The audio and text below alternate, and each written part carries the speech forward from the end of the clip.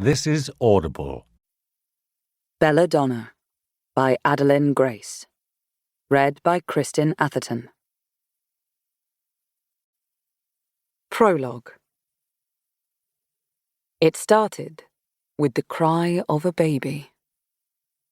Swaddled in a crimson gown, bold as blood, Signa Farrow was the most striking 2-month-old at the party, and her mother intended to prove it.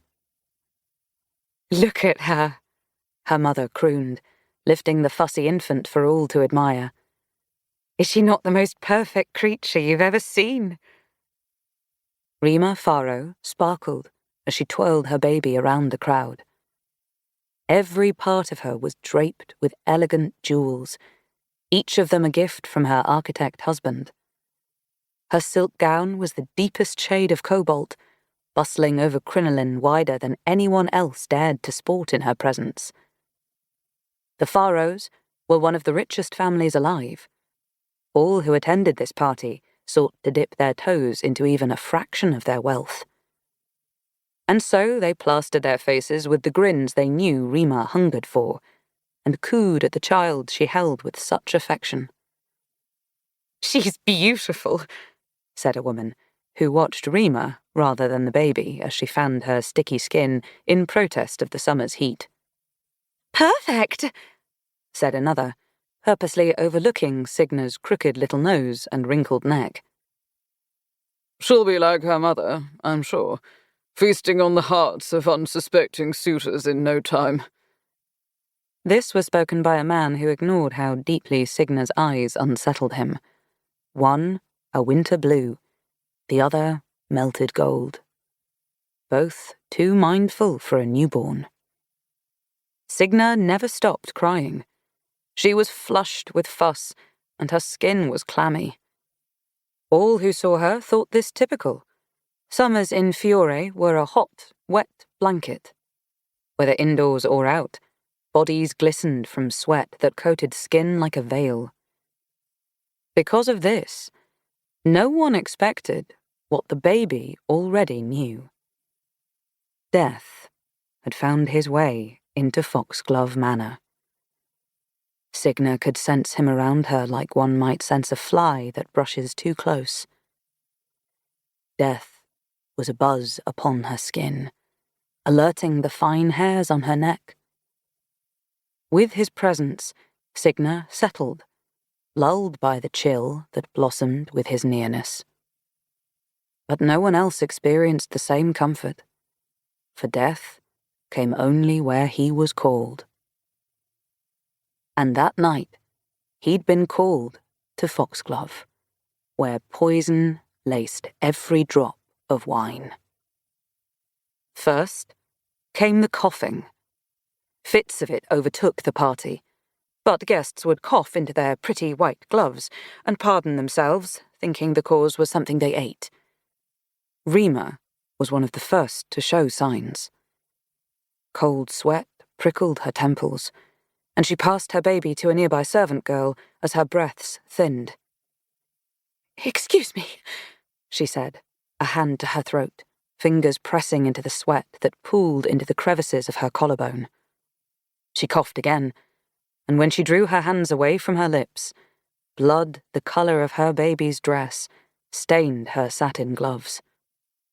Death stood before her then, and the infant watched as he laid his hand upon Rima's shoulder. With a final inhale, her corpse fell to the floor. Death didn't stop with Rima. He swept through the grand estate, collecting the poor souls whose faces purpled as their chests seized with uncooperative breaths. He tore through dancers and musicians, stealing their breaths with a single icy touch. Some tried to make it to the door, thinking there must be something in the air, that if they could get into the gardens, they'd be spared. One by one, they fell like stars. Only the lucky few who'd not yet tasted the wine able to make their escape. The servant girl barely managed to get Signa into the nursery before she, too, fell, lips bleeding rubies, as death slowed her heart, and cast her body to the floor. Even as an infant, Signa was unfazed by the stench of death. Rather than stir from the panic around her, the baby focused instead on what no one else could see: the bluish glow of translucent spirits who filled the estate as death plucked them from their bodies. Some went peacefully, taking the hands of their partners as they awaited an escort into the afterlife. Others tried to claw their way back into their bodies, or to flee from a reaper who did not give chase. In the midst of it all, a dead and glowing Rima stood silently in Signa's room, watching with a deep frown and vacant eyes as death crossed the threshold. His footsteps made no sound as he approached the baby, his shape nothing more than ever-moving shadows. But death did not need to be seen. He was to be felt. He was a weight upon the chest, or a collar buttoned too tight. A fall into frigid, lethal waters. Death was suffocating, and he was ice. And yet, when he reached to collect Signa, who was full and settled with her mother's poisoned milk, the baby yawned and curled herself against the touch of death's shadows. He fell back, shadows retracting.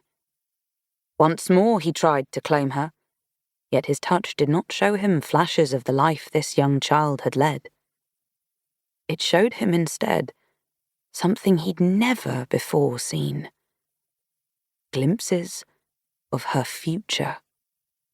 A brilliant, impossible future. His touch could not kill the baby he circled around, as confused by her as he was fascinated by what he'd seen. Though Rima wished to stay, wished to wait for her child to join her, Death stepped back and offered his hand. To Rima's surprise, she drew close and took it. "It's not her time," he said, "but it is yours. Come with me." There were too many souls in need of ferrying to remain any longer. He'd be back, though. He would find this child again. Hand in hand with death, Rima's spirit cast one last look at the baby they left behind, alone in a house with nothing more than corpses for company. She prayed that someone would find Signa soon, and that they would protect her. Just as the night had begun with the cry of a baby, it ended with one. Only this time, no one was around to hear it. Chapter 1. It's said that 5 Belladonna berries are all it takes to kill someone. Just 5 sweet berries, eaten straight from the foliage. Or, as Signa Farrow preferred, mashed and steeped into a mug of tea. Her dark brows were slick with sweat as she leaned over the steaming copper mug, inhaling the fumes. Certainly, eating the berries straight would have been easier, but she was still learning the effect Belladonna had on her body, and the last thing she wanted was Aunt Magda to find her passed out in the garden with a bright purple tongue. Not again, anyway. It had been weeks since Signa last saw the Reaper. Only a final breath would draw him out from hiding, and he never left empty-handed. At least, that was the way it was supposed to be. But Signa Farrow was a girl who could not die. The first time Signa remembered seeing the Reaper, she was 5 and had fallen down the stairs of her grandmother's house. Her neck had snapped and was crooked as she'd watched him sideways from the cold floor. She understood, vaguely, that her young body was not meant to endure such things, and wondered if he'd arrived to take her. Yet he said nothing, watching as her bones snapped back into place, and disappearing when she recovered from a fall that should have killed her. It was another 5 years before she saw death again. Signa had watched from her grandmother's bedside as death took the woman's hand and eased her spirit from the body. She'd been ill for months, and she smiled and kissed Signa's forehead before letting death guide her into a peaceful afterlife. Signa begged for death to return, to bring her grandmother back, as Signa held the corpse's hand and cried until there was nothing left in her. No one else was able to see him, or the spirits he led, and she wondered if it was her fault this had happened, if she was to blame, because she was the girl who could see death. She didn't remember how long she remained in that house before someone had smelled the body and come to find Signa, hair matted and clothes unwashed, curled at her grandmother's bedside. They'd whisked her away from the house, shepherding her off to the first of many new guardians to come. She spent the next several years testing her odd abilities. It had started with pricking her finger on a thorn and watching the blood bubble and then disappear, as though the skin had never been blemished. From there, the experimentation shifted into jumping off stones high enough to break bones upon falling. Signa came to realize she would feel only a sharp snap, then be fine for a cliffside stroll minutes later. But the Belladonna berries were never meant to be an experiment.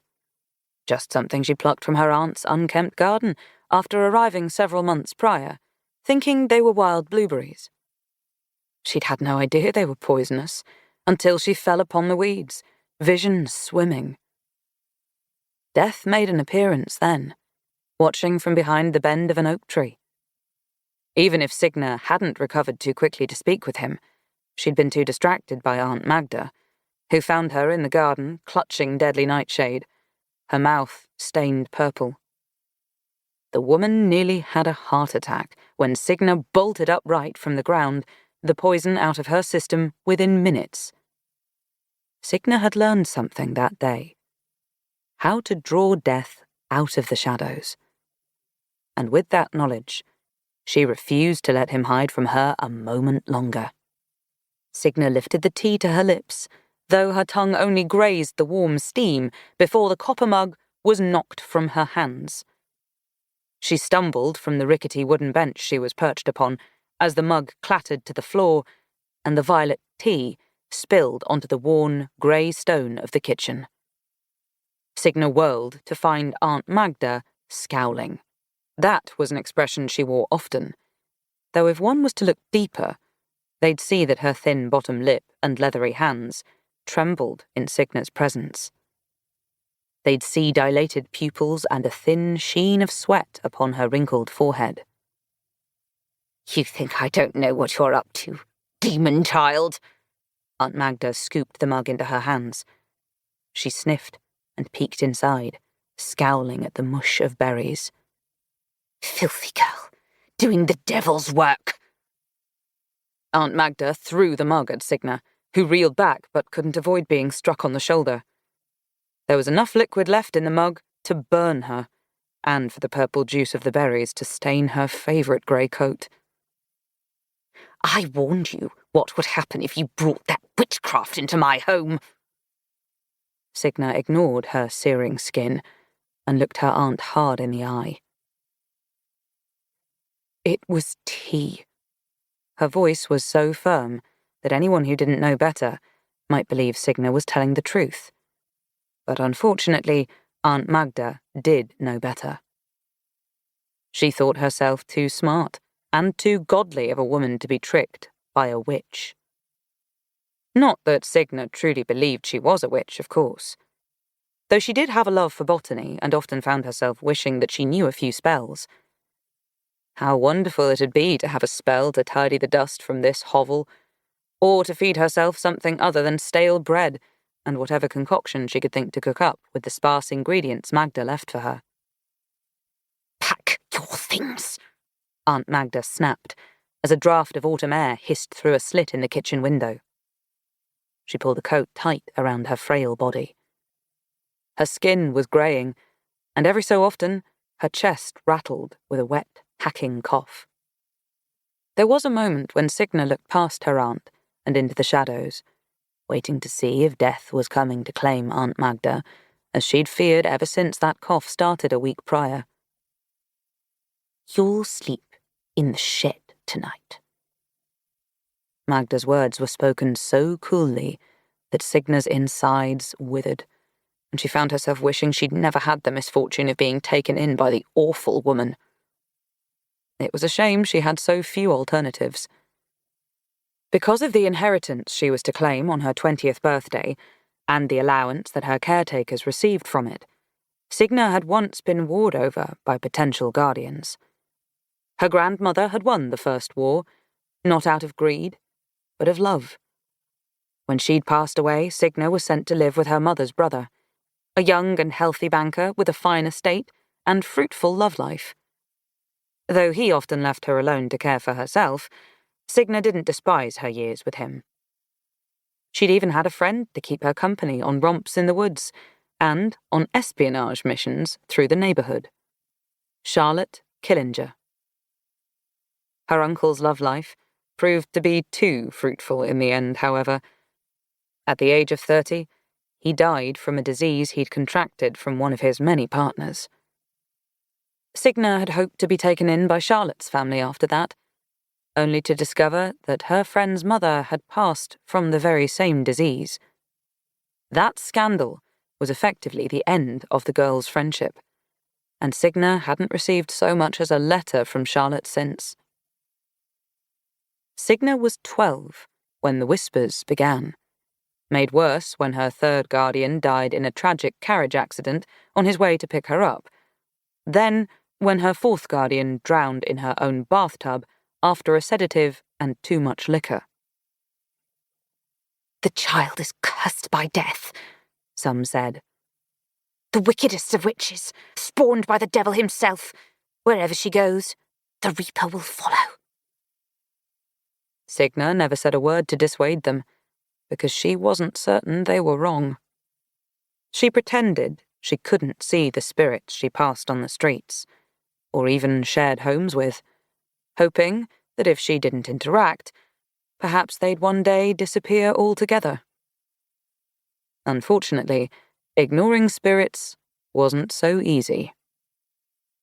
Sometimes she thought they knew she was hiding from them, and were the worse for it, howling through the house or haunting mirrors, always trying to catch Signa surprised and frightened by their antics. Fortunately, there were no spirits living in Magda's house, though that didn't much improve Signa's situation. Aunt Magda was the sort who would lose herself in gambling halls for days at a time, always to return with empty pockets. She didn't worry herself with silly things like keeping the kitchen stocked, or ensuring that Signa could breathe properly in the dusty hovel she claimed was a home, and she cared only about the allowance that housing Signa provided. Signa understood her aunt's fear of her, expected it even, but it made for a miserable life. Only months from turning 20, she would soon be able to claim her inheritance and finally build a home of her own. One filled with light and warmth, and, most importantly, people. She would parade through that house in a beautiful gown, catching the eyes of a dozen handsome suitors who would proclaim their love to her. And Signa would never again be alone. But to claim that future, she needed to confront death.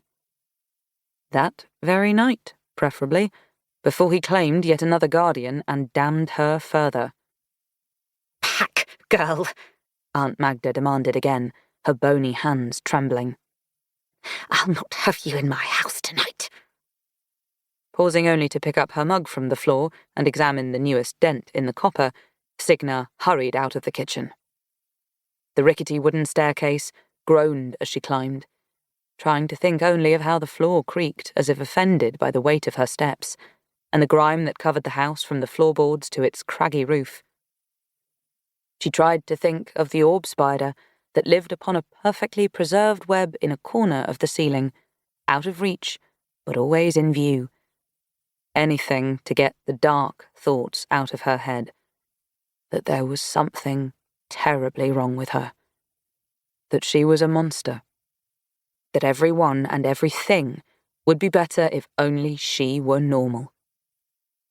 Magda believed Signa carried the devil within her very soul. And perhaps that was true. Perhaps the devil was nestled comfortably within her, and that's why it was impossible for Signa to die. Regardless, that notion didn't change what Signa knew she had to do. Aunt Magda's cough rattled the house, and Signa moved faster. In her tiny bedroom in the attic, she slid her trunk toward the bedroom door to block anyone from an easy entry, and tiptoed back to the center of the room. Gathering up her skirts, she took a seat on the floor and removed her coat, taking the belladonna berries from a pocket. She set them before her, then retrieved a rusty kitchen knife from a second pocket, and wrapped the tarnished handle in the folds of her skirt for easy access. Signa picked up 5 berries, and though she couldn't say why, she smoothed down her dark tresses and adjusted her collar to ensure she was presentable before letting their sweetness explode on her tongue. The poison began in her chest, as though someone had torn her open with a hot iron and seized hold of her lungs. Her skin was a leaking faucet, fat beads of sweat rolling from her pores. Signa heaved as bile burned her throat, shutting her eyes against the shadows that swarmed in and cast strange hallucinations. Only moments later, the effects of the belladonna were slipping away. It was a dose that should have killed a person, though one Signa could recover from in minutes. But she needed to stay in this moment for as long as possible, because this was what she was after. This was her chance to chase the Reaper and to stop him once and for all. Finally, ice spread its way into her veins. It was a familiar presence that seared her from within and demanded to be acknowledged. Signa opened her eyes, and death was there before her. Watching. Waiting. His presence was intoxicating and familiar, and it took Signa by surprise, as it always did. Writhing shadows cast into the vague shape of a human. So dark and void of light that it was painful to look at him. And yet, looking at him was all Signa could do, all she could ever do. She was drawn to him like a moth to a flame. And so, it seemed, was he to her. Death no longer waited at a distance, but bent over her like a vulture before its prey, shadows dancing around him. Signa looked up into the endless abyss of darkness, and though her eyes stung, she refused to look away. I'd prefer you not summon me whenever the urge strikes. The voice was not what she expected. It wasn't ice, nor gravel, but the sound of water in a meadow, slipping over her skin and inviting her in for a midnight swim. I'm a busy man, you know. Signa stilled, breathless. More than 19 years she'd waited to hear Death's voice. And those were his first words. She folded her fingers around the knife's hilt and scowled. If your intent is to ruin my life, it's time you tell me why. Death retracted, and as he did, warmth swept in, biting into her numbed fingers. She hadn't even realized she was cold. You think that's what I'm doing, Signa? The disbelief in his voice mirrored her own. Ruining your life? There was something concerning about those words, something overly familiar that sent chills shuddering across her skin. "Don't say my name," Signa told him. "Upon death's tongue it sounds like a curse." He laughed. The sound was low and melodic, and it had his shadows writhing. Your name is no curse, little bird. I just like the taste of it. It was strange, the things his laughter did to her. Though Signa had spent years building her words for this moment, she found that now she had none. And even if she did, what was the point? She couldn't let herself be swayed by curious words, not when his actions had all but ruined her life, stripping her of every friend, guardian, and home she'd ever had. And so she didn't let herself think any longer. It was time to seize her opportunity and see if death had a weakness. With trembling hands, she clutched her knife tight, fighting the heaviness in her limbs to gather all the strength she could muster. And then she struck him square in the chest. Chapter 2. The blade slipped through the shadows, and Signa cursed. Death peered down at his chest, and the shadows tilted as though he was cocking his head. Now, aren't you a curious thing? Surely you didn't believe something so trivial would work on me. Her lips soured at his amusement, and she withdrew the knife. She'd hoped the blade would do something, that it would deter him, or let him know that she was serious about him staying away from her. She wanted Death to see her as dangerous, as someone not to be toyed with. Instead, he was laughing. And because of that laughter, Signa barely registered the persistent banging at her bedroom door. She stilled only at the screeching of her trunk sliding against the wooden floor and Aunt Magda's yelling as she stormed into the room, sheet white and with the fear of the devil in her eyes. The woman wasted no time, trembling as she grabbed a fistful of Signa's hair and hoisted her from the floor. Her eyes darted toward the window, as though she intended to throw Signa out. Beside Aunt Magda, Death bristled, choking the air from the room. Ice bit into Signa's skin as she tried to pry herself away from her aunt's grasp. And though Signa knew she should tell him to stop, she didn't. Her aunt's eyes burned with hatred, and as the woman lunged for her neck, Signa gritted her teeth, took her aunt by the shoulders and threw her off balance. The moment Signa's skin touched Aunt Magda's, it was as though a fire burned through her veins. Her aunt fell back, as if stunned, breaths thin and reedy. The colour drained from her skin, as though Signa's touch had leached it all away. Aunt Magda tripped over a corner of the trunk, tumbling backward with a silent scream, lungs emptying themselves. She fell upon the floor with a smack, silent for perhaps the first time in her life.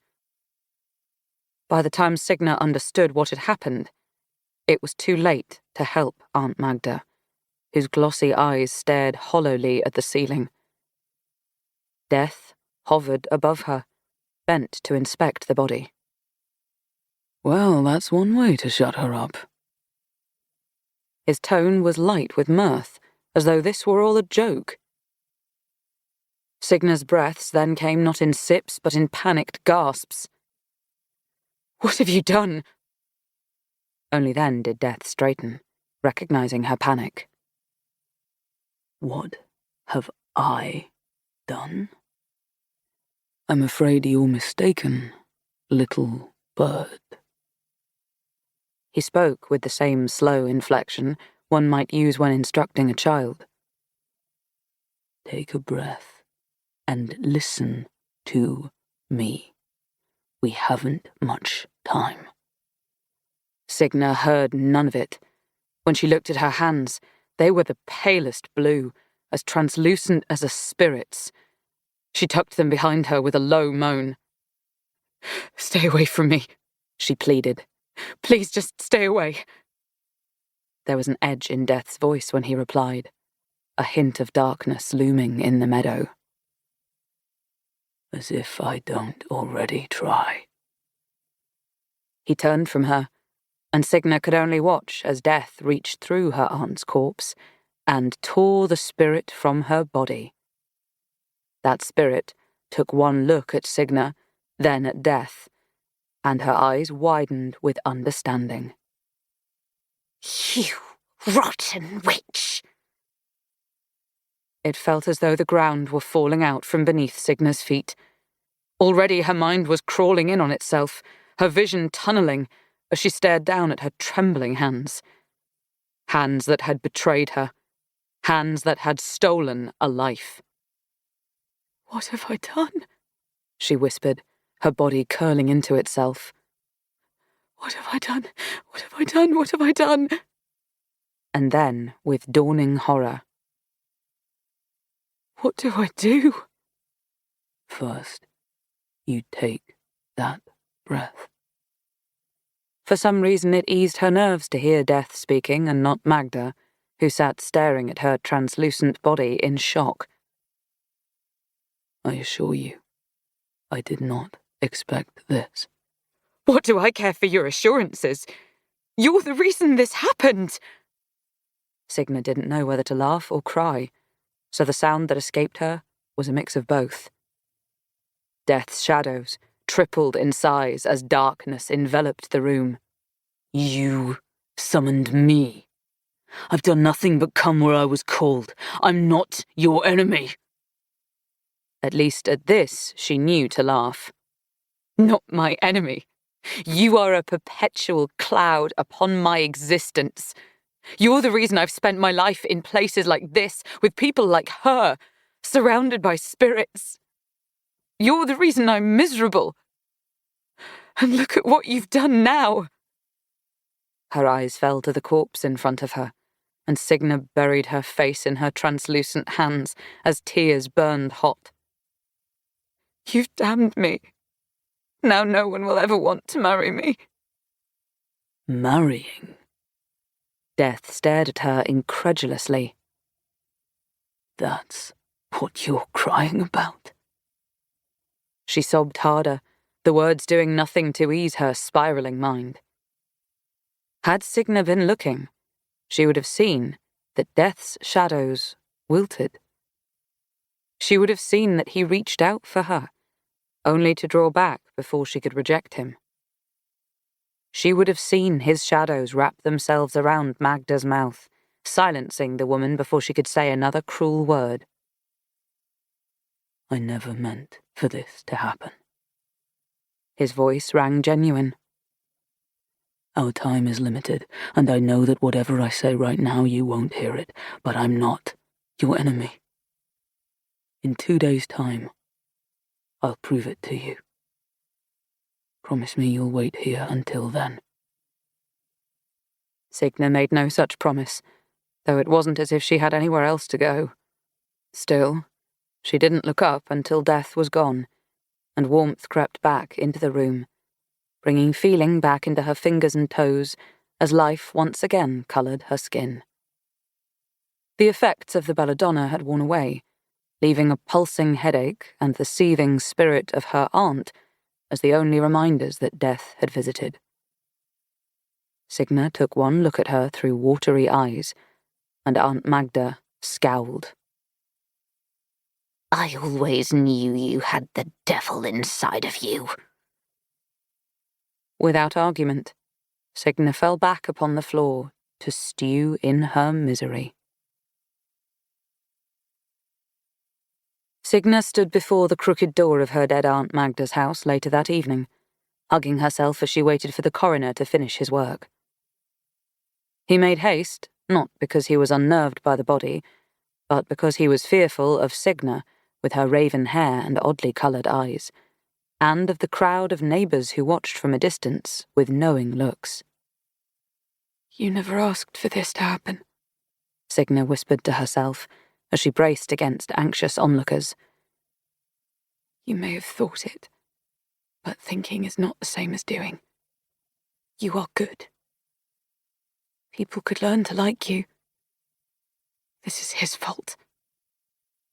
His fault, his fault, his fault. It was her new mantra. Signa hated death even more now than she did before. Hated what he'd somehow caused her to become. Though she couldn't say she was sad that Aunt Magda was gone. Or at least, mostly gone. Are you going to let them take me?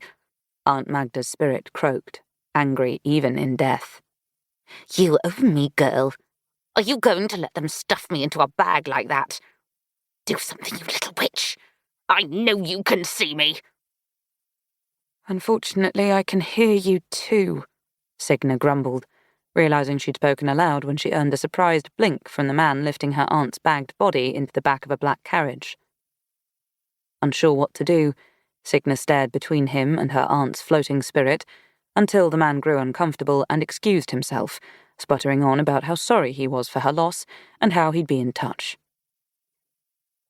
All the while, neighbours held their crosses tight around their necks, whispering that they always knew there was something off about the girl, telling anyone who would listen that Signa was a bad seed, and that Magda should have known better than to invite the devil into her home. There was even a spirit among them in a loose white tunic, who crossed themselves over and over again as they stared at Signa with empty, hollow eyes. She tried not to scowl.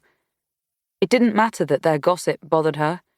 It didn't matter that she would have given anything to have just one person to confide in, because they weren't wrong to fear her. Signa had used the powers of the Reaper. She just needed to figure out how it had happened. Signa's skin prickled as she backed away toward Magda's house, hoping neither the neighbours nor her distracted aunt, who was busy making a fuss about her body as the coroner's carriage disappeared down the street, would follow as she sneaked away and into the garden. The term garden, in this case, was used loosely. Over the years, the land had decorated itself with weeds and wildflowers Magda had often complained about, and that Signa spent hours tending to as well as she could without so much as a shovel or shears. If there was anything she'd miss about Magda's home, it was the garden. She made her way beneath a willow, knocking the overgrown foliage to one side so she could lean against the tree's trunk. But she wasn't alone. Beneath the leaves, covered with dirt and clover, was a hatchling. It was so new to the world that its eyes were shut tight, its skin pink and fleshy, without a single feather. Signa stooped to inspect the poor creature, which was covered in soil and hungry ants that had every intention of devouring it alive. The insects overtook it, ruthless in their pursuit. Signa couldn't help but sympathize with the creature. It was like her, cast out of its nest and expected to fend for itself. Only it was not as capable as Signa, for it could not cheat death. It would be a mercy for the creature to die swiftly and be put out of its misery. But Magda's death had been an accident. If Signa took another life, on purpose this time, what did that make her? She didn't want to give any consideration to the thought, yet she knew that she needed an answer before she was face to face with anyone else she risked hurting. Tentatively, she peeled her gloves off and brushed the tip of one finger along the hatchling's spine, sweeping away some of the ants and debris that had collected. She held her breath, waiting to see if its death would come. Curiously, the hatchling continued to writhe on the ground, its heart pulsing. Again, she pressed a bare finger upon the bird, longer this time. When she pulled her hand away, the creature was still breathing. She leaned back against the trunk of the willow, with tears of relief prickling her eyes. Her touch hadn't killed the poor bird. Her touch wasn't lethal. Unless there was more to it. She remembered the Belladonna in her pocket, and with a shaking hand, Signa drew 5 berries from it. Ensuring that the foliage would conceal her from anyone who might wander by, she popped the berries into her mouth and let them burst upon her tongue. The symptoms came fast, the nausea, the swimming vision, and there, across from her, Death himself stood once more. Though she knew he'd come, she refused to acknowledge him, glad that he waited at a distance. She reached out once more to stroke her finger along the bird's spine, and this time its heartbeat ceased, and it stilled with a final, relieved breath. Signa drew her hand back and clutched it to her chest. There was no denying it. With just a touch, she could bring death. But that death would come, it seemed, only when the Reaper was in her presence. Only when Signa was in this strange space, teetering between life and death. She had so many questions, yet not once did Signa spare death a glance, as she forced herself from the ground, leaving the dead hatchling upon the soil for the ants to claim as she stumbled toward the house. She was glad, at least, that the hatchling would no longer feel pain. Glad that, if she was to be a monster, at least she could deliver mercy. Chapter 3. A polished ivory carriage arrived 2 days later.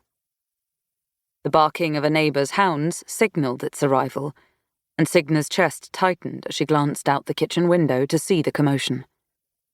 She'd practically been living in the garden since her aunt's death, saying her goodbyes to the plants and waiting for the days to pass while she ignored the spirit who rampaged through the house.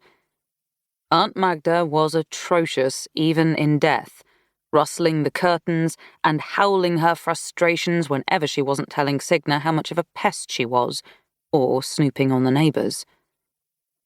Signa had received a letter the day prior, one with a red wax seal, and signed by a Mr. Elijah Hawthorne, extending her an invitation to his home, Thorn Grove. It was with surprise that Signa recognised the name as the husband of Magda's granddaughter, Lillian. She'd heard Magda complain about the young woman before, telling stories of the wealthy socialite who'd cut off Magda's allowance with no warning. Signa had spent all day and well into sunrise the next morning, staring at the letter, unconvinced it wasn't a figment of her imagination. She didn't want to consider how death must have managed it, and though she had half a mind not to take this offering, Signa was no fool. Setting off for Thorngrove was the best option she had. There was little choice but to put aside her tea, clutch Elijah's letter tight, and hurry outside.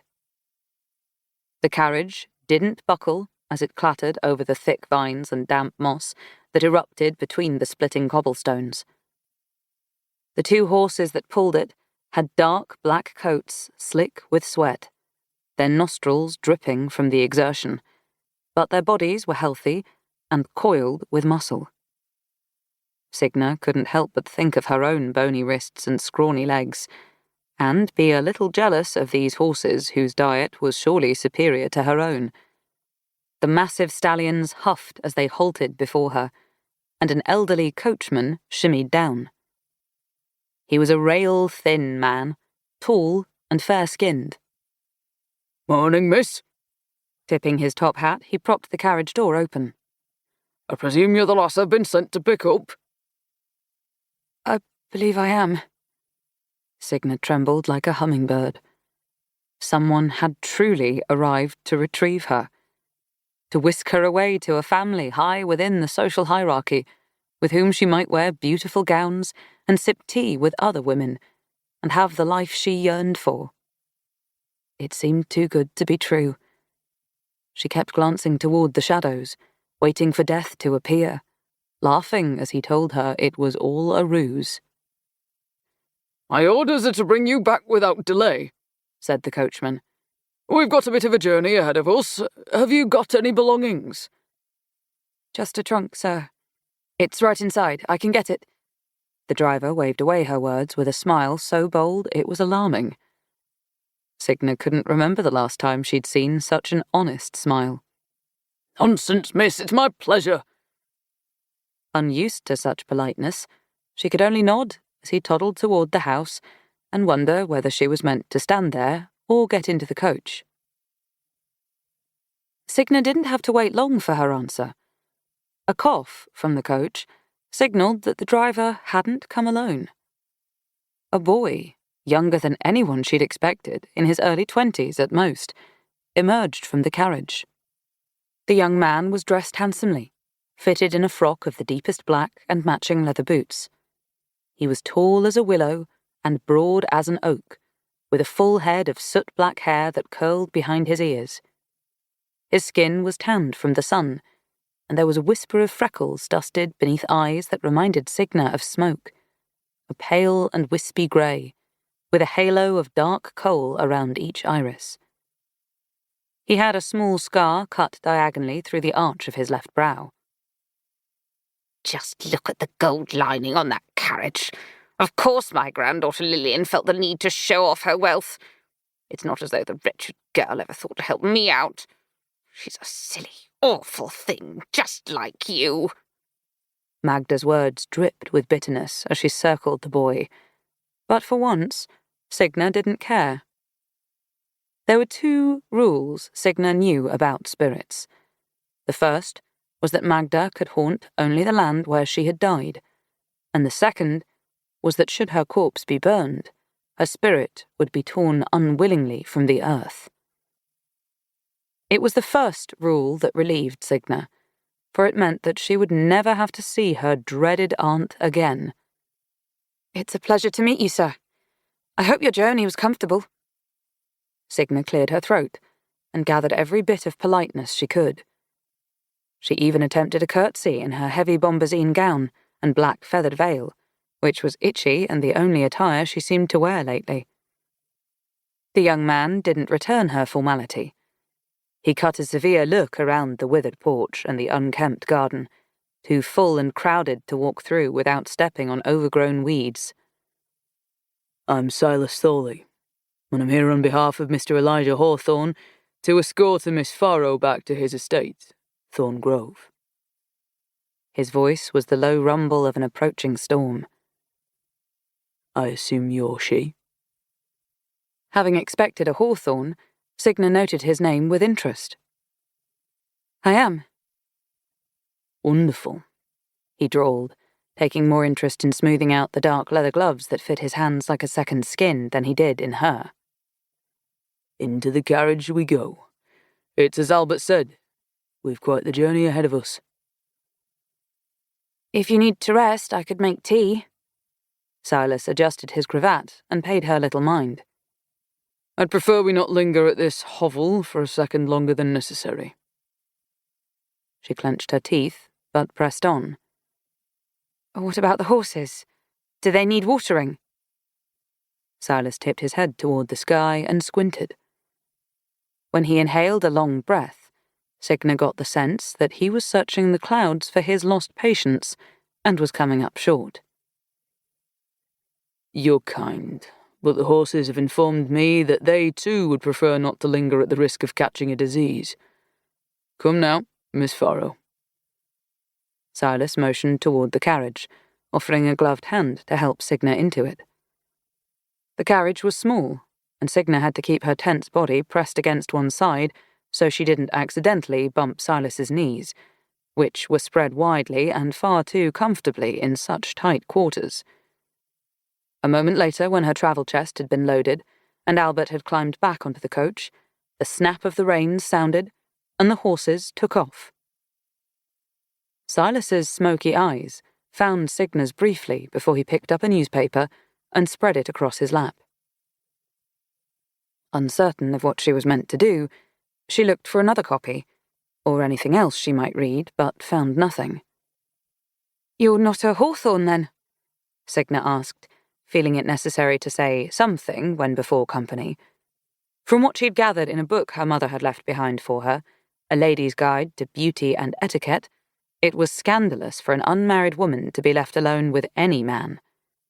Yet given the grand carriage and all she'd heard, there was no doubt the Hawthorns were wealthy and of high society, and thus quite respectable. Perhaps then Signa's book was out of fashion. "Could Mr. Hawthorne not come for me himself? Or Lillian?"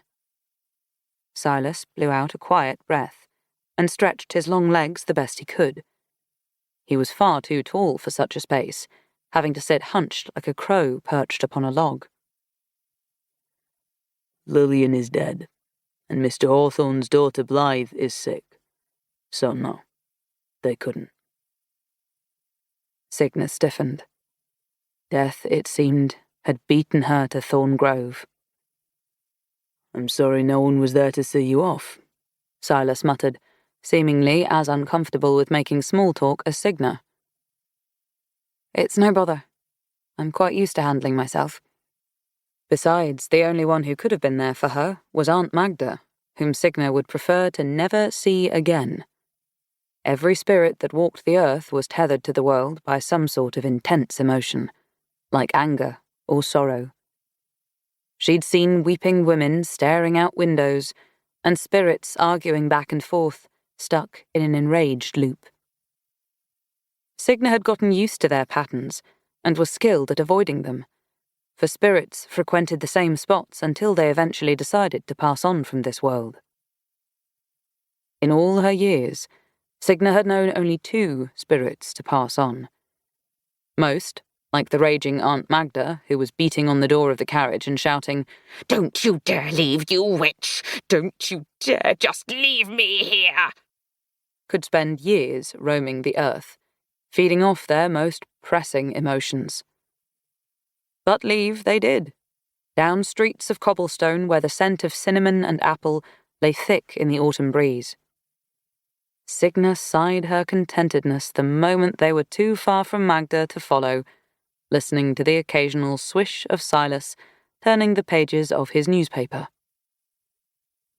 You seem relieved to be leaving, Silas noted after a moment, eyes on his paper.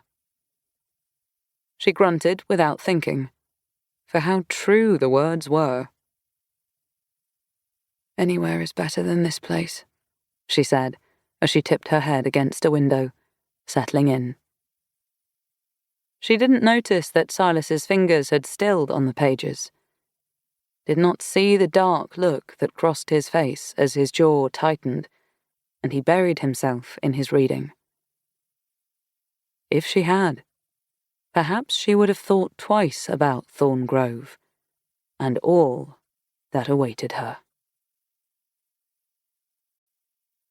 Chapter 4. Signa hadn't expected they'd need a train to reach Thorn Grove. When she'd first smelled smoke in the air, she'd shut the coach's windows, thinking they'd pass it by. But as the coach slowed, Silas pressed a thin yellow ticket into her hand. She'd never been on a train, though she'd read in the papers of how fast they were. The new way of travel, a modern luxury. It took Silas clearing his throat for her to catch her bearings and slip out of the carriage. The moment the heels of her boots hit the ground, Signa was swept into another world. The station was a massive building of slate grey, adorned with the face of a clock that was so large it could only be described as imposing. It struck the hour, the sound like a gong reverberating through the station. Inside, the weathered floors were yellowed. Flies swarmed over stuffed trash bins, and the distinctive scent of musk from too many rushing bodies hung in the air. A spirit was present too. A man in a long black coat with worn holes in the bottom sat upon a bench and watched the passers-by solemnly. Signa averted her eyes, giving him a wide berth. Dirty as the station was, there was something grand about it. There were men in business attire who held the most luxurious walking sticks, and women in bonnets and cotton day dresses bustled about, all of them with somewhere to be. A few took to benches set up at each platform, skimming a newspaper or puffing on cigars. Others hurried through the station, clutching their belongings as their eyes skimmed up to the giant clock that lorded over them. An older gentleman with a proud chest escorted a grinning woman who couldn't stop staring down at the ring on her finger. Pulled in by a habit from too many days spent alone, Signa filled out their story in her head, imagining that they were newly married and off to start their honeymoon. She envisioned all the beautiful gowns that were packed away in the woman's travel chest, made from the lightest fabrics, so that she would feel the salty air upon her skin as she and her beloved travelled seaside. Desire curled within Signa, so fervent that she forced herself to turn away from the couple. What might it be like to be a woman like that?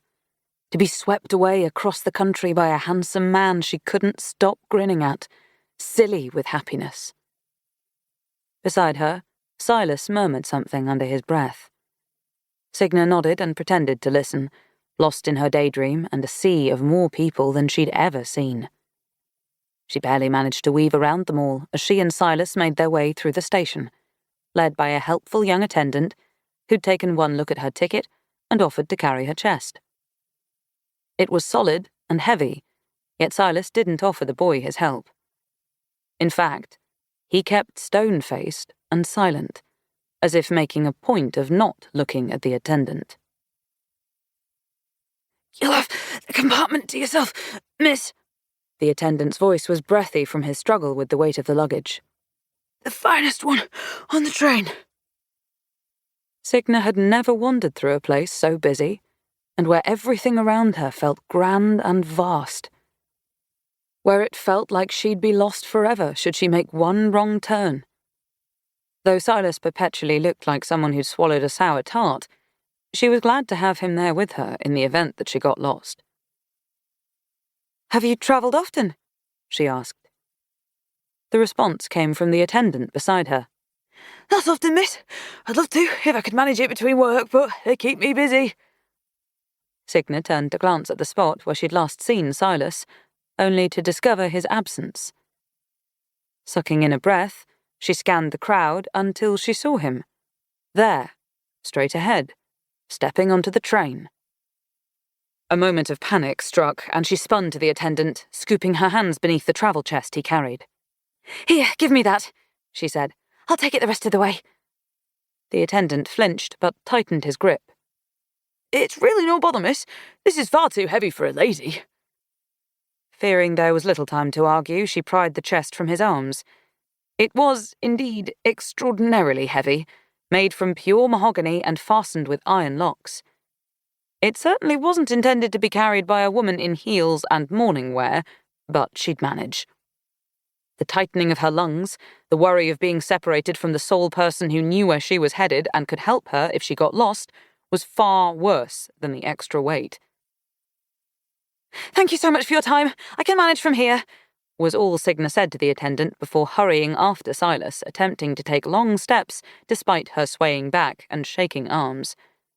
Several people offered to help, but already the conductor was calling out for final boarding, and Signa could focus only on getting herself and her belongings where they needed to be and not getting separated from the devil that was Silas Thorley. By the time she made it to the train, her skin shone with sweat, and her breaths were so heavy that no one looked her in the eye. Even burdened by the weight of her belongings, Signa had to take a moment to admire the beauty of the train. It was finer than she'd expected, with black iron handrails and sturdy wooden tables that had red leather benches on either side. Her ticket indicated a private room where Silas waited, lounging upon a plush velvet seat with his boots kicked up onto the matching maroon seat across from him. He took one glance at Signa and wrinkled his nose. My God, I had no idea a woman could sweat so profusely. If Signa truly were a witch, she might have boiled Silas alive. "I wouldn't be sweating if you hadn't decided to run ahead without me, sir." At this, Silas scoffed. A foul, repulsive sound. I should have known you weren't listening to me. Had you not allowed yourself to fall prey to distraction, you'd have heard me say that I was going ahead to ensure that our compartment was in order. Signa bit her tongue. Now that he had reminded her, yes, she did recall that Silas might have said something, and that yes, she had nodded. Still, he should have been louder. Choosing not to respond, Signa set about storing her luggage in the overhead bin. Heavy as the chest was, her arms trembled as she tried to lift it above her head. She was grateful for an excuse to keep her back to Silas, but she couldn't quite manage the maneuver. Her muscles seared, and after several solid minutes of pushing through and ignoring the aching, they eventually gave out on her entirely. Signa stumbled back, momentarily convinced she would soon be paying death another visit after being crushed by the travel chest. But before she could fall, Silas was on his feet, bracing her from behind. From head to toe, Signa flushed as his chest pressed against her back. She'd never been so close to a man. Silas didn't appear to share her surprise. While she was still focused on the firmness of his chest, he stepped to the side and took the luggage from her, placing it in the overhead bin. "Why would you choose to carry something so heavy?" he asked. "Had I not been here, that chest might have fallen upon your face. What would you have done then?" "I suppose I would have been faceless," she answered, indignant. "And again, I wouldn't have needed to carry it if I hadn't had to race to keep up with you. I feared you'd left me." Silas threw himself into his seat with a snort, legs insufferably outstretched. "You should have told me you walked so slowly. I might have thought to carry you had I known." She took her seat across from him, wondering if his unbearable personality was some sort of test for her patience. Holding her knees together so that they wouldn't bump his, she flashed a razor-thin smile at her escort and asked, "Would you mind sitting a bit straighter, Mr. Thorley?" Silas peered down at himself. "Am I sitting oddly?" Good God, she would need strength to deal with this man. With the toe of her grey boot, Signa tapped one of his knees, then the other. They were too far apart. "You're sitting like you're the only one in this compartment." His blink was slow, and though Signa knew he understood, he didn't right himself or apologize. Silas only laughed and shut his eyes as if he intended to take a nap. "You're certainly forward." She tried her hardest to have good manners, but there was something exasperating about this man. Something about his aloofness and constant staring, as though he'd already decided Signa was a nuisance, caused those manners to waver and harsh words to slip out. Signa could barely stop herself as she took hold of her dress and hiked it up to her knees, freeing enough room for them to spread apart, like Silas's. "It would seem my manners are as impeccable as yours. I expected someone in your position to be more polite." "And what position might that be, Miss Farrow?" "The position of escorting a lady." "A lady?" He cracked open his eyes, assessing her unseemly posture and the hiked-up dress, before shutting them again. "Let me know when we find one, and I'll happily escort her." "Ignore him," she told herself, forcing her lips into a smile that could burn. "You are to be a lady, poised and graceful and demure." She folded her hands together and patted her dress back into place. Feigning calmness, Signa inspected their compartment. Beside Silas was a trolley stuffed full of sugary treats and baked goods. There was sweet sea salt toffee, boxed sticky buns that dripped with thick syrup and golden walnuts, tiny pastries that oozed plum jelly, and so much more. She was so busy feeding her eyes that she nearly jumped when Silas whispered, "Could I interest you in a handkerchief, Miss Farrow? I believe there's some drool on your lip." She did everything in her power not to cast him a loathing stare, then inquired, "Are these for us?" He looked to the trolley, but no light shone in his eyes. There was no delight upon his lips, nor a hunger roaring from his stomach. "They must have come with the compartment," was all he said. Flat, factual, as though there wasn't a feast of sweets before them. Signa found herself wondering if perhaps this man was inhuman. A lady's guide to beauty and etiquette claimed that there were important rules when it came to dining in front of others. There were certain forks to be used, and a particular order of eating things.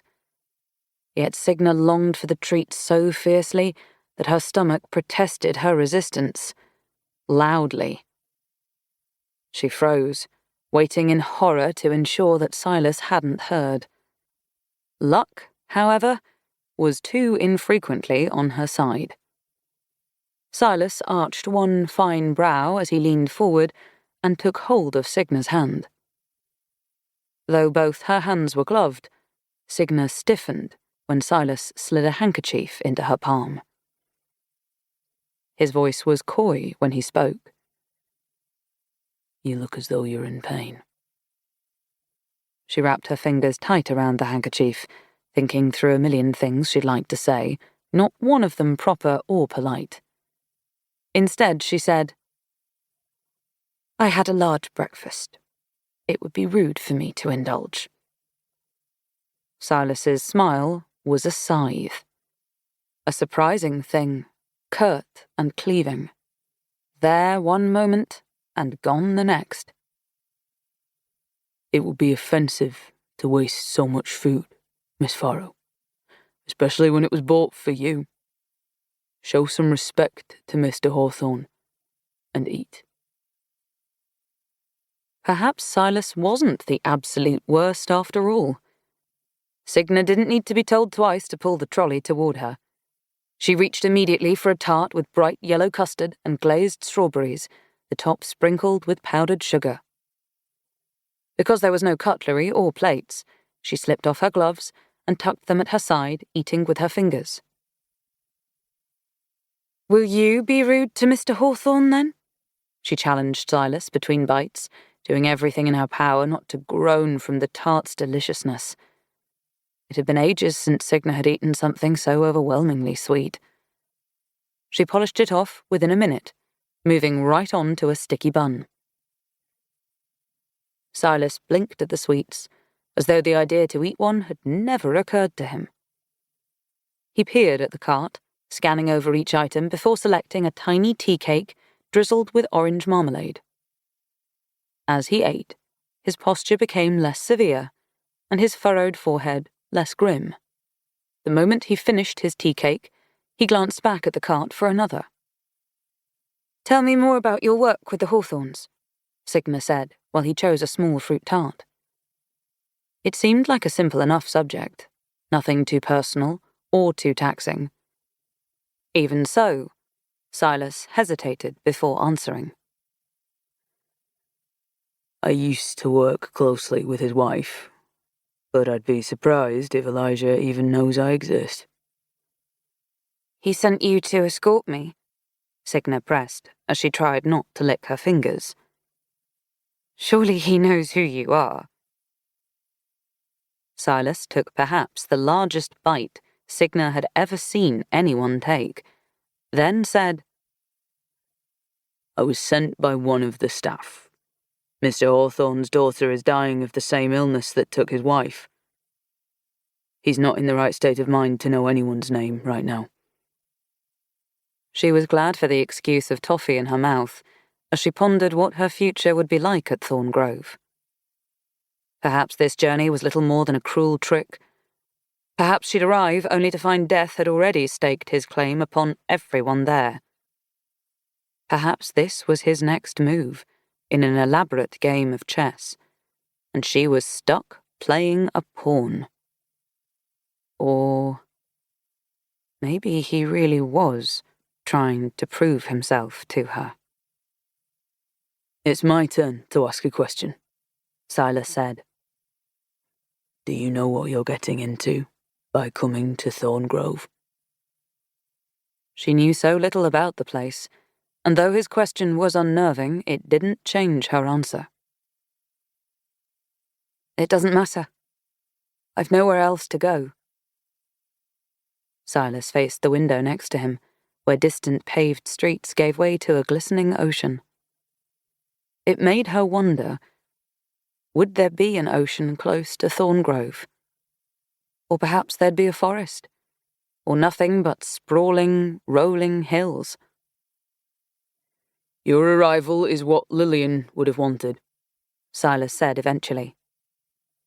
She wasn't someone who could refuse an orphan. Orphan. Signa hated the word. Hated how it was something that, to most people, defined her and her situation so thoroughly. What about the estate itself? She asked, hurrying to change the subject. Has it been there long? Thorngrove is a beautiful place, and I'm told it's been passed down for many generations. Signa tried not to grimace as she polished off a tart. Places that old were likely crawling with the very spirits she was trying to avoid. And Mr. Hawthorne is a businessman? She asked, rather than let her thoughts linger. Does he work in banking? She was surprised when the corners of Silas's lips quirked. Not banking, no. The Hawthorns own the most popular gentlemen's club in the country. Its members are dukes and earls, princes even, so I've heard. The wealthiest and most affluent people only. It keeps him a busy man. At this, Signa scrunched up her nose. The idea of a club for only wealthy gentlemen seemed ridiculous. Do they have a club for women as well? Lines of confusion etched into Silas's forehead. For women? Of course not. What about one for all people, then?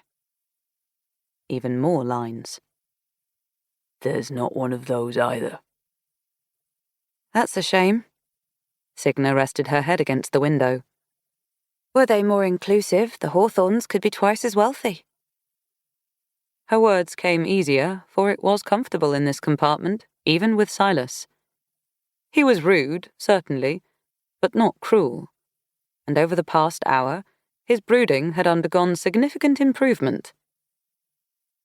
Is that your business too, Mr. Thorley? The club? His eyes shifted to the trolley cart, skimming over the remaining items. No. I used to work in the garden, but it was closed after Mrs. Hawthorne's death. Since then, I've been tending to the horses. Signa looked to Silas's boots, too fine a leather and not nearly so worn as she would expect of someone who spent his time in a stable. The leather of his gloves appeared new too, as did his coat, with its polished silver buttons and tiny ruby cufflinks. It didn't seem as though he'd have any reason to lie, and yet Signa found it difficult to believe that Mr. Hawthorne would send a stable boy to retrieve her. For now, she made no comment, deciding it was better not to sour the mood. Why would they close the garden? Signa plucked another toffee from the trolley and leaned back against the velvet seat cushion. Though excitement burned in her blood, the sugar was making her tired, and her eyes would drift shut any time she looked out at the ocean. Because that's where Mrs. Hawthorne would often spend her days. She's buried there beneath the flowers. There was something calming about the evenness of his voice. No surprising inflections, no emotion seeping through. Just a steady lull that she found herself relaxing into. Was her death a pleasant one? The question hung oddly upon her lips, and she wished at once that she could take it back. Pleasant was a word few would associate with death. But Silas, fortunately, understood what she was asking. I presume you've seen a flower wilt, Miss Farrow. That's what watching Lillian was like. She was like a beautiful flower, cherished by everyone who knew her. Even the illness loved her so greatly that it gave her little reprieve. It wanted her to itself, and so it stole her life suddenly. And what was that illness? His brows lowered. It was such a mystery that the doctors could never give it a name. One day Lillian was fine, healthy, and the next she was vomiting blood. A few days later she lost her ability to speak. Her mouth had festered with the disease, and eventually she lost her tongue to it. Signa turned to the window again, though she could see Silas fidgeting from the corners of her eyes. I'm sorry if I've offended you. His words sounded genuine. Such conversations are not suitable. My apologies. He couldn't see that Signa's hands were fisted tight, buried in the folds of her dress. I take no offence, sir, she said. It's just that I sometimes find myself wondering why death is so needlessly cruel. Something twisted in the lines of his forehead. I think, for someone in as much pain as she was in, death might have felt like a reprieve. Signa tried to find some truth in the words, but all she could see was the blood on Aunt Magda's lips and the hollowness of her eyes as she fell. All she could think of was how her aunt's hatred had kept her from journeying to the afterlife and had tethered her to earth for who knew how long. Perhaps, she said, voice barely a whisper. But I don't believe that makes death any less cruel. And why do you say that? She folded her hands upon her lap, trying not to let the bitterness creep into her voice. Because death is only a reprieve for the dead, Mr. Thorley. It cares little for those it leaves behind. Chapter 5. There was something strange about the maple leaves. Those that lay scattered across the lawn of Thorngrove were deeper in colour than any Signa had seen before. Some of them rich as coffee, others the burnished red of dried blood. The pitted roads their second carriage had travelled upon since arriving by train morphed into manicured cobblestone, so white and pristine it looked as though someone had dropped to their knees and scrubbed each stone. Tall, manicured hedges lined the endless stretch of road that led to the estate, some of them twisted into elegant spirals or trimmed into the shapes of horses or swans. The exterior of Thorngrove was grand, a massive brownstone manor like the kind she imagined her parents had once owned, situated upon rolling hills that were fading to yellow to welcome the shift into autumn. There were windows at least 3 times her size, pointed red rooftops protected by sculpted winged beasts, and finely lacquered carriages pulled by muscular horses that trotted through an iron gate strung with jasmine and ivy. Dozens of people meandered across the lawn.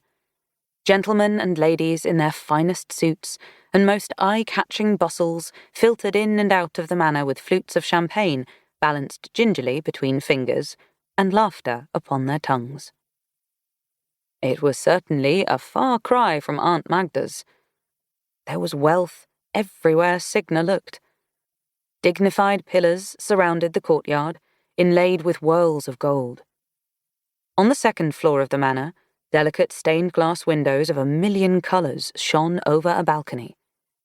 Even the soil itself looked rich, and the grass somehow wilder and more vibrant than what lay beyond the gates.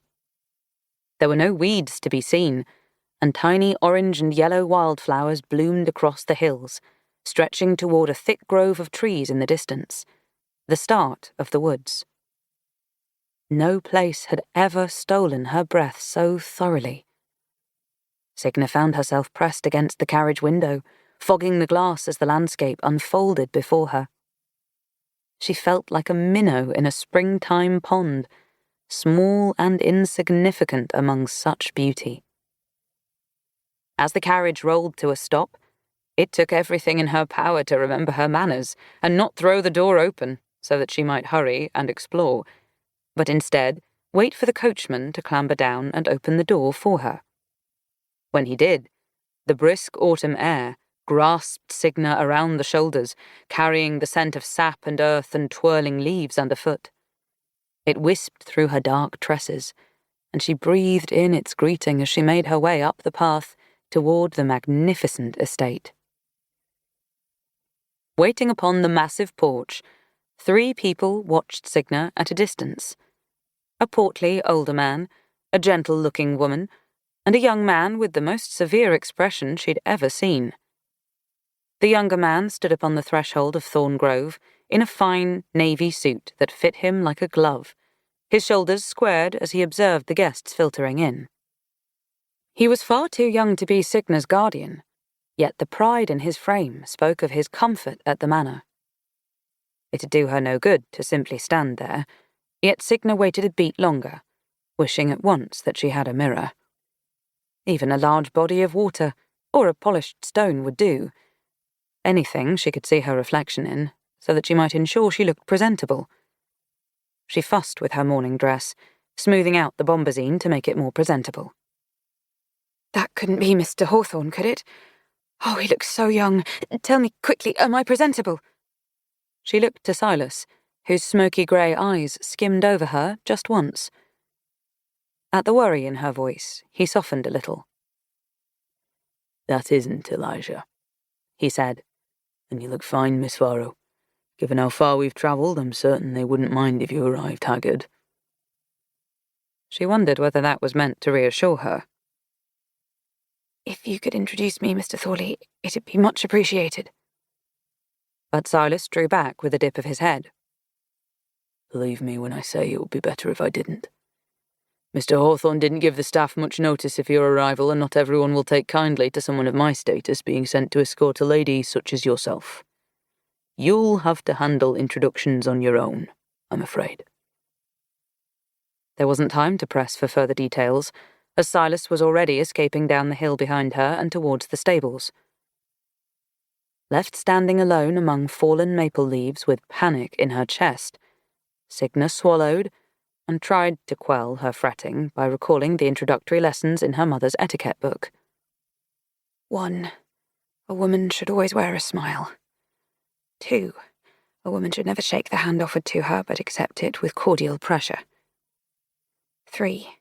For a woman, meekness and modesty are considered 2 of the most respected virtues. They are to be practiced at all times.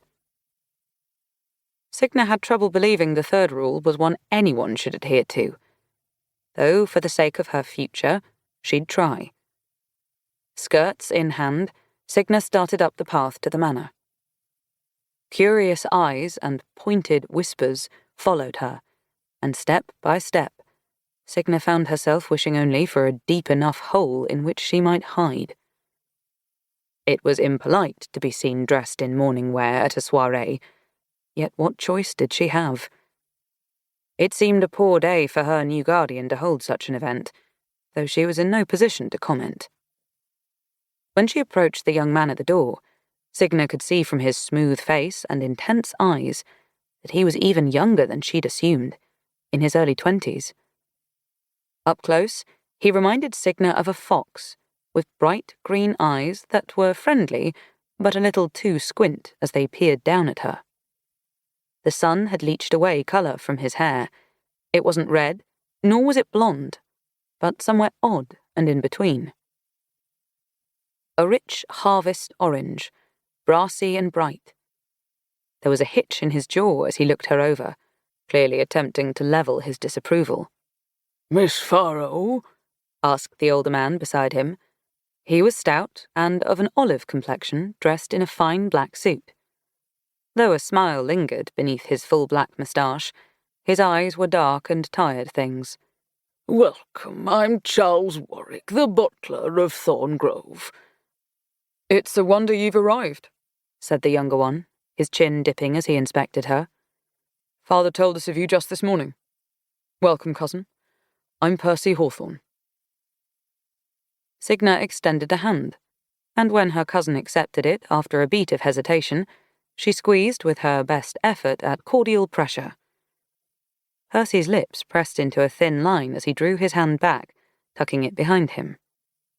Perhaps that was too much pressure then. Or maybe not cordial enough.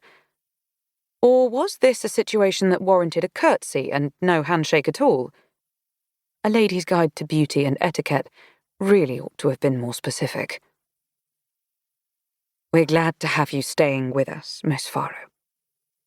Signa was relieved to turn her attention to a curvy woman who had soft, strawberry blonde curls and was wearing a dress the colour of blue forget-me-nots. "Do you not have an escort?" The woman glanced behind Signa, as if expecting someone else to appear. When no one did, she took Signa by the shoulder. "Never mind that. I'm Marjorie Hargreaves, governess to the master's daughter, and now to you as well. Your room is already in order." Her voice was soft as a song. "Should you need anything, I'd be happy to—" She jumped, as glass shattered somewhere near the estate's entrance, followed by laughter that sounded inebriated, to put it kindly. Percy's eyes flashed, though that lasted for only a moment before he rectified himself. "Warwick will see to it that your belongings are moved in promptly. You should have no trouble settling in." Marjorie motioned for her to follow them into Thorngrove, and once inside, Signa knew that her cousin was right. The estate was grander than anything she could have imagined. They could have put her in a stall with the horses, and she would have been just fine. Anything was better than living at Aunt Magda's, but Thorngrove was on a level of its own. Still, there certainly were a lot of people. "Is Mr. Hawthorne celebrating something?" she asked, hoping for an indication that this was a rare occurrence. Percy scowled, and though he opened his mouth to respond, Warwick cut in with a swift, "It's nothing to pay any mind to right now. If you're wanting to attend, then worry not. There will be plenty of soirees for you to join in the future when you're properly dressed and prepared." Signa brushed a clammy hand over her gown. "Come," Marjorie said with a kind smile. "You must be tired after your travels." She jumped at the sound of another crash, followed by even rowdier laughter in the ballroom ahead, but she never once looked away from Signa. Percy's focus, however, was divided. "I look forward to getting to know you better, cousin. Welcome to Thorngrove." Hat in his hands, he bowed to her before turning on his heel and heading off toward the sound of the breaking glass, Warwick following behind. And though Signa's curious mind lingered, Marjorie allowed no time for her thoughts to fester. "Come," Marjorie said again. "I'll show you to your suite." Marjorie escorted Signa up one of the two grand mahogany staircases that led to the second level of the massive 3-story estate. The governess made polite small talk, but kept peering down, craning her neck to sneak glances at the party below. So distracted was Marjorie that she hadn't noticed the man who leaned upon a banister that had been sculpted to look like the branches of a gnarled tree and twisted up the entirety of the 2 staircases. Signa noticed him, though. Noticed he had hair black as pitch, a long, pointed nose, and sinister eyes that cared only for Marjorie. When the stranger leaned forward to snatch hold of her hand, Marjorie practically leapt from her own skin. "How are you such a difficult woman to find, Miss Hargreaves?" His voice was low and unpleasant, as if he was speaking around something lodged deep in his throat. The man wore shoes of the finest leather Signa had ever seen, and his rich black suit appeared to have been custom-made, with buttons of melted silver.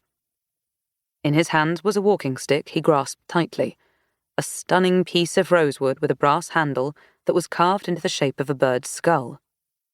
"I've been looking for you everywhere." "Lay a hand on me again, and I will push you over this banister, Byron." Marjorie ripped her hand away, placing it instead upon Signa's back with some force. "Come, Signa. Pay these guests little mind. They're forbidden on the upper levels." "I'm no guest, Miss Hargreaves," the man tried again, but Marjorie didn't spare him so much as a second as they hurried up the stairs, much to Signa's disappointment. She rather disliked puzzles, for she had a bad tendency to need to solve them. Life, she believed, would be much simpler if one had the answers all laid bare before them. It had only been an hour since she'd arrived, and already Thorngrove was filled with curiosities. It was odd that Mr. Hawthorne would hold a soiree the same day as her arrival, let alone that he'd sent a stable boy as her escort, and kept her coming a secret until the last moment.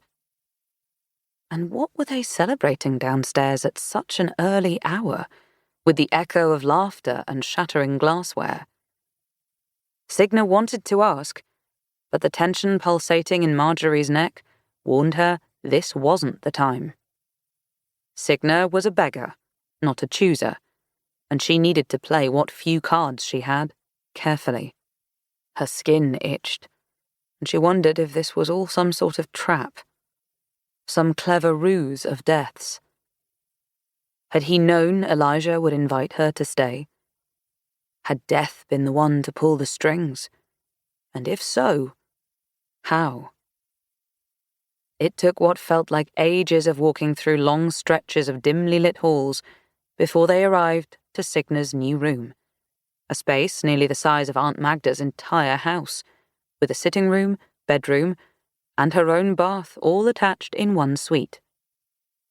In the sitting room, the wallpaper was beautifully latticed in varying shades of green, with velvet gold curtains draped across glass doors that opened onto a balcony. Rich mahogany floors were covered with an oversized Persian rug decorated in emerald and gold, and Signa wanted nothing more than to curl her toes into it. The ceiling itself was a brilliant white, with thick moulding embellished with expertly carved vines and flora. It matched the fireplace, where yellow peonies blossomed from thin glass vases upon the mantel. Plush reading chairs were meticulously placed around it, while a dainty wooden drawing table sat behind, close to the window. Light shone upon it like a halo from the gap in the curtains, warm and inviting. Signa's heart squeezed as she took it all in. This was the most beautiful space she'd ever seen, and somehow it was hers.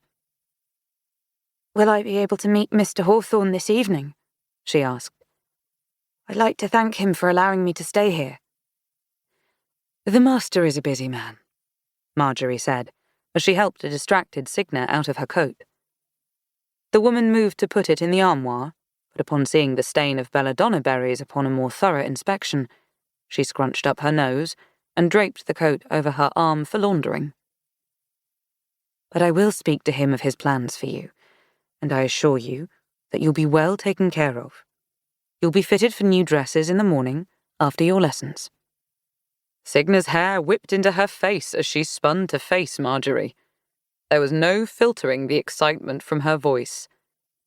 "My lessons!" Marjorie's laugh was smooth as silk. "You're a young woman, Miss Farrow, and I am the governess of this estate. I'm not certain what your education was like before, but while you're here, it's only fitting I help prepare you for marriage, and for one day, managing a home of your own. I assume you've not yet made your debut?" "You assume correctly." Again, there was that hopeful edge, the thrill of being presented with exactly what she'd yearned for, to debut into society, to attend parties and be courted by handsome suitors, and then to gossip about them with friends over tea. The idea of it alone threatened to burst her heart. It was all there, within her grasp. "Then I've plenty to teach you, and very little time to do it." Marjorie set her free hand on her hip, still smiling. "Shall we start tomorrow?" Weary as she was, Signa would get started now, should Marjorie allow it. A fluttering in her heart made her impatient and wanting. But there were 6 more months until she would receive her inheritance, and if she was to last at this estate, if she was to have the freedom of the life she wanted, then she needed to ensure that death couldn't get his hands on anyone at Thorngrove. Not to mention, she'd have to watch her own hands too. Though she knew they would not hurt anyone right now, she tucked her hands behind her back all the same and smiled. Tomorrow is perfect. Wonderful. Marjorie readjusted the coat in her arm. You may take the rest of the evening to settle in then. You're welcome to explore any of the upper floors, but I ask that you keep off the first level while the guests are here. Tonight, dinner will be brought to you, so please relax. I'm sure you're exhausted. She was. But as Marjorie saw herself out, letting the door shut quietly behind her, Signa knew there would be little relaxing. The moment the woman's footsteps disappeared down the hall, Signa cracked the door open again. Marjorie had suggested she explore, after all. Chapter 6. Signa was no stranger to finding ways to pass the time. Left with little to do during her days and few to converse with, she'd spent many afternoons stealing glances out the window, or wandering outside, curious to know more about the neighbours of whatever house she lived in. Some were more interesting than others, sneaking in strange company when their partner was away, or sharing the latest gossip over tea with a friend, which Signa would casually overhear, as she just so happened to be taking a walk near an open window. She never spent any time with such people, and could do little with the information she gleaned. But for Signa, the point was always to fill in the gaps in their stories. She was intent on solving the puzzles she'd formed in her head, and mentally crafting stories for people she'd never be close to. Thorngrove was already a puzzle, and far too much of one for her not to investigate. Signa counted down from 60 before she crept along the dim halls, sticking close to the walls and relying on their shadows to conceal her as she tiptoed toward the staircase. Technically, she'd be breaking no rules, so long as she remained on the landing. Signa crouched and peered down the banister, through the crafted branches that adorned it, and into the party below. From this angle, she could see only glimpses of what was happening, and she had to strain to hear voices over the swell of a piano and violin. The details of the gathering came to her in pieces, in bright lights and flashes of golden walls and silver serving trays. Crystal flutes, filled with bubbling champagne, and miniature gilded cakes that were offered to women in beautiful gowns, and men in their proper tailcoats. Those who didn't eat either busied themselves by drinking or by dancing to the music that swept through the ballroom. Their dancing, however, was not at all what she expected. Signa's grandmother had often relayed stories of her daughter's fondness for parties. It was at a ball where Rima met Signa's father, and her grandmother had always promised that Signa would have the same fortuitous fate. They never discussed how it was Rima's love for parties that ultimately stole her life, focusing instead on romanticizing her time alive. For years, Signa had listened to stories of her mother, told to her with great softness, as her grandmother brushed through her hair or tucked her into bed, as though speaking the stories aloud would keep them alive. Signa had loved hearing the stories and imagining that she would soon follow in Rima's footsteps. But her young life had not gone as she'd hoped, and those stories now filled her with a deep envy for the women adorned in silks and lace, with their delicate curls and rouge on their cheeks. They made her wonder where her beautiful stranger was, the man who would sweep her away into a waltz, which she'd of course be perfect at despite never having danced outside her bedroom. But if the etiquette book Rima left behind was any indication of what a party should have been like, the one happening at Thorngrove was all wrong. Parties were meant to have dance cards, varying music for each different dance, with a myriad of rules for every one of them. No woman was to drink more than a single flute of champagne, laugh so boisterously, or dance so freely. Yet at Thorngrove, no one paid etiquette any mind. Flushed were the women who stumbled from the ballroom for fresh air, hiccuping as they fanned themselves. They used those fans to swat away the eager hands of those who tried to pull them in for a dance, and instead hunted down the lavish cakes with rosy frosting and golden glitter. No one seemed to pay any mind to the two women who were tucked away in the far corner, their bodies pressed so close that blood rushed to Signa's cheeks. She'd never seen two people embracing so thoroughly. Either her etiquette book was more outdated than she thought, or this was far from polite society. It took Signa a moment to notice that there was a familiar face in the crowd. Percy, standing outside the ballroom, with his hand fisted around a champagne flute, as cheers erupted from inside. With everyone distracted, Signa lowered herself down the first step for a better vantage.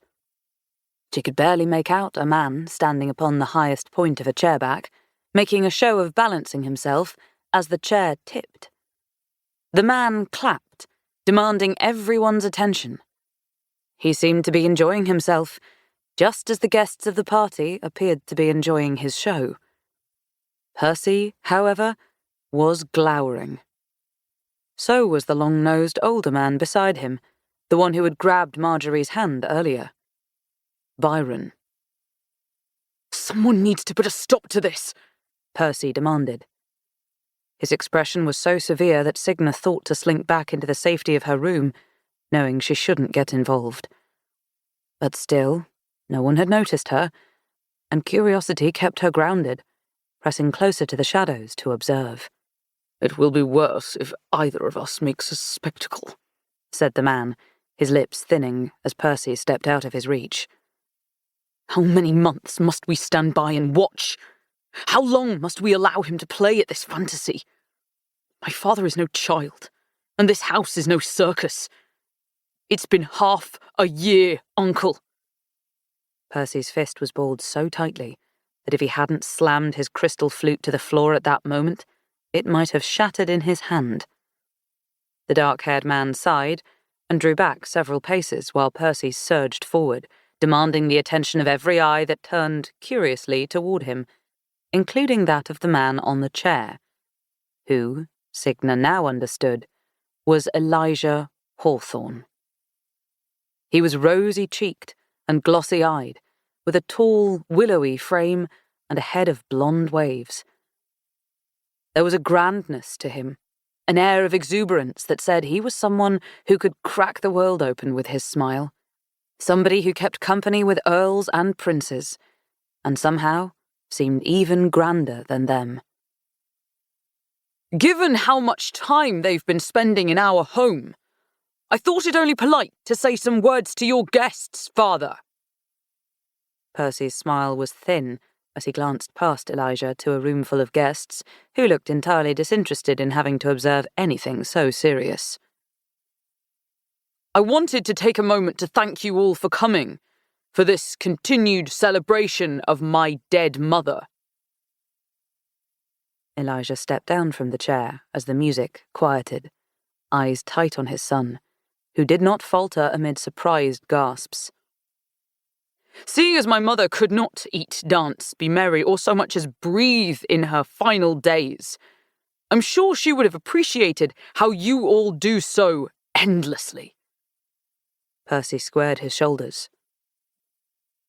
"And thank you to my father for continuing to throw these soirees in her honor, so that we may continue to celebrate her death together." He raised his champagne flute for the toast. No one dared to move, waiting for the Lord of Thorngrove to speak, to punish his son for his outburst, or somehow mend this disgraceful situation. But instead, Elijah found a platter with a miniature cake upon it, and took the plate in his hands. Removing one of his gloves, he plucked the dessert up with his fingers, taking a bite as he approached his son.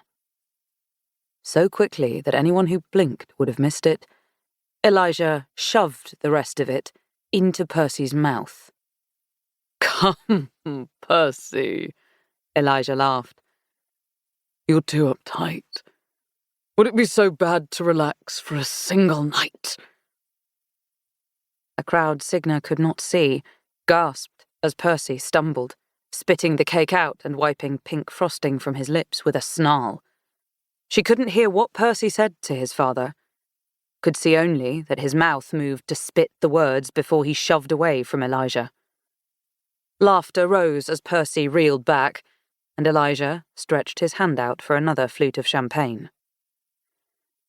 Now, he said as he stepped back onto the chair, the music swelling again, as though it had never missed a beat. Where were we? Percy stormed out of the room, bolting toward the stairs, even as Byron reached for him. He was so quick that Signa hardly had time to stand, unable to retreat to the shadows before he noticed her. Percy's bitter eyes landed upon Signa's. Nice to see you again, cousin. He spoke through clenched teeth, trying to still his shaking fists as he looked over the black dress Signa had yet to change out of. Come to enjoy the party?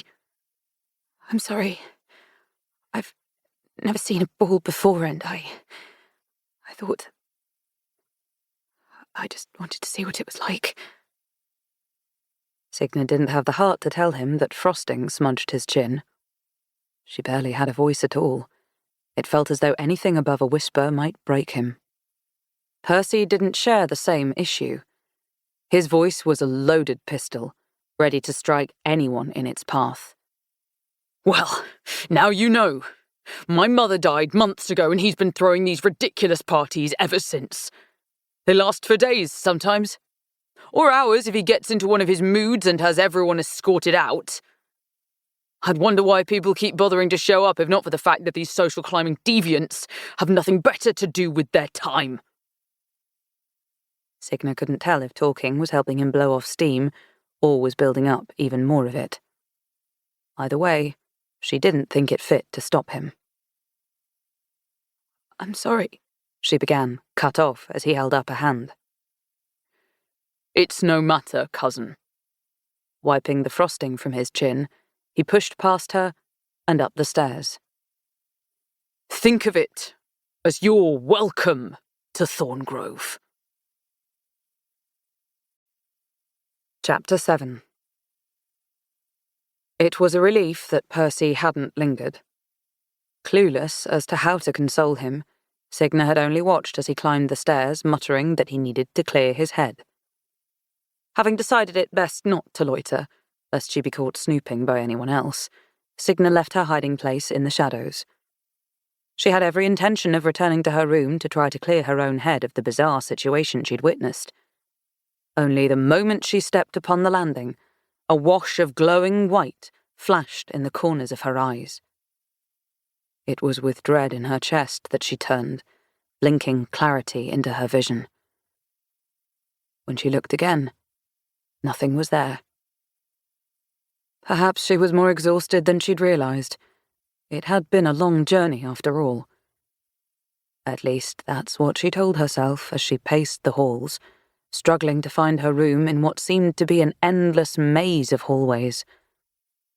Thorngrove was eerier than she'd anticipated. She rubbed her arms, forcing her feet ahead one step at a time. Though the manor was bustling on the lower level, the deeper into the second story Signa ventured, the emptier and gloomier the estate became.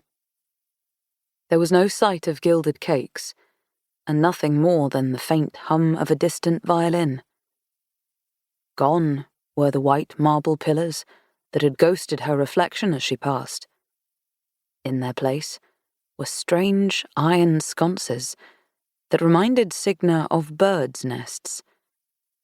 Like the branches along the banister, they were intricately designed, with several thick, twig-like pieces of iron stretching from them, and a dimly lit candle towering in the centre of each.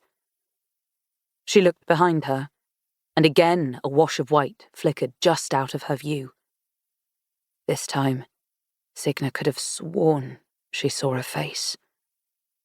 She turned away at once, holding her breath. If it was a spirit, hopefully it hadn't realized she'd noticed it. Continuing forward, she was determined to ignore it and to find her room again. It was difficult, though, to ignore the cool buzz on her skin as she journeyed past endless walls of paintings that were twice her size, each of them adorned with a gilded frame and featuring a person who must have once lived at Thorngrove. The sheer number of them was less than reassuring. This estate was surely crawling with spirits. She came to a painting of a well-decorated man with hair nearly as orange as Percy's. He had a rifle slung over one shoulder, while his other hand rested upon the back of a whippet. The painting hung next to a large room with 2 leather couches, the colour of burnt molasses, and shelves stuffed with musty books that took up the entire left wall. Signa crossed the thick red rug to the shelves and scooped up one of the volumes, disappointed to find it was nothing more than a book about finances. She couldn't remember the last time she'd been surrounded by books. When she lived with her last uncle, perhaps, and grumpily shoved the book back onto the shelf.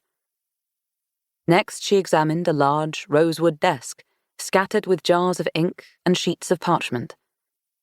There were newspaper clippings, too. Some about Gray's Gentlemen's Club, and an obituary for Lillian Rose Hawthorne. She picked it up, though the moment she touched the parchment, moss sprouted from the paper and curled around her fingertips. She'd never dropped something so fast. Clutching her hand to her chest, Signa silently cursed herself for being so foolish. If the spirit hadn't already realized Signa could see it, it certainly knew now. She had to be more careful. Deciding the room with its desk and ledgers must be where Elijah worked, Signa left the office without touching anything else. The moment she stepped into the hall, the buzzing, prickling sensation was back like a gnat on her skin, and as she passed the next portrait, she could have sworn its eyes trailed her every step. This feeling was one she was familiar with, and one she refused to have any part of, especially with the possibility of normalcy so close within her reach. Determined to grasp it, she hurried on. Yet no matter which way she turned, the halls stretched on. The farther into them she ventured, the more goosebumps flared across her skin. She spun around only to find that no one was behind her. No humans, no spirits, not even the Reaper himself. "It's in your head," she told herself. "You're just not used to such a large manor." Signa had seen many spirits in her lifetime. Too many, in fact, and knew that being in their presence would make one tired and cold in a way that not even fire could ease. It was the same cold that sank into her bones in that moment. A cold that came from the next room, waiting for her. The painting outside the door was of a woman with pale skin and hair like a sunburst. Her smile was warm and rich, though her eyes were what made it impossible for Signa to look away. One blue, one hazel, so similar to her own that Signa found herself sucking in a breath. She'd never seen someone with eyes like hers, had never even imagined such a thing. Signa reached for the doorknob, but the moment her skin touched the brass, she heard the dreadful sound of wet coughing from a room behind her. She turned toward it, and at once the chill in her body shattered, the spell broken. Warmth seeped back into her skin, and yet she shivered. Who else, she wondered, would still be upstairs like her and not at the party below? Her curiosity stronger than the pull of the dead, Signa crossed to the door where the sound came from and pushed it open without a knock. Aside from its colouring, the suite was a mirror image to her own, with a beautiful reading room in pale blues and silvers, cast in a golden glow from a fire that roared beneath the polished ivory mantel above the fireplace. The space was lovely, but perhaps a little cold. It hardly seemed lived in either. There were no books at the reading table, nor any quills or parchment strewn across the desk. She crossed the floor, slowly, careful with her steps as she approached the adjoining bedroom. The door hung open, and try as she might to be quiet, whoever was inside heard her. "Who's there?" Signa hovered at the threshold between the rooms. There was a waifish girl in the bed, nearly a skeleton. Her skin was so translucent it seemed she'd never seen the sun in her life. The girl's hair was the pale yellow of dried straw, the colour leached away. Her eyes looked as though someone had carved the life out of them, hollowing them into empty, fathomless things. When the girl furrowed her brows, the full outline of her skull was visible. "Who are you?"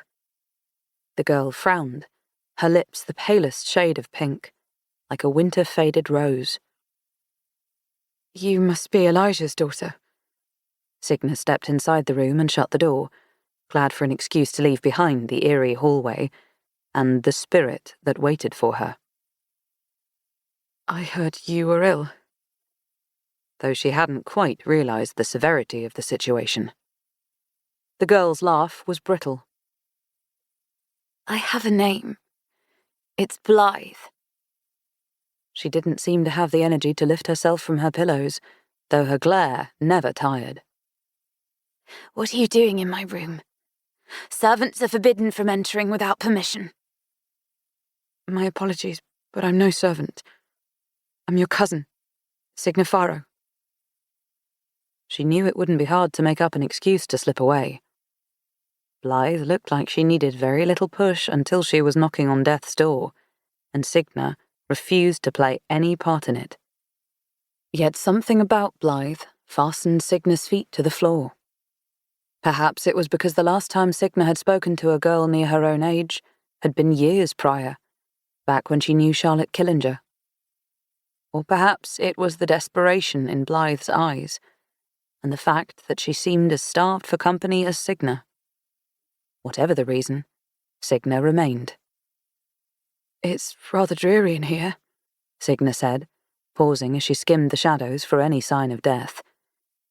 When she didn't spot him, she relaxed, satisfied. "Shall I open a window?" "Do you think I cannot manage a window on my own?" Though she made no effort to kick Signa out, each of Blythe's words was clipped and deadly as poison. Signa suspected she could ask Blythe to sing a hymn, and the girl would somehow wield it like a weapon. Signa had nothing to say to that. So much as a wrong breath would quite possibly get her head ripped off her neck and tossed out the window. Rather than answer, she took a seat on the edge of the four-poster bed. Her curiosity felt like the buzz one gets from coffee, making her fingertips twitch and fiddle at the hem of her dress. Signa looked her cousin over, assessing her. Pale skin, glum eyes, frail body. But Blythe didn't smell like death. She didn't smell like the spoiled sweetness of rot and disease. Her fingernails were cracked, but not yellow or grey. And her giant blue eyes, despite their venom and the tired shadows that weighed them down, were clear of fog. "What are you sick with?" Signa asked. "How bold you are," Blythe scoffed. "If we knew that, perhaps I wouldn't be stuck in this bed all day." She dropped her head onto a pillow and sighed. God forbid they send in someone tolerable to keep me company. Signa had the vague impression that Blythe knew no one had sent her, and just wanted to take a jab at her. She ignored it and looked toward the door, thinking of the painting of the woman with 2 coloured eyes like her own. I never imagined a place this large could feel so empty, even when there are so many people visiting, Signa said absently. Who else lives on this floor? I thought I heard someone in the room across from yours. The air went so frigid that Signa found herself wishing she hadn't let Marjorie take her coat. Blythe's eyes were icicles, ready to impale. You couldn't have, she whispered. It belongs to my mother. No one's been in there in ages. Before Signa could think about what the words might mean to someone not as closely associated with death as she was, she asked, You mean belonged, right? Your mother was Lillian Hawthorne? Those words were enough to melt the ice from Blythe and drown her. She turned a ghostly shade of white. Even her lips paled. Her mouth opened as if to speak, but surprise halted her words. It took Signa too long before she realized her crassness. Oh, Blythe, I didn't mean... The apology was halfway out of her mouth when Blythe literally kicked her off the bed, grinding her heel into Signa's thigh. Get out, she spat. You wicked girl! Get out of my room! Signa scrambled from the bed, cursing herself for her insensitivity. I'm sorry. She reached to set a hand upon Blythe's shoulder. I didn't mean... Again, her words cut off, but this time it was with an abrupt intake of breath. The moment she set her hand upon Blythe, all she could see was Blythe, and all she could feel... Well, she didn't quite know how to describe it.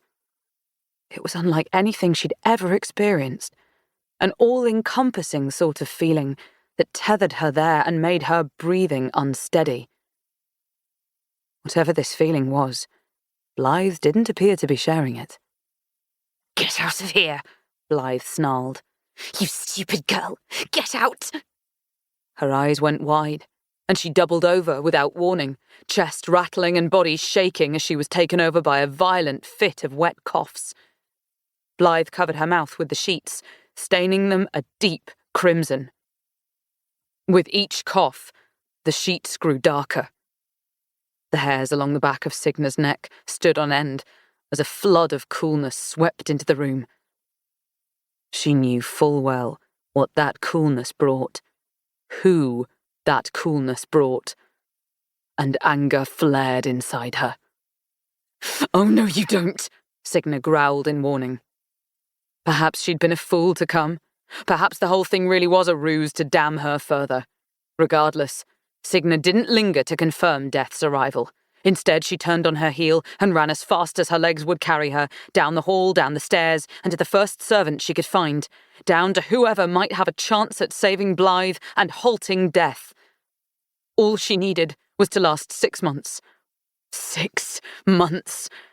And yet she couldn't last even a day without bringing Death into Thorngrove. Chapter 8. Fortunately, Signa Farrow killed no one that night. After hours of people floating in and out of Blythe's room, things were beginning to settle. Signa watched through the crack in her bedroom door, surprised to find that her room was just down the hall from Blythe's. Either the spirits or her own paranoia must have been toying with her earlier to make her lose her way. Now, when Signa peered into the hall, only a handful of silhouettes lingered in the candlelight outside Blythe's door. She squinted to see if Death was among them, relieved to find him absent. There was, however, someone else there that Signa was increasingly curious to meet. Elijah Hawthorne. His back was turned to Signa, but she could see more of him than she'd been able to earlier. He was exceedingly tall and alarmingly thin, with blonde hair brighter than anyone's. Brighter than even starlight, perhaps.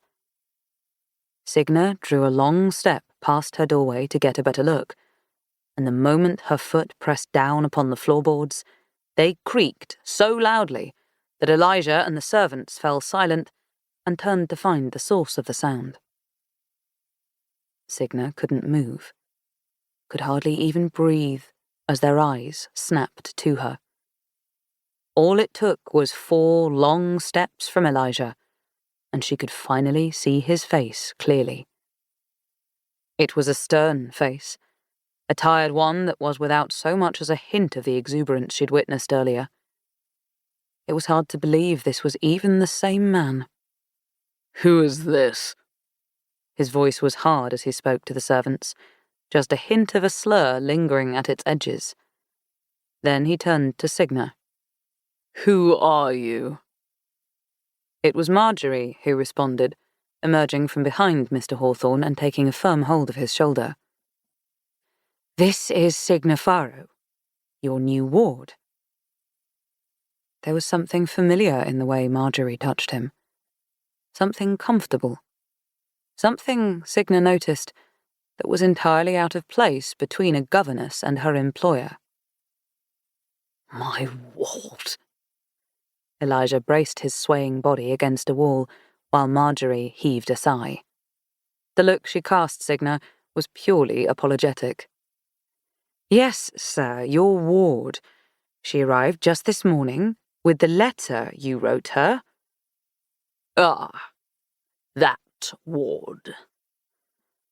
Pulling free from the wall, Elijah closed the rest of the space between himself and Signa, who stood as tall as she could, chest so tight she thought she might burst. "Hello, sir." Her voice was meeker than she meant it to be, weaker than even etiquette demanded. So she tried a little louder. "I appreciate your hospitality." Elijah grimaced and squinted his eyes shut, pressing a palm to his temple. "Quiet, girl. Are you trying to wake the dead?" She stuttered, hardly having a response for such a ridiculous question. "Oh, on the contrary, sir. I quite prefer them asleep." Elijah drew yet another step closer so that he could peer down at Signa. The moment he did, he fell back with a hiss of breath. "My God! Your eyes." Signa flinched and pressed a hand to her cheek, just below the golden eye. It was a typical enough reaction. She was used to the surprise.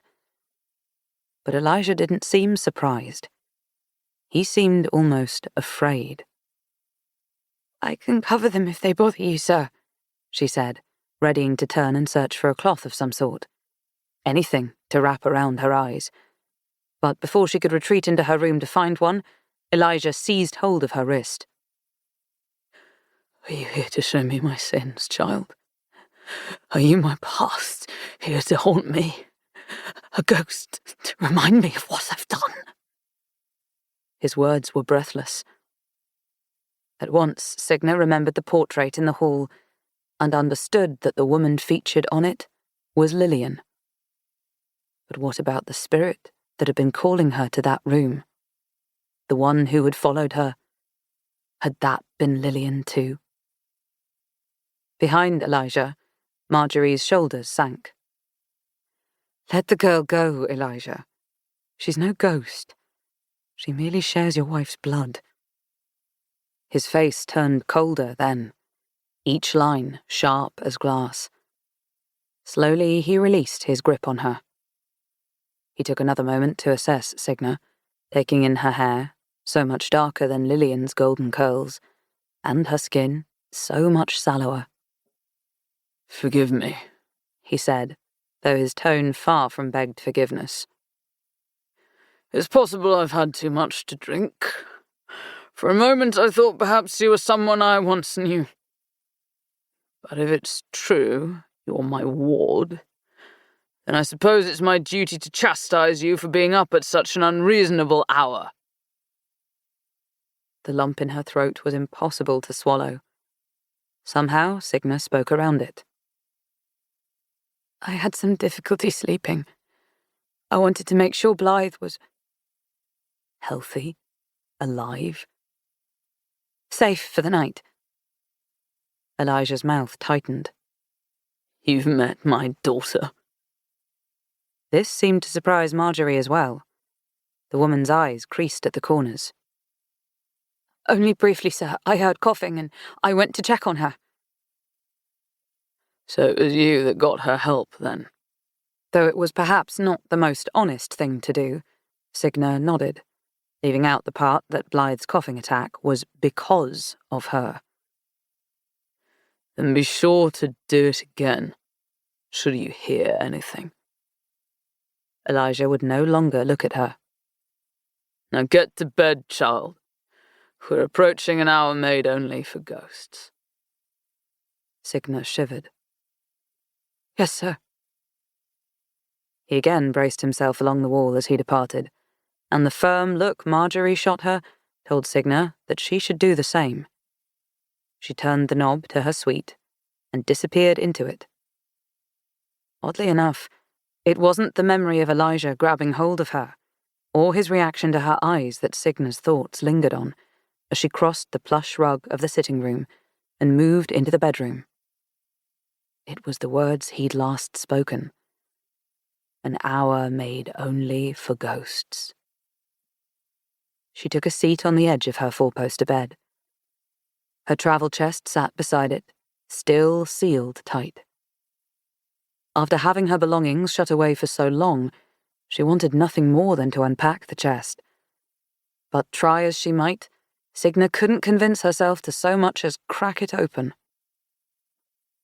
After tonight, she had no doubts that her time at Thorn Grove would be cut short.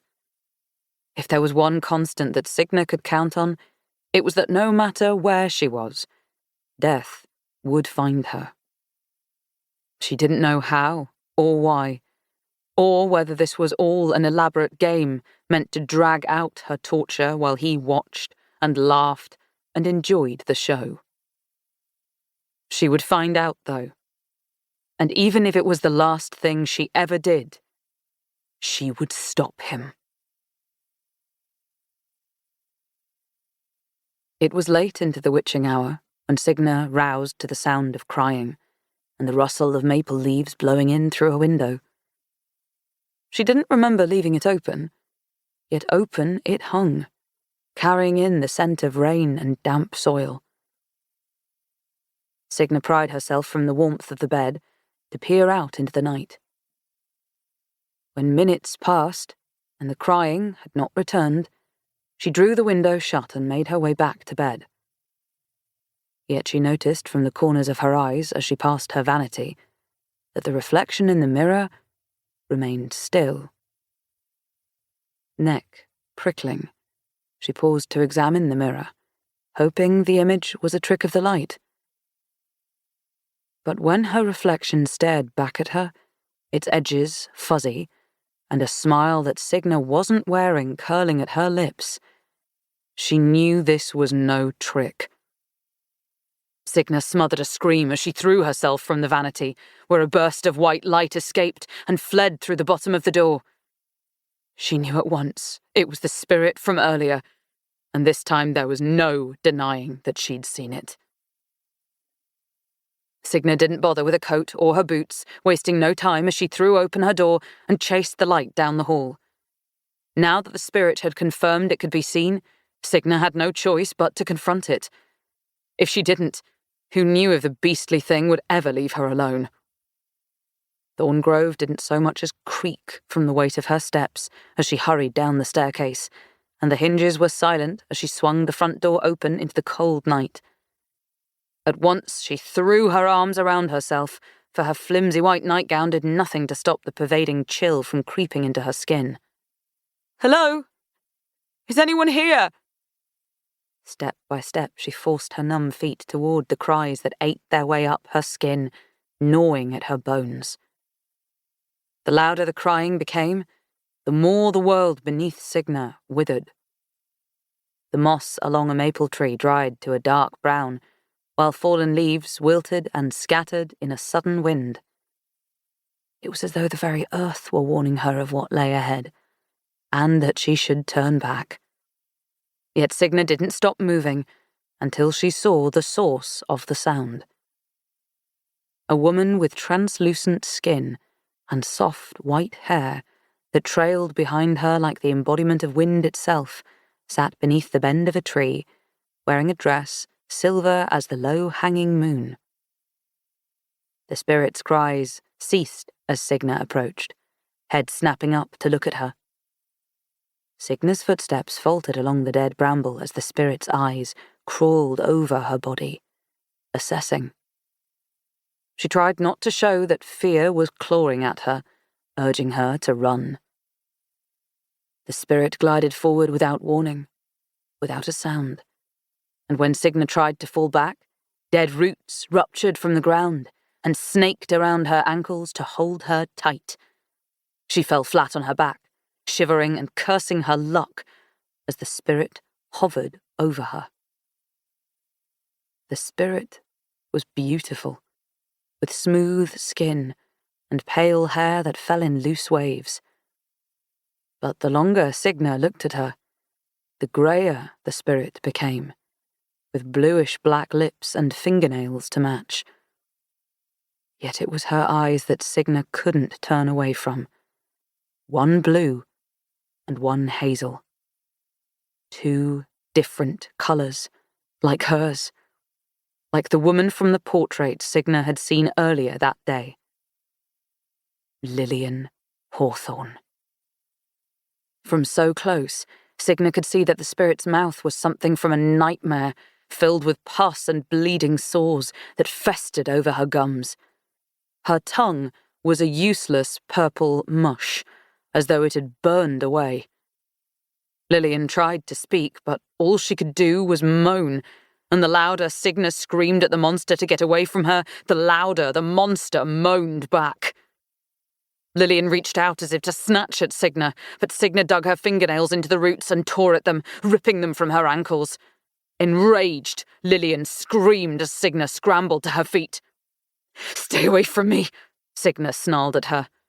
The spirit flinched at the steel in Signa's voice. But the pause was only temporary, and with a deep frown, Lillian started forward again. Signa bent to scoop up a handful of soil and tossed it at the spirit's face. "I don't care who you are. Just leave me alone." So as not to awaken all of Thorngrove, she had to hiss words she wanted to yell, and she hated the spirit for that too. "Leave me alone, or I'll find your body and burn it until you're nothing more than a pile of ash." As Lillian brushed the dirt away, her blackened lips twisted into what Signa thought must be a sneer. But the threat kept her at bay. "What do you want?" Signa grumbled. "Why did you draw me here?" Lillian wasn't anyone Signa wanted to get involved with, and yet Lillian had died in a way that, admittedly, made Signa more than a little curious. And curiosity was a hungry, persistent thing. Lillian's spirit hesitated, then pointed to her black lips.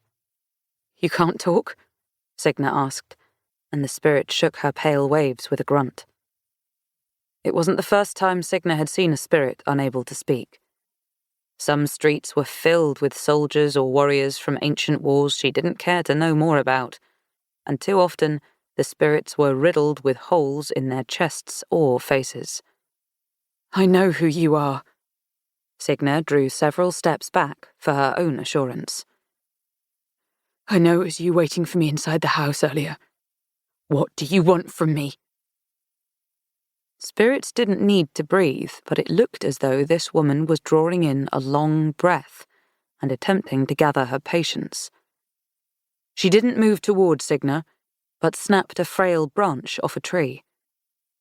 For a moment, Signa debated running, but instead of skewering Signa's flesh, Lillian lowered herself to the ground, kicked a clear path in the dirt, and used the branch to write words upon the earth. When she was finished, Lillian tossed the branch away and pointed at her work. Though Signa knew her nosiness could very well be her undoing some day, she obliged and read the words.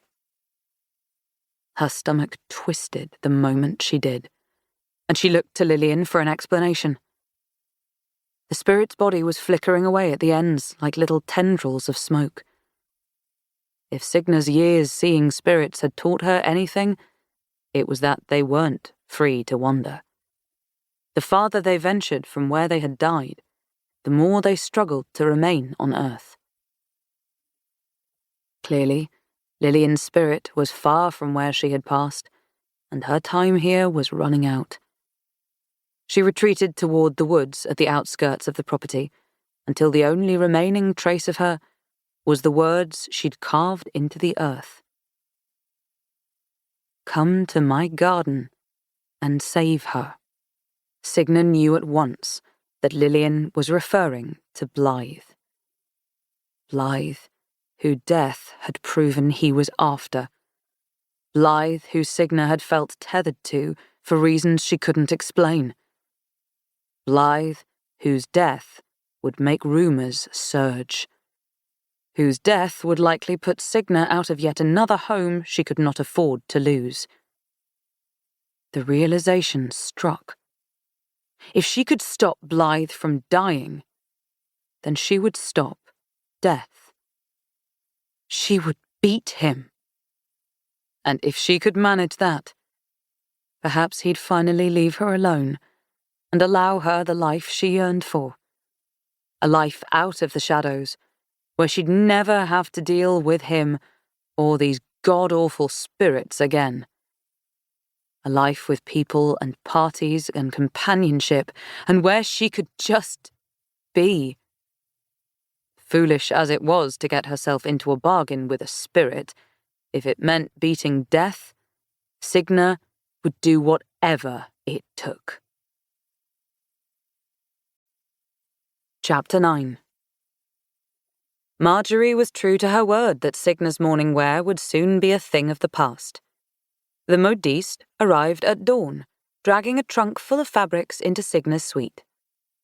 Signa had gotten hardly a wink of sleep, and coupled with the past several days of travelling and the fact she'd spent the previous night being haunted, there was little she wanted more than to curl up in bed for the remainder of the day. Until she remembered that today marked the start of her lessons. "Come now, Signa, only the dead sleep at such an hour," Marjorie sighed as she followed behind the modiste. "The master won't have you walking around looking like the Grim Reaper. It's time we had a bit of colour to that wardrobe of yours and prepare you for the season." Signa roused like the dead resurrected, limbs heavy and her eyes stinging against the waking sun. It felt like only minutes had passed since she'd fallen into bed. Only minutes since she'd had the misfortune of meeting Lillian's spirit. And yet, she summoned all her wakefulness at the promise of new clothing and shuffled into the sitting room. A pleasant young woman who Marjorie introduced as Elaine, Signa's new lady's maid, took to combing Signa's dark waves out of her face as the modiste fussed over her waist with a measuring tape. The modiste was old, with as many wrinkles as the years she'd lived carved into her face. Beady brown eyes were covered by round spectacles, though they seemed to be of little help, given how closely the woman bent toward Signa, stooping to read the numbers on the tape. "You were too thin, girl," the woman tutted. "Nothing more than a twig with breasts." Signa turned toward the window, determined not to let them see the shame upon her face. Her sheer nightgown did little to disguise the sharpness of her ribs, and she brushed anxious hands over them. Marjorie glanced at them as well, those two sharp bones protruding from her skin. Signa had done what she could, living with Magda, but she was too young to access her inheritance on her own, and the modest allowance Magda had been given from it went straight to the gambling dens. That woman likely would have been happy should Signa have starved to death. All she'd cared about, all most of her guardians had ever seemed to care about, was how to claim a piece of Signa's fortune. "Leave room in the gowns," Marjorie told the seamstress, looking away from Signa's ribs and pretending to busy herself by helping Elaine fix her hair. "She'll be baby-cheeked in no time." The seamstress grunted, satisfied. Once she'd jotted down Signa's measurements in a leather pocket notebook, she held swatches of fabrics in a wide array of colours to Signa's face. They worked before an ornate silver mirror, which Signa used to sneak glances at herself, half expecting to see her reflection begin to move on its own as it had the previous night. There was soil beneath her fingernails still, as well as on the soles of her feet. It was all she could do to feign ignorance when the modiste inspected them with a frown. Though Signa knew little of the cost to have a wardrobe made, she could imagine. And it was far more than any guardian had spent on her, ever. Elijah truly must have wanted Signa out of her morning wear. While Marjorie gasped over muted tones like blush, champagne, and periwinkle, Signa's eyes strayed to greens dark as the forest, and reds deep and rich as blood. Yet she said nothing of her opinions, for what did she know of fashion? If she wanted to fit in with society, surely she should trust Marjorie to make the decisions and settle for the dull tones without complaint. The modiste left behind a gown upon her departure, a pale yellow day dress with ribbons of blue and lace of white. Signa wanted to balk at its gaudiness, but she lifted her arms as Elaine helped her into it. If this was the style, it didn't matter whether she felt it suited her or how comfortable she was. "This will have to do for now," Marjorie said as Elaine laced the corset. "At least until your own are made." The kindest word Signa could think of for the dress was hideous. It was also incessantly cheery, given the state of Thorngrove. She may have looked like a walking banana, yet she minded her tongue and did not complain once it was on, asking only, "And when will those dresses be ready?" Marjorie's laugh was polite and demure, a textbook example of how a lady's guide to beauty and etiquette stated it should be. Signa made a mental note to practice mirroring it later. "The modiste makes quick work. Now, come, it's time for lessons. The master would have my head if he saw us dawdling." From what she'd seen of Elijah, Signa very much doubted that. Regardless, she followed Marjorie out of the room and down the hall, trying to ignore the prickling of her skin that came from the feeling of being followed by the eyes of several dozen portraits.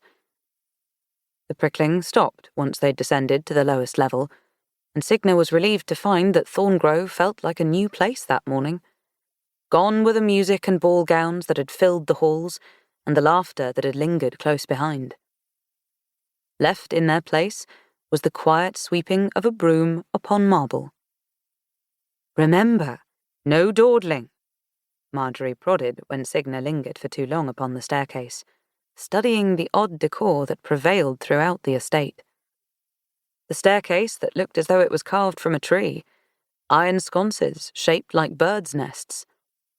And as Signa kept looking, one also shaped like the head of a fox, and a chandelier with arms that looked like spikes. Whoever designed this place was an odd soul. A soul, Signa decided, that had been begging for this house to be haunted. They'd certainly gotten their wish. Signa could still feel the press of exhaustion on her body from the previous night's haunting as she followed Marjorie into the parlour, a room as grand as any other in the estate, but perhaps better lit with its 2 bay windows. The walls were a buttery yellow, even brighter than Signa's awful dress, and they were perfect for capturing the light. Feminine touches adorned the room, entirely out of sync with the more masculine second floor. There were elegant whorls carved into the moulding, a bright patterned rug, and dainty floral cushions with lacy trim. It was upon those cushions that Percy and Blythe sat, sipping steaming cups of tea. Blythe looked no better than she had the night prior, with her sallow skin and sunken frame, but there was a sharpness in her eyes. A will to sit upon the couch and sip her tea and not be stuck alone in her room, even though her hands trembled every time she lifted the cup to her lips. My dear sister said she awoke feeling rejuvenated, Percy said, the moment Marjorie's surprised eyes rested upon the girl. I thought some fresh air and company might do her well. Marjorie's mouth formed a tight line. Rather than argue, though, Marjorie turned and opened the windows, letting in the fresh breeze. Very well, then. Perhaps you're right. Signa stood straighter in the presence of her cousins. One day at Thorngrove, and already she felt like she'd made such a horrid first impression on them both. She wanted to prove herself to them, though was struggling to do so between her heavy eyelids and the urge to yawn. Stubborn, awful old spirits. She didn't want to think about Lillian or the dead, or anything other than her lessons and the new family she was now living with. She wanted to study, to impress them, and to prove her readiness to debut into the next phase of her life. One where she hoped to have far more connections with the living and far fewer with the dead. Batting her hair behind her shoulders, she refocused herself and smiled at her cousins. I'm glad to see you're both well this morning. You as well, Percy said, while Blythe set her teacup upon its saucer and balanced it on her lap. Have you had a governess before, Miss Farrow? Marjorie asked as she took a seat upon a tiny round poof in front of Signa. Given her manners, I would assume not, Blythe muttered under her breath, taking another sip when Marjorie flashed her a look. Are you claiming that yours are any better? Asked the governess. Blythe scrunched up her face as Signa felt a rush of shame, hot and searing. She'd be damned, though, if she let Blythe see that her words had struck. I've had a governess in the past, Signa told them. On and off. Whatever Marjorie thought of that answer, she didn't betray it. What about lessons? Rather than admit how much time had passed since she'd had a proper lesson, Signa said, I can read and I know my lettering. Arithmetic, too. Only the basics, given that no one had ever stayed around long enough to teach her more than that.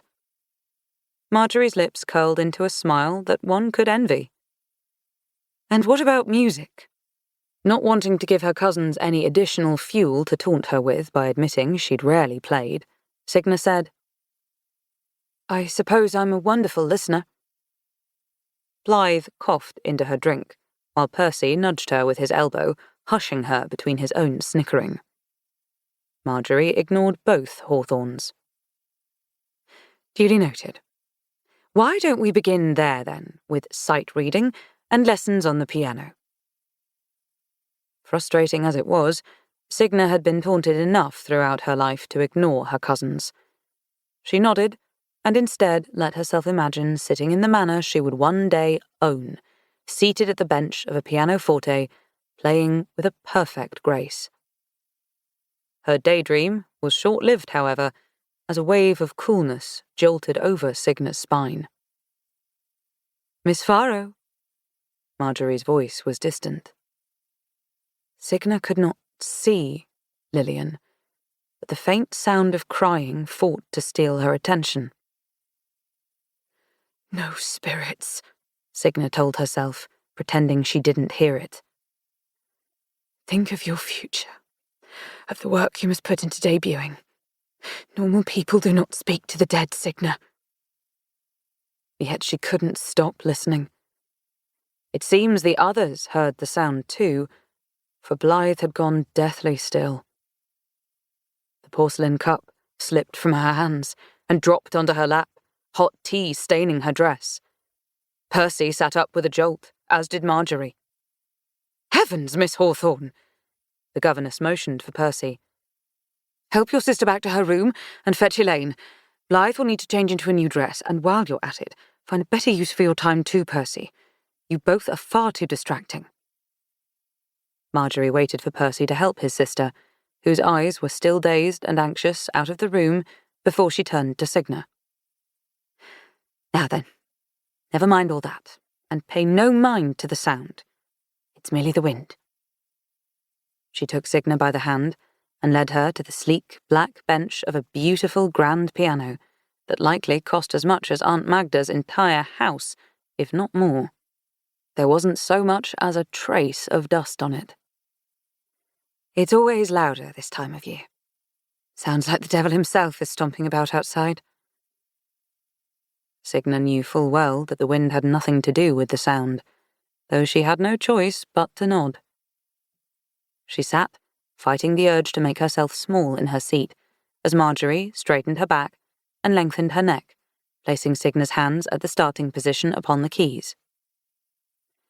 "Now," Marjorie said, "let's begin by practicing your scales." Signa's bones protested, holding such a stiff posture, already aching. But if this was what it took to bring her vision to life and secure her place in society, she would do it. Signa pressed down upon the first key and had to swallow a grimace when her finger came away wet. Every inch of her stiffened, muscles coiling tight, for there was nothing on the piano. Yet when she lifted her finger, she saw mud caked upon it, and tiny worms sprouting from between the keys. "Your scales, Signa," Marjorie urged, without any acknowledgement that she could see what was happening beneath her pupil's fingertips. She didn't see that Signa's feet were sinking in dirt that wasn't there, or that her fingers became a perch for the worms to curl themselves around. Lillian's message was clear as the day. Signa needed to hurry and find the garden, or this spirit would never rest. But until then, Signa steeled herself and pressed down upon the muddied keys. She refused to stop playing. Chapter 10. It was hours before Signa made her way outside, stretching her aching back as the wind lashed at her. The air was crisp, but it was nothing her scarf and a belly full of warm tea couldn't fend off. Her body welcomed the chill after spending so long at her lessons. In only a day, she'd nearly forgotten the stark contrast between the estate's interior and exterior. Here, surrounded by endless moors of yellowing grass, wildflowers pocking the earth, and the golden blanket of leaves scattered along the ground, was a place of fantasy. The afternoon was peaceful. No bodies danced in or out of the house. No strangers in their finery. Though Signa knew not what the cooks were baking, something sweet and doughy warmed the air around her, and her stomach roared despite Marjorie having fed her more scones than she'd been able to eat. But there would be time for sweets later, when her hands weren't muddied with dirt and worms and earth not truly there. Come to my garden and save her. Signa would go to that garden, but she needed to find it first. Behind the estate were steep, endless moors. Before it, manicured hedges and a grove of maple trees. And far beyond Thorn Grove was a line of trees that marked the start of the woods. Not one garden in sight. Signa might have believed she was being toyed with, if not for her conversation with Silas 2 days prior. He'd told her he'd once worked in the garden with Lillian. Though Signa despised the idea of asking him for help, he was the safest option. With the class difference between them as stark as it was, surely he wouldn't dare report her for sticking her nose where it didn't belong. And so, Signa hiked up her hideous yellow dress and made her way across the trimmed lawn to the stables, her grip on her skirts tightening as she approached snorting beasts and stomping hooves. The horses of Thorngrove were massive creatures, all with glossy coats in a spectrum of colours, solid black, pure white, a rich chestnut brown. They seemed comfortable in their roomy stalls, but Signa had little trust in the wooden barriers confining them. If these beasts wanted out, they were clever enough to free themselves. Signa peeked into stalls as she tiptoed through the stables, surrounded by horses that stretched their necks toward her in an attempt to win her attention. One of them went as far as to nip at her shoulder, and Signa reeled back to bop it firmly on the nose. "There will be none of that," she admonished, smoothing out the shoulder of her dress. "Being handsy with a woman is no way to get her attention." The horse snorted, indignant. He was smaller than the others, though appeared no younger. Where the others' coats gleamed, his was a dull brown, the colour of burnt caramel. Compared with the others, this one was lanky and odd. "Well now," she said, hands on her hips as she watched it. "Aren't you a silly thing?" In response, the horse stretched its neck to nip at her shoulder once more. She was mid-step, stumbling back to tear the fabric from the horse's mouth, when someone laughed. It was a rich sound, one that sent tiny shivers up Signa's spine. She recognized it instantly. Signa whirled around, not having heard Silas approach.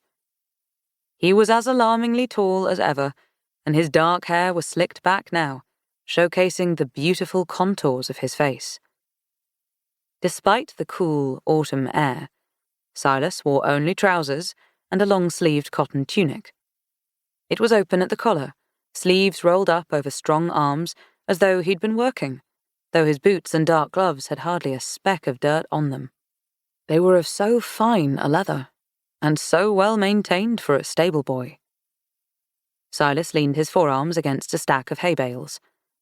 At his side, a large grey hound sat alert, ears erect and head tilted.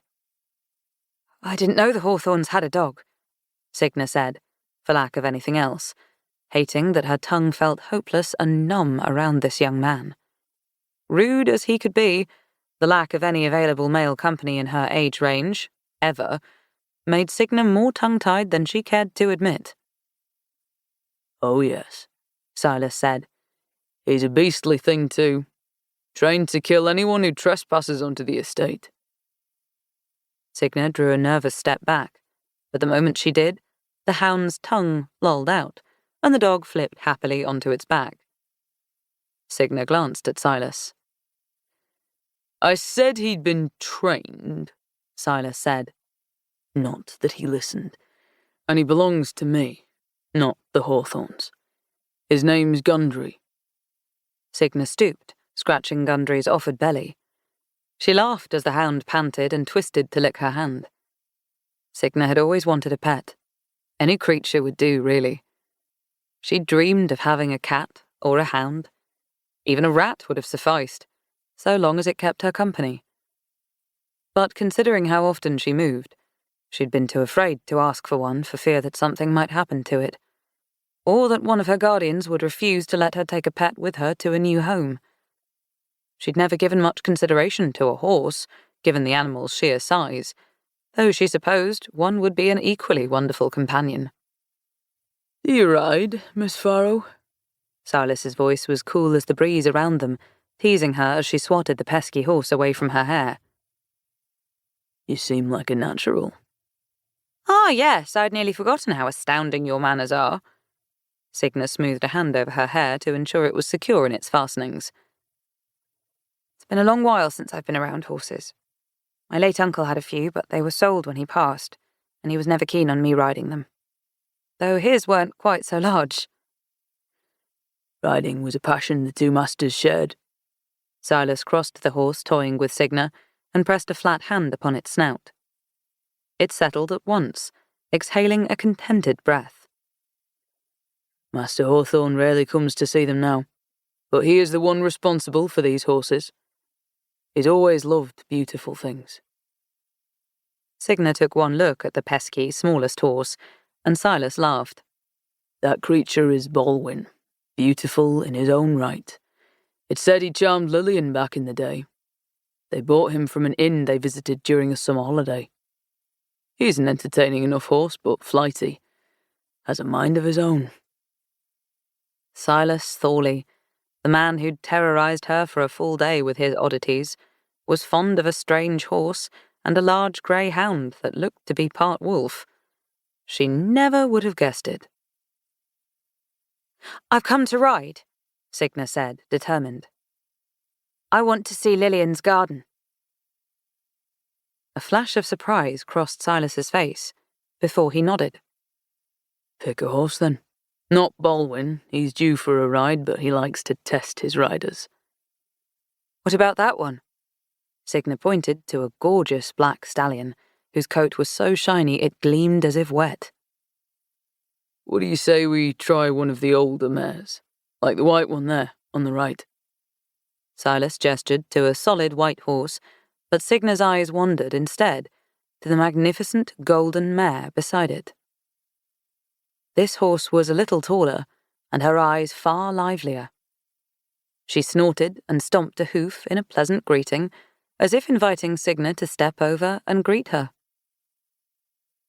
"What about her?" she asked, obliging the horse by offering her palm for it to smell and lip at. Silas dipped his chin. She's a friendly horse, but she hasn't been out in a while. Maybe pick another. Miss Farrow, what are you doing? "I want this one."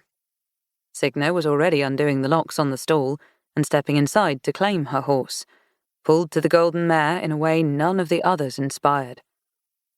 The mare blinked her chocolate eyes at Signa and huffed, dipping her head as if in an offering. Signa took the offer and ran her fingers over the horse's velvety neck, scratching her behind the ears. "Is there something wrong with this one?" Signa asked, and the mare looked to Silas, as if demanding a polite answer. Of course not. Silas sighed and grabbed equipment from the side of the stall before following Signa into it to get the horse saddled up. It's just that Mitra was Lillian's horse. Oh, it's about time you got a solid ride, isn't it, girl? He stroked the mare's neck more gently than Signa expected. She found herself staring, the lightness in his tone warming her skin. Wait outside. Silas's voice held none of that same gentleness when he spoke to Signa, who flinched.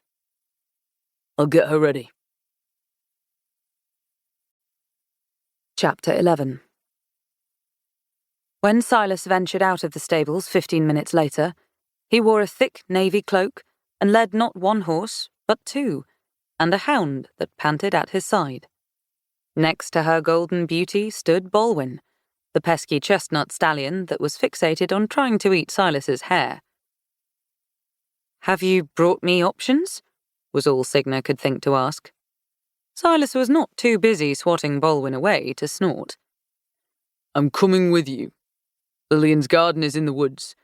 You've clearly not ridden in a while, and if I were to let you ride there without an escort, Mr. Hawthorne would have my head. Signa fought her clenching jaw. As if sensing her annoyance, Mitra closed the space between them and nudged Signa with her shoulder. Signa, in turn, wrapped her fingers around the horse's neck, stroking her soft hair. She could feel its fierce pulse of life beneath her fingertips, the quickness of the mare's heart, and her impatient, uneven breaths. They were a well-suited match, each of them as eager to break free and roam as the other. But when Signa went to mount the horse, she faltered. Tall though she was, the stirrups were out of her reach. She wrapped her arms around Mitra's neck and tried to haul herself up, but the horse whinnied and shook her off. Behind her, Silas asked, with mirth in his voice, Do you need assistance? Head held high, Signa ignored him and tried again, hanging on to the horse for dear life while trying to swing one foot into the stirrup. Mitra scuffed at the ground as Signa hung from her, slipping, refusing to admit defeat. My God, you are a stubborn one. This time Silas didn't ask before he set his hands upon her waist and lifted Signa onto the mare. He did it with a single, sweeping motion, as though she were as light as a feather. Though Signa's own heart fluttered, Silas appeared to think nothing of such an intimate touch, as he patted Mitra's rump, ensured Signa's feet were fully secure, and hauled himself up and onto Baldwin. Beneath Signa, Mitra shuddered with anticipation. She didn't wait for a command before starting off in a trot so jarring that Signa began to slip from the saddle. She fisted the reins, bending forward at the waist to steady herself. Then Silas was next to her, slapping a stick on Mitra's rump. Signa wanted to snarl at him as his swat made the horse whinny and move faster, though the jarring subsided within seconds. Signa sat up straighter, casting a glance at Silas, whose eyes danced with mischief as he and Signa raced across the moors, over rolling hills of wild flowers, and through wetlands that slowed their steeds. Closer and closer to the woods they travelled, until Signa's chest burned with the desire to reach it. "Come to my garden." Lillian's spirit pulled her, guiding her. "Come to my garden." Goosebumps rose along the flesh of Signa's arms and legs. She'd never seen a spirit so angry, and the last thing she wanted was to be terrorized by Lillian Hawthorne. Even more than that, though she had no desire to admit it aloud, Signa could feel the curiosity sinking its claws into her. An unsorted mess of puzzle pieces she wished to make whole. She had to know what the spirit wanted with her, and how a woman so young, so beautiful, had died in a secret garden tucked into the woods far behind Thorngrove. Signa gave Mitra a gentle nudge in the side, and the horse responded at once. She'd been Lillian's horse, after all. Perhaps she felt the pull too. Silas fell behind them in their haste, calling out, trying to stop them from rushing headlong into the woods. Though Mitra handled the moors expertly, never faltering from her path, Silas struggled to urge the unruly Baldwin forward. His voice sounded hollow in her ears, his protests fading with distance. Signa didn't wait, couldn't wait. The woods beckoned her, and she dove into the belly of the beast, letting its jaws clamp shut and swallow her whole. The woods consumed her, embracing her so fiercely that Silas's frustrated cries and Baldwin's hooves cut away. The only sound, a soft rustling in the autumnal trees. The leaves, a mix of harvest orange and midnight green. It didn't take long for yellowing grass to tangle around Mitra's white stockings. The woods tugged at Signa's skirts, at Mitra's mane, scratching and scraping against their skin, hungry for blood. Signa tried to cover the horse as best she could, but the branches were low and savage, clawing against Mitra's side. In the corners of her vision came a flash of white so fleeting that she'd have missed it if she blinked. It came again, seconds later, whisking away toward the right, where trees had snapped in half or been cleared away. Signa followed after what she knew was Lillian's spirit, which led her into a clearing and to an iron gate set into a weathered stone wall. She pushed upon the gate to find that there was a lock in its centre, covered by ivy and vines. She was glad there was no one around to hear her very unladylike curse as she looked upon the garden wall, 3 times her height and impossible to climb, even if she stood upon Mitra's back. She pried at the lock, frustration mounting when it didn't so much as budge. How was she meant to find a key to a garden that had clearly been abandoned for months? It wasn't as though she could ask Elijah for it, and Silas probably already knew the place was sealed and had led her on this wild goose chase for a laugh. Hands tight on the reins, Signa was about to turn back to find Silas and give him a piece of her mind when another flash of white flickered in the corners of her vision. Lillian was there, watching, hiding in the shadows of the iron gate. Her hair was pale as butter, and her face was covered with moss, with rotting vines woven into and out of the gaping hole where a mouth should have been. Hollow eyes watched from between the ivy leaves. Hollow eyes that looked not at Signa, but behind her, to the ground. Signa turned to the familiar sight of tiny, black berries, Belladonna, and understood so well that her chest felt like it was being cleaved in two. The night she'd last eaten Belladonna, the night she'd spoken to death. She'd used his powers as her own. What if she could do it again? She'd seen him pass through walls, seen him disappear into the shadows, and then reform himself at his will. Was it possible that she, too, could do that? Signa dismounted, gritting her teeth at the sight of the belladonna berries that waited at her boots. She'd not wanted to approach death again, until it was with a way to destroy him and end her blasted curse. But if she wanted Lillian to leave her alone, it seemed there was no choice. With dread in her belly, she stooped and plucked the berries, filling her pockets and her palms. Death loomed in the air like an approaching storm, dark and heavy. Signa felt the weight of him, choking her, warning her.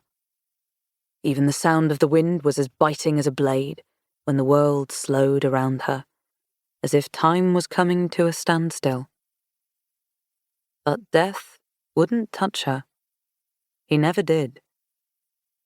Signa pressed 5 berries onto her tongue and waited as her blood burned and chills shot down her spine. It didn't take long for the poison to clench her insides, for her vision to swim, while illusions of the woods tunneled around her, for a power unlike any other to form within her, beckoning her to come and sample it. Death had arrived. Chapter 12. Death's presence was frost that burned into Signa's very bones, an icy lake she'd plunged into head first. But rather than allow her to come up for air, he embraced her in those frigid waters, with no intention of letting her go. Hello, little bird. Come to stab me again. His voice was a balm for the goose flesh along her skin, and Signa's insides twisted in annoyance at her body's response to him. Not anger, nor fear, but a deep, festering curiosity she couldn't seem to shake. "Tell me whether I can use more of your powers," she demanded. If he would not hesitate, then neither would she. She lifted her chin and turned to face him. Or at least she believed she was facing him. It was difficult to know, given his form. Death was little more than the shadows of the trees. The darkness lingering in the corners where light couldn't quite reach. He was nowhere, and he was everywhere, until slowly his shadows began to contract along the ground, consuming the forest floor and bathing it in darkness until he was there. No face, no mouth, but the form of a man who loomed over her. Tell me, Signa. Death began, ignoring her question. Are you afraid of me? His shadows drew closer until his form was smaller, less imposing. Most people fear death. They fear it all their lives, though they never see me until their final breath. There are a handful of humans out there with a keener eye, of course. Those who spend their lives trying to bridge the gap between the living and the dead, and who catch glimpses behind the veil. But when I stand before them, even they are wise enough to fear me. Yet you have called me time and time again. You have questioned me. You have even gone as far as to attempt murder. Though they were dark words, Signa didn't miss the hint of humour within them. It lit a blazing, angry inferno inside her. Am I amusing to you, sir? She clenched her teeth as the shadows danced among the trees. At times. His voice was little more than a whisper in the roaring wind, though she heard it as clear as though it came from her own thoughts. And other times, you are an endless annoyance. Always, though, you are a fascination. Talking to death felt like listening to a riddle. She could barely resist rolling her eyes at how long-winded he was, and had to press 2 more berries to her tongue. "Tell me whether I can do more with your powers," she said, firmer this time but keeping her voice low in case Silas was nearby. "You said that night that you could explain, so do it, quickly." If death had eyes, she imagined she was glaring straight into them. The trees fell quiet when he spoke. Here, in this space between the living and the dead, it would seem as though you are able to do more than pester me, little bird.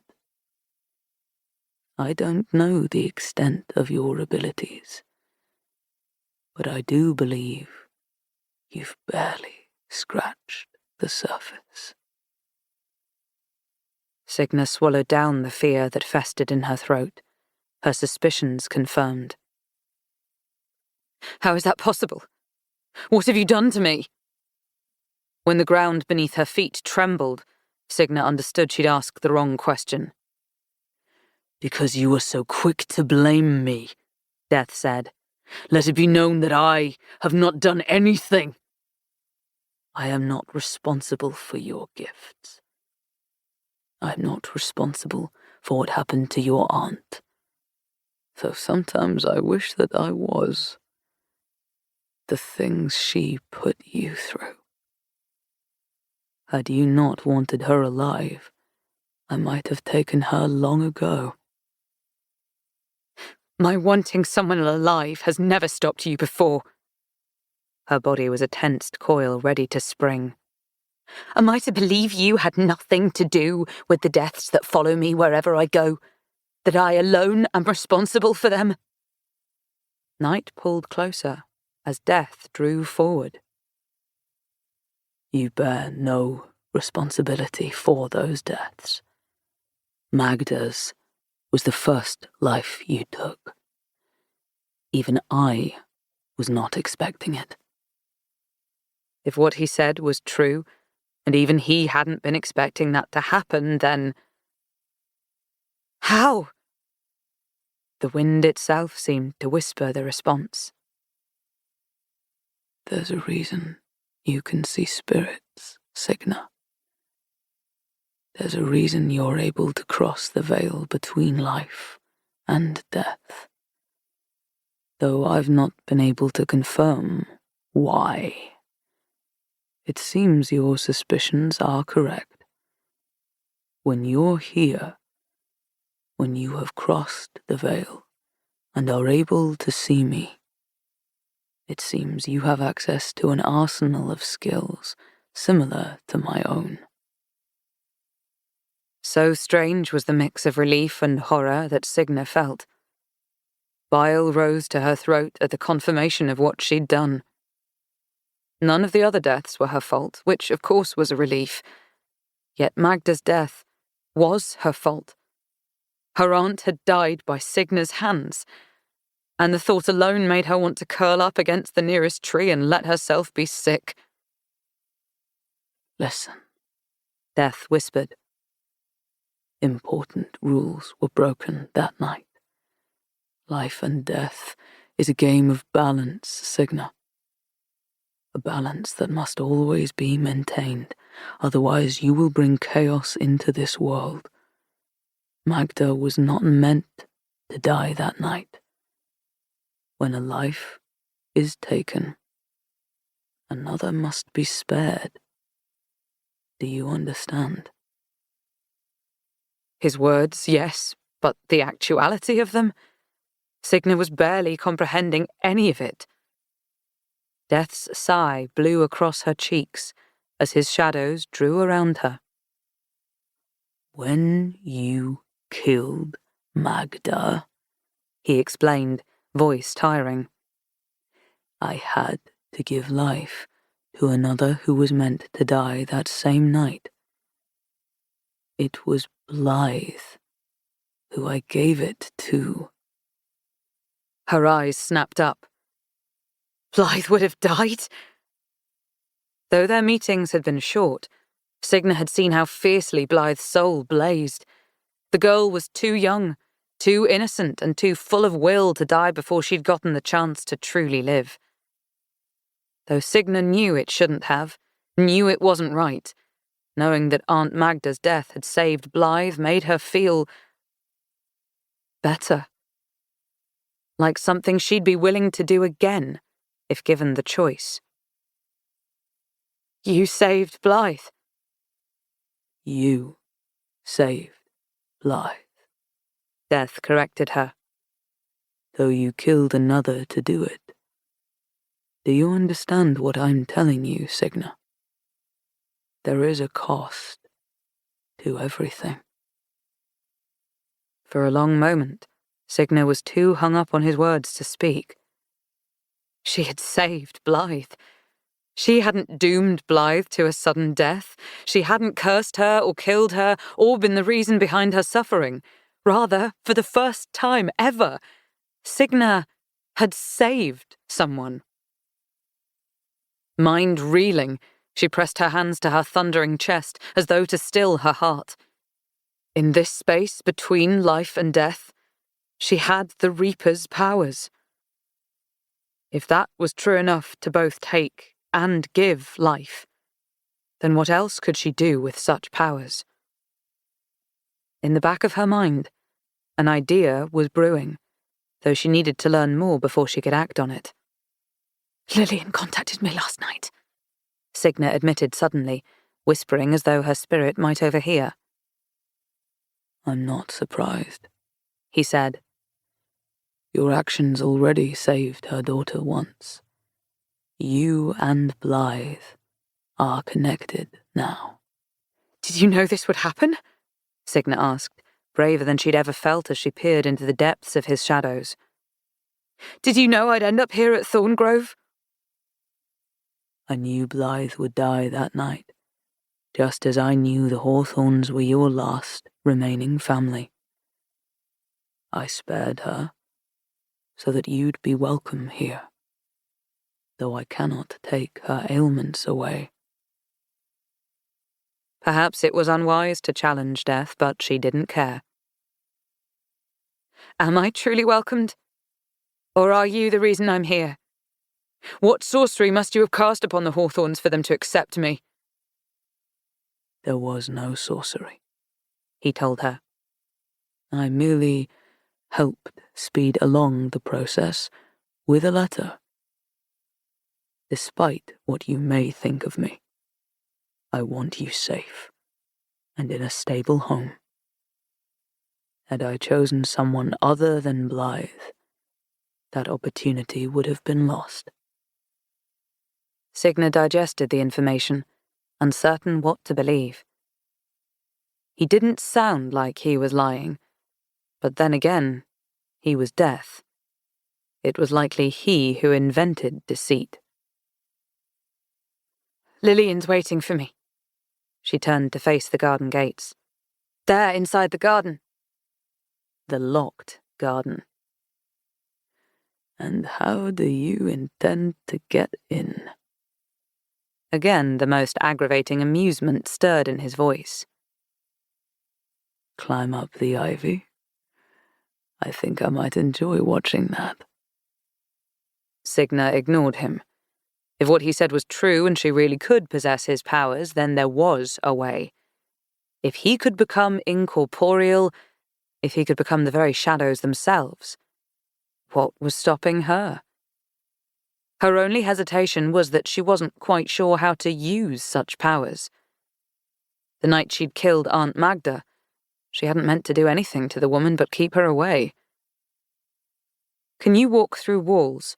Signa asked, though she thought she already knew the answer. I can walk through anything, came Death's response, voice lifting with intrigue. So if I wanted to walk through the garden gate?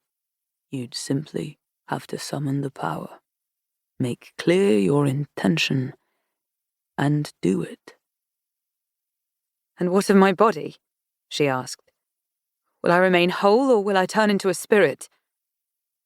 Death's chuckle was a low rumble that shook the ground. You will remain wholly yourself. You need only to be here with me on the other side of the veil. Why don't you give it a try? It wasn't as though she had another choice. Drawing a deep breath through her nose, Signa tried to gather her powers, which felt ridiculous considering she couldn't feel anything and still half believed this was all some cleverly contrived lie, and ran straight into the thick iron bars of the garden's door. To her surprise, she did not smack head first into the gate. But she didn't quite go through it either. At least not entirely. The trees shook, and the earth quaked as Death's laugh shuddered through Signa's bones.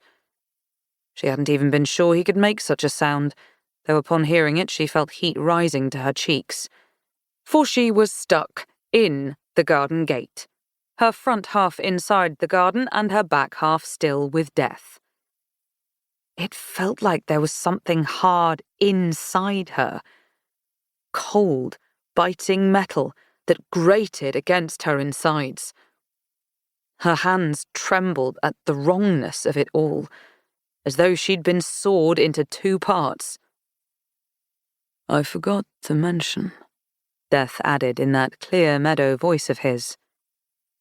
If your powers are the same as mine, then our skills are centered around intention. You can do anything you want, yet if you doubt yourself for a second, well... Again he laughed, and Signa couldn't help noticing that the stars winked with the sound, as if they too found her ridiculous. Just how much power, she wondered, did Death have? How much power did she have? Signa hurried to shove several more berries into her mouth, not wanting to discover what might happen should she return to being fully corporeal in this state. Or, perhaps worse, discovered by Silas. Are you going to help me? She hissed. Or will you simply stand there and continue to laugh, you useless heap of shadow? Slowly, Death's laughter ceased. Now, little bird. You need only ask for help, and it shall be yours.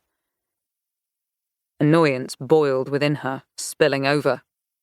Just get me out of here before your berries dwindle away, and you're fully mortal once more. Or before that boy finds you bottom up. Though Signa couldn't see him, she stilled at the brush of shadows that chilled her skin. No one has dared speak to me in the way that you do. Why is it you are so polite to others, so demure and soft, and yet so bullish when we speak? Ask me kindly, Signa Farrow. She rolled her eyes. Perhaps it's because whenever you're around, someone always ends up dead. But there was more to it than that. Perhaps it was because Death couldn't exist, because he shouldn't exist, and Signa wasn't fully convinced that he wasn't part of her own imagination, someone she'd manifested in her loneliness as a way to explain the strange things happening around her. Or perhaps it was because Death was real, and near him, Signa grew too comfortable. With all her pretenses lost, her words became sharper and more venomous. Possibly it was because there was no need to impress him, no need for social graces and second-guessing her every thought and action. With him, there was no pretending. Perhaps this was simply who she was. You've been watching me? She asked. I find that you make the time pass quicker. Otherwise I grow bored and weary, and who else can I taunt? His response surprised her. So brazen, so forward. She hated how flustered it made her. Considering that you find me so fascinating, you'd better help me out of this before I solidify and bleed internally from the iron bars that are piercing my organs. Death waited, still and patient, and significantly more amused than he ought to have been, until Signa bitterly added a terse, "Please." Ah, that's better. I'm glad to see you're learning. He was before her then, shadows reaching toward her. Reaching a hand? Signa had never seen anything remotely human about death, but it was indeed a hand swathed in shadows. A hand that hesitated in the air for a moment before his fingers curled around hers. Life around them stilled, taking a breath. And the world exhaled again as death pulled her into the garden. Chapter 13. The garden was not so dead as Signa had expected. The first thing she heard upon entering was the quiet rushing of water, joined by a choir of croaking frogs. The soil was rich and ripe for autumn, bearing an abundance of wolfsbane, fragrant orange and red chrysanthemums, pansies with a deep purple that bled into their yellow petals, blooming witch hazel, and dozens of striking plants she'd never before seen. Across from them were rows of browning, unharvested herbs, and farther back, bushes of nightshade. Though untended, the garden didn't feel unkempt like Aunt Magda's. Aglow in the setting sun, this garden felt alive and wild with magic. Signa tried to imagine what it might look like during a warm summer day, the way Lillian would have enjoyed it with birds singing and the soft buzz of insects as she lay out in the grass, sunbathing, or perhaps having a picnic. Lillian, Lillian, Lillian. The name buzzed through the air, as if the garden were paving the way to her, ushering Signa forward. Was it a peaceful death? It was similar to the question Signa had asked Silas. This time, however, she went right to the source. Death lingered beside her, and tension prickled the air. Despite what you seem to think of me, I'm no monster. Though pain cannot always be avoided, I try to make death peaceful when I can. I cannot take everyone at their happiest state, but I do try. To her surprise, she found that she believed him. Then what about Lillian? I don't remember every life, little bird, for there are far too many, and I cannot tell you much. What I do know is that this was her favorite place in the world, and that she's buried in the back near the pond. Shall I take you to her? Signa shivered. Please do. Death led Signa through the garden as though he'd travelled there 100 times before. As she followed, she wondered how long Lillian had been sick. How many times had she been so close to death's door that he'd sat in this garden with her, waiting to see if she'd finally call to him. Though green with algae, the pond buzzed with life. It was a gentle place, with fallen maple leaves and lilies sprouting outside the bank. Tiny brown frogs burrowed themselves in the damp soil, or hid between the pebbles lining it. In the water were tiny minnows, and facing the pond were 2 oak benches, both overtaken by damp moss. Behind the benches, tucked toward the back, was the grave littered with a decayed bouquet and more moss. Be careful when you speak with Lillian. Death's voice had lost all hint of amusement. It takes spirits a great deal of energy, so they won't often communicate with the living. If a spirit is angry enough, though, it might try to possess you. Never before had Signa even known that was possible. Then again, she'd never met such a malevolent spirit as Lillian. She had to gather herself, taking a few heartbeats before she closed the space between herself and the grave. On her way to it, she plucked one of the lilies from its stem and gingerly placed it next to the withered bouquet. You told me to come, Signa whispered, patting a hand to the soil. Here I am, Lillian. Come and tell me what you want. Her heart seized as the cold flooded her skin, like 1,000 needles stabbing into her. Bile burned her throat. When she looked up, Lillian was floating over the water's edge. No longer was her mouth a gaping black hole. Her lips were full now, and shaped like a heart. It was covered in blisters and sores, and Signa was certain the woman's tongue would still be a pulpy mass of rotted flesh should she attempt to speak. But ultimately, she looked more human. Assuming humans could glow bluish-white and hover above the ground. Death stepped forward, offering the spirit his hand, but she drew away from his touch, as though it were poison, resisting his call. His offer of an afterlife. You can't just take her? Signa asked, and Death stiffened, as though the suggestion alone was disgraceful. I won't do such a thing against her will. She'll come when she's ready. He bowed his head, and with that retreated into his shadows. When it was just the two of them, Lillian's lips curled into a thin smile. But her lips were too cracked and raw to handle the movement, and one of the sores opened, oozing a trail of black blood down her chin. If the spirit noticed, she didn't care. Signa was glad that none of the Hawthorns were able to see Lillian like this.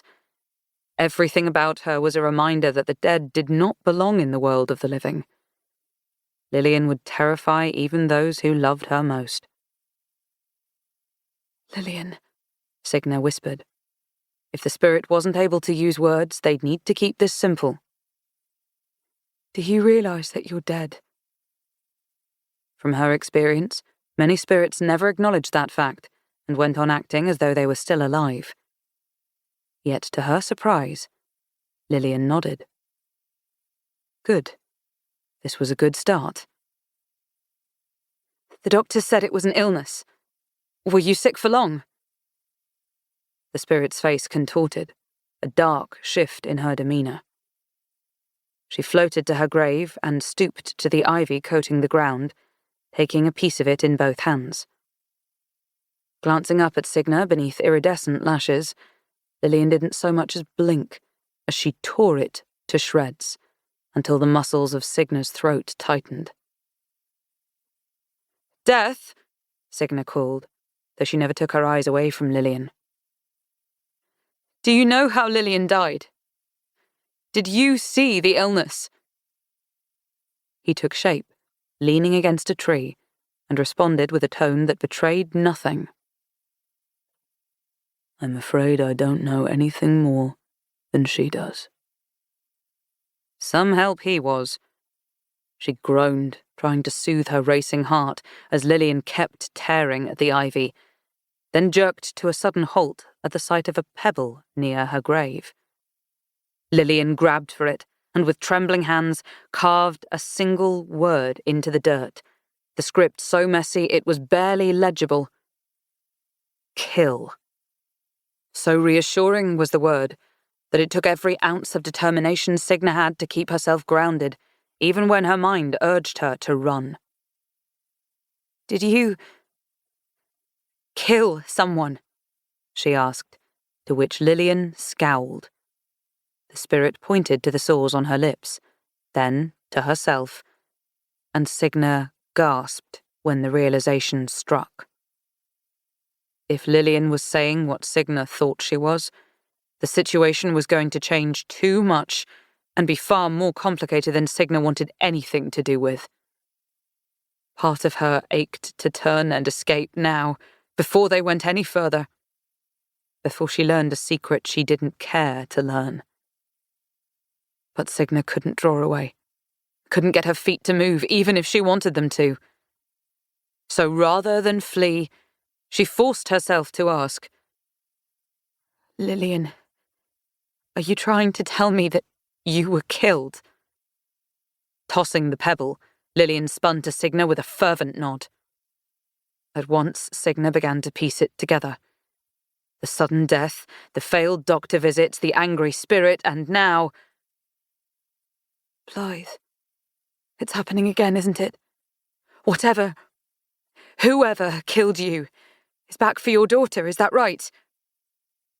Lillian blinked away, then reappeared beside a small bush of berries on the opposite side of the garden. Signa sprinted toward her and opened her fist where she still held a small handful of the berries, now half mushed into her palms. She stretched them out toward Lillian, whose eyes went black as Signa asked, "Poison? You think you were poisoned?" Lillian's spirit rocked with a violent twitch.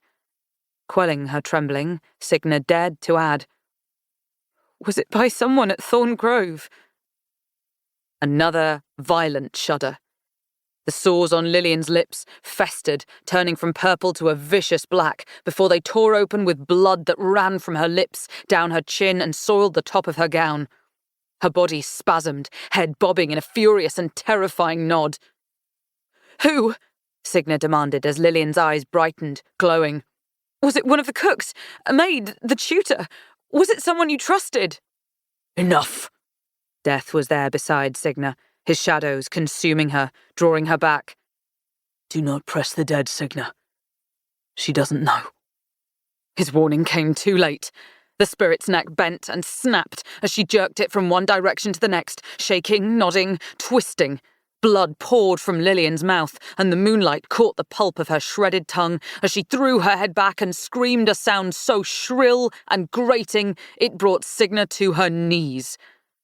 The wind whipped the water from the pond and tossed the croaking frogs into the trees, marring the clean branches with their blood.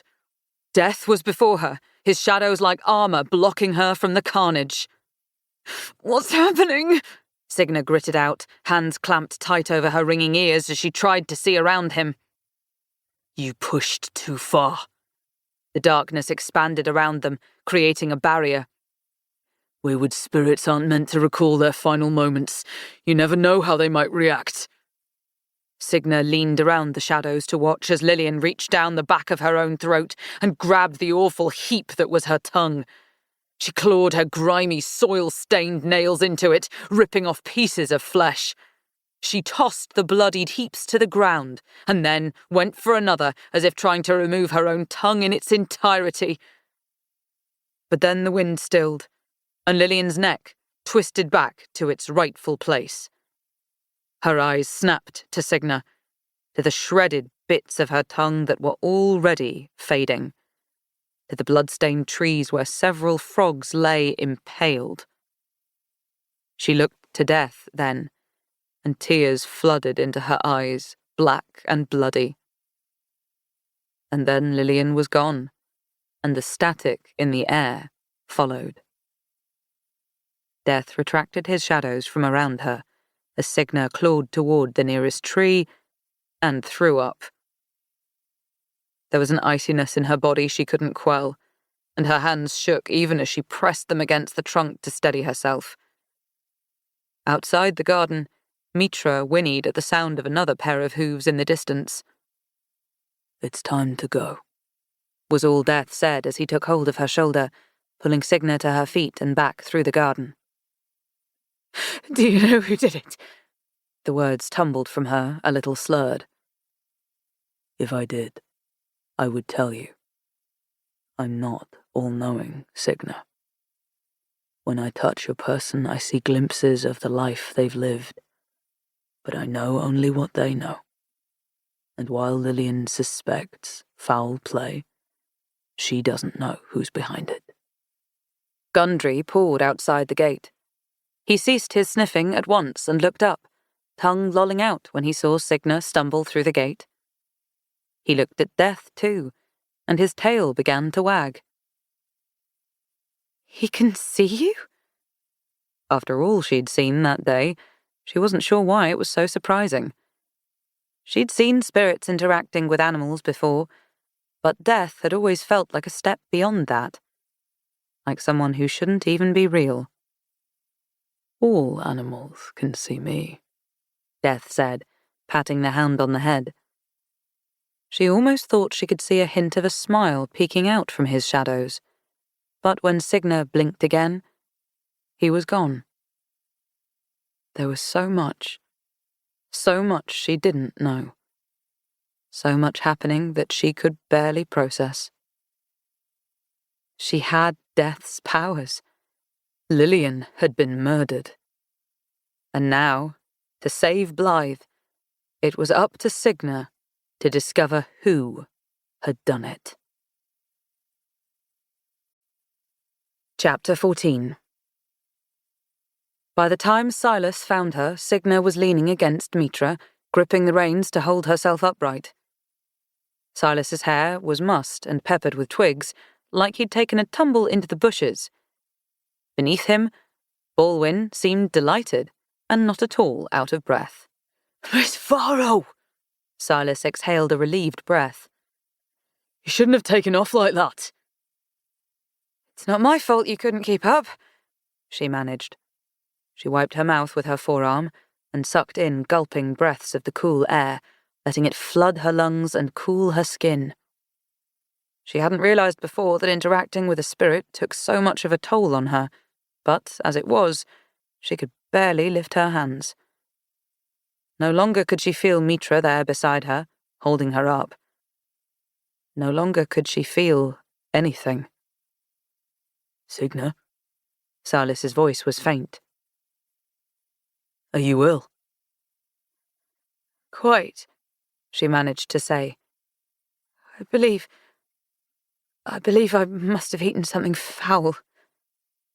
She couldn't stop shivering, couldn't stop the press of cold deep within her bones. Couldn't think of anything other than how they needed to hurry because Blythe's killer was on the loose somewhere within Thorn Grove. Signa groaned as Silas hauled her atop Baldwin. She had half a mind to protest as his arms wound around her waist to secure her in front of him on the saddle, though, as it was, she could hardly see straight.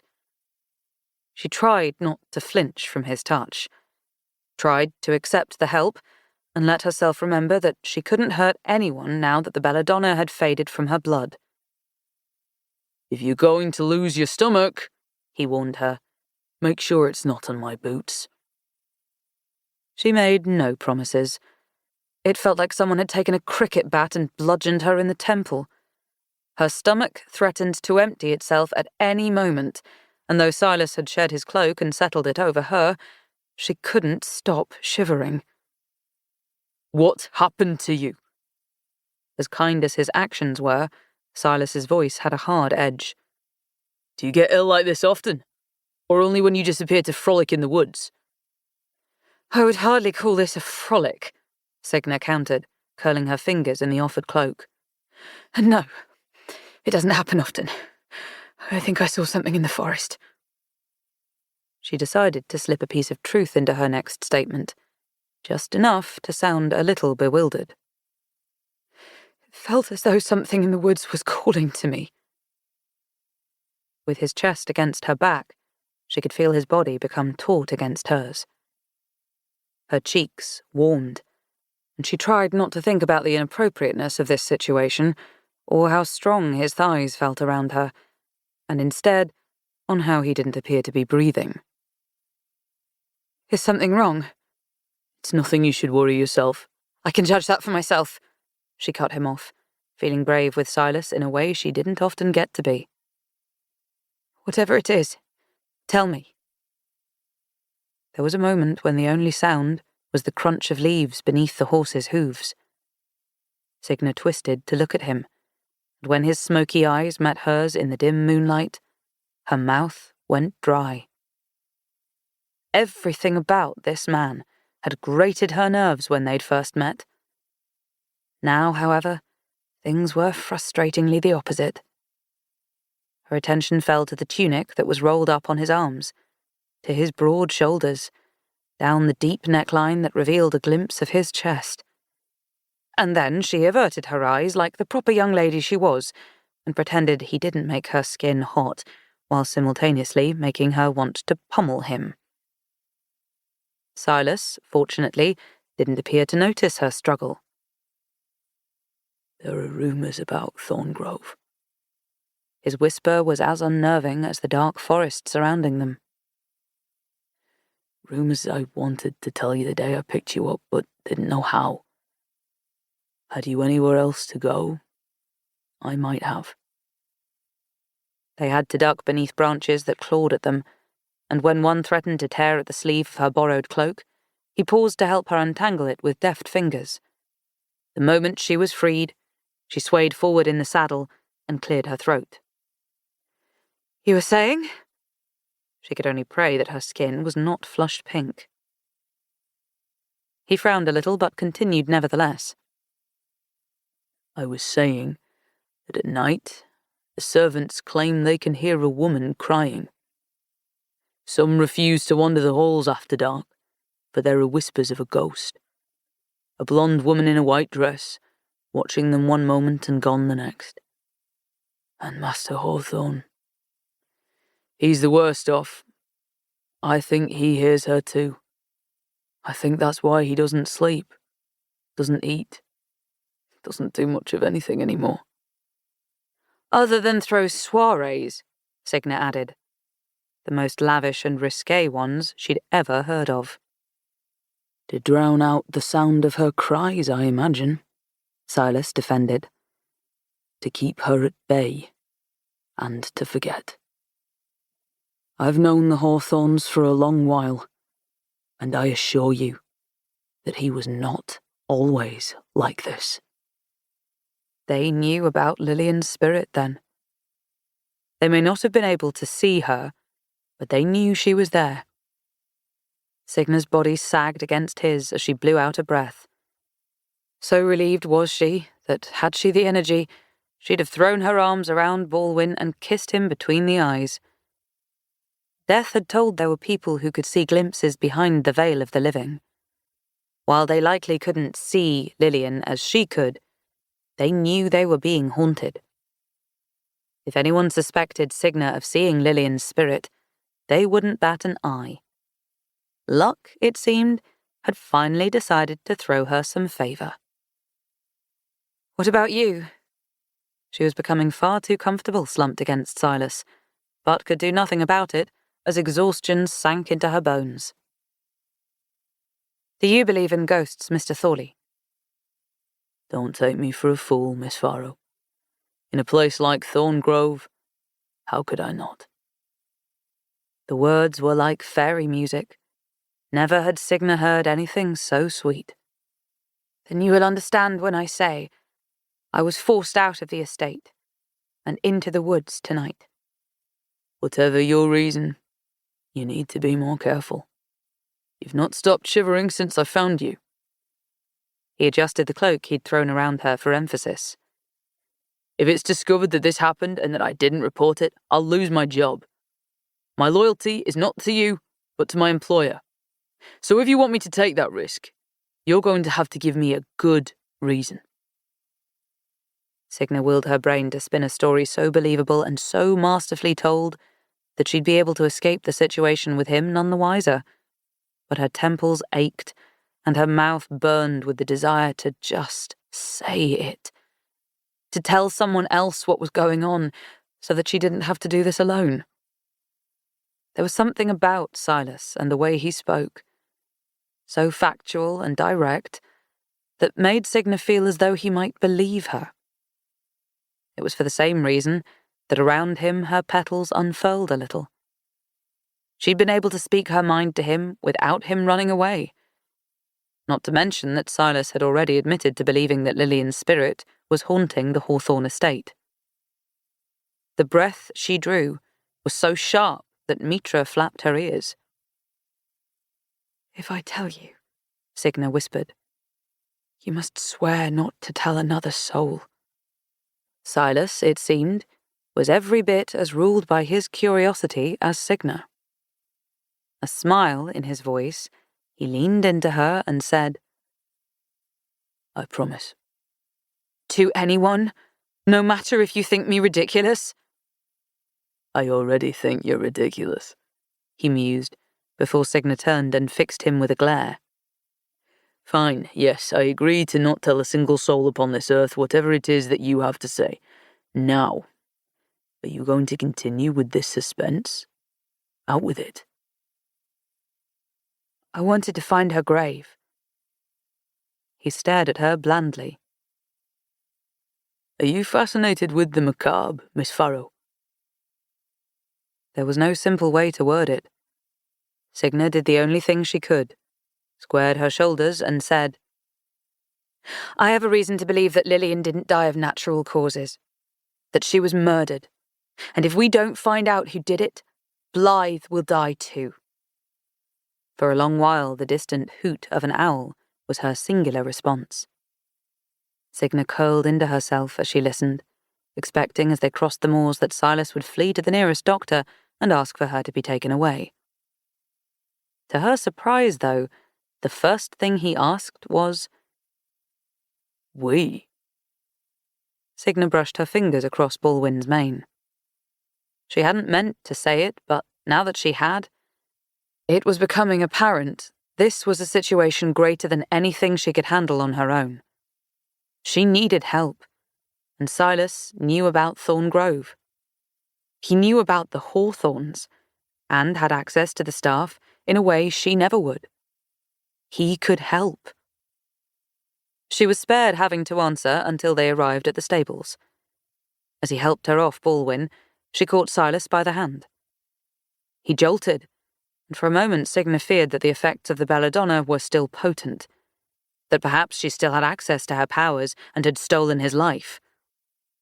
But they both wore their gloves, and he was blinking at her with dark, curious eyes. "I need you to tell me everything you know about the Hawthorns," she urged, realizing she'd grown louder in her excitement when Silas leaned forward to quickly press a finger to her lips, the touch intimate enough that her mouth went dry. "Miss Farrow, I work in the stables." He looked behind her, ensuring no one was watching as he pulled her inside. "It's not my place to gossip about those who pay me." "I've seen your boots, Mr. Thorley.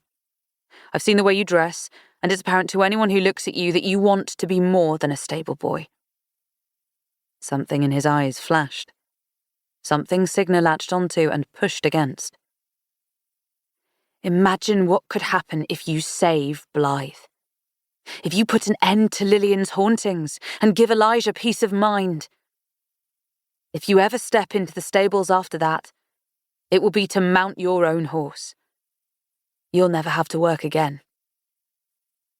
Silas undid the horses' bridles and saddles, and his pinched forehead told her just how much the gears in his head were turning.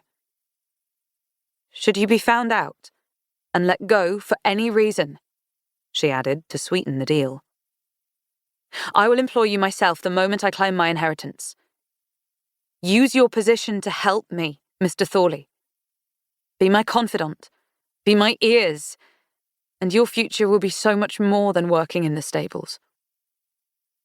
"You've a clever tongue," he replied.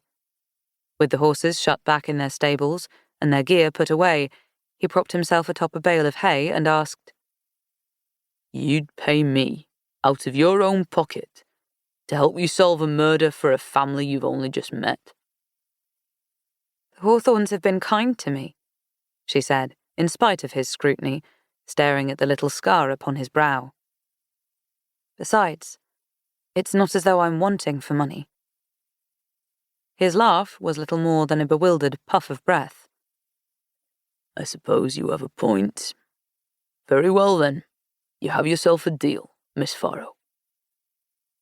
She tried not to let her surprise register. She'd always known money held power. It was everything in this world. Yet this was her first time experiencing for herself just how much sway it carried. She allowed herself the tiniest sliver of a moment to relax her shoulders and bask in her relief over the fact that she would no longer be alone in this. She knew too little about the Hawthorns and had too little time to deal with this on her own. She needed someone like Silas, and there was plenty for him to gain as well. Money had always been what people wanted from her, and if that's what it took to get his help, then so be it. "Tell me everything you know," she urged him again. "Is there anyone who disliked Lillian?" There was an entire society who disliked Lillian. He smoothed a hand through his hair, inky as the night. You've seen the family's wealth yourself, and I'd wager you've seen what jealousy and greed can do to people. People didn't have to know her to dislike her. With great bitterness, she thought of what had become of her parents, then of all the ways her guardians had treated her over the years. Though her friend Charlotte had made the time she'd spent with her uncle full of fond memories, the older she'd gotten, the more she thought about how often he'd left her alone. About how he would use the money meant to care for her on imported clothing and lavish gifts for his lovers. She'd spent most nights locked in her room, trying to drown out the strange noises of the guests she'd never been allowed to see. It was Signa's grandmother alone who had truly loved her, while the others craved only her fortune. Some of them had been decent enough to keep her fed and warm, but she'd never felt like a person to them. Never felt like anything other than an invisible girl dragging a hefty sum behind her. Seeing the answer upon her face, Silas nodded. Lillian was a wonderful woman, but the Hawthorns will always be a target no matter how kind they are. There are people who would kill for money, Signa. People who will spin lies into sweet words and even sweeter smiles. You'd be wise to remember that. She doubted that would be an issue. There'd been times in her life when strangers showed her kindness, certainly. Until they'd seen her talking to a spirit, or heard the rumours and would flee. Even when she had her inheritance, she couldn't imagine that changing unless she secured a proper husband and made a name for herself among society. Could it? "If what you're saying is true," Signa said, "then why should I trust you? You agreed to take my money quickly enough." His response was simple, firm. You shouldn't trust anyone but yourself, Miss Farrow. But for Blythe's sake, I'm going to help you. First things first, we'll need to get you back into Thorngrove without suspicion. Silas stood and offered his gloved hand. Tense in the shoulders, Signa accepted. He led her to a stall where his hound Gundry lay curled in the hay. The hound growled as Silas motioned him aside and bent to shuffle several hay bales out of the way.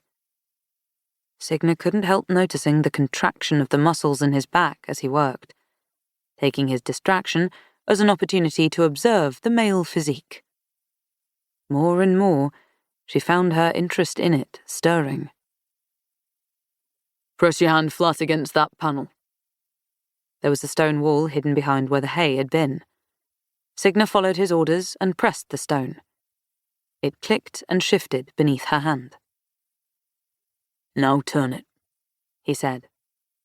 When she did, the wall slid open to reveal a pathway bathed in darkness. No lights, no sound, just a draught and an endless maze ahead. Silas grabbed hold of an oil lamp on one of the stable's workbenches. Gundry rose, stretched himself out with a yawn, and padded to his master's side.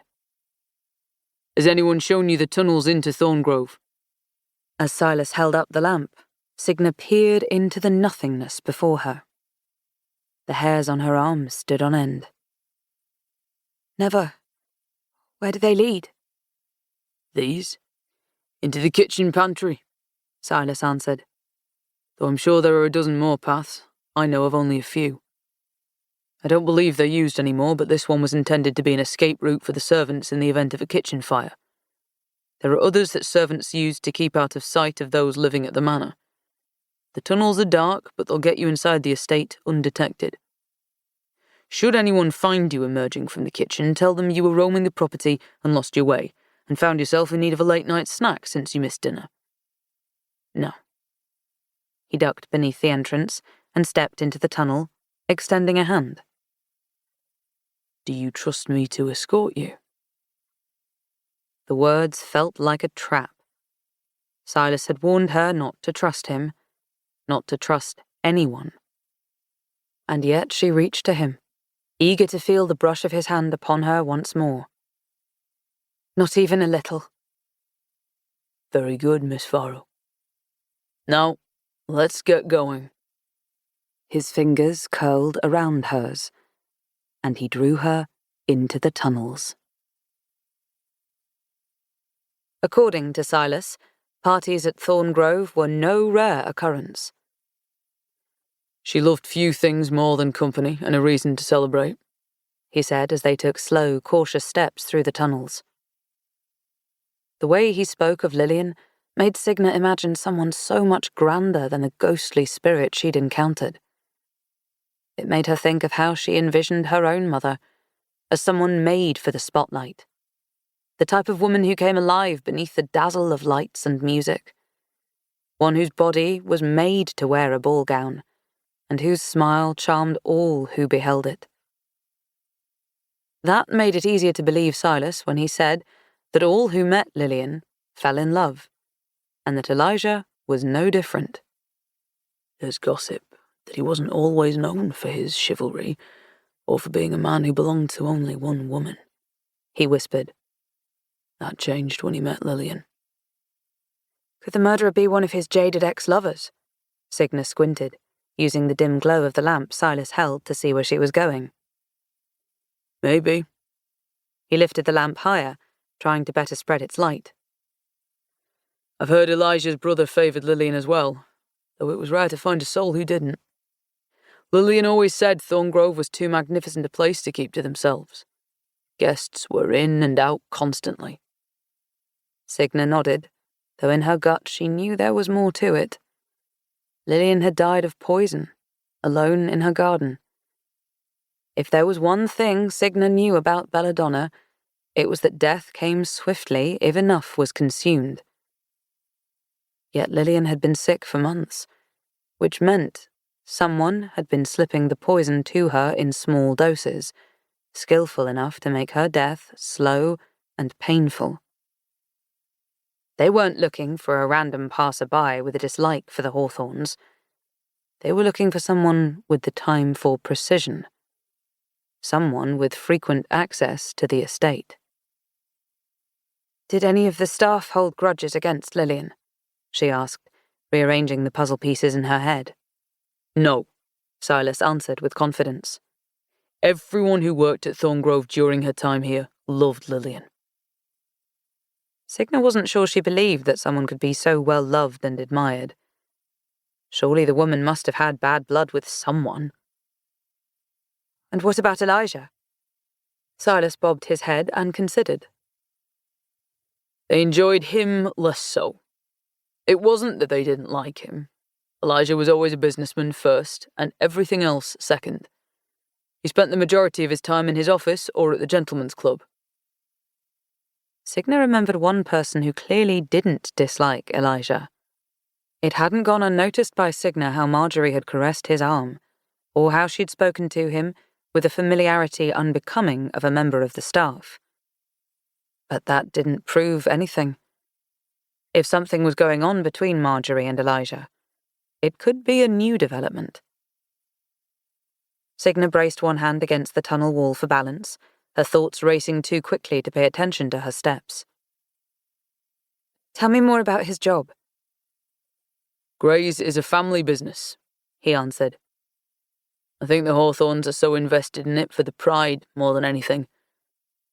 It was started by Elijah's great-grandfather, Grey Hawthorne, and has been in the family for generations, allowing them access to some of the most affluential people in and out of the country. As the eldest son, Elijah inherited it from his father. He runs it with his brother Byron, and one day it'll pass to Percy. It took a moment for Signa to recall the name, for her to remember the man who had stopped her and Marjorie on the stairs the first night at Thorngrove. The one who'd drawn out the sharpness of Marjorie's tongue. Byron. It was Elijah's brother who Percy was speaking with that night. The same brother who'd favoured Lillian. Does Byron not have any children? Even if he did, Percy is Elijah's eldest and everything will go to him, Silas said.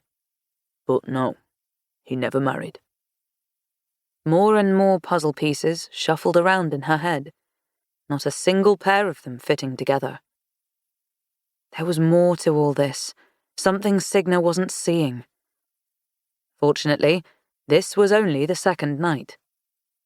Now that she'd accepted Lillian's task, perhaps she'd have a chance to sleep without the spirit bothering her. To think, and check in on Blythe to figure out how the poison was being administered. I met Byron on my first night here, Signa mentioned. He seemed angry, though I never figured out why. Silas grabbed the back of Signa's borrowed cloak and steered her to the side before she could trip over a small pit. He did it effortlessly, and Signa was glad that he would not be able to see her embarrassment in the darkness. She glanced sideways at his black hair strewn around him like a dark halo, noticing again how large he was. Like a walking tree trunk, really. A tree trunk with muscles. It was astounding. Elijah hasn't been back to the club since Lillian's death, he said, the corner of his lip twitching upward when he caught Signa staring. There's been talk that he's no longer fit to run it, yet its ownership belongs solely to him and he refuses to let Byron take over. If what Silas said was the truth, then perhaps that's why Byron had been at Thorngrove, talking to Percy the night she'd arrived. Was his relationship with Percy a way to take control of the business himself? She was about to voice the question aloud when the toe of her boot caught the edge of another dip in the ground. She should have tripped. She felt the momentum of herself falling and prepared for the impact, yet Silas was there before her, using his free hand to brace her by the shoulders as her face smacked into his chest. For a long moment, she stood frozen in place, contemplating whether this was an appropriate condition under which she might fake her own death to prevent further mortification. Eventually she decided it was worth the embarrassment to glance up at him ever so slowly, only for every bone in her body to seize when she saw that his smoky grey eyes were peering right back down at her. Don't you ever watch where you're going? His voice was low and brisk. You could have hurt yourself. I'm quite fine, thank you. This close, she couldn't help but stare at the faint smattering of freckles that were dusted beneath his eyes. Then would you mind releasing me? We're here. Not having realised she had her hands fisted in his shirt, she released her hold at once. The fact that she had not simply melted into the ground from sheer embarrassment was a true testament to her inability to die. Thank you for accompanying me, Mr. Thorley, Signa announced, as she drew back and smoothed her dress. I'll try to visit Blythe tomorrow, and see what I'm able to find out. And I'll search the kitchen tonight and speak with the cooks. He tilted his head down at her, his right cheek sporting a dimple that Signa hadn't noticed before. If I find anything, I'll contact you. There was a door before them, small and built into the wall. This will take you into the pantry, he said. Sleep well, Miss Farrow. Rest assured, we'll get to the bottom of what's happening in Thorngrove. Chapter 15. Signa pushed past a sack of potatoes nearly the same size as she was, to crouch through the small opening into the kitchen pantry. As she shoved it aside, it tipped over and sent nearly a dozen potatoes toppling onto the floor. In the silence of the night, their tumble seemed loud enough to shake all of Thorngrove. She cursed her poor fortune as she stuffed everything back into place, concealing the tunnel door into the pantry. Tearing off her gloves, she stuffed them into her bodice and tried to look at least halfway like she'd been ready for sleep, in case someone came for her. When no one did, Signa gathered her skirts and tiptoed out through the kitchen and past the parlour. She'd reached the edge of the stairs when a gruff voice called, "What in the devil are you doing up at this hour?" Signa spun to find Elijah Hawthorne staring at her through the open door to the parlour. He was dressed in his nightshirt, though the exhaustion upon his face made it clear he'd not slept. Perhaps not even in days, given the shadows under his eyes. She wrapped her borrowed cloak tighter, thankful to the darkness for concealing her. One look at her muddied skirts and Elijah would realise Signa had not yet been to bed. "Good evening, sir." Her mind raced through a list of every possible excuse, all of them feeling heavy on her tongue. "I was having trouble sleeping." "So you took to wandering?" His clever eyes flickered behind her, toward the kitchen, and Signa's blood ran cold. He knew. Or at least he suspected. This was his home, after all. He probably knew of each and every one of the tunnels. Yet if Elijah did realise, he said nothing of it. Rather, he waved Signa over to where he sat at a small round table before the buttery yellow walls. Though Signa detested the colour, she had to admit that the room was cosy overall, which said a great deal given that she could admire it even beneath the weight of Elijah's severity. "Come. Sit, child." There was a checkerboard before him, and as Signa joined him, he adjusted the pieces. "Do you play?" "I do," she answered, without specifying that she'd only ever played against herself. She had a feeling there was a correct answer, and didn't want to risk losing an opportunity to speak with the man she was most curious about. And so she reached for the black pieces, careful to keep her skirts tucked under the cloak. "I understand the inability to sleep." Elijah let her make the first move, not watching her as he observed the board. "This is no welcoming home, I'm afraid. Though I must caution you against any exploration, especially at such late hours. Nights in this manner are often difficult for those faint of heart." Signa waited for him to move his checker toward the middle of the board, then moved her own before responding. "I'm aware of the rumours, but be assured that my heart is not faint. Are these ghosts the reason you're up as well, sir?" There was a tick in his jaw, one so quick she would have missed it, had she not been watching him so closely. "Do you hear her too, child?" He jumped one of her pieces, capturing the middle of the board. "Do you hear her crying?" No matter how she strained, she couldn't hear even a whisper of noise within Thorngrove. "I hear no one, sir. Not at the moment." Elijah was unfazed as she tried to surround his pieces. "So you see the problem. I cannot sleep when I hear her roaming about, haunting these halls. And yet I cannot so much as shut my eyes in her absence, for I wonder if I will ever hear her again." He captured another piece of Signa's in her distraction, for in the darkness of the shadows, she finally saw who she was dealing with. Not a fool, as he'd seemed the first time she'd seen him, nor a drunk, but a man who was fraying at the seams. One who was hardly able to keep himself together.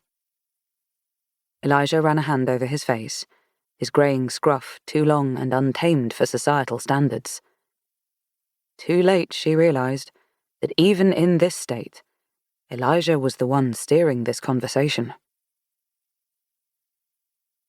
Had I felt like there was a choice, I would have never taken another ward.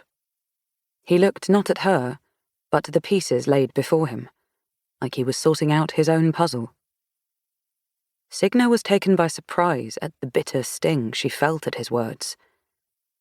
It made sense Elijah wouldn't have wanted her. She came with too much baggage, and for someone with such wealth, there was no benefit for Thorngrove to take her in. Still, hearing it aloud hurt more than she cared to admit. There is a cleverness in your eyes, girl, Elijah said. You are not so dense to realize that I am a man who wouldn't remember to put on my coat if I didn't have someone to do it for me. A day here is enough for you to know, I'm sure, that my wife is gone, and my daughter not so far behind. And my son. God, my son. I've failed the poor boy in too many ways. Yet had my Lillian known of your situation when your grandmother passed, she'd have demanded we take you in. It was a misfortune that we were unaware until recently, for she would have given you a wonderful life. That was her way. God rest her soul. She took in whoever, and she would love them. In her memory, I had no choice but to bring you here. Elijah's jaw snapped shut, as if deciding he'd spoken too much on the topic. A shadow crossed his face, and he let Signa capture 2 of his pieces. "I've gone 19 years without a parent, sir," she told him. "I've no interest in obtaining one now. I am grateful for what you've provided, and for me that is enough. I am quite well suited to being on my own." To her surprise, Elijah laughed. It was a quiet sound, little more than a hiss of air. I used to believe that too. Signa had no chance to say anything more, for Elijah cleared the board with one final move. Her mouth gaped open as he captured every one of her remaining pieces in one fluid stride. Those who play a defensive game of checkers will always lose. He didn't wait for her to stand, didn't offer a hand to help her up. Good night, Signa. I pray that sleep will find us well, and that we do not meet here again tomorrow night. It seemed that if she was going to meet up with Silas after hours again, she'd need to find another tunnel. That, or perhaps learn to walk through the walls after all. Signa waited, staring at the board and retracing her moves until the sound of Elijah's footsteps disappeared. When they did, she headed up the stairs.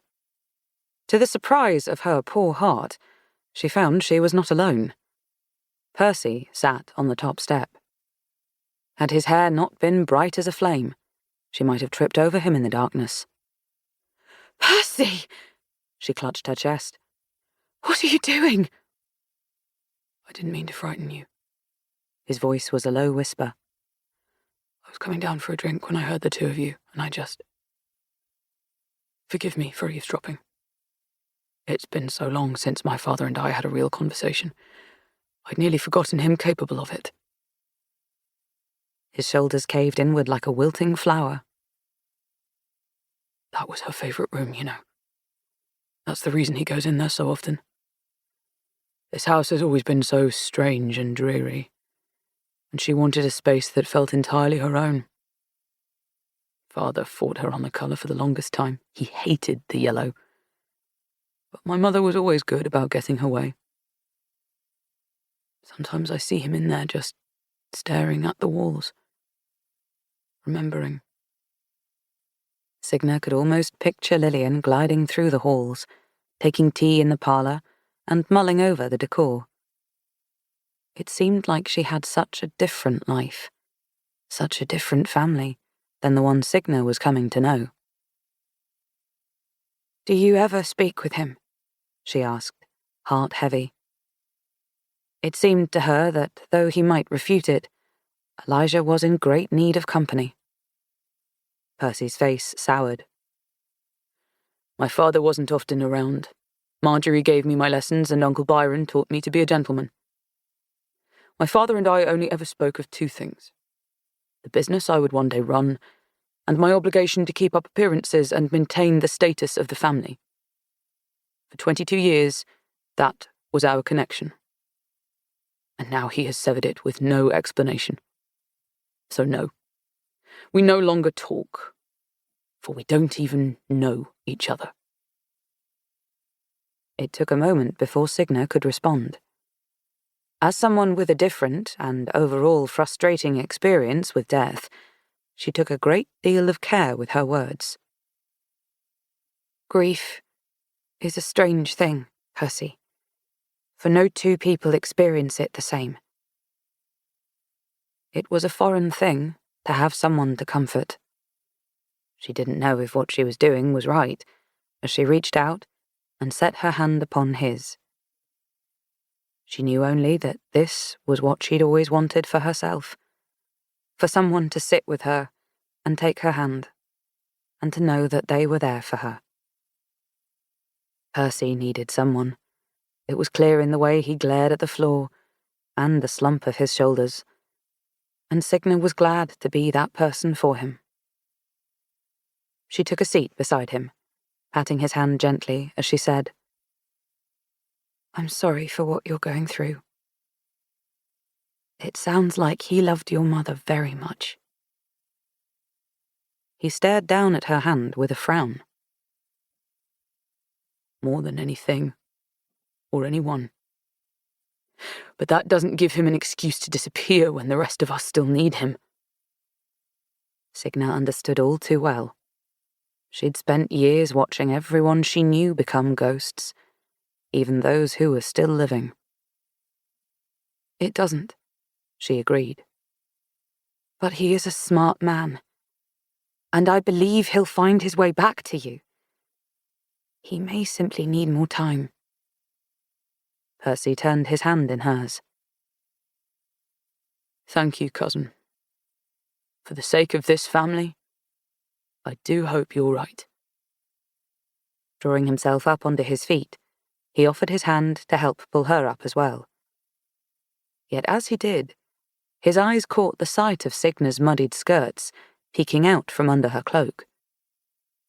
Though he said nothing of it, deep lines creased Percy's brow as he set his hand upon the small of her back and guided her deeper into the house, as though she might otherwise flee. Come, cousin, he pressed. Whatever troubles we must endure, they will still be here after a night's rest. Chapter 16. The past weeks had kept Blythe in isolation, her only visitors Elijah and the doctor that cared for her. Every day, Signa tried to slip unnoticed into her cousin's room to check on her, only to be met with a locked door, pulled away by lessons, or scrutinized by Elijah's watchful eye when he spent his evenings by Blythe's bedside, ensuring nothing happened to her while she slept. This particular morning, her plans were thwarted when Marjorie burst into her suite, dragging an armful of gowns. Tea dresses and travelling dresses meant for daytime use, and others, with extra ruffles and richer fabrics, made for parties.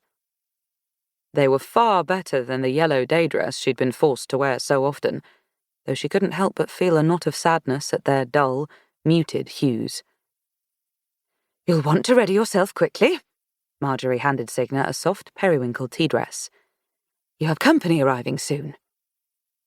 This roused Signa at once. How could she have company when she knew no one? "I've arranged a tea for you with young ladies your own age," Marjorie said. "I thought you might like to have friends here after being forced to leave your other ones in such a rush. All of these girls are friendly with Blythe and come from affluent families. All are unmarried and are perfectly suitable company." Signa had no doubts that they were, but still she asked, "And they have to visit now?" Marjorie's face was stern.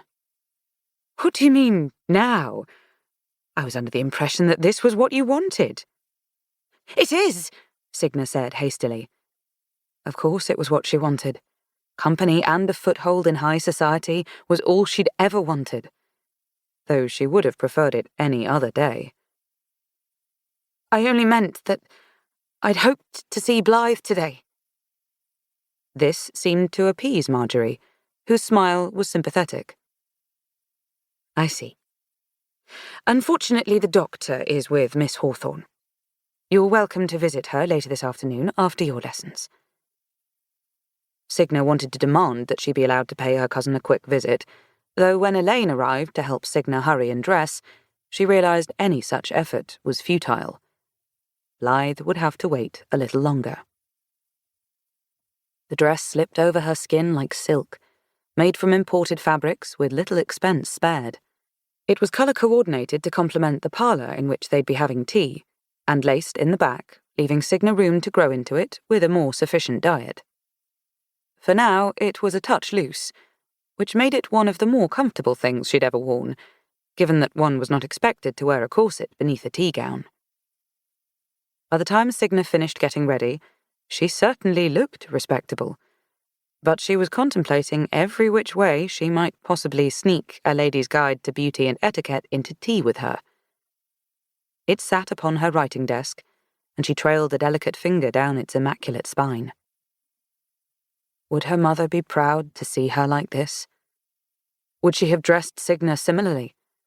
Pinned her dark tresses the same way Marjorie did, to show off her delicate face and slender neck? "They'll be here by now," Marjorie chided. "Come along." Signa withdrew her hand from the book. She knew its contents by heart, had studied its pages front to back more times than she could count.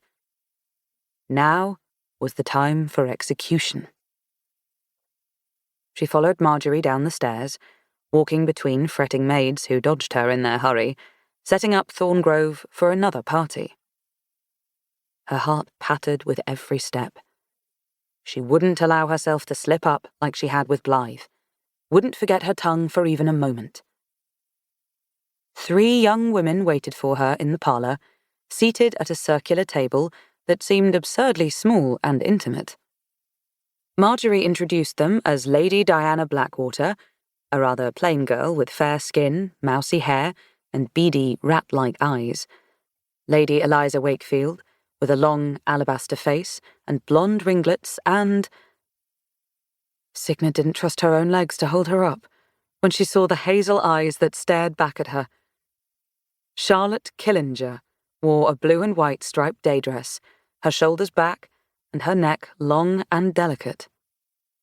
Her old friend was even more beautiful than Signa remembered, her rich umber skin warm and glowing, cheeks warmed with the tiniest hint of rouge. She was taller and less baby-cheeked, but still every bit the girl that Signa had once known. The friend she still thought of to this day, but one whom she'd not spoken to since the scandal between Signa's uncle and Charlotte's mother all those years ago. Charlotte's mouth hung ajar, her eyes wide as a doe's before she bowed her head in a gracious nod. "It was kind of you to invite us." "It certainly was. We've all been so curious about the Hawthorns' new ward," Diana chimed in after a cursory dip of her head. Her voice was strident, but Signa paid it little mind, for her heart was busy beating a mile a minute. For so long she'd wished to see Charlotte again. But why did it have to be now of all times? Now, when she'd finally let herself believe that she could start fresh, and where the rumours of the past would not haunt her every move. Signa stumbled, legs numb, as Marjorie gave her a gentle nudge toward her chair. One of the servants poured steaming tea into their cups, while another set out tea cakes and pastries. While Charlotte thanked them, the other 2 girls ignored the help. Their fascination rested solely with Signa, and their eyes glinted with it the moment Marjorie was out the door. Eliza smiled at her from across the table. "Well, aren't you a tiny thing?" Whether it was a compliment or an insult was impossible to tell. Eliza leaned forward, her long curls brushing the tablecloth. How are you enjoying your time with the Hawthorns? They truly are the most interesting family. Interesting? Signa echoed, her throat so painfully dry. How so? The parties, for one. Eliza laughed, as though the question was ridiculous. Not to mention the wealth, the rumours, the mystery. I suppose you wouldn't know, considering you've only just arrived, but the family you're staying with is the talk of the town. Signa dared to look sideways at Charlotte, who sat erect in her chair, wordlessly sipping her tea. She hadn't said one word, and busied herself by staring up at a landscape of a beautiful spring garden. A lady's guide to beauty and etiquette was very clear about gossip. Do not speak idly. Signa agreed, not caring to gossip about those who had shown her such grace. But Eliza's eyes were lit with mirth, and her tongue was ready to seep poison. And so, to get the information she sought, Signa took the bait. She reached for a blueberry scone and leaned forward with a quiet intake of breath. "Rumours?" she asked, in a tone that conveyed she'd never once imagined such a heinous thing to be possible. "Surely you're mistaken. What sort of rumours are they?" All sorts, Diana chimed in. that ghosts haunt Thorngrove, that perhaps Mrs. Hawthorne, poor thing, took it upon herself to end her life after discovering her husband had had a series of torrid affairs and too many illegitimate children to care for. They even say the help is in cahoots to rally against the family. The allegations seemed to be all hearsay, though Signa tucked the information away as more puzzle pieces to be sifted through at another time. "The Hawthorns are curious people," Signa said, choosing her words with care. She had no assurance that whatever she said wouldn't leave this table, or that she wouldn't be branded a gossip. "But they're also very generous to welcome me into their home when they've suffered such a great loss." Diana made a noise in the back of her throat. I'm sure your fortune helped with that. She leaned back in her seat and examined her frilly white gloves. My father says Mr. Hawthorne's business is failing and that you're to inherit a fortune grander than even theirs. Signa wasn't shy about the butter she spread upon her scone, heartbeat so fierce that even her neck was beginning to perspire. When she'd imagined this conversation, it had been much more informative and relaxed. Charlotte peered up then. "She only just arrived, Diana," she said in a smooth voice between sips of tea. "I doubt she knows much about the Hawthorns at all." Eliza's lips tightened, and Signa took hold of another scone. She figured if she didn't know what to say, then, so long as her mouth was full, she could bide her time and let the others speak. But that was before a flood of cold air washed into the room. "Is there a window open?" Eliza shivered. "I wouldn't have thought I'd require a coat at tea." Signa knew too well what that draught meant, and choked mid-bite. She tried to be discreet, as she turned her head around to see Death was there beside her, sitting in a chair of shadows next to Diana. He folded one shadowy leg over the other, and in his hand, more shadows formed an imaginary cup of tea, which he raised to her in greeting. "Apologies. I forgot to bring my dress and gloves." The words were not spoken aloud, but seemed to reverberate in her head. He was in her head. She clenched her skirts and paced her breaths. No, no, no, no, no. None of this was going according to plan. First Charlotte, and now... No. Signa had eaten no Belladonna. She'd not journeyed to the place between the living and the dead to access him. All her life, she'd been able to see death only when there was reason for it. When someone near her was dying.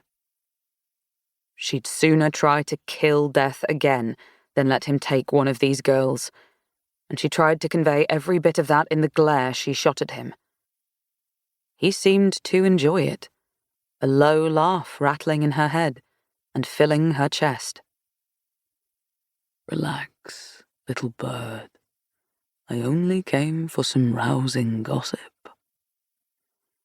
Diana took a delicate bite of scone, unaware of the monster pretending to sip steaming shadow tea beside her. One touch, just a graze of his shadows, and these girls would be dead. Signa's throat was too tight to swallow the hunk of scone that had lodged in her throat. She choked on it, grabbing for her tea and sucking down half the cup in one go. Although Charlotte made a point of not staring, Diana laughed. Good God, don't tell me you're not fed here. You eat as though you've not seen food all week. And those collarbones of yours, so very sharp. Signa's shoulders wilted.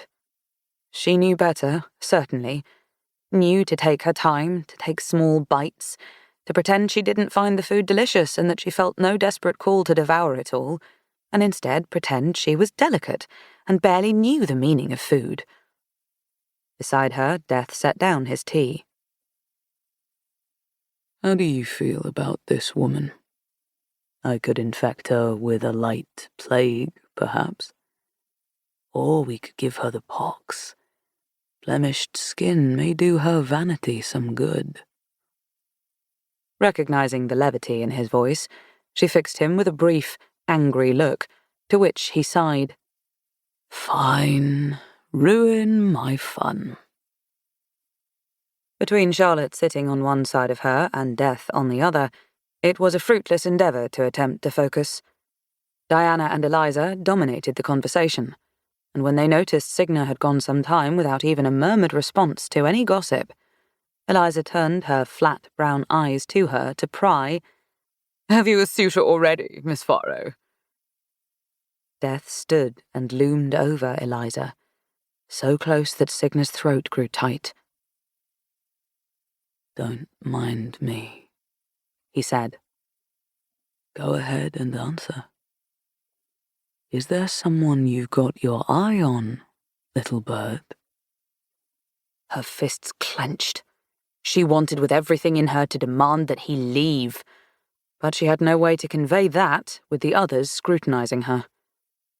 Noticing her struggle, Death said, You should be able to respond to me, you know. If you hear me, I'd wager you can respond. She tried, eager to tell him to leave her alone long enough for her to glean information about the Hawthorns, or at the very least to find a way to speak to Charlotte in private. Yet as hard as she strained to send those words to him, he didn't react as though he could hear her. Do you intend to make your debut here, Miss Farrow? Charlotte asked, a wary edge to her voice. Signa held her porcelain teacup in both hands as she stared at her friend.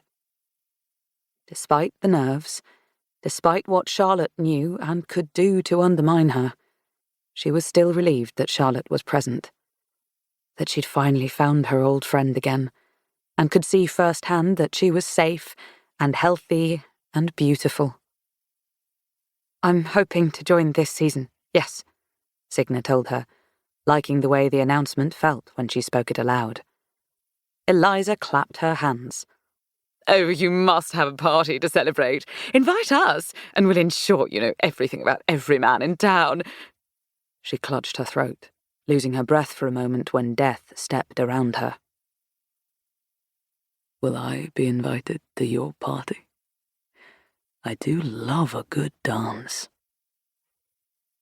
He would be invited to nothing, and though Signa wished she could tell him as much, she kept her smile and asked Eliza, What men are thought to be joining this season? The commotion at the table was immediate. Eliza leaned in, brandishing her fork as she spoke. I believe you'll want to keep your eye on my cousin, Lord Everett Wakefield. Charlotte perked up at the name, her eyes brightening. He's arrived? She asked, to which Eliza nodded. Just 3 days ago. He'll be joining us through the summer to see if he might find a suitable wife. I do wonder, too, who your cousin Percy might seek out, Miss Farrow. He's set to inherit the family business, and its fortune, you know. Eliza was correct, assuming Elijah didn't ruin his prospects. Signa thought back to 2 nights prior when she'd watched Elijah shove a cake into his son's mouth. She couldn't imagine Percy's embarrassment, couldn't imagine how it must feel to have a father lose himself so fully in his mourning. The hawthorns were fraying at the seams. One needed only to tug, and they would split entirely. When Signa reached for another scone, Diana drew the plate away with a thin smile that sharpened Signa's spine. She straightened, drawing her hand away in doubt. Just eat it. Death's words were cold. If you're hungry, eat the scone. But death had no hold in society, no knowledge or stake in its politics. Don't drink or eat too much or too little. Only the right amount. Those were the lessons that her etiquette book taught. Signa just hadn't known what qualified as too much. Now she knew it was 3 scones. So despite Death's push, she didn't take another, even when Diana began prying again into the business of the Hawthorns, hunting for gossip she would undoubtedly spread. There was no room to relax in this conversation. She was more on her guard than ever, judging every inch of her body, from where she rested her pinky to how quick her breathing was. Did she sip too quickly? Was the amount of sugar she added to her tea appropriate? Exhaustion weighted her shoulders. Socializing was going to take more getting used to than she'd anticipated. For so long, Signa had waited for this day, waited for the time when she would sit and chat with her friends as part of high society, for the time when others would show interest in her, and she might finally have the company she'd spent so long yearning for. Yet when Marjorie returned to the parlour, it felt as though an eternity had passed, and all Signa wanted was freedom and a good nap. Charlotte was the last of the ladies to depart, and much to Signa's surprise, she refused to linger. Her eyes skimmed over Signa as a quick, "I'm glad to see that you're doing well," passed her lips, before she grasped her skirts and followed Marjorie out the door. Tears burned Signa's eyes. Charlotte had recognized her. She'd recognized her, and yet it meant nothing. Perhaps all that time together, all that friendship, had meant more to Signa than it had to Charlotte. She'd forgotten that Death stood behind her until he grumbled, "2 of those girls behave as though they've just been let off their leading strings." Swiping her eyes, Signa pivoted to him. "What are you still doing here?" Again the shadows around him shifted, forming a table for him to kick his feet onto. "Good day to you too. I came to see how you were settling in." "I'd rather you didn't." Signa turned and paced the length of the parlour, not wanting him to see her so shaken. "How are you even here?" He considered this, tipping back in his shadow chair. "You've spared Blythe for now, but that doesn't mean she's cured."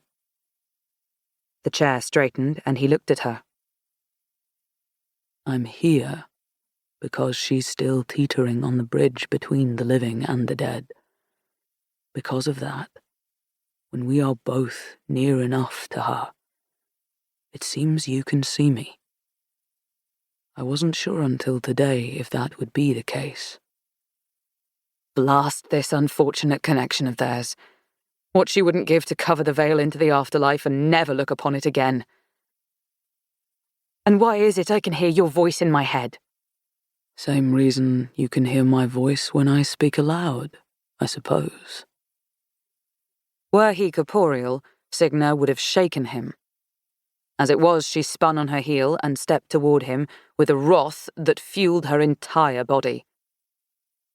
"Couldn't you see that I was busy?" she snarled. "This was important to me." Death turned as though he could see the girls through the walls. Why? I'd think such creatures only important to their mothers. Didn't you find it odd how two of them asked solely about your fortune and your family? They asked little about you. True as it was, the last thing she wanted was to agree with him, and so she said stubbornly, "They're to be my friends." Your friends? He stood, the table and chair he'd formed slipping back into the shadows. Why, I've never seen you so... "So talkative," Signa pressed. "Never seen me with company." They were nearly chest to metaphorical chest now. This near to him, Signa's skin buzzed, not with fear, but power, determination. He was death, and because of that she had no need to filter herself, no need to impress him. Death bent so that his shadowed face hovered before hers, only a breath between them. I've never seen you so demure and so sickeningly stifled. A scone flew at her then, landing hard on her chest. She barely caught it before it hit the floor. You wanted this, didn't you? Why would you let one person's opinion prevent you from having it? She curled her fingers into the flaky crust of the scone. I was being polite. There are rules about these things. What you were being was hungry. And if you're hungry, you should eat. Damn your rules. There was something dark about his tone, a sour disappointment that to her frustration gnawed at her. And what does it matter to you? The question ignited a burning rage in his eyes, an inferno that had him before her again, sucking the air from the room. It matters, because you're better than that. You are not made to be meek or wanting. If you embraced who you are, imagine the power you might wield. Imagine the things you could do. You mean the lives I could take? Signa stepped closer. Imagine the spirits I could speak to, the bidding I could do for the dead. I don't need to imagine it. I live it. That life consumes me, and it's not what I want. How do you know? He demanded. When all you do is run, how do you know what it is that you want? Would you rather spend your life pretending to be whatever it is you were with those girls? She threw the scone back at him, and to her surprise it didn't slip through him as the knife had when she'd stabbed him. He caught it. Leave, she said once she'd managed to stifle her surprise. You don't know me and you never will. It's as you once said, we're both very busy people, and you're nothing but a distraction. He scoffed, the sound so human, so male. I came to offer my assistance. A murder would be significantly simpler to solve, I imagine, if you knew how to use your abilities. That won't be necessary, she said, not caring to consider the offer. I can already speak with spirits. So you see no value in an ability to walk through walls? He demanded. To alter your body so that others cannot see you? To become the very night itself and submerge into the shadows? Imagine the spying you might do. Those would be useful powers, yes. But accepting that meant accepting his help, and she had no desire to entertain him and his ego for any longer than necessary. All my life, I've wanted nothing more than to be rid of you. She squared her shoulders before the shadows that loomed over her. I begged, night after night, death after death, for you to leave me alone. And now you want to offer me help? There were not enough words, not enough savageness within her to tell him the extent of what she thought of that. I hate you, and I hate everything you've done to me. I will solve this, and I will do so without you. All around them, the day winked out. The darkness was all-consuming as death grew larger, his anger so palpable that it suffocated the room. Above them, the chandelier shook, its lights flickering like an approaching storm. The sunlight filtering in from the windows snuffed out like a candle. You no longer have a choice in this. Death's voice shook the walls, knocking 2 porcelain teacups to the floor. I tire of these games.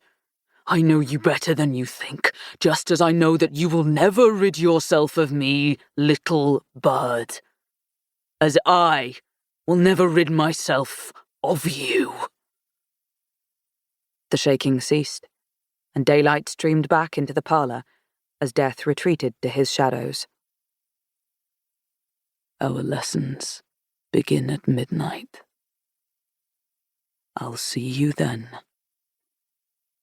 She was about to yell that he shouldn't bother, but the moment she opened her mouth to speak, a scone flew from the table and into her mouth, choking off the protest Death refused to hear. Chapter 17. Balanced atop Signa's head was a book so heavy it was giving her a migraine. Balance, Signa, Marjorie instructed her. Grace. Walk with grace. From the corner, lounging comfortably upon a green velvet settee, Percy laughed. Given that he had no business being there, Marjorie flashed him a look, but Percy was far from vexed. He'd made it a point to announce that he'd come simply to watch his cousin attempt to learn manners, and that he was taking a great deal of amusement in those attempts. There was, however, something troubled about the furrow of his red brows, and the way his eyes flickered to the maids who rushed about the halls to set up for the party that would begin that evening. He and Marjorie pretended not to notice them, so Signa followed suit, understanding why the party must be a sore spot for Percy. Grace, Signa, Percy repeated, drawing the word out with an overly airy tone. Signa had never had a brother, but imagined that if she did, he'd be every bit as annoying as Percy. It was almost as though he knew her politeness was a charade, like he could see it in her face and was trying to pluck the truth out of her. She did everything in her power to ignore him, hoping to maintain the illusion that she was a respectable young woman. Though after her run-in with Elijah the night prior, it seemed unlikely the Master of Thorngrove would care what she did or how she behaved. Assuming she didn't burn the manor to the ground, she doubted he'd bat an eye at her strange behaviours. She was reminded of how Percy had waited atop the stairs, observing his father with such longing. It was such a different version of him that she saw now. A relaxed Percy, who kept a careless manner, a proper young gentleman without any troubles. What had Elijah meant when he'd said he'd failed his son too many times? Signa was so distracted by her deluge of thoughts that she tripped over the Persian rug and watched the encyclopedia tumble from her head to the floor. Under her breath, she cursed, not realizing she'd said the word aloud until Percy doubled over with laughter, and Marjorie threw her hands up in frustration. Language, Signa! I swear you both are impossible today. Though Signa had the sense to blush and bow her head with an apology, Percy smiled coolly at the governess, far too charming for his own good. Signa fought the urge to roll her eyes as Marjorie's resolve crumbled beneath the boy's grin. The governess sighed and scooped the book from the floor. I don't know what's gotten into you today, Signa, but you are helpless. The comment was simply a fact, not meant to be unkind. "And you, Percy, I thought I told you yesterday to find something useful to do with your time." He folded his hands behind him, chin proud. "Apologies, Miss Hargreaves. I just wanted to assure myself that my dear cousin felt welcome here." The longer Marjorie glared at Percy, the more her eyes softened, until eventually she relented. "Oh, fine. Since it's obvious we'll get no further in our lessons, you may pay a visit to your cousin's room, Signa." Percy perked up. "You're going to visit Blythe? Shall I join you?" "Of course you should," Marjorie decided for them both.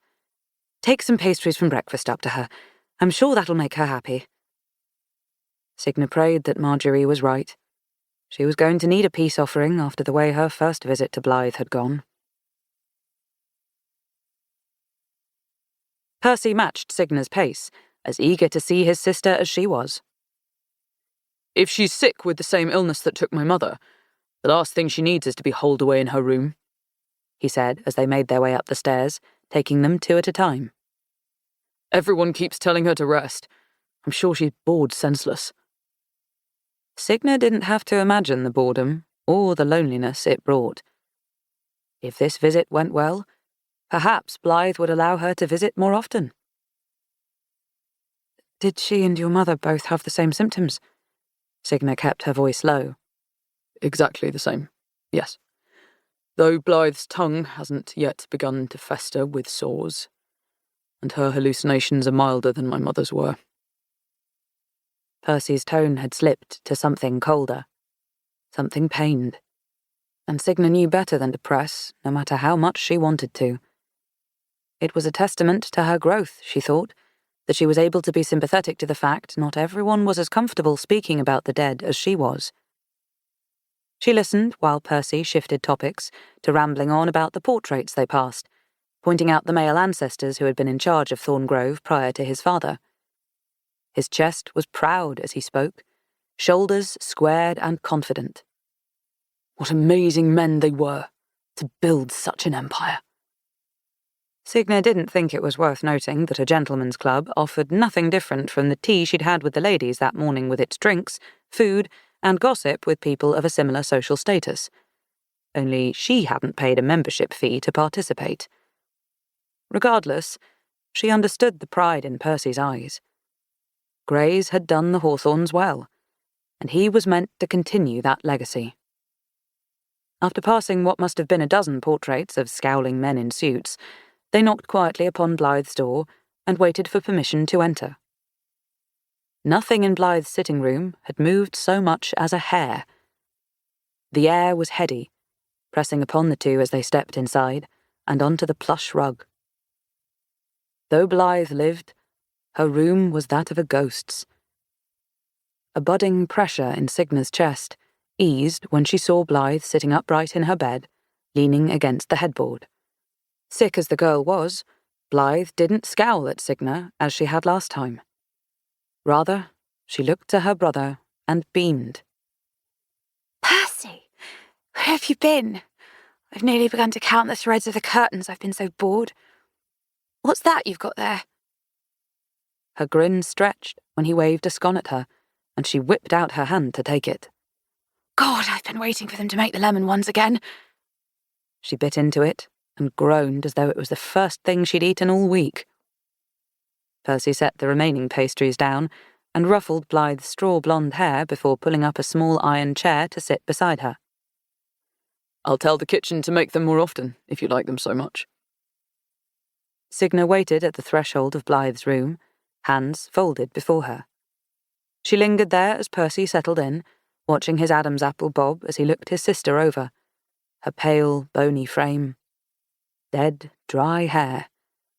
The bags under her eyes, and lips that were as pale as the crumbs she brushed from them. Percy took hold of her hand, so fragile a thing, and Signa noticed for the first time the starkness between them. Where Percy was freckled, Blythe was porcelain. Where his hair burned like a summer fire, hers was void of colour. What they shared was the sternness of their father's mouth, and the grim way their eyes squinted at the corners, like they were either always contemplating, as in Percy's case, or perpetually annoyed, in Blythe's. As different as they looked, when side by side, there was no denying they were of shared blood. Is she going to come in? Blythe asked. Or will she continue to stand there and let in the draught? Percy leaned toward his sister conspiratorially, though his words were loud enough for Signa to hear. Careful, Bee. You must remember to speak quietly when there are skittish fawns about. We wouldn't want to spook them. Squaring her shoulders, Signa walked into the room with her chin held high. I am no fawn. The girl turned to her with a smile that nearly snipped Signa's breath straight from her lungs. The feeling was similar to what Signa had felt the first time she'd seen Blythe, like she and Blythe were linked by an unbreakable string. This must have been the connection that Death said happened when she'd unknowingly spared Blythe's life. She barely knew this sickly thing who struggled to leave her bed, yet whose gaze could impale a person. All the same, Signa felt compelled toward her. She didn't know what it meant, or why she had these abilities, but what she did know was that she'd do everything in her power to save Blythe's life, and that started with figuring out the source of the poison. I want to apologize for the other night. It was rude of me to say what I did. I've never been eloquent. Signa balanced herself atop the far corner of the bed, opposite Percy. She was ready to spring back up and flee at any moment. The ice in Blythe's eyes melted as she licked the remaining sugar from her fingertips. You ought to work on that. Her tongue was the faintest shade of pink, almost white. Goosebumps crawled across Signa's arms like spiders, and her stomach dropped before she noticed that the chill in the room was from an open window, and not because Death was lingering nearby. His absence might have given Signa hope, had she not known that Blythe was on borrowed time with a murderer still on the hunt. I won't thank you for saving me the other day, given that it was your fault I had an accident in the first place. Blythe's words were as cutting as Signa remembered them, each one its own knife. But I won't refuse your company either, for I've never had a cousin before. Will you be with us long? It was Percy who answered. Father had the modiste prepare her a wardrobe for the season. Blythe's face darkened. I suppose I should be glad someone is getting his attention. Though if you are in need of gowns, you could have taken mine. I've no use for them anymore, and too many will go unworn. Blythe. Oh, hush, Percy, I didn't mean it like that. They no longer fit me. And I doubt my body will ever be back to what it once was. With each word, the bite in her voice lessened. Now, tell me about work. Are there any updates? His grip on Blythe's hand tightened, and Signa got the impression that there was something more to this back-and-forth language of siblings that went beyond her understanding. Uncle is on his way here right now to talk sense into the man, but I fear Father believes himself beyond reproach. Blythe clucked her disapproval. Surely he'll bend one of these days. You must keep trying. He's not bent since the day you took ill, Blythe. And when was that exactly? Signa hurried to ask, trying not to shrink under the weight of the eyes that turned toward her in surprise. I ask merely out of curiosity. When did you fall ill? Blythe feigned a gasp. I'm ill? Heavens, I'm surprised you noticed. No one dares to speak of it before me. She made a quiet, amused hum in the back of her throat before leaning her head upon the pillows. About a month after my mother died. Whoever was behind it, they'd wasted no time. Signa peered at a small pile of chocolates on Blythe's bedside table, next to a cup of tea. She crossed to that table and took one of the chocolates, trying to be discreet as she bit into it. Signa couldn't say whether she was relieved or disappointed to discover that it wasn't anything but normal chocolate, but she did take another bite. Her eyes fell to the tea next, and Signa reached for it before she could feign an excuse. Blythe shot up, positively lethal. "Don't you dare! That's my medicine." When Blythe stretched her hand out to take the dainty porcelain cup, Signa backed out of her reach and took a tentative sip. That was when she tasted it. Barely more than a hint of the bitter berry. Not enough to be noticeable to anyone who didn't have a tongue familiar with the taste. This was it. This was how someone was keeping Blythe ill. The cup was still nearly full, the liquid cold. "How long have you been taking this medicine?" "Since the day I took ill," Blythe answered, glaring. "It hurts my stomach if I drink it too quickly. Put it down." She didn't. Instead, Signa walked to the window and dumped the tea out. Are you mad? Percy ripped the porcelain cup from Signa's hand. For all we know, that could very well be what's keeping my sister alive. On the contrary, it could very well be what's keeping her sick. Signa didn't want to let on that she knew what was happening, lest the killer find out and try other tactics. "Who gave this to you?" Blythe's lips curled down, and deep lines furrowed in her forehead. "My maid brings it every morning." "And what's her name?" "Elaine. Though I don't see why—" Signa recognised the name at once as the servant who had been helping her dress. "Who prescribed this for you?" "One of her doctors." Percy folded his arms across his chest. "And dare I say, one more competent than you."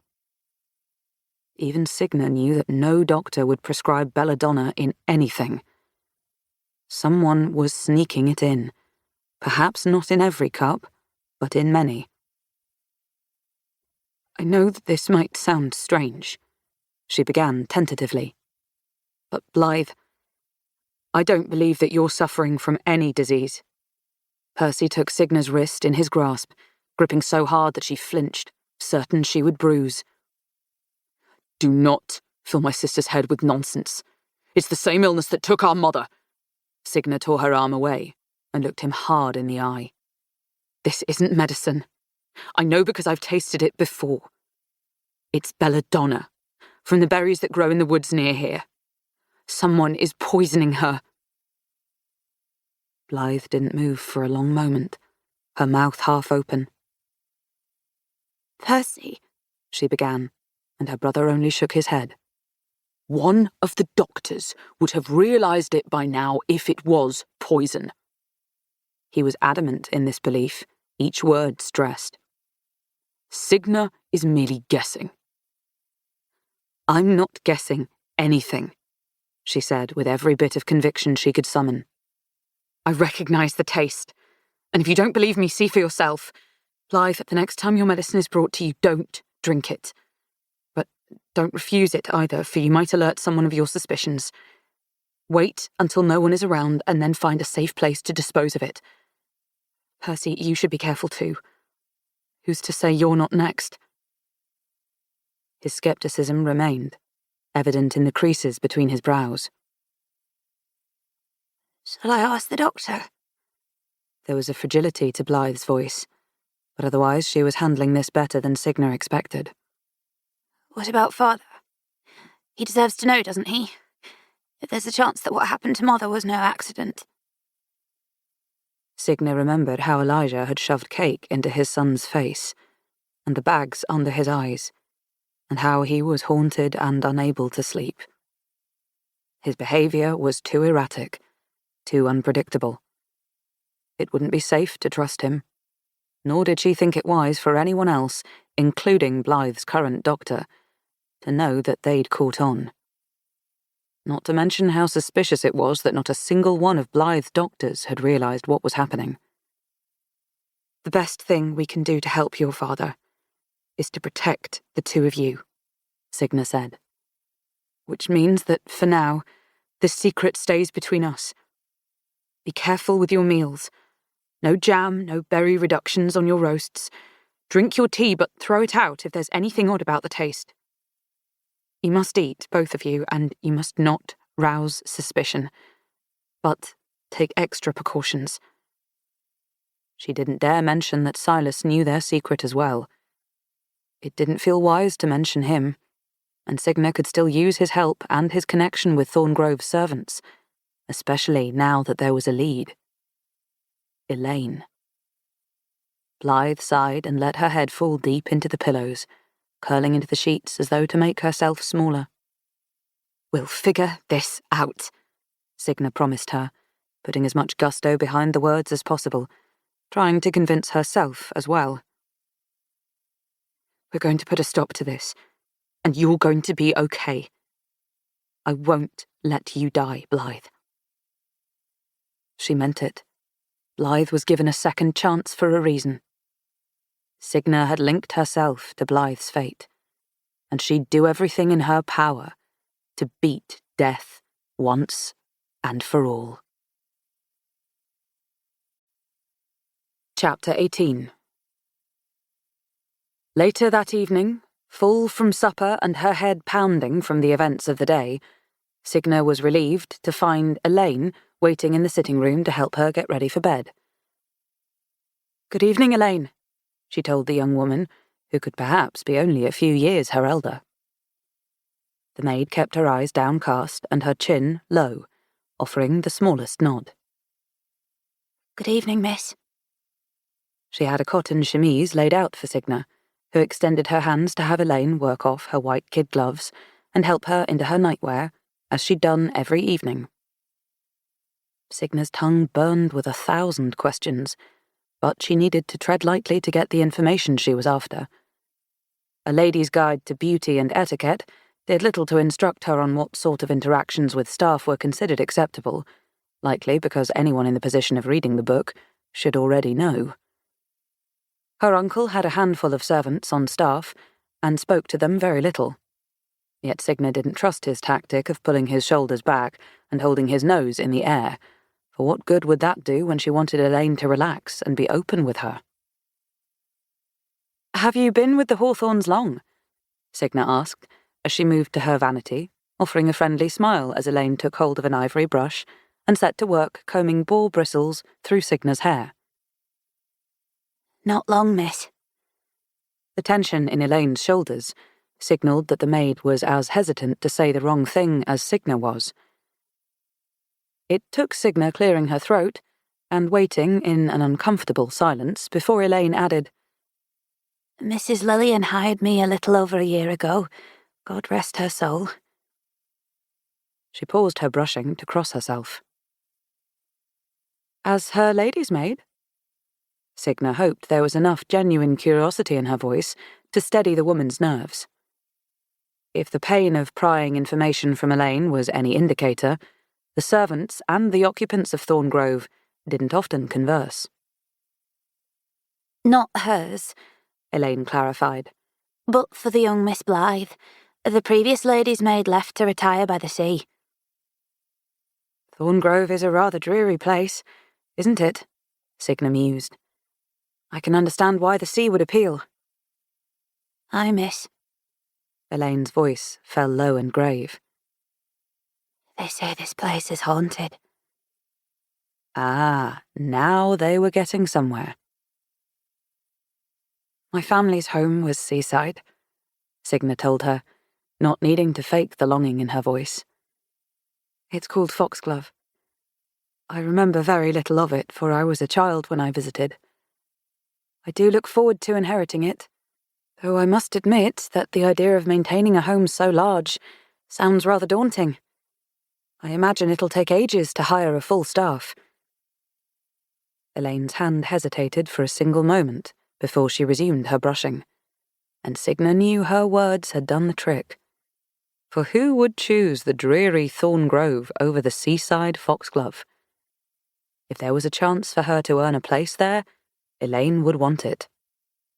Which meant that Signa now had someone else on her side, whether Elaine realized it or not. "You're quite skilled," Signa added. "It's a wonder you have time for both myself and Miss Hawthorne. I'm sure that's no easy task." This time, Elaine didn't hesitate. Thank you, miss, though I admit that the young Miss Hawthorne does not require much these days. Signa searched the maid's face in the vanity's mirror. A tiny, concerned crease knitted between her brows. Her sadness seemed genuine, and Signa realised that in the entire time Elaine attended her, she hadn't once believed she was speaking with a potential killer. "No," Signa said with a sigh, already feeling as though her lead was slipping through her fingers. "I suppose she doesn't. Just help dressing and her medicine, I presume." Elaine nodded. It's easy enough to get her ready. Her tea and meals are made in the kitchen. I merely drop them off. So don't worry, miss. You'll never be wanting for my time. Though that did little to comfort her, Signa smiled and asked, "I know the rumours of the late Mistress Hawthorne, but tell me, Elaine, are there rumours of any other ghosts at Thorngrove?" It was a passing thought, but one that grew with severity the longer she held to it. Why wouldn't there be more spirits at Thorngrove when the Hawthorns had owned it for generations? When Elaine made herself small and set the brush down upon the vanity, Signa felt her suspicions confirmed. The servants talk about seeing a man in the library, she said. They say the books fall from the shelves on their own, but I've never been inside to see it myself. Signa hadn't even known that Thorngrove had a library. But if there was another spirit in Thorngrove, perhaps one who could talk, then it could be worth paying it a visit. Once Signa was deemed ready for bed, Elaine made her way to the sitting room to retrieve a tray with a piping hot teapot, a tiny pot of honey, and a biscuit. Just as Signa was reaching for her tea, a dark square slipped beneath her door. Elaine's forehead pinched as she bent to pick it up, brandishing a black envelope with a beautiful golden wax seal. Perhaps it's from one of your cousins, Elaine guessed. Signa took it, smoothing her finger over the delicate parchment. She somehow already knew that was wrong. Or perhaps it's from Miss Hargreaves, detailing my lesson plans for tomorrow. That didn't feel right either, but it was enough for Elaine to nod, satisfied. Though Signa wanted more than anything to tear open the letter, she tucked the envelope into her lap and casually reached for the honey. "Thank you, Elaine." She kept her tone casual and polite, but full of what she hoped was obvious dismissal. Have a good evening, Miss Farrow. With a final passing glance at the envelope, Elaine bowed her head and saw herself out. The moment the door shut, Signa tore open the letter. Written upon thick parchment, in the most beautiful script she'd ever seen, were 3 lines. "Meet me in the stables at the 11th hour this evening, and dress warmly. We ride to graze. S." Chapter 19. The party was in full blast that evening. Music poured from the ballroom with the trill of a grand piano reverberating against the walls. It was as bustling as when Signa had first arrived at Thorngrove, the gowns as full and as dazzling as they'd been that night, and the sweets passed around on silver platters just as luxurious. Signa caught only glimpses of the festivities.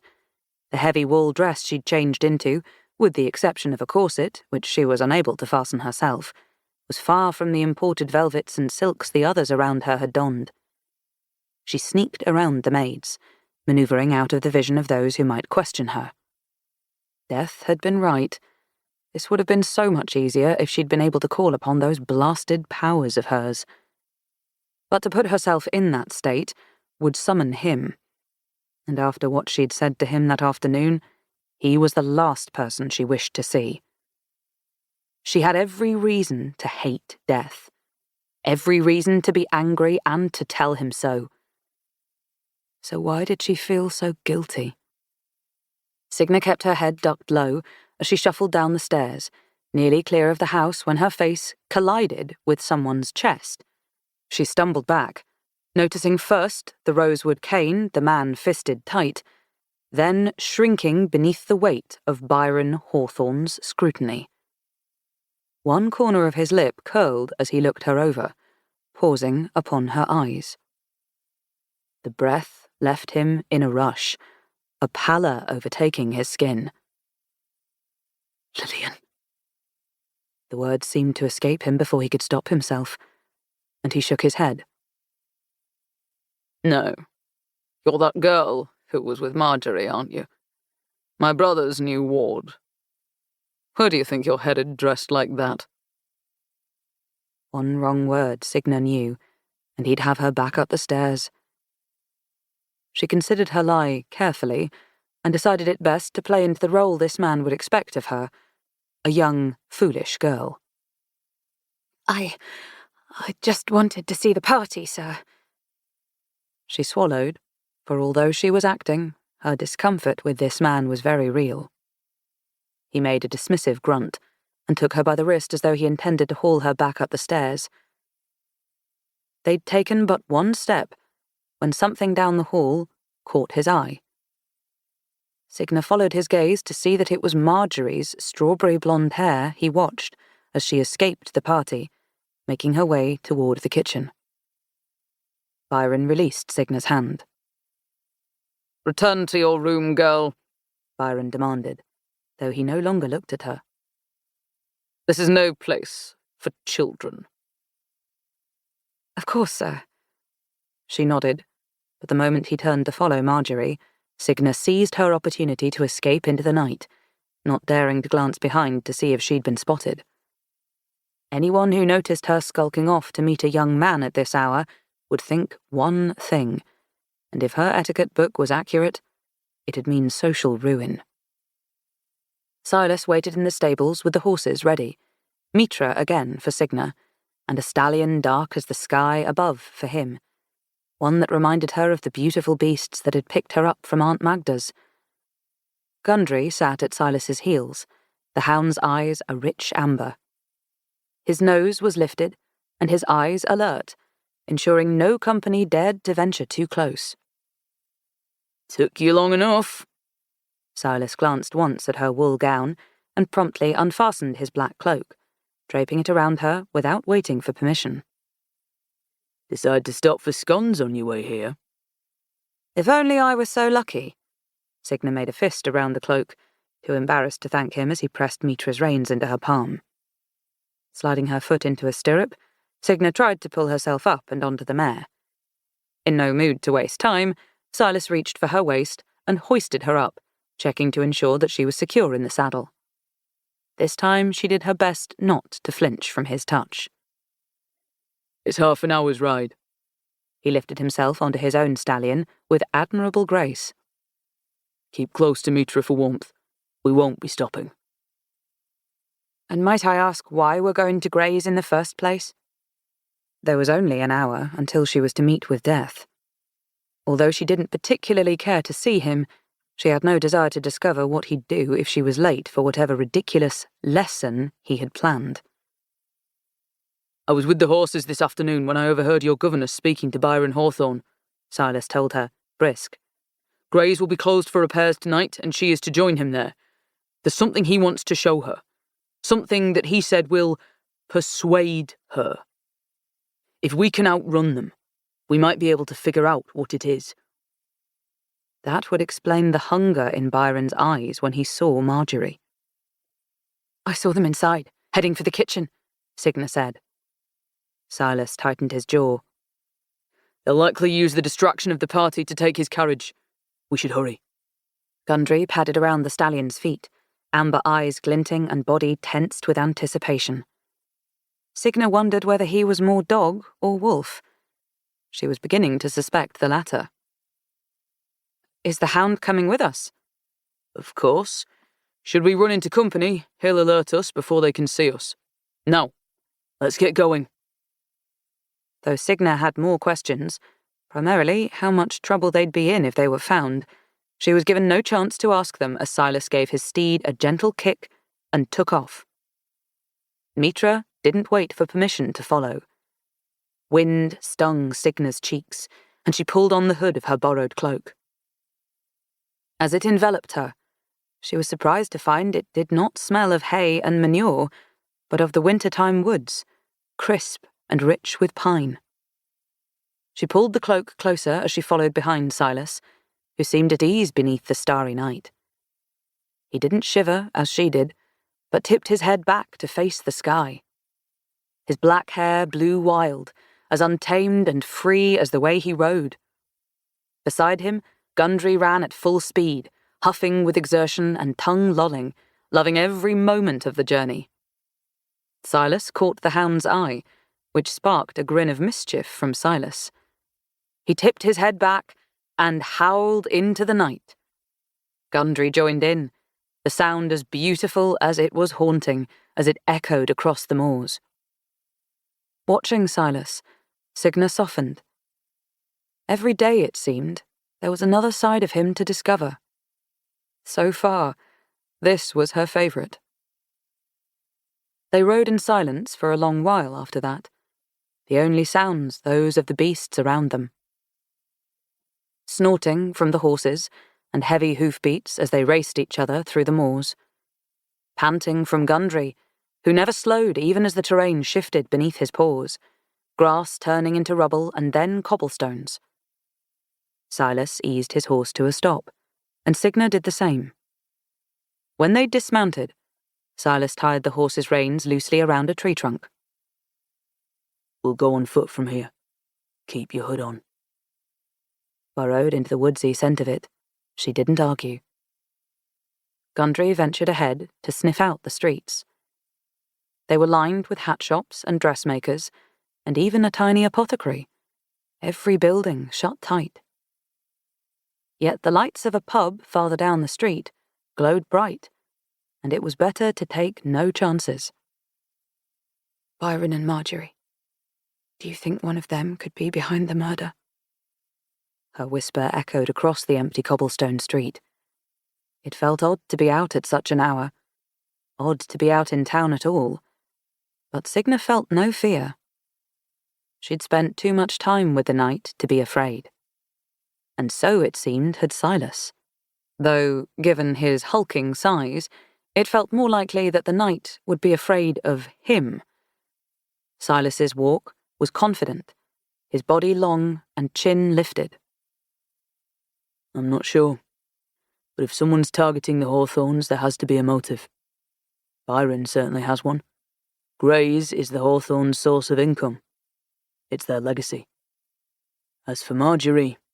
"There's something going on between her and Elijah," Signa said, earning a surprised blink from Silas. Spotting it, she arched a brow. "Do you think you're the only one who can manage some sleuthing?" Silas set a hand on her shoulder, steering Signa to the side of the street so that they hugged the buildings. "Keep to the shadows, sleuth. If anyone sees you out at this hour, they'll think you've something to sell." "But I've nothing in my..." "Oh." Her cheeks warmed.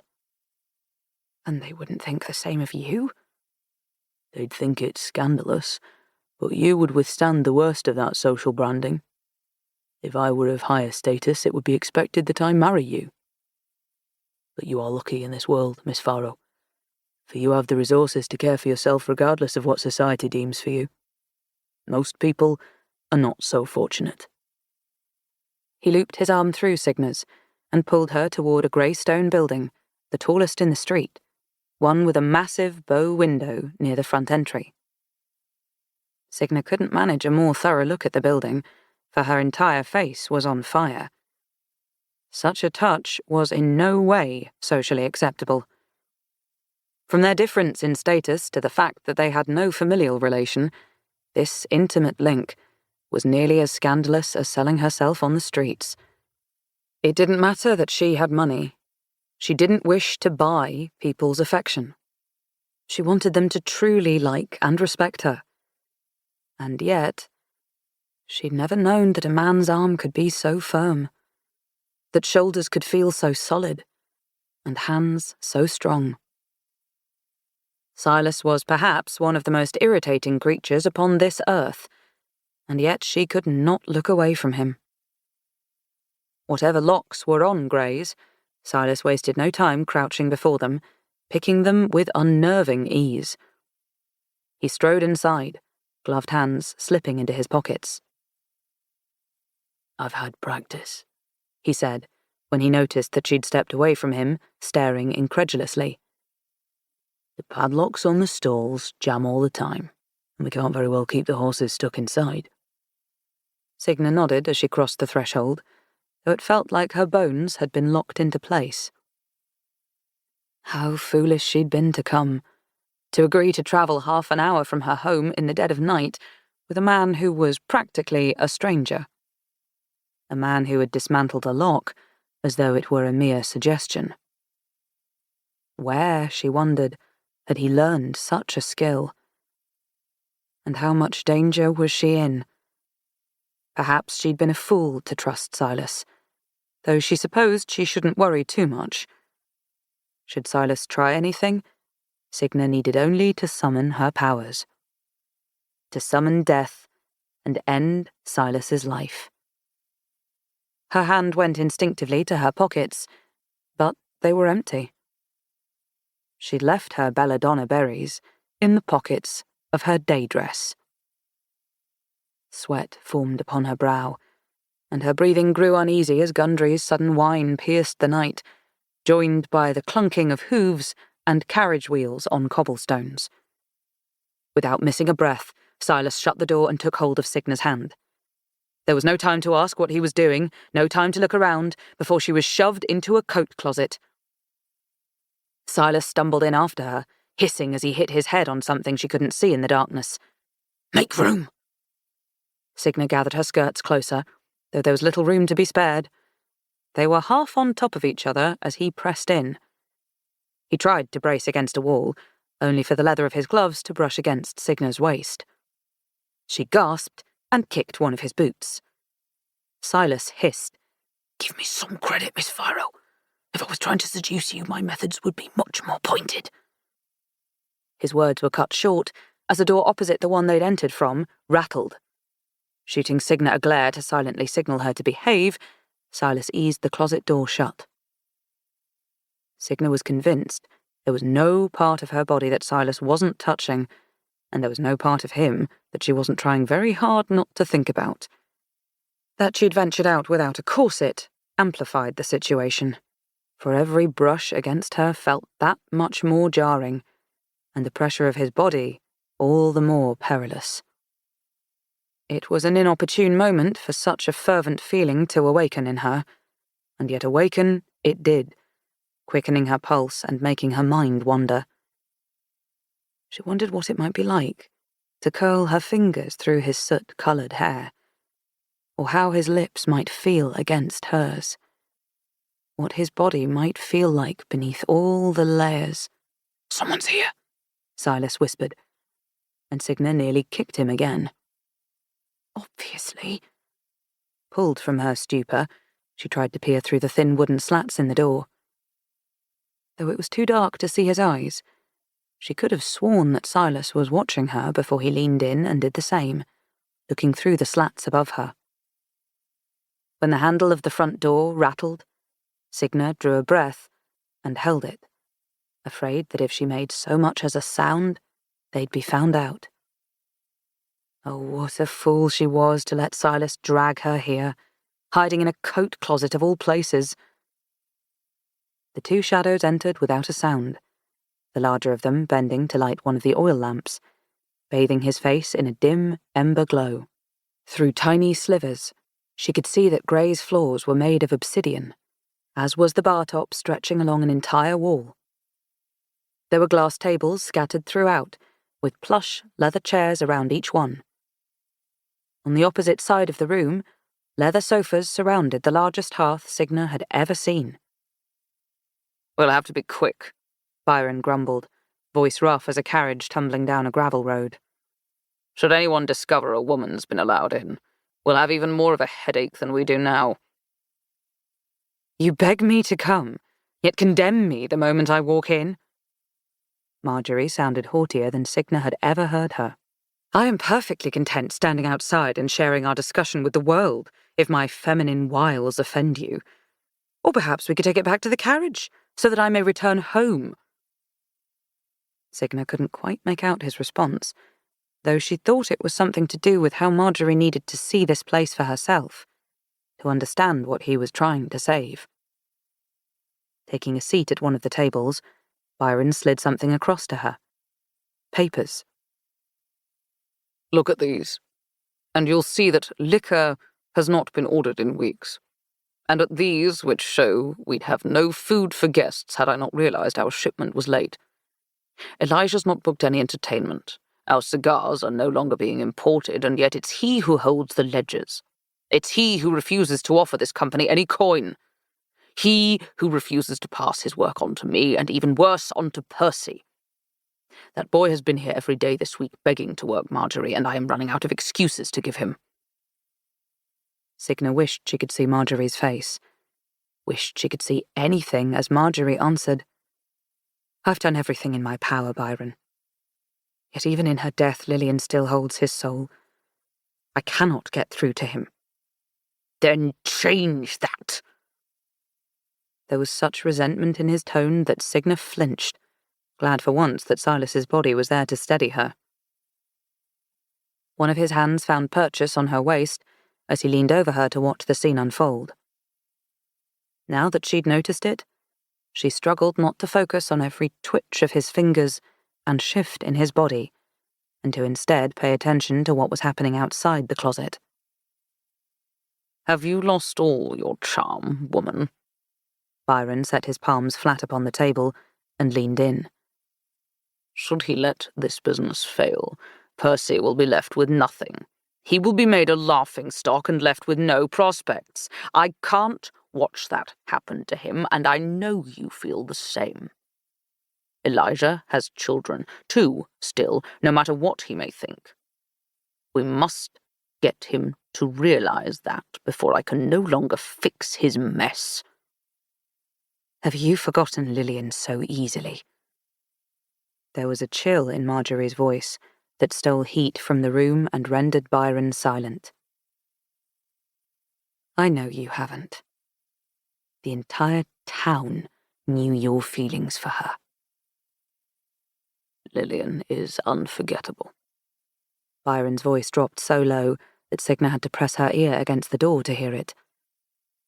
"Even so, we cannot allow my brother to throw everything away and chase after her." "He must mourn her." "He has mourned her. It's time for him to dust himself off before he damns this family. There's little I can do when he refuses to offer so much as his signature. If he won't give the business to Percy, convince him to give it to me. I'd take better care of it anyway, just as I would have taken better care of her." Every muscle in Signa's body began to quiver at the heavy silence in the air. There was sweat along the back of her neck and down her back, but she paid it little mind. "What?" Marjorie inquired at last. "Are you asking of me?" There was no hesitation in Byron's response.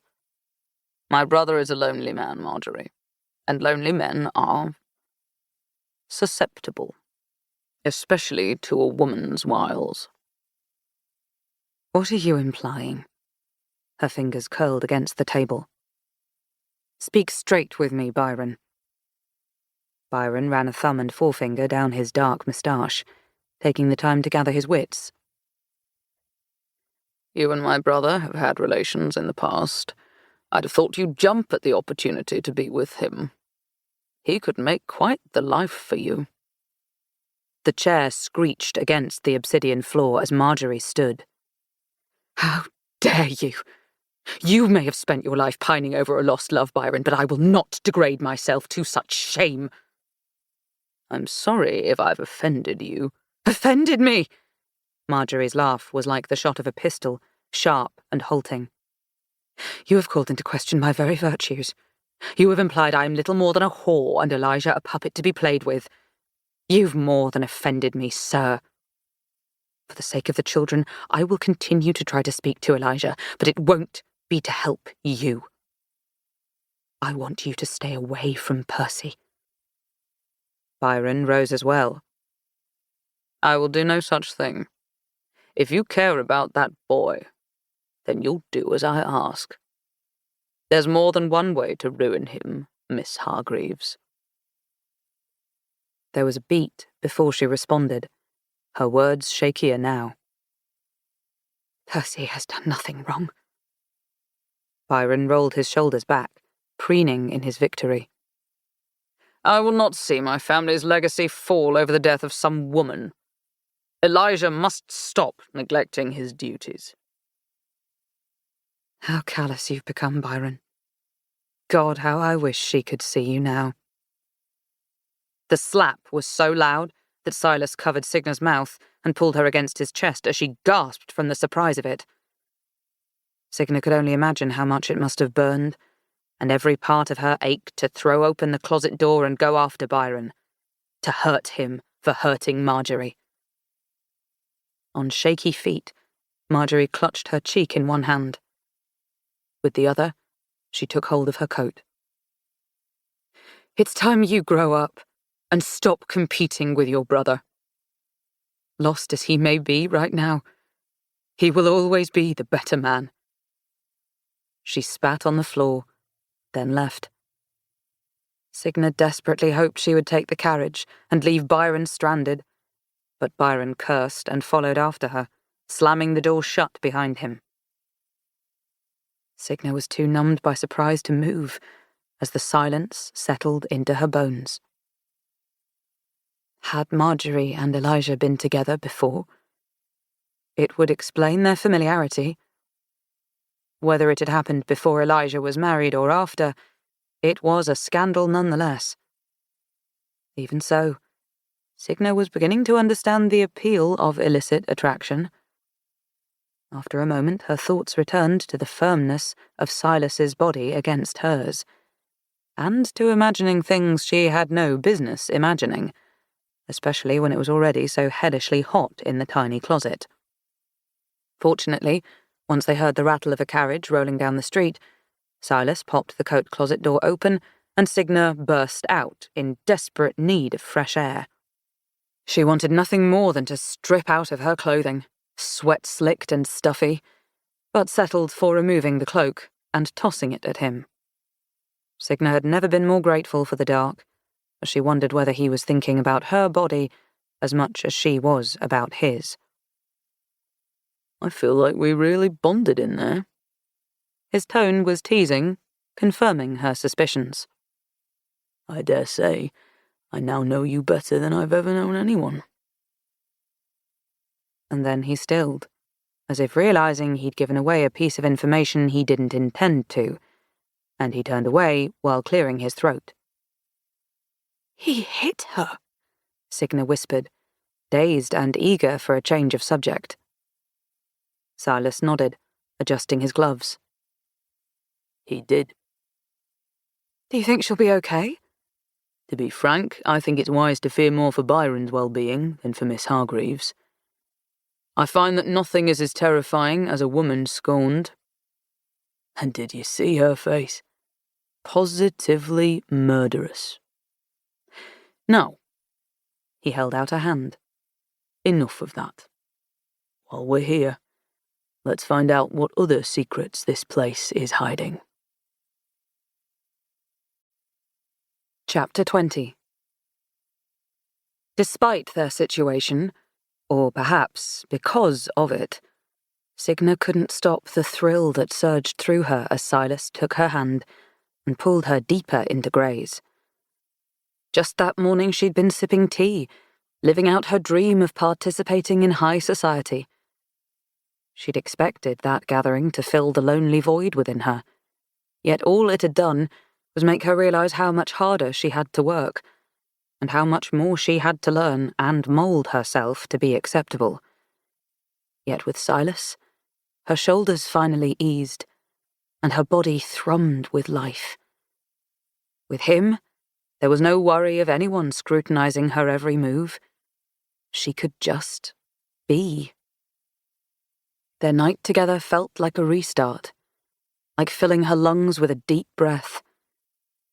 She let Silas lead, trying to settle the pattering of her heart as he picked up an oil lamp and led her to the office. She needed to get a hold of herself. In addition to their differing statuses, she barely knew Silas. Rather than let her mind stir with thoughts of handsome young men, she needed to focus on the task at hand. Elijah's office at Gray's was similar to the one he had set up in Thorngrove. A large mahogany desk and plush chair sat in the centre, atop a rug of a burnished red. Someone had designed the room to have the air of masculinity, with a leather couch that sat in front of bookcases that took up a whole wall.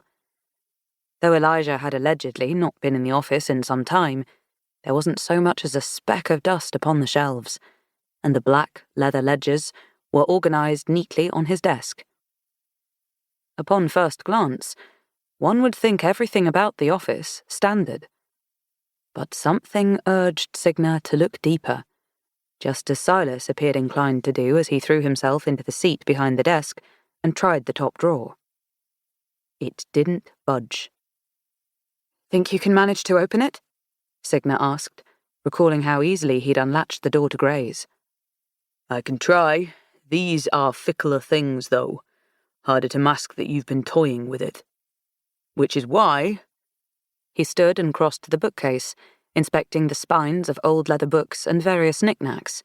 He even shifted furniture around until, hidden beneath a lamp, he discovered an ornate silver key. "I would prefer to find one of these." Had his head not already been so inflated, Signa might have admitted she was impressed. He certainly waited for the praise, and scoffed when she only nodded for him to open the drawer. The contents were far less exciting than she had hoped. Old bills for imported alcohol and cigars were scattered throughout the drawer, as were letters left from patrons. To the ineffable Mr. Elijah Hawthorne, one writer began, spewing nonsense for 2 pages about how pleased he was to have the opportunity to seek membership at Gray's, and how much he valued the qualities of a gentleman. Elijah must have kept the letter for his own amusement.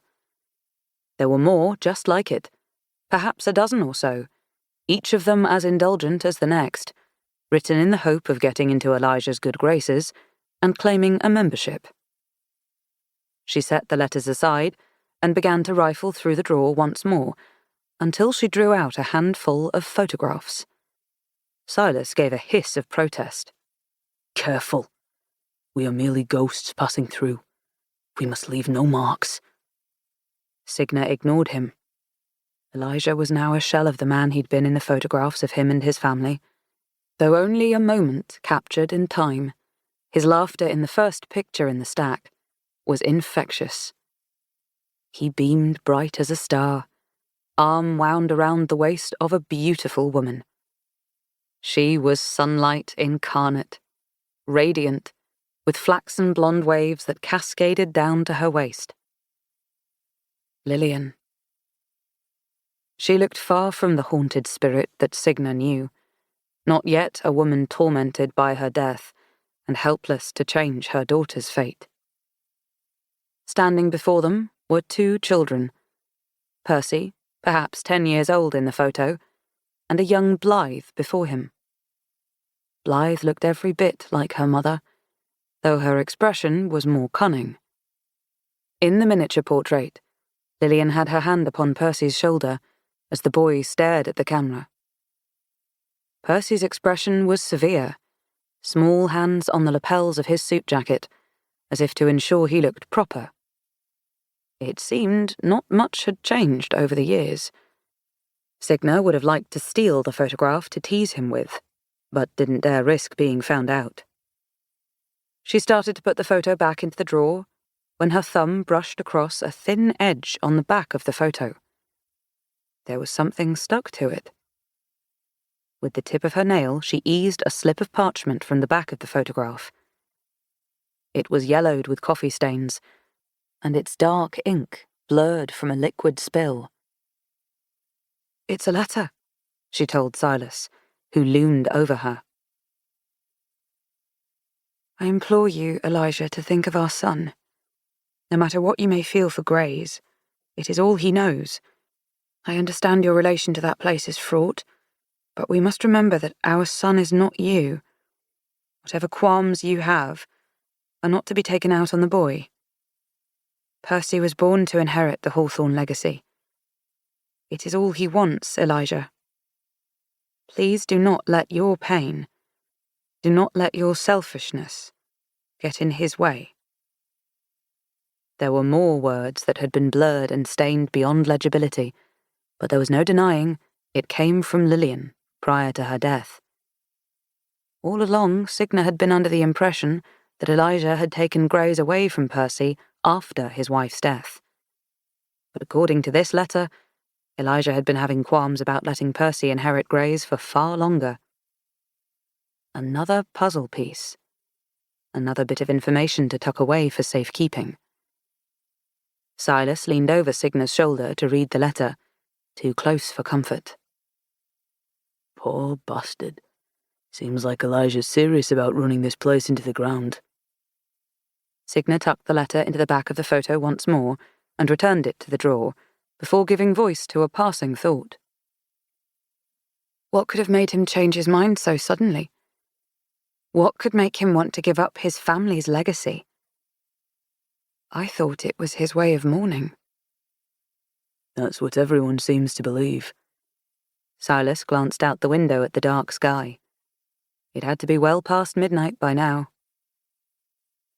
I don't think we'll find anything more tonight, Miss Farrow.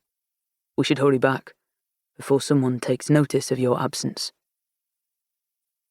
Given the party, she doubted anyone would.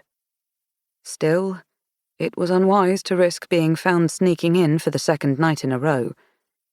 She relented, doing a sweep to ensure everything was in place before she slipped away from the desk. Merely ghosts passing through, Signa said, no longer shy as she looped her arm through the one Silas offered. His touch had awoken something within her that she had no interest in quelling. A lingering curiosity to experience the touch of a man beneath her fingertips. It was, as she was discovering, a feeling she quite enjoyed. Chapter 21. An hour after Silas had dropped her off in the tunnels, with directions to take the first right, the second left, and go straight until she arrived at the pantry, Signa was still wandering alone, her right hand pressed against the wall to guide her. Turn after turn, she was met with darkness, and a maze that seemed to shift and ebb beneath her.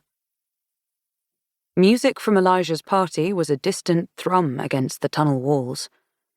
Signa chased it all the same, clinging to the noise in the darkness. But no matter how far she chased, there was no end in sight. Turn after turn, tunnel after tunnel, the pressure in her chest mounted. It was like the day she arrived at Thorngrove, when she'd roamed halls that had seemed endless, taunted by portraits of all who had lived there before her time. Someone, or something, was toying with her, but knowing that did nothing to ease her shallow breathing. Each of her footsteps grew more desperate, each breath tighter, until she stumbled into yet another dead end. She smacked the wall in frustration. "Who's there? I've no time for games." A voice came from the darkness, low and taunting. On the contrary, little bird, I think you could use more games in your life. Signa had never been so relieved to hear that voice. She turned to face him, able to see death even in the tunnels, for his shadows were darker than the night itself. He loomed larger than usual. You, he said without softness, are late. I hoped you might try to walk through the walls rather than play by the rules of this tunnel. But you are more stubborn than I imagined. And you're an arrogant fool. She had not forgotten his promise of midnight lessons, though never would she have guessed he'd stoop to petty games as punishment.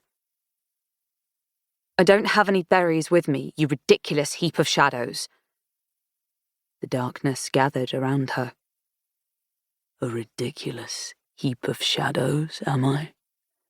Well, Miss Farrow, I'm afraid this heap of shadows is your only help at the moment, and you'd do well to remember that.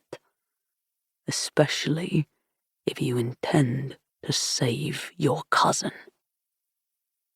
Despite her fear and her nerves, and the anger boiling within her, Signa tipped her head back and laughed. It was a bitter, unnatural sound. And I'm supposed to trust you? The sigh he blew between his lips became the wind in her hair. What will it take for you to accept that I am not your enemy? You not killing everyone around me would be a good start. She squared her shoulders. And you could answer my questions too, without the riddles.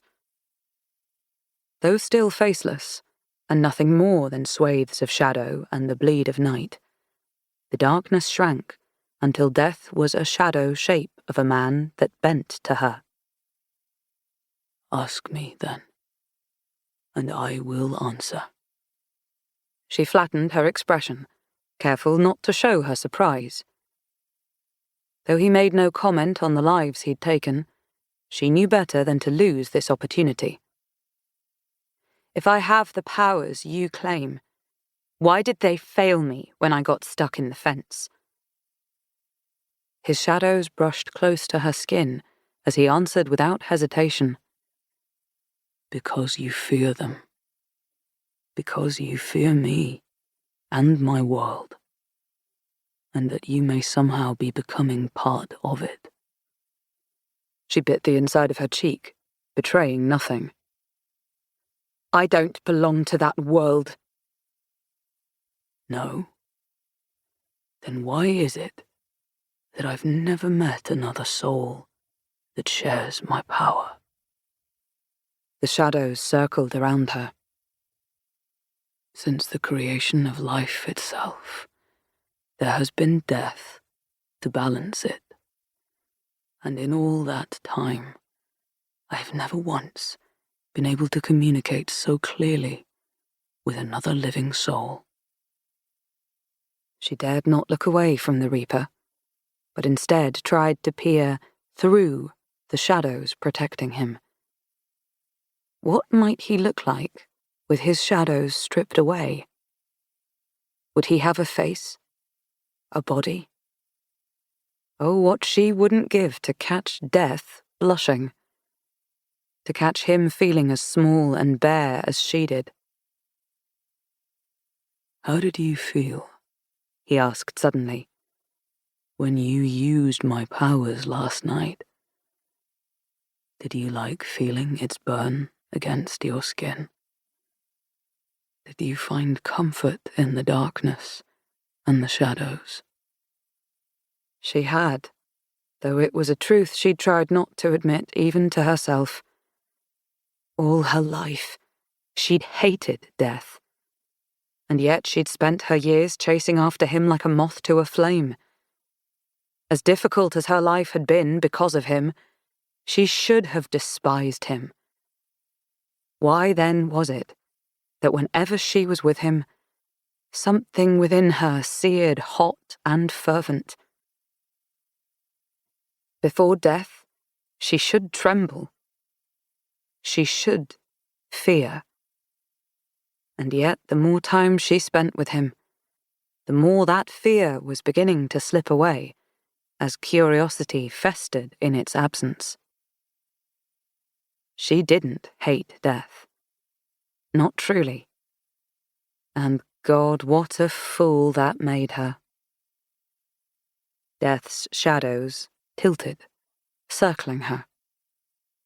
As they did, the air in the tunnels grew tighter and more fraught, and Signa let it turn her fingers to ice and her lungs to frost. There was a limit, though, to that coldness. Too much, and it burned. Yet no matter how much she pretended otherwise, Signa craved that burn. Ah, yeah. Death's voice was a purr in the night. That's what I thought. I have the power to help you, but I won't force myself on you. You must come of your own bidding. My touch is fatal, little bird. Just a brush of my skin, and you'll be behind the veil again, able to access your powers until your body repairs itself. He held out his hand. No more pretenses. I want to show you our world.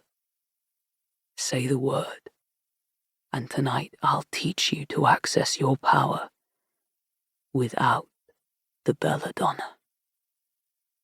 The memory of their time in Lillian's garden surged, and Signa recalled the slice of the cold metal gate through her body, the pressure on her unmoving lungs as they sat frozen in time.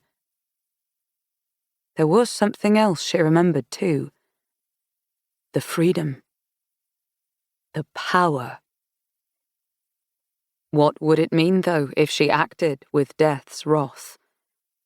If she allowed herself his power, what did that make her? There was a darkness waiting to embrace her, waiting to drown her. It was the side of herself she'd fought tooth and nail against. For should she give in to such desires and embrace the powers within her, just what might she become? "Do you know which tunnel leads back to Thorngrove?" she asked. Death replied coolly, I do. "And can you lead me there?" I will not. Signa noted his choice of words with annoyance. You have abilities that are unheard of, Signa Farrow. You are no ordinary human, and it's time you stopped acting like one. If you would embrace the power that I see in you. "It doesn't matter what you see." Her words rang too loud, piercing in her own ears. "What if I want to be an ordinary human? I'm tired of you following me wherever I go. I'm tired of people dying." Though she saw no nose, Death looked as though he were pinching the bridge of one. If you'd let me show you what you could be, the power that you could wield, you might change your mind. Perhaps you think an ordinary life will suit you now, but what happens when that's no longer enough? When there is a void in you that cannot be filled by tea and gossip? I have tried to leave you alone, He continued. I've tried not to care, to not get involved. But we are connected, you and I. Our fates. "Fate can sod off." Her temples pulsed with a blossoming headache. "I can determine my own fate without your help." There was a smile in his voice. If I ever see fate again, I'll let him know you feel that way. Signa stilled, though this shouldn't have surprised her. If death was real, then why shouldn't fate be? Death noted her curiosity. Tell me, do you truly wish me gone? Because I have tried to leave you. Yet every time I do, it seems you find a reason to pull me back. Say the word, and I will try again if that's what you want. When he drew a step away, Signa reached out instinctively to stop him. "Wait." He stilled without hesitation, and the tension in Signa's chest eased some, and she told him, I would prefer not to have everyone around me die, yes, but I don't want to be stuck in here alone. Again, Death reached out his hand. My offer still stands, but you need to make a decision. I'm a busy man, remember? Yes, I'm sure I'm preventing you from a dozen deaths as we speak. He scoffed. Souls are not patient creatures. Whether I go to them or not, they'll find me soon enough. She rolled her eyes, but knew there was no changing his mind. Fine. The word came through gritted teeth. Make me a promise, and I will play your game. His empty, waiting hand clenched tight. I don't make promises I cannot keep. Good. Then promise me you'll leave everyone in Thorngrove alone. I'm tired of making bonds only for you to take them from me. The air grew even tighter, her lungs colder. When Death spoke again, all amusement, all his curiosity, had evaporated. You had an uncle who ignored you, who stole from your fortune and kept you locked away in a room so that he could bring the entire town to his bed. You had an aunt who abused you, and another guardian who you never had to meet because he was someone who was not fit to ever be left alone with young girls, Signa. And as for the one who died in the bathtub, she had a scheme to marry you off to her friend's son so that he could take over your fortune and help them obtain wealth. I kept hoping that the next would be better than the last, he continued. But greed turns people into monsters. Was it truly so terrible to have yourself freed from them? She'd never considered her life and all its upheaval in such a light. She'd been so young, and in too many strange situations to know what was normal and what wasn't. He was right that her guardians had all been cruel to her. All but one. I had a grandmother who did none of those things, Signa argued. What about her? The shadows around him jerked, irate. All those who live must die, little bird. You know as well as I do that it was her time.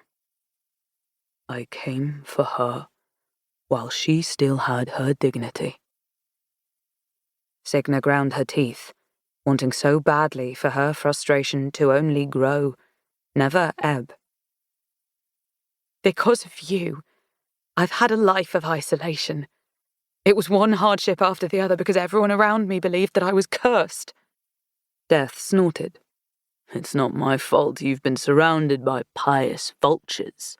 Vultures or not, I would have at least enjoyed some company every now and then. You said yourself that life and death must maintain balance, yet you seem to be doing a lousy job at following that rule. Am I mistaken, or did you not tell me how important it is that I recognize my powers and don't go around accidentally killing people so that we might maintain some fragile balance between life and death? His shadows stilled, and Signa found herself looking up at this strange man, at death incarnate, at the bleed of the night, with her heart in her throat.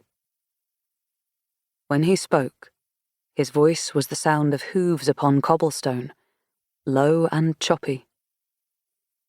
Perhaps it was more selfish of me than I realized, but I couldn't stand by and watch how they treated you. He'd effectively stolen Signa's bite. It wasn't right, what he did. All those people, as awful as they'd been, hadn't deserved to die. Yet Signa couldn't help the way her stomach fluttered at his admission. You took them to try and help me? She didn't want to believe such a thing could be true. No one had ever stood up for her. No one had ever tried to protect her. So why had he? Of course I did, you ridiculous girl. He fisted his hands and drew a breath, as though attempting to summon his patience. Does that satisfy you?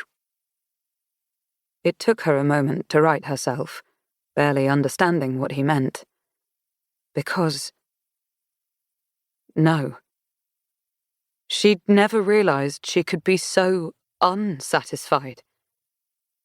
Hadn't realized her lips could tingle, or her stomach ache, with a desire that she knew should not exist. She should hate him. But to know there was someone watching her, someone protecting her and caring for her, it was all she'd ever wanted.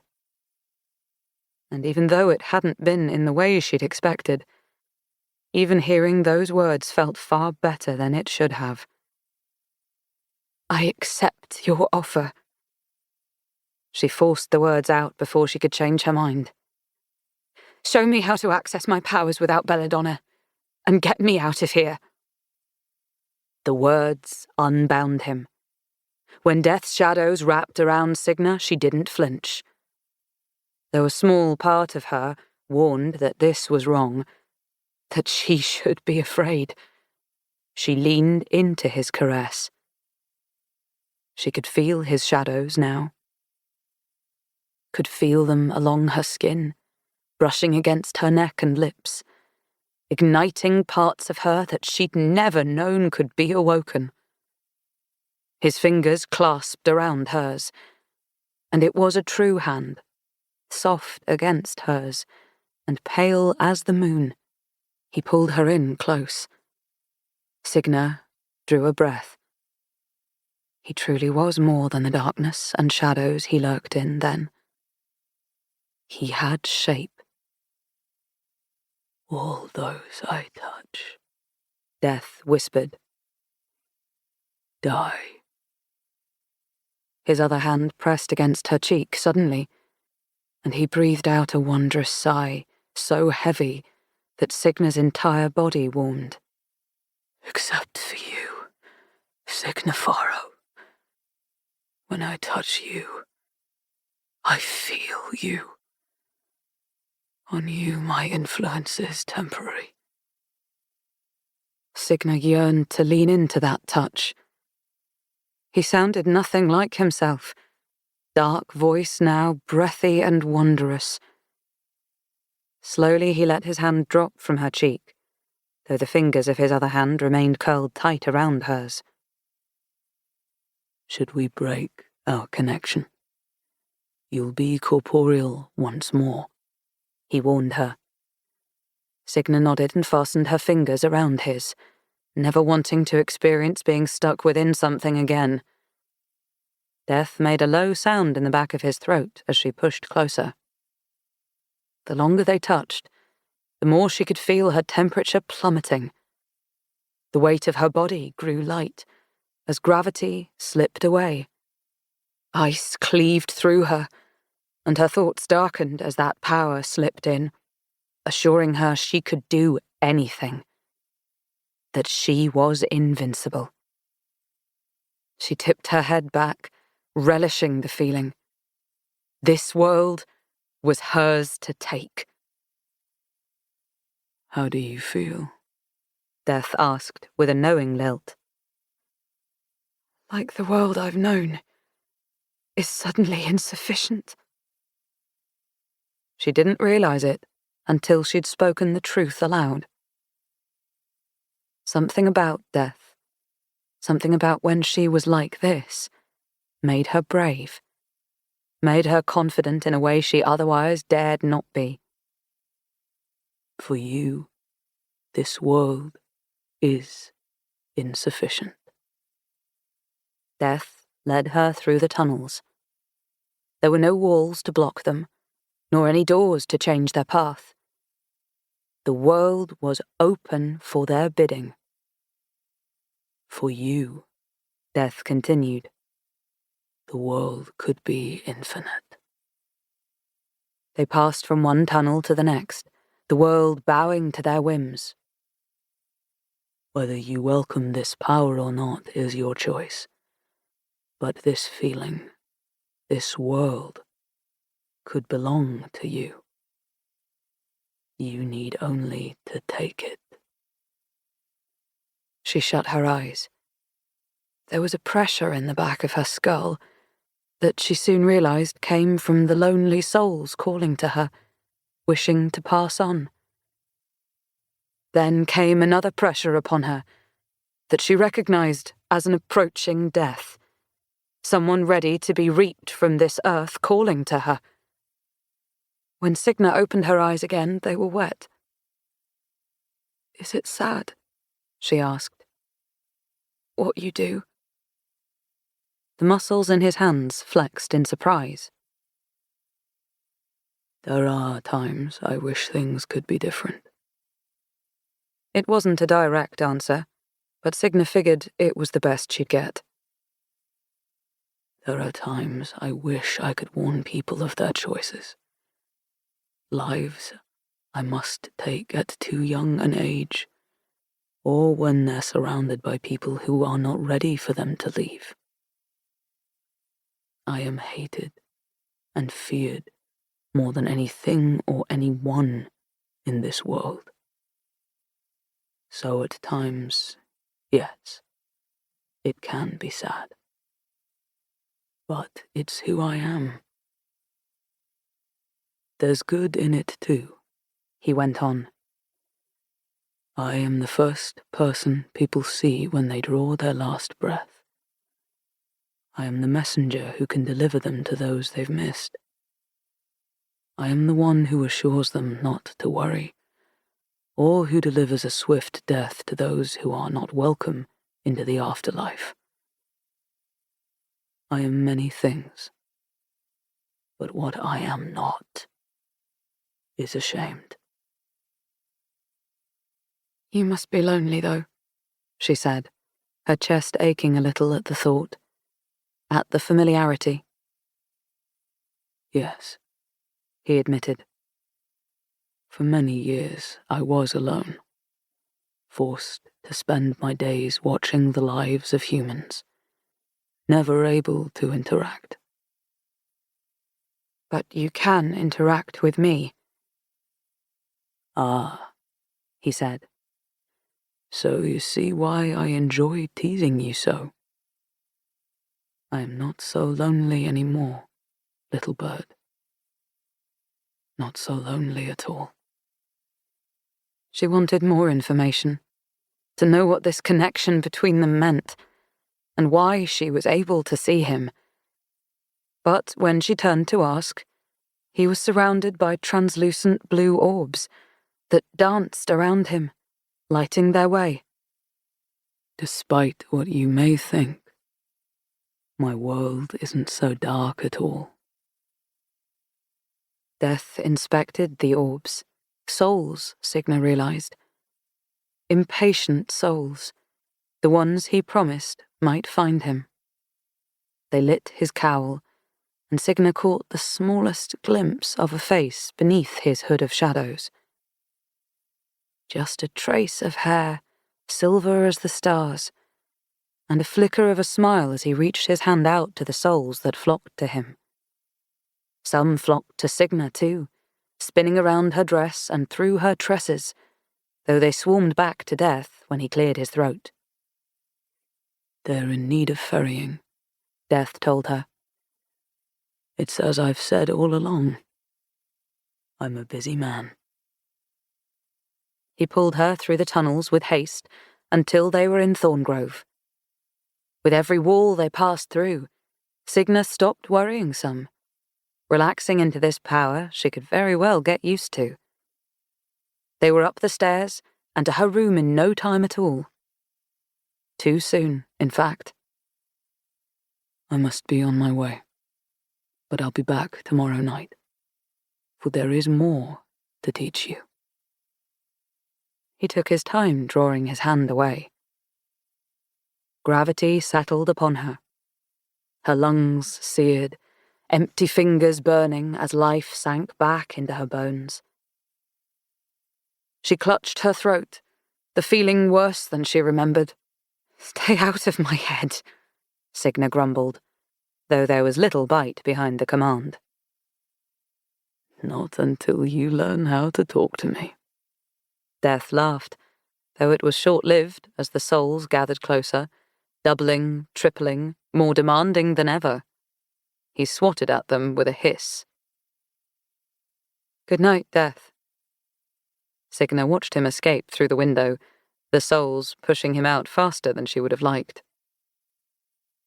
"Good night, little bird."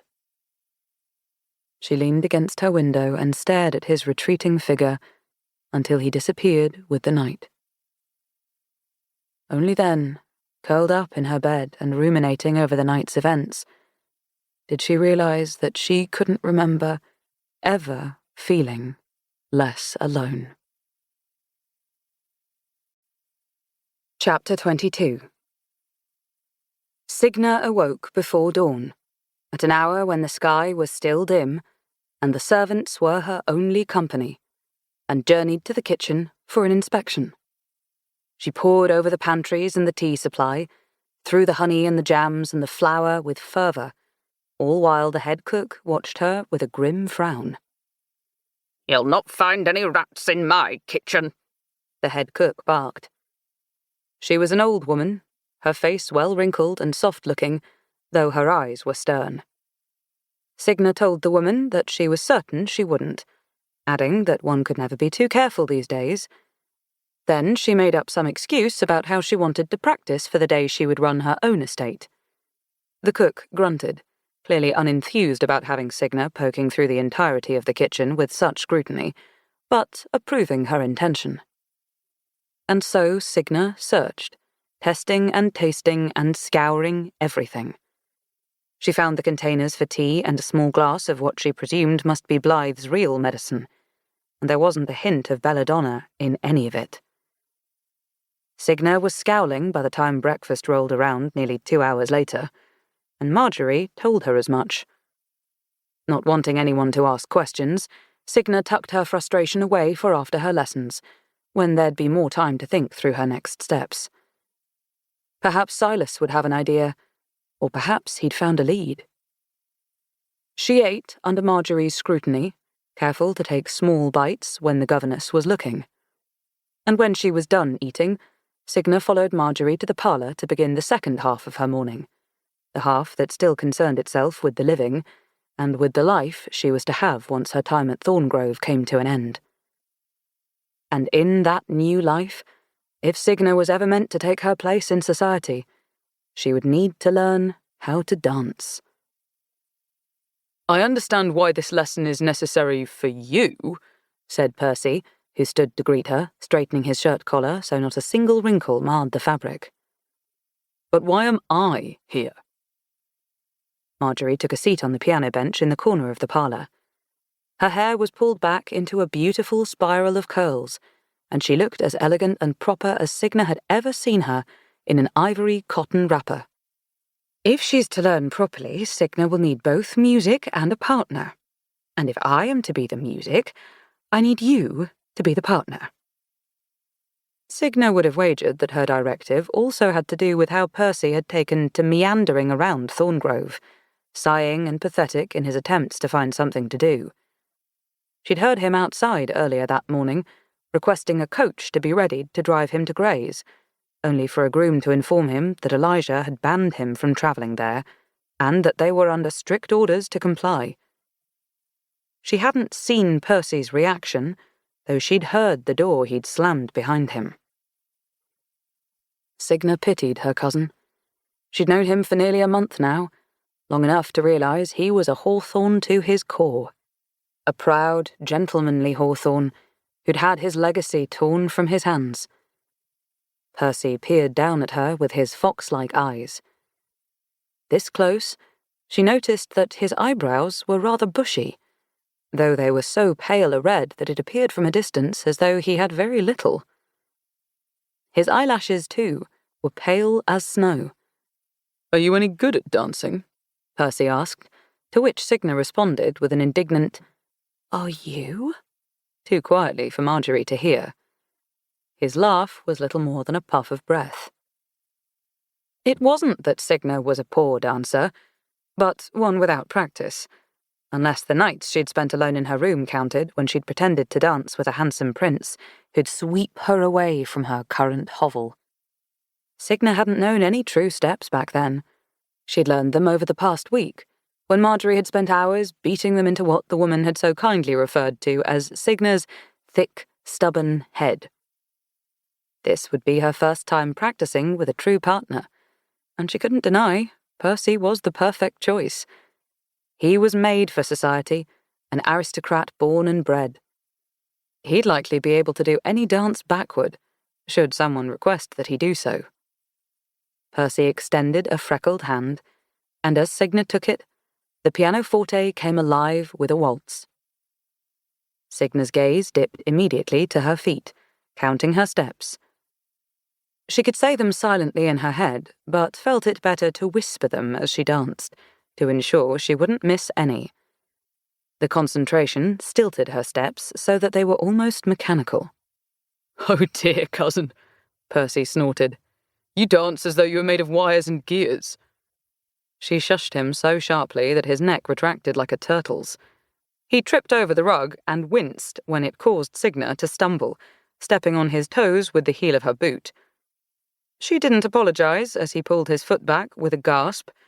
It was his fault for interrupting her after all, and continued her counting. If you're going to attempt to court men with those moves, the least you could learn to do is look up so you don't trample them, Percy hissed. Whoever you dance with will be expecting a lady, not a mathematician. Look up. Signa lost her count. She jerked her eyes up to him, a sneer ready, when she realized that her body was still following the steps. Percy's face spread into a victorious grin. Ah, there we go. He tightened the grip of one hand and braced the small of her back with the other as he hastened their pace to spin her around the parlour floor. "Percy," Marjorie warned him, speeding up the tempo as he surpassed it, pulling Signa along into his shenanigans.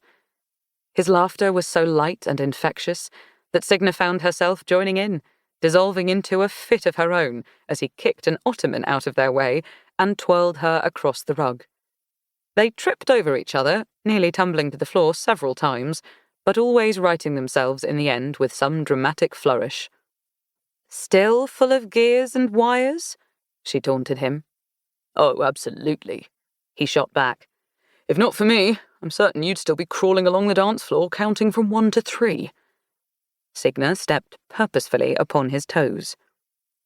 So lost in their fun were they, delirious with their quips and laughter, that neither noticed Elijah Hawthorne had stepped into the parlour until Marjorie stood, and the music came to a sudden halt. Elijah's eyes were unlike Percy's. They were the blue of forget-me-nots, their spark hollowed out and concealed beneath shadows. Yet when he looked at his son and heard the young man's laugh, a light shone from behind that dark shroud. A break in the storm. Elijah opened his mouth to speak, but was interrupted by his butler, Warwick, who hurried into the room. Footsteps echoed behind him, as did a low thunk-thunk-thunk of something heavy against the mahogany parlour floor. Byron Hawthorne strolled in behind Warwick, shoulders rolled back, and a scowl upon his lips. Signa dared a look at Marjorie, who clenched her jaw and gripped the edge of the piano tightly. My apologies, Master Hawthorne, Warwick began. He insisted. Where are our shipments, Elijah? Byron demanded, removing his gloves and handing them to Warwick. In his grasp was the same walking stick Signa had seen him use when she'd met him, rosewood, with a brass handle carved into the shape of a bird's skull. Byron smoothed his thumb over it as he addressed Elijah, scratching a fingernail into its wood. Greys will be out of food before the week's end. If you don't want to sign the checks, then sign the deed and be done with this game. Elijah held up a hand. He nodded to Percy and whispered, Go on. Continue. Percy drew away from Signa. There was a hunger in his eyes, determination in the sharpness of his jaw. Let me fill an order. His voice didn't waver. I have contacts that can expedite it. We'll have everything no later than Wednesday. Elijah ignored him. I want you to continue. His eyes landed on Signa with such severity that she felt compelled to obey. She reached out to Percy to take him by the arm, hoping to ease the situation. The last thing she wanted was another cake incident. But her cousin's focus was locked on his goal.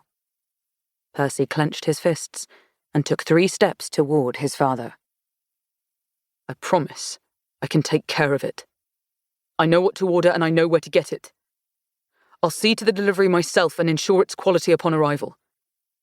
If you'd only let me try, you'd see— I said continue, boy. Elijah's voice sliced through the air like a blade. Or has your head filled with so much air that you cannot hear me? Have you forgotten that you are dancing with your cousin right now? You have an obligation to her, not to some order slips. Do not ignore her for talk of work. They'd gotten a little practice in already, and what Signa wanted more than anything was for Percy to be happy. Seeing how much Grays meant to him made her want it for him. Her dancing could wait. But before Signa could speak, Marjorie intervened. Sir, we were nearly finished, she said. Let Percy take care of this matter. Compared to a dance, it's far more pressing. If Signa didn't know better, she'd think from the chill that tore through the room that Elijah himself were death. The look he flashed Marjorie rendered the entire room into silence. Signa didn't dare to so much as breathe until Elijah took a seat in a plush emerald chair and folded one leg over the other. He didn't look at his brother again, and Byron instead gave Marjorie a look of warning that had her brushing a hand tenderly against her cheek, as if she was recalling where he'd slapped her. You will come to regret these choices of yours, brother. Byron's hostility carried across the room. I thought when Lillian died that you would step up. Yet look at how she pulls you down with her even now, 6 feet under. That woman will be your death. Mark my words. She is not worth this. Had she agreed to be yours, you'd have thought otherwise. Now, Elijah turned to Percy and Signa. Continue.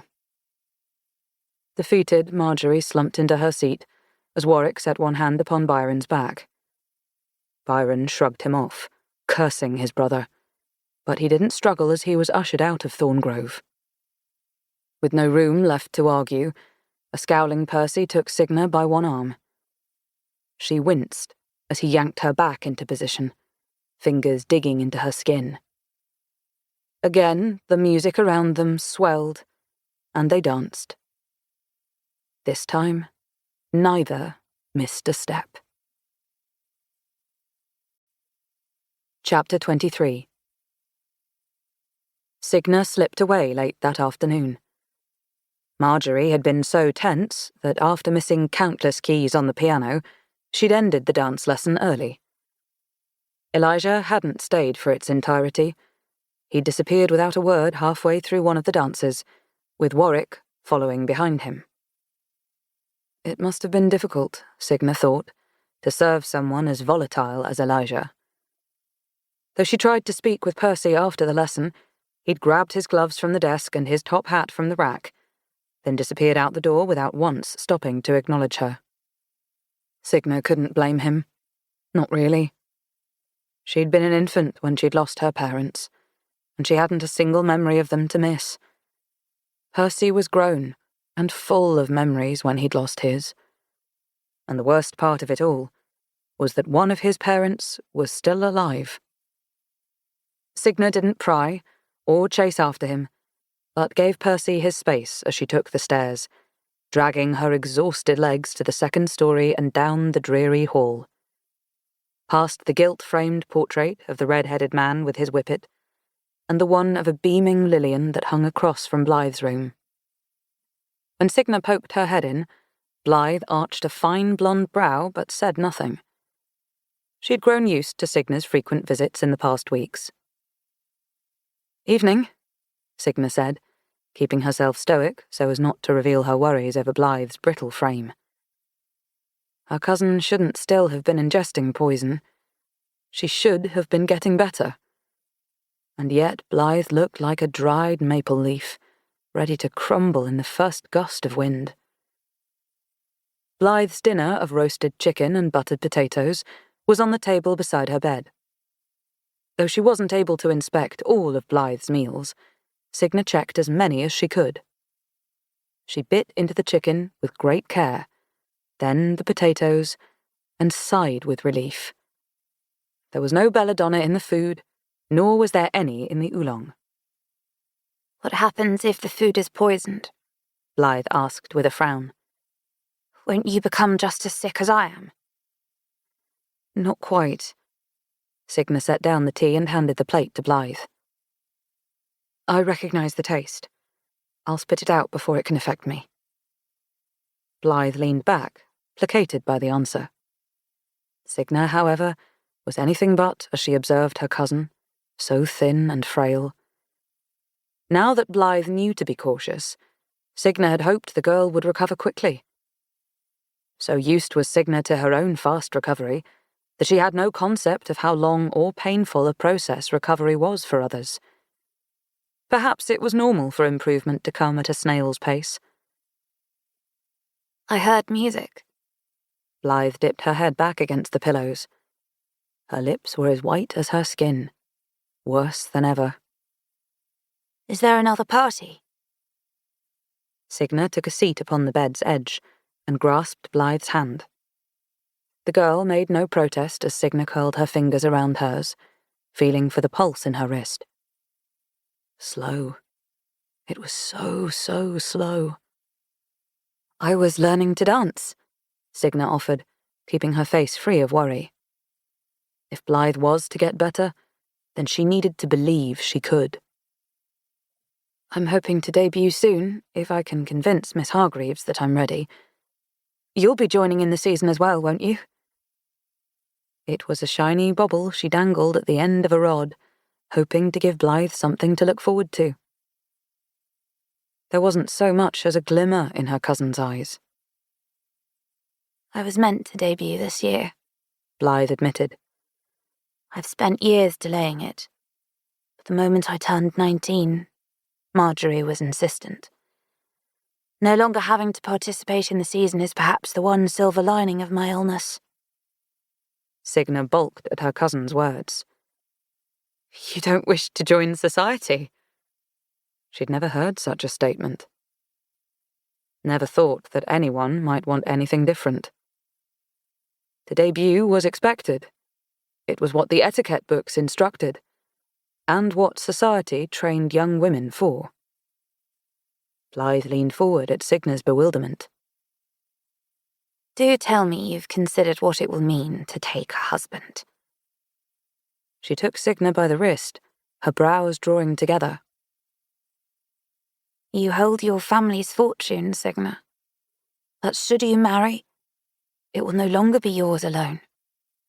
You'll be giving everything, your wealth, your wants, your power, to a man who will hold more influence and respect than you as a woman will ever be able to garner for yourself in this world. Blythe's lips were thin, hard lines. Her grip slackened after a moment, and though her energy was depleted enough that she had to lean against her pillows, there was a hardness in her stare. Signa hadn't been so naive as to dismiss such thoughts, yet they'd never seemed as important as Blythe made them sound. What use did she have for money when she was spending her days alone? Thus far in her life, what benefits had she gotten from her family's fortune? What reason did she have to hoard it?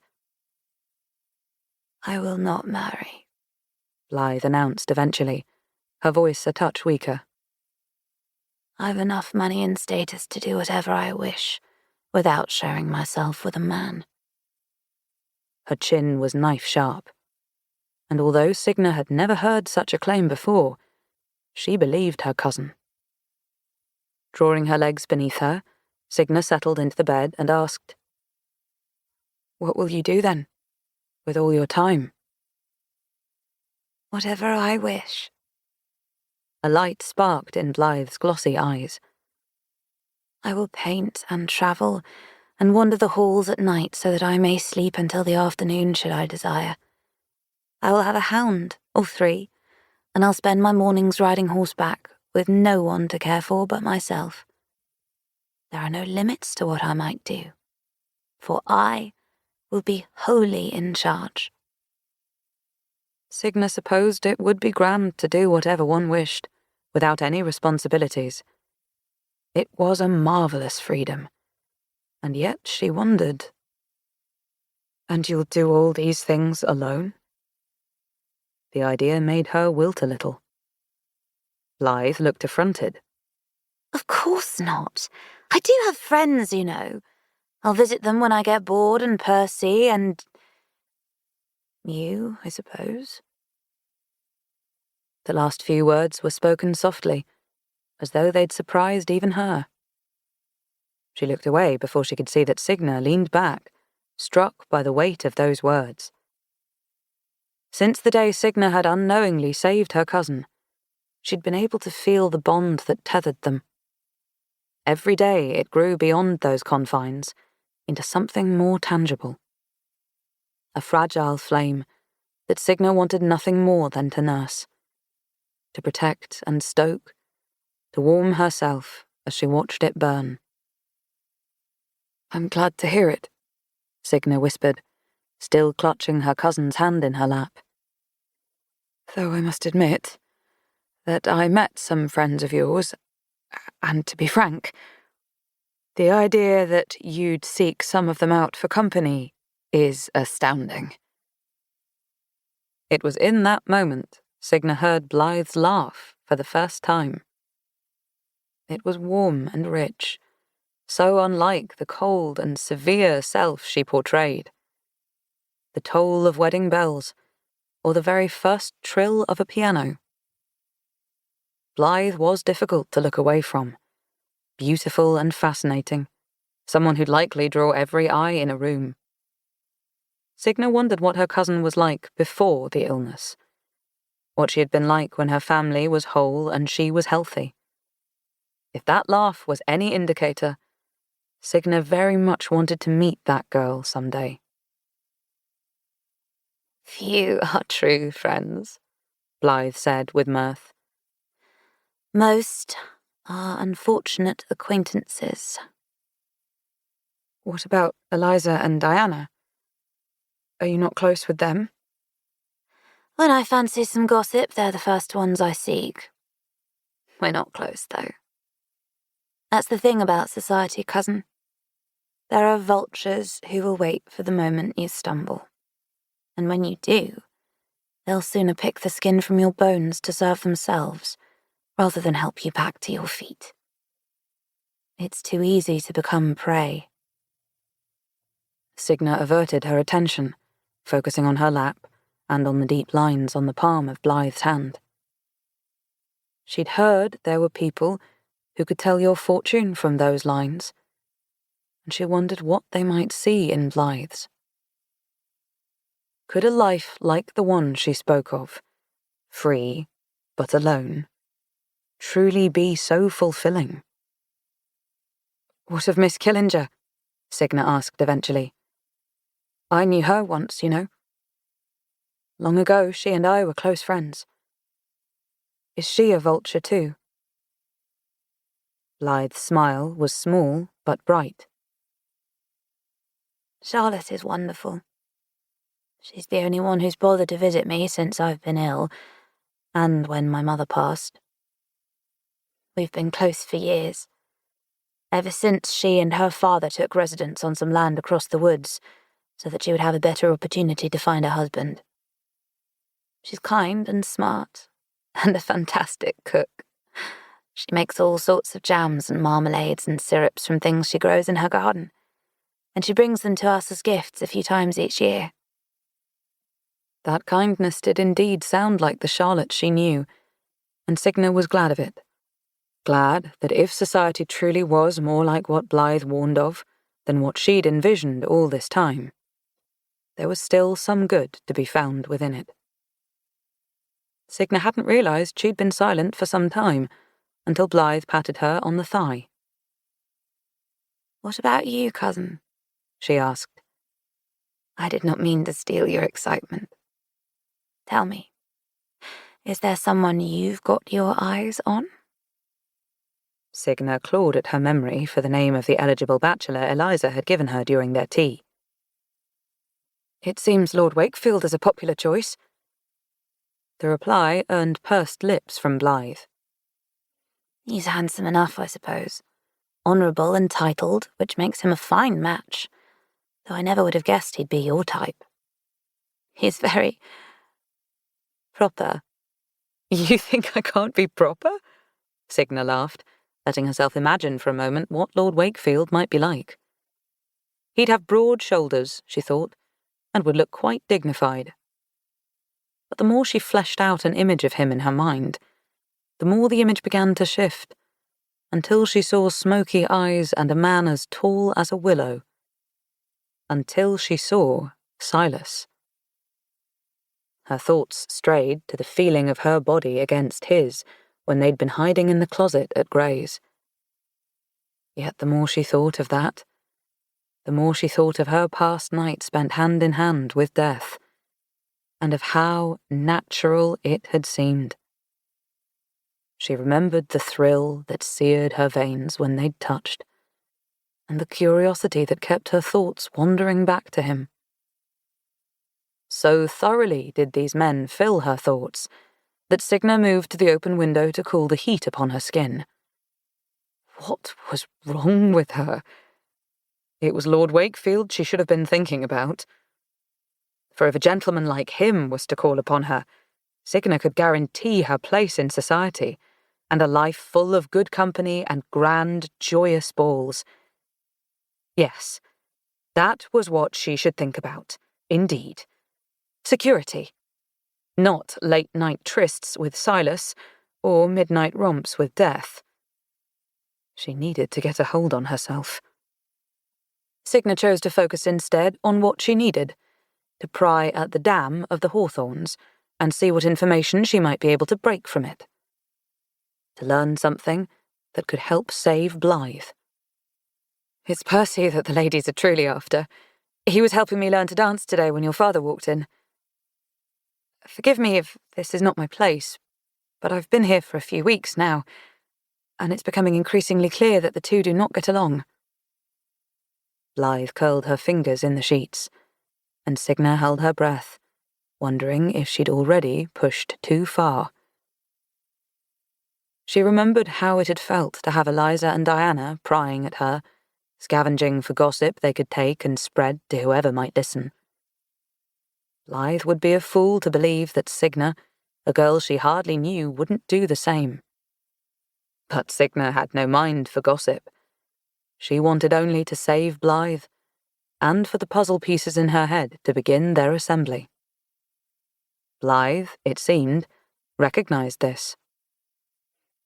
"For 20 years, my father and uncle raised Percy to take over the family business," she began. "When my mother died, my father became a different person. He forbade Percy from ever working at Gray's again. My father no longer spends his days there, but instead holes up in his study, as though he's trying to let the business rot. Should Gray's burn down, I don't think he'd so much as bat an eye. It's more than our livelihood. It's how our family maintains its status. And as for my brother, it's always been his future." The bags under Blythe's shut eyes were like two purple bruises as the conversation took its toll on her. She had to force the next words out, speaking softly. "My father won't tell us why he's taken the business away from Percy, but I think it's clear that my mother's death has rotted his mind. He's no longer thinking logically. If Blythe was saying that her father didn't take the business away until after Lillian's death, that didn't at all match up with what Signa had found in the letter at Gray's. There was a piece of the puzzle that she was missing. She wanted to pry, but Blythe's chest was rising and falling in a steady rhythm. The girl had dozed off, and Signa had no choice but to hold her questions. She adjusted the blankets around Blythe, protecting her cousin from the cold that bit the air and sank into her bones. A cold, she realized too late, that was entirely unnatural. Signa spun around to see that Death was behind her, his shadows stretching to cover her mouth before she could make a noise. The touch stole her breath and stilled her heart, putting her into that strange zone between the land of the living and the dead. It lasted mere seconds before he pulled away, and her body ached as her heart started up once more. Shh, he whispered inside her mind. You'll wake her. Signa wished to bite, to sink her fangs into Death and let the poison spread. But for the sake of letting Blythe rest, she jerked her hand toward Blythe's sitting room and motioned for him to follow. Her footsteps were slow, careful to avoid any creaking planks. "Leave now," she said the moment they were past the threshold. "God help you, I will not let you have her." Relax, little bird, Death said smoothly. I'm not here for her. Though I fear it won't be long until I do come to claim that poor girl's soul. I came to warn you. Should that girl not rid the poison from her body, I'll be back for her before the week's end. And her death won't be a kind one. Signa had half a mind to slam her fists into his chest and demand that Death leave Blythe alone forever. But Death didn't lord over her or threaten her with the chill of his shadows. The air didn't pull from her lungs with his nearness. It almost seemed like Death was trying to help her. Signa stared deep into those fathomless shadows, leaning forward in an attempt to find a face, to find the eyes he must have had. But she saw nothing. "Why are you helping me?" she asked, hugging her arms tight around herself. "Isn't this your job, to reap the dead from this earth?" I understand. I've not been kind to you. Death hesitated, shadows shifting around his feet. Because of me, your life has been harder than I ever meant for it to be. I didn't think of your future, Signa. I did not think of anything beyond how you were being treated in the moment by those who were meant to take care of you. And for that, I am sorry. The last word sounded strange upon his tongue, as though he didn't care for the taste of it. I cannot spare her forever. But if we can help her, then she may not have to die so soon. There's nothing I can do to prove myself to you, but if my words count for anything, then you must trust me. We? She'd never thought that this man, that Death incarnate, could ever seem so unsure.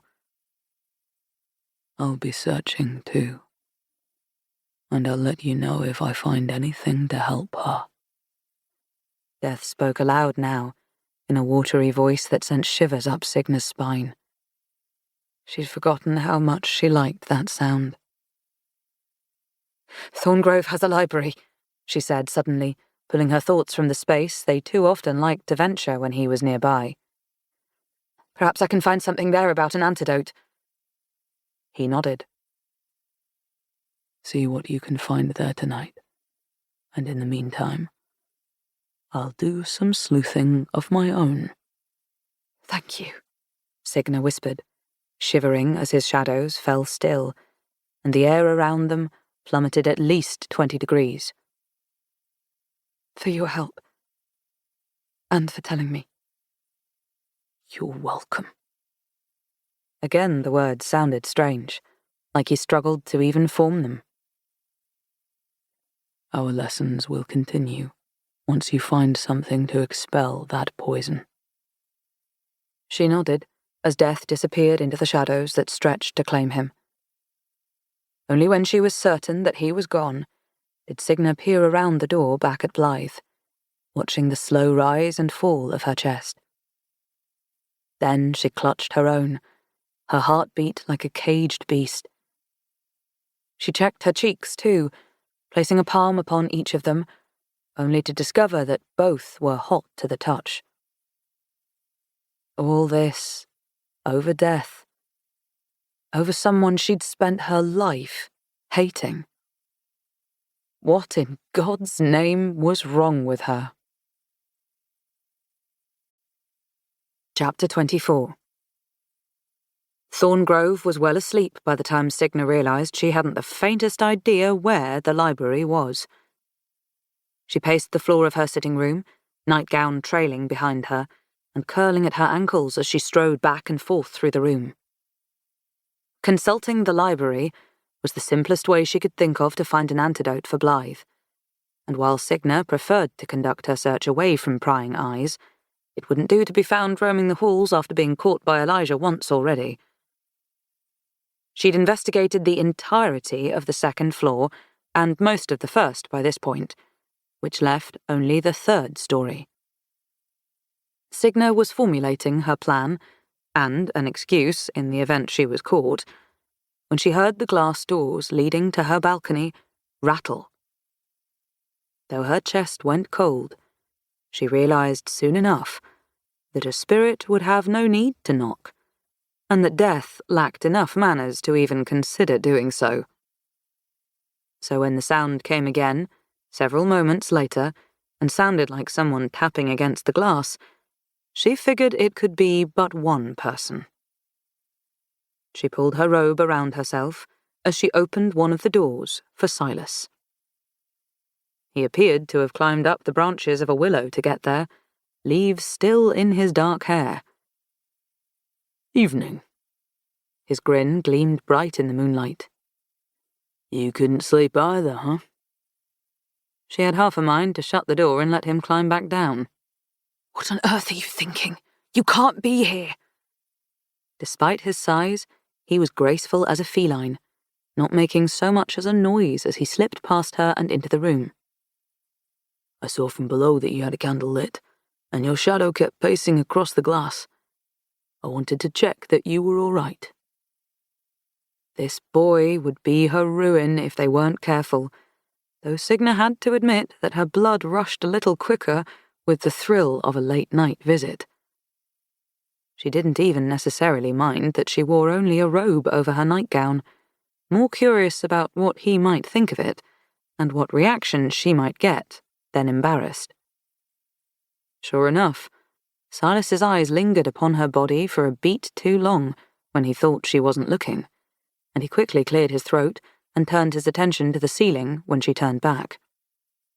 Signa tried not to grin, warm with satisfaction. I'm as well as one can be, knowing my cousin is still as ill as the day I met her. She folded her arms across her chest and resumed her pacing. If you're going to be in here, keep your voice down and tell me whether you've found anything useful. Hardly. He took a seat on her floor, leaning back against the wall. I looked through the kitchen and the servants' quarters, but couldn't find anything incriminating.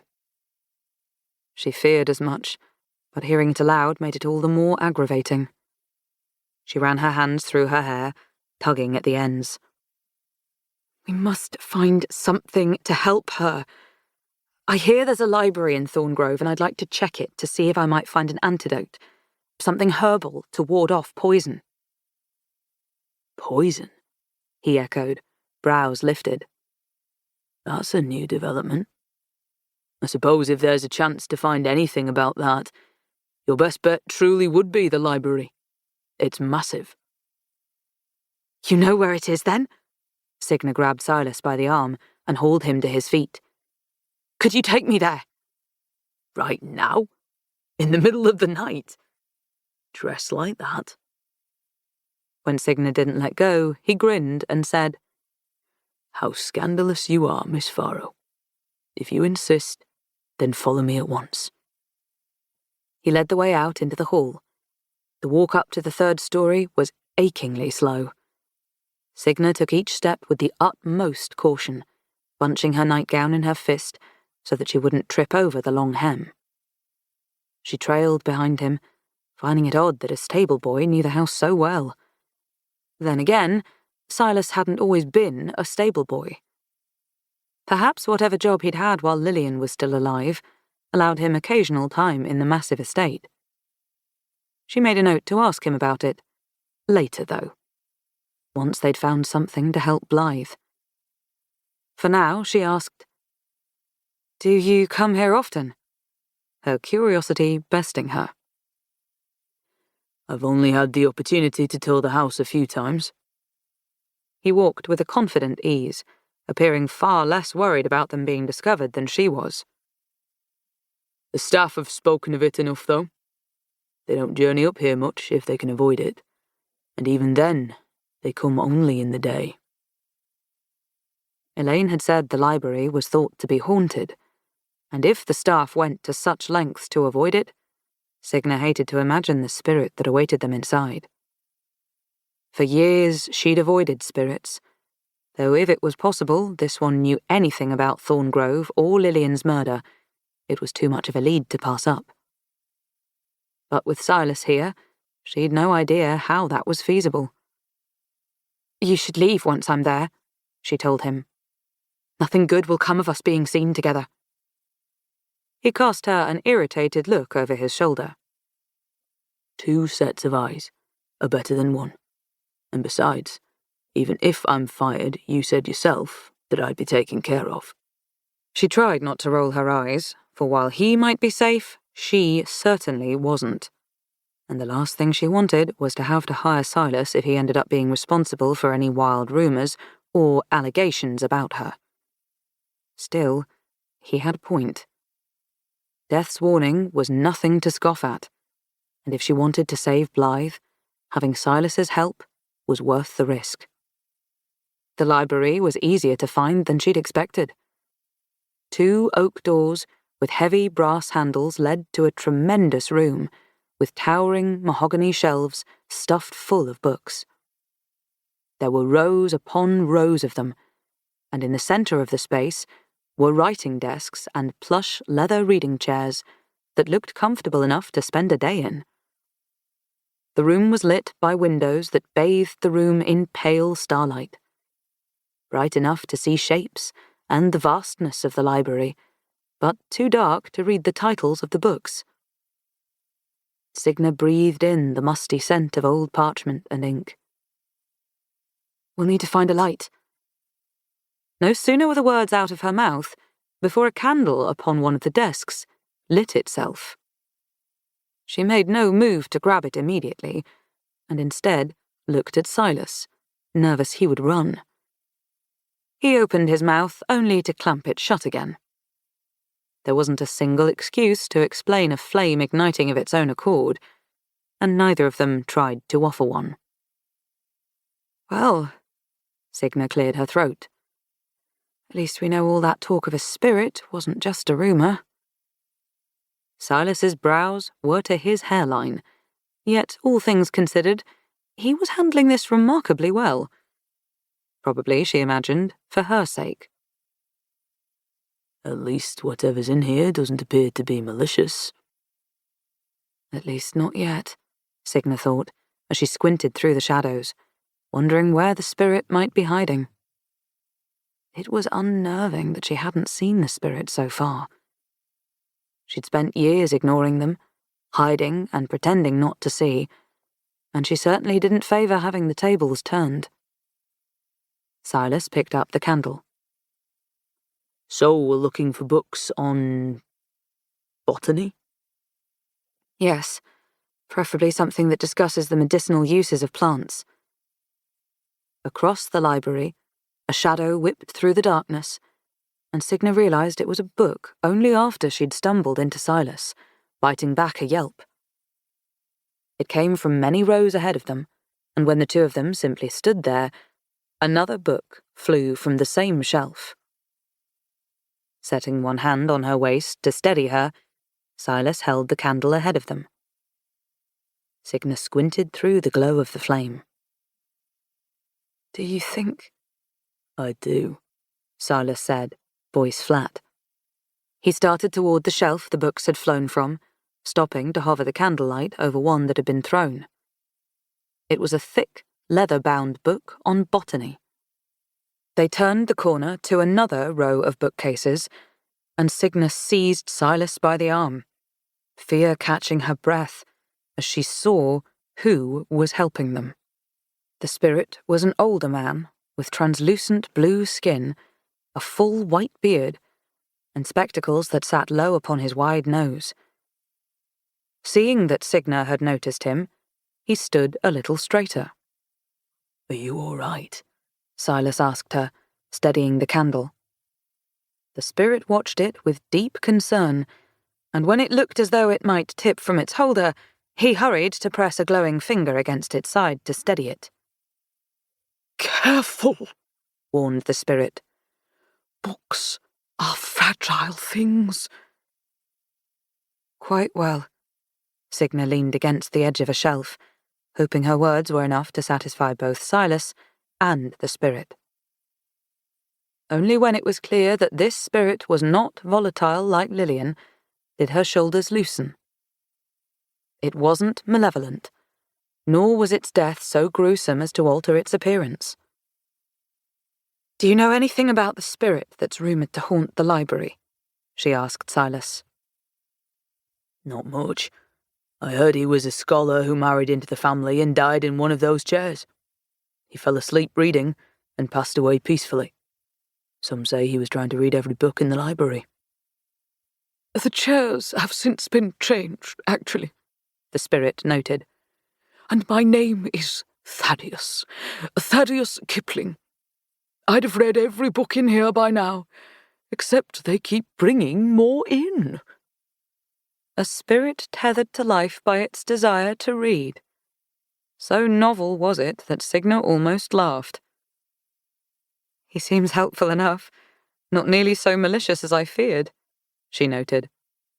Thaddeus sighed and thanked her, muttering about how everyone was too afraid to visit anymore, though all he ever did was try to help. "Though I suppose fewer interruptions do make for more reading time."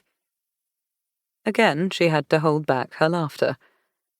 For 19 years, she had avoided spirits, blaming them for her being different, and blaming that difference for keeping others away. But she rather liked Thaddeus, and for the first time she didn't feel remotely afraid in the presence of a spirit. If she'd given more of them a chance, would she have liked others just as well? "Do you think any of these books will tell us about poison?" Silas held the candle up to a book to inspect the spine, effectively steering the conversation away from the spirit she couldn't blame him for not wanting to discuss. Every time Silas leaned the candle too close to the book, Thaddeus would suck in a nervous breath and hold it until Silas eased the flame away again. "It's not the poison we need to read more about." Signa's eyes skimmed to the spirit, ensuring he was listening. "It's the antidote. I'm certain something in here must have some mention of it." "Arsenic?" Thaddeus guessed, his eyes sparking with interest. Signa checked that Silas was occupied reading, then quickly shook her head. Thaddeus hummed under his breath. "Cyanide? Thallium? Strychnine? Atropine?" He stopped when she very swiftly nodded. "Ah, atropine. Someone's being poisoned by Belladonna, are they? Well, that's easy. The antidote... It wouldn't do you any good if I just told you, would it? I suppose you'd like to see the information for yourself. Here. Thaddeus floated to the next bookcase, then stopped to point at a book from the bottom shelf. It was an unassuming thing, some sort of scholarly journal that Signa likely would never have selected. It's been a while, Thaddeus said as Signa stooped to pick it up. But I believe you'll find what you're looking for around the 100th page. Interesting read, that one. Dry, but informative. Do take care of it, won't you? Signa thumbed to the 100th page, then through a few more, until she saw the word she was looking for. Atroppa. Atroppa Belladonna. She clutched the book to her chest so fiercely she thought she might cry. Thank you, thank you, thank you, she said so loudly that Silas nearly dropped the book he'd been skimming through. You found something already? He scratched the back of his neck, perplexed. What luck? I expected we'd be here all night. Signa beamed at Thaddeus, whose chest puffed out a little. I believe I did, though we had some help. Come. She dragged Silas to one of the tables and spread the book before them. Even with the candlelight, they had to squint to see the small print. They read several pages of jargon Signa didn't understand before she found mention of treatments used on patients. Here it is. She pressed a finger to the page and bent forward. Silas followed suit, trying to peer over her shoulder. While the plant itself is toxic, she read aloud, the words like silk in her mouth, the alkaloid content of the calabar bean has proven an effective remedy for Atroppa Belladonna. She grew giddier with each word. She tugged on Silas's arm, shaking it as her excitement bloomed. They had a solution. Though Signa hadn't the faintest idea where she might find the non-native plant, there was at least a possibility now, which was far more than they'd had before. Too much of it, and Blythe could die, Silas warned her as he read further. To grind up a small dose of it and administer it in a liquid. The only problem was how to get it. They certainly wouldn't find such a plant in Lillian's garden, though Signa did remember another possibility. There is an apothecary in town. I saw it the night you took me to graze. Do you think they might have it? A grin spread wide across Silas's face. How brilliant you are. An apothecary is likely our best chance. It was all Signa needed to hear to shut the book and hug it to her chest again. She felt light enough to dance upon a cloud. She was going to save her, really, truly this time. Signa was going to save Blythe. Thank you, she whispered, grabbing hold of Silas's shoulder and squeezing tight. Thank you, thank you, thank you, and thank you, Thaddeus. She didn't look back at the spirit, nor at Silas as he blew out the candle and whispered, Thaddeus? Instead, she clutched the book tight and hurried out the door. I'll go first thing in the morning, she said to no one in particular as Silas nodded and shushed her gently.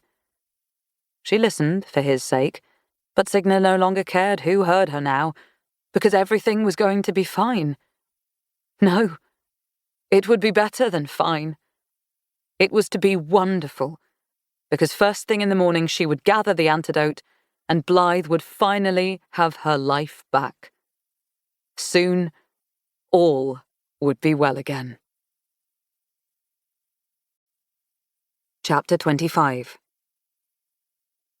While adding cream to her cup of tea at breakfast the next morning, Signa overheard Warwick telling Elijah that Blythe's tongue was beginning to fester with the same sores that Lillian's had in the late stages of her disease.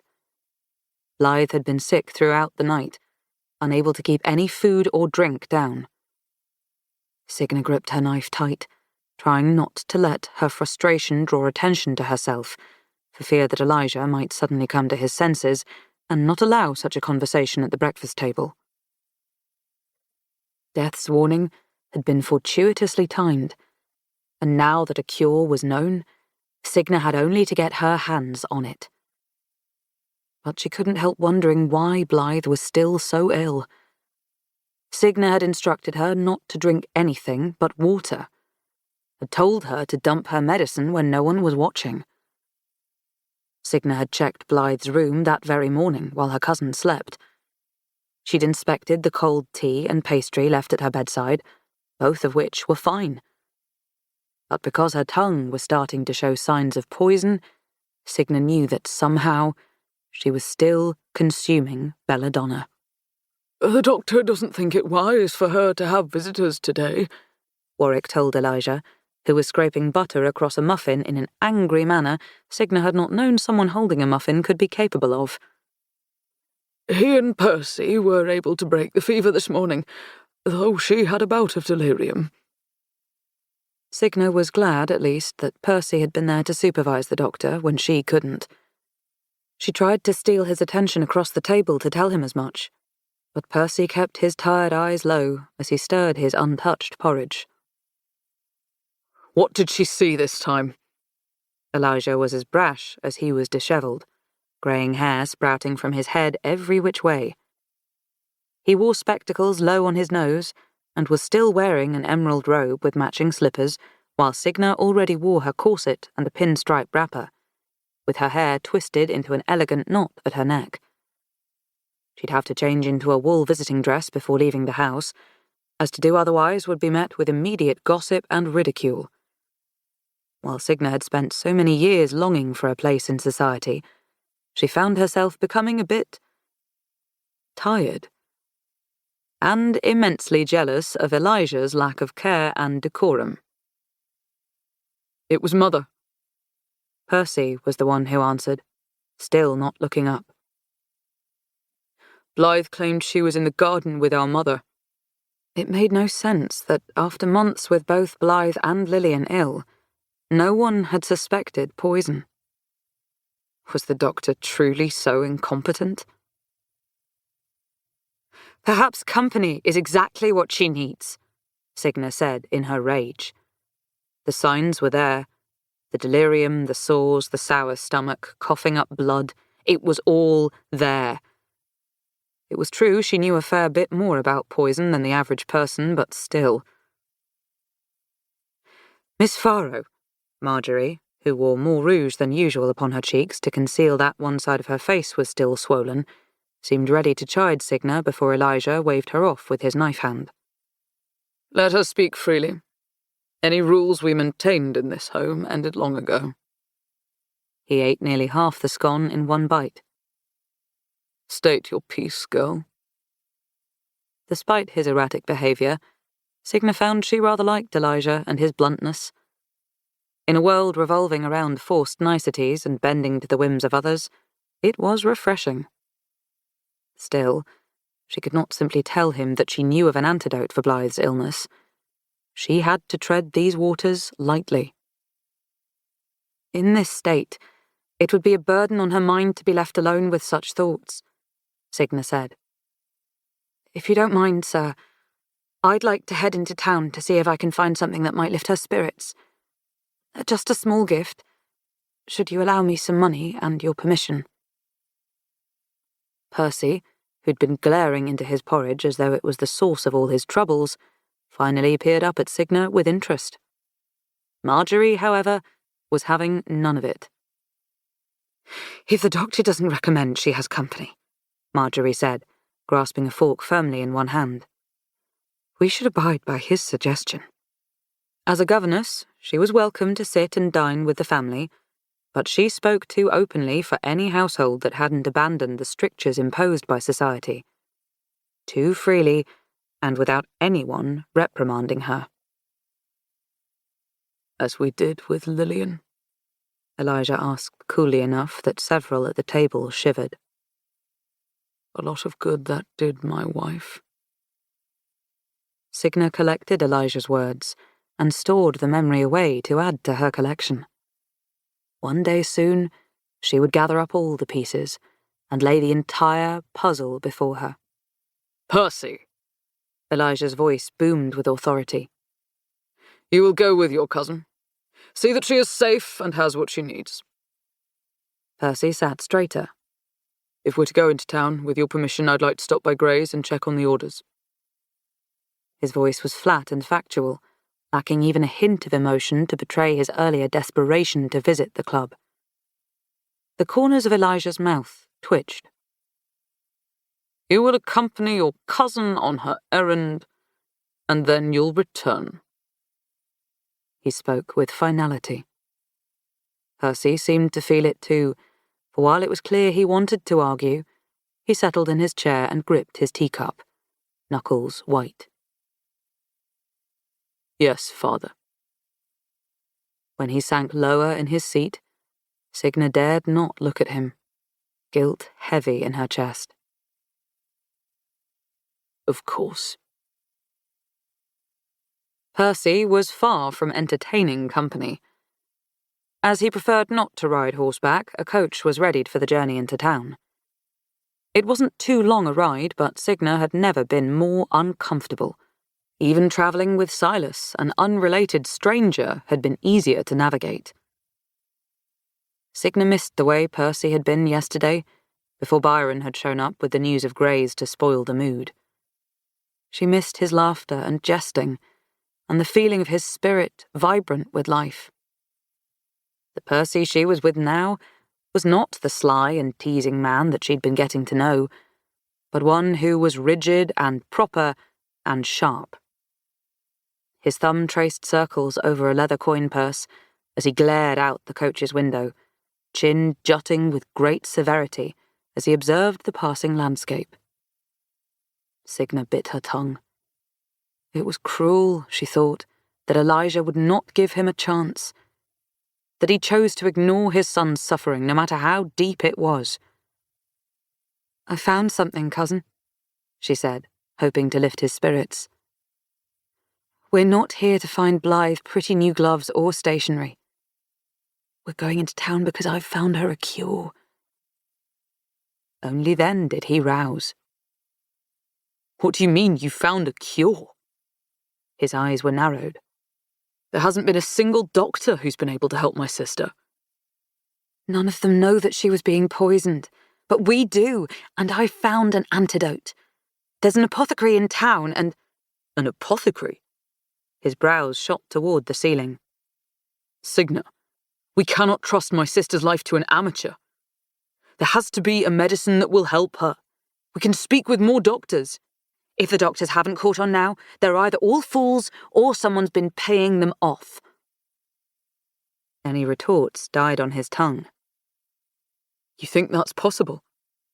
His Adam's apple bobbed. Even if that is the case, some apothecary's cure isn't something we should be playing around with. There are safer ways to go about these matters. I understand your frustration, but nothing else is working, Percy. She took his hand, squeezing tight. But this will, I promise. I need you to trust me. He looked to the carriage roof, as though it held the answers, and sighed when it did not share them. Very well. If there's a possibility, then of course we must try it. Though we cannot allow ourselves to be seen there, the entire town will talk. Of course. Signa's smile was not reciprocated as Percy turned his attention to the rattling cobblestone streets that were so much brighter and more open in the daylight than when she'd been here with Silas several nights before. Now the shops that lined the street were fully awakened. Through immaculate windows, Signa spotted women in gloves and bonnets, draped in cashmere gowns as they took their tea or filtered into a shop to order warm clothes and decorations for the approaching winter. When they passed Gray's, Percy leaned over Signa and slammed the curtains shut. She reeled back. There was no humour in Percy's face, no hint of anything but severity. Signa dared not speak another word. Percy was the first one out of the carriage when it rolled to a stop in front of a tiny green shop. Ivy stretched up and over the walls, and a window display showcased an assortment of vibrant plants hung from woven canopies. Signa was so busy staring that it took Percy clearing his throat for her to notice he was holding out his arm. Passers-by surveyed them with curiosity, turning to gossip with one another and likely theorizing over Signa's presence. Percy adjusted the small gold button on one of his brown leather gloves and paid them no mind. There was likely nothing anyone could do or say that would make Percy come across as anything but a gentleman in the public eye. Inside the shop, they were greeted by a frail elderly woman with white hair. One look at her, and Percy's nose turned upward. "Don't dawdle," he whispered. "We get whatever you need, and then we get out." For a fleeting moment, Signa wished she'd stepped on his toes harder the day before, though she refused to let his negativity sit with her when they'd entered such a wonderland. Jars of tonics and bottles of herbs sat upon shelves riddled with tiny wooden baubles. There were small containers of living moss and dainty baskets of dried herbs that smelled so fragrant, Signa wanted to bathe in them. The middle of the shop was full of live potted plants. Most of them were types Signa had never seen before, with trailing vines or large bulbous flowers. She resisted the urge to stroke her fingers across their petals, awed that such a wondrous place could exist. Had she enough money, Signa would have been tempted to buy out the entire store. "Can I help you find something, miss?" the shopkeeper asked. Signa was glad to see that she paid Percy's snobbery no mind. His eyes darted to Signa, a dark warning brewing within them that signalled her to take caution with her words. The moment they left the apothecary, gossip would ignite. Though it was possible that whoever was harming Blythe was already aware they'd been found out, Signa and Percy didn't need to risk adding fuel to the fire or word getting back to Elijah that his wife's death could have been prevented had someone been paying closer attention to her strange symptoms. "I've a friend who ate something sour," Signa offered the shopkeeper. "I'm looking for a calabar bean to help rid her body of some toxins from it. And perhaps something to soothe her stomach after, too." The woman squinted her small eyes in assessment, then made a noise in the back of her throat as she hobbled with Signa toward a back shelf full of small plants and glass vials. Percy followed behind them, making a point of appearing disinterested as the woman inspected the shelves. The shopkeeper muttered under her breath as she searched, growing more frustrated with her findings row after row, until she found what it was she was looking for and uttered a quiet, "Aha!" She produced a small vial with a strange brown nut within it. The calabar bean. Signa reached for it, but the woman pulled the vial out of reach. She leaned toward Signa and whispered, "Are you sure it's what you're looking for? It's highly poisonous, and it won't help a sour stomach." Signa knew the calabar bean was a risk, but if Signa did nothing, if she took no risk, then Blythe would die, and Signa would spend the rest of her life wondering if she could have saved her. Signa nodded and put her faith in death. "Yes, Mom. It's precisely what I need." The woman dared a quick look at Percy and said very softly, "Are you safe, girl? If it's something for him that you need, I have a few things a little more inconspicuous." Signa blanched and set her hands upon the woman's at once, hoping that her earnestness was enough to confirm her sincerity. "That's not it at all, Mum, I assure you. This will do just fine." With reservation, the shopkeeper hummed and handed over the vial. "Crush it into a powder. Then put about half of it into a glass with water to induce vomiting." Vomiting, Signa hoped, that would help rid Blythe of the poison. The woman shuffled over to the back of the shop, skirts brushing against the dusty oak floor. For a long moment, she searched, eventually producing a small jar filled with tiny brown seeds that she brought back to Signa. Caraway seeds, she told her, placing the jar in Signa's palms. To help settle your friend's stomach. Percy's agitation grew with each person who wandered by the foggy, dirt-crusted windows of the shop and took note of his presence within it. His long fingers refused to cease their tapping upon his thigh. He watched the woman hand over the caraway seeds, keen as a hawk. Do you have any more of the Calabar bean? It's no easy plant to find, said the shopkeeper. This is all I'll have for some time. He grunted, dissatisfied, and produced his coin purse. Very well. How much do we owe you? The woman flinched with surprise at his severity, but said firmly enough, "3 will do." Percy pressed a shilling into her waiting palm.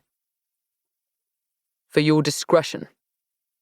The shopkeeper fisted the coin with a snort, then dropped it into a pocket of her skirt. Get out of here, boy, before I give you something to be discreet about. There was no need to tell him twice. Signa tucked the vial away in her pocket as Percy tugged her out of the shop she easily could have spent a full day in, chatting to the shopkeeper about every beautiful thing within it. Her fingers curled tenderly around the jar of caraway seeds. Signa had the vague impression that Percy believed the apothecary might suddenly infect him with the plague. He darted a look around to ensure no one was watching as he pushed open the door. There is a madness within that woman, he said. I don't trust her. Signa bristled. She is a healer. She's a witch, he scoffed. I still don't see how some seed will help my sister when nothing else could. Witch. The word sent Signa's mind reeling back to the night of Magda's death. Don't call her that. If a berry is powerful enough to hurt your sister and kill your mother, then who are you to say a plant cannot heal with that same power? He had no response to that. She could feel the fear rolling off him in waves. She knew that if she were him, she wouldn't want to let herself hope that this tiny seed would somehow fix everything either. Because if it didn't... Let's make haste, Percy muttered. We'll need to get back to the carriage before... Miss Farrow? Called a voice from down the street. Miss Farrow, is that you? Dread sunk its claws into Signa when she saw that Eliza Wakefield and Charlotte Killinger approached, accompanied by a handsome gentleman with light brown skin and a head of wheat-brown curls. He wore a fashionable olive-green topcoat and a hat that he tipped toward them with a smile so charming that Signa's heart fluttered. Sweat beaded upon Signa's brow as Charlotte noticed the shop they'd emerged from. It was good fortune that she was too polite to speak of it, though the same couldn't be said for Eliza. Oh, it is you, Eliza said, as she lowered herself to a curtsy before Percy. I thought it might be. Have you come from the apothecary? Percy took on an entirely new air before Signa could bat an eye. And have ourselves cursed by a witch? Never. He spoke in a light, jovial manner that made Signa's jaw tense. Eliza matched his grating smile, giggling as though he was most humorous. She waited for Charlotte and the man accompanying them to echo the laugh, but both kept their faces smooth. Eliza, finally able to peel her eyes from Percy long enough to remember herself, inclined her head and took Signa by the hand. My apologies, she said. This is my cousin, Lord Everett Wakefield, son of the Duke of Burness. Eliza held his arm with a smirk upon her lips. Signa did not remember ever meeting a lord before. He held himself proudly enough that she wondered whether he was first in line to inherit, or last. She remembered from the conversation at her welcome tea that he was the most eligible bachelor in town next to Percy, and that he was the potential suitor she'd spoken with Blythe about the prior day. even if he were without money or title, Everett was a man who'd garner attention for his looks and for the regal way in which he held himself. His shoulders were rolled back, chest proud, and his face was full of youthful spirit. There was wealth in his imported clothing, and a glint in his eyes as he observed Signa. Everett Wakefield was one of the most handsome men she had ever seen, and her mind lost all coherent thought when he smiled at her. "Cousin," Eliza trilled, "this is Signa Farrow, the one I've been telling you about." Charlotte observed with a blank stare as Everett bowed his head low, the flecks of gold in his hazel eyes dazzling as they flicked up to watch her beneath impressively long lashes. I'm well aware of who the Farrows were. I met your mother once, long ago. Signa's spine tingled with tiny zaps of electricity as he pressed a kiss to the back of her glove. My mother? Everett's smile gleamed bright.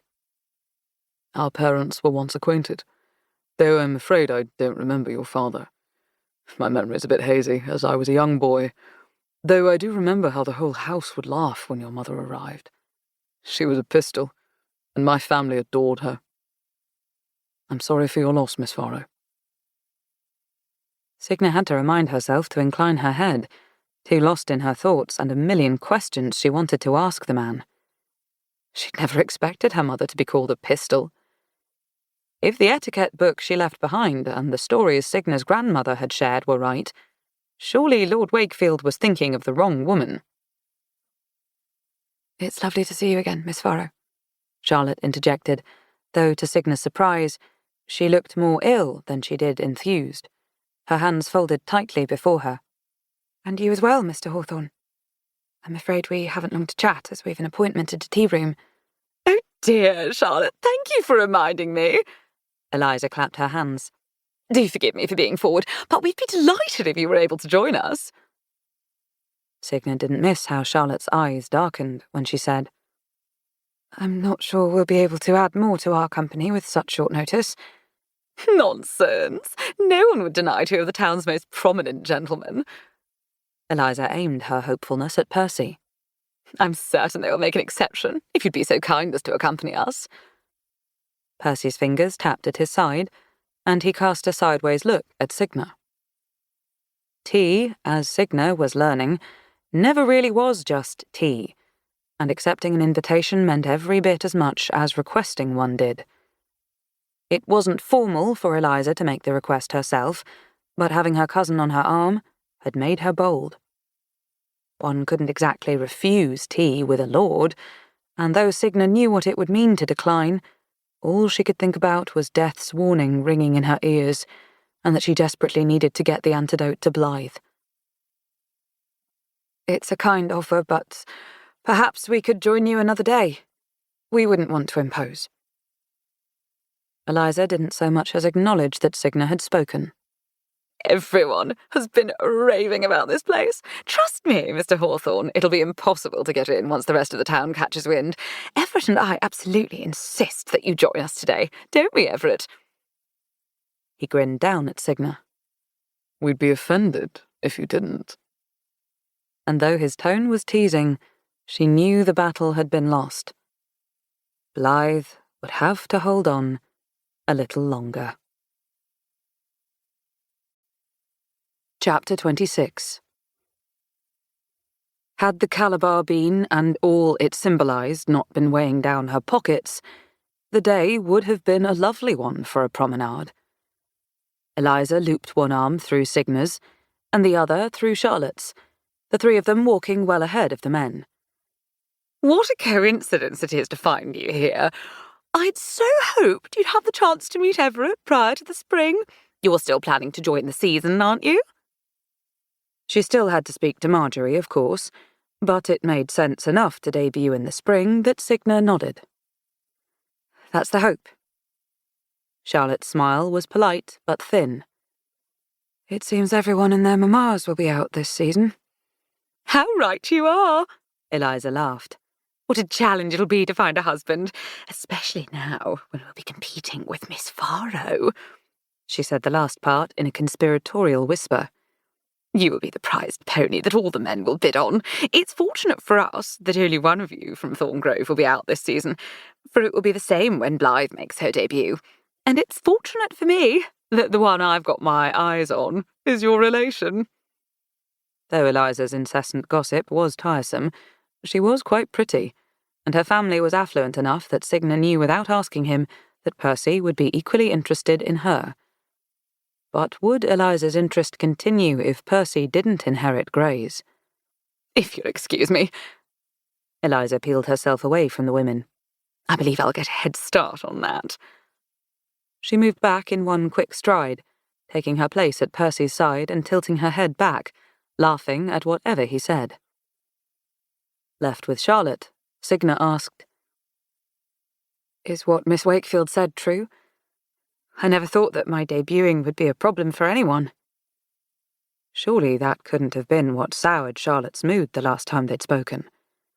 Yes, Signa had money, but there would be others far better suited for maintaining a home. She didn't want children any time soon, and her piano playing and skill with a needle were abysmal.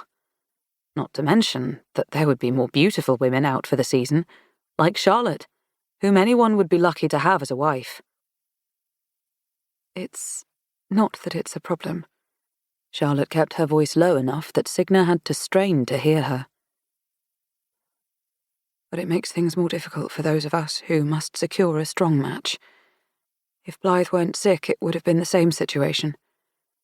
The men will flock to those with the highest prospects first, and the rest of us will get their scraps, and will be expected to be happy for it.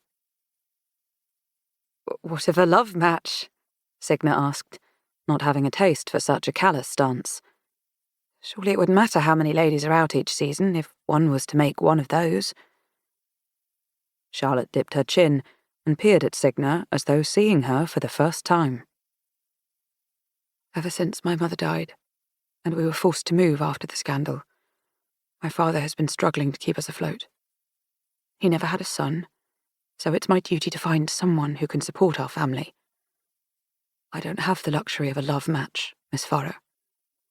In fact, you will find that most of us don't. If that's what you're after, then I wish you luck, but I care only for securing my future. So do forgive me if I'm not enthused that you're joining the fray my first year out.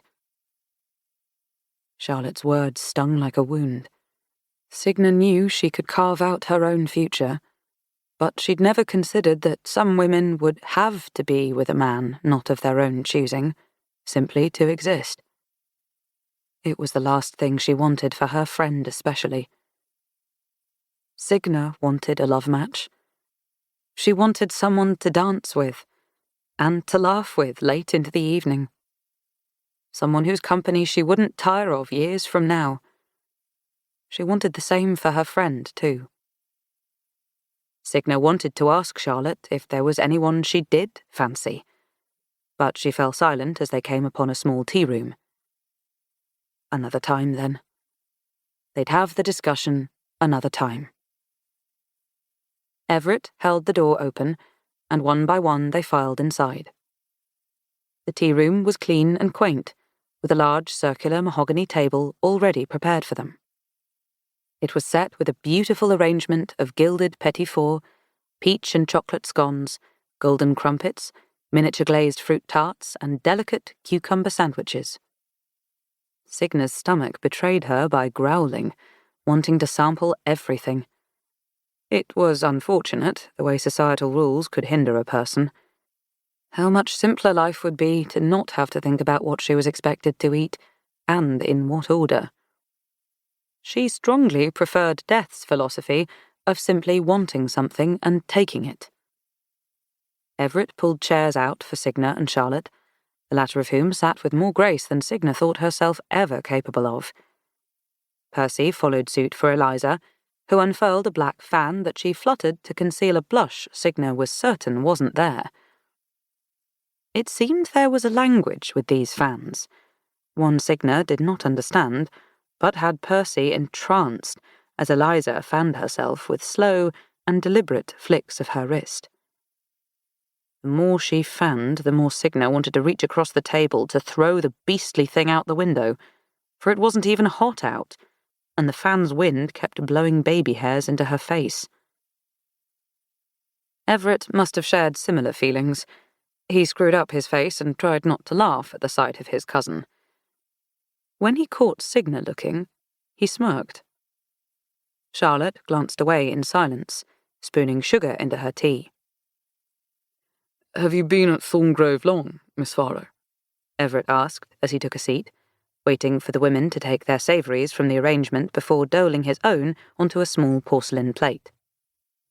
Percy placed his napkin upon his lap, then set a scone upon both Signa's and Eliza's plates. Who was Signa to refuse a perfectly good scone? She spread lemon curd and clotted cream across it in the most graceful way she knew how, concealing her eager eyes with a mask of calm demure. "About a month now," she said, hoping he'd pause from questions long enough for her to take a bite. "Thorngrove is a beautiful place. The Hawthorns have done me a great kindness by allowing me to stay with them." "Nonsense," Percy chided her. "Your family. Having you with us has been our delight." Signa bit into her scone to spare him from her retort. Where was this kindness earlier, when he'd rushed her out of the apothecary, or when he'd criticised her dancing? "Signa's birthday is in the spring, you know," Eliza said. "She'll be making her debut this season." "I suppose that means we'll be seeing each other quite often, as I intend to remain in town throughout the upcoming season as well." Everett's smile was far more charming than it had any right to be. The scone Signa had been chewing lodged in her throat. She swallowed a mouthful of steaming tea to help it pass. The drink scorched her tongue, and she was reminded of one of the rules in A Lady's Guide to Beauty and Etiquette. One must enjoy their tea in the smallest of sips, and should never take to blowing on a drink, no matter how hot. A coincidence indeed. Signa couldn't tell if it was her heart fluttering or nerves getting the best of her stomach. Everett was, on paper, everything Signa had ever wanted. Handsome, charming, kind, and an evident socialite. She didn't care much about his status, but supposed that it could only be beneficial if the attention of those who sneaked sly, interested glances at them was any indicator. But good God, if just having tea was such an exhausting feat every time she had to do it, Signa hadn't a clue how she'd manage becoming the socialite she'd always dreamed of being.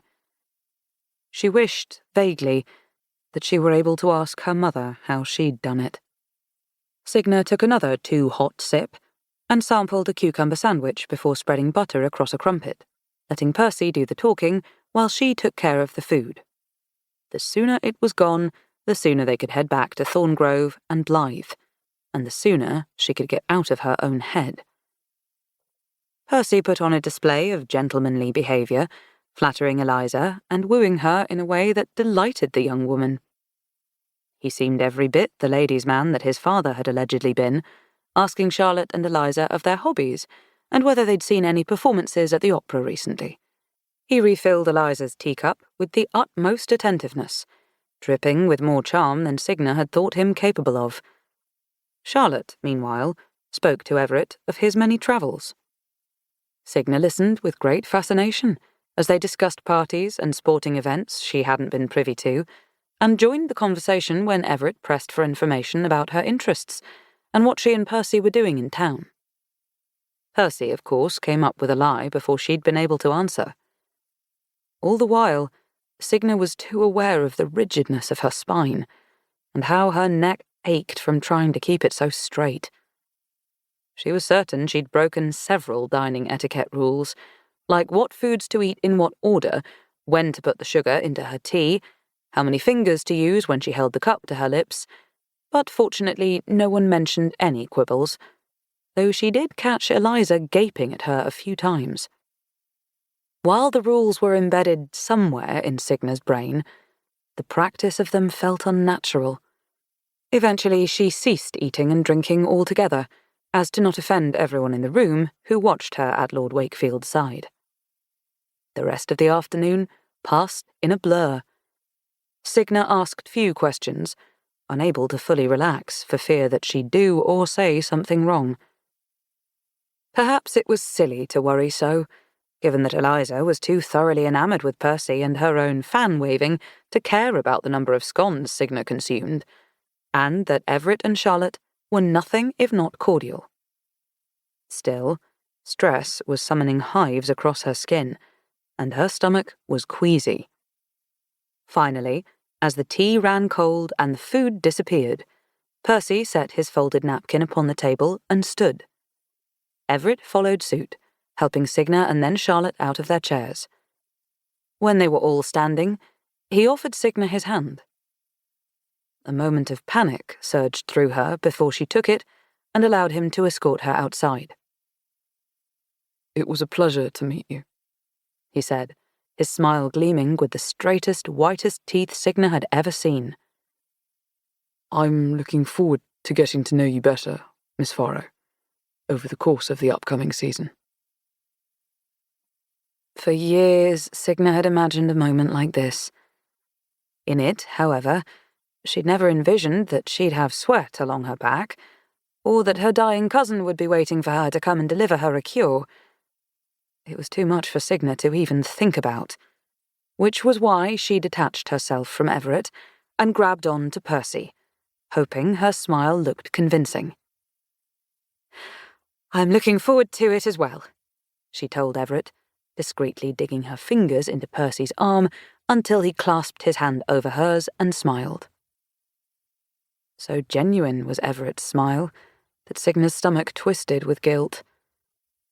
Yet she knew there was no time for that, for there were matters far more pressing. With a final goodbye, she turned and hauled Percy to the carriage that waited to take them home to Blythe. Chapter 27.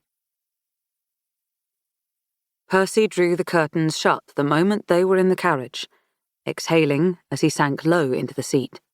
"I can't believe we were almost seen in that apothecary." His lips pinched tight. He appeared so much sterner than he'd been minutes prior. The severity of the quick change in his demeanour gave Signa whiplash. "Especially in front of the Duke's son." Signa wished the carriage would go faster. "Does it truly matter if they saw us?" she asked. "I'd expect anyone with half a heart might understand our desperation and be open to considering alternative remedies for Blythe." "I'd hope that too," he said. "But it may also make them suspicious." Her defences were rising. "What do you mean? Suspicious?" "I mean that the longer I think about it, the stranger I find the convenience of you just happening to know what's ailing my sister, let alone finding an alleged antidote." His green eyes narrowed. "I want to trust you, cousin, but I must admit that I find your sudden interest in Blythe quite odd. She's been worse ever since you arrived, and I'm finding it difficult to deny that you might be the reason." It was dread that Signa felt then. Cold, icy dread, leaking into her stomach. The look in Percy's eyes wasn't one she'd seen before. It was distant, venomous. But she understood it, for Blythe was his sister, and Signa had no doubt that she'd be willing to do whatever it took to protect her own sister too, had she had one. But she didn't know how to convince him of that. The Calabar bean itself was technically poison. It would do her no favours if he found out. "I'll sample the antidote myself, should you need proof," she said at last. "Would that satisfy your concerns?" Percy stilled at Signa's declaration, leaning back against the leather seat as he considered her. When he'd gathered his wits enough to consider her proposal, he nodded. For as far as he knew, there was perhaps no better proof in this world. "Very well." "Then consider it done." Signa set her hands upon her lap and counted the passing minutes. She didn't want to care about his hesitancy. Thorngrove, odd as it was was the best place she'd ever lived, and its people were growing on her. She also didn't want him to see how much his negativity about the apothecary had affected her, for Percy was the symbol of high society through and through. His reaction, as well as her own discomfort at tea, was a clear acknowledgement of how poorly Signa fitted into that milieu. She could become like clay and mould herself. She could wear the gowns and pin up her hair and pat rouge upon her cheeks. She could even feign interests if she had to. From the time she was a young girl, this had always been the road she'd been meant to take. Her grandmother had told her as much. Had told her to marry, and of the parties she'd attend. Had told her she'd be like her mother, and Signa had believed her, because it was all she ever knew to want. But there was something else now. A curiosity. A darkness that had been brewing within her all these years, that was perhaps not so dark as she'd once believed. She'd felt power.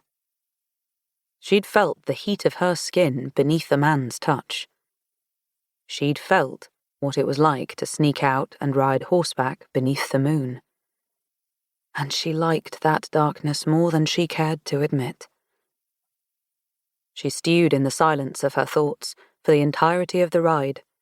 Then, while in the kitchen, as she ground up the calabar bean, and then on her journey up the stairs, through the hall, and into Blythe's room with Percy at her side. The moment the door opened, it felt as though someone punched her square in the chest. Death hung like smog in the air, suffocating. The sole relief was that he was not yet present. He didn't stalk the shadows waiting for her, and Signa understood that the feeling of his lingering presence in this room was a warning. If she was to save Blythe, she needed to move fast. Percy must have felt the urgency too, for he barely glanced at his sister before his steps faltered. Blythe was flat on the bed, as lifeless as Signa had ever seen her. Her breath slipped from her lips in tiny gasps. When Blythe heard them enter, her eyelids fluttered open, though she was unable to keep them that way for long. Signa took a seat beside her, without waiting for permission. She picked up a glass of water from the bedside table and stirred in the ground calabar bean until the liquid turned a milky white. Before she could make another move, Percy got hold of her arm. There was fire in his eyes. "You first," he said. Her stare locked with his. Signa lifted the glass to her lips and took a swallow. It wouldn't be long until her stomach protested the drink, so she steeled herself and didn't waste another moment on Percy. She slipped her arm under Blythe's neck to help her sit up. Only when the drink was to her lips did Signa hesitate. Blythe was as weightless as a feather, her head lolling against Signa's arm. Whether she would be able to handle the substance was a mystery. The life was draining from her fast, and the calabar bean was another poison. It would make her throw up, though it was also meant to counter the effects of Belladonna. "This will be hard," Signa warned her. "But you must fight. If you feel yourself about to vomit, let it happen. It will help."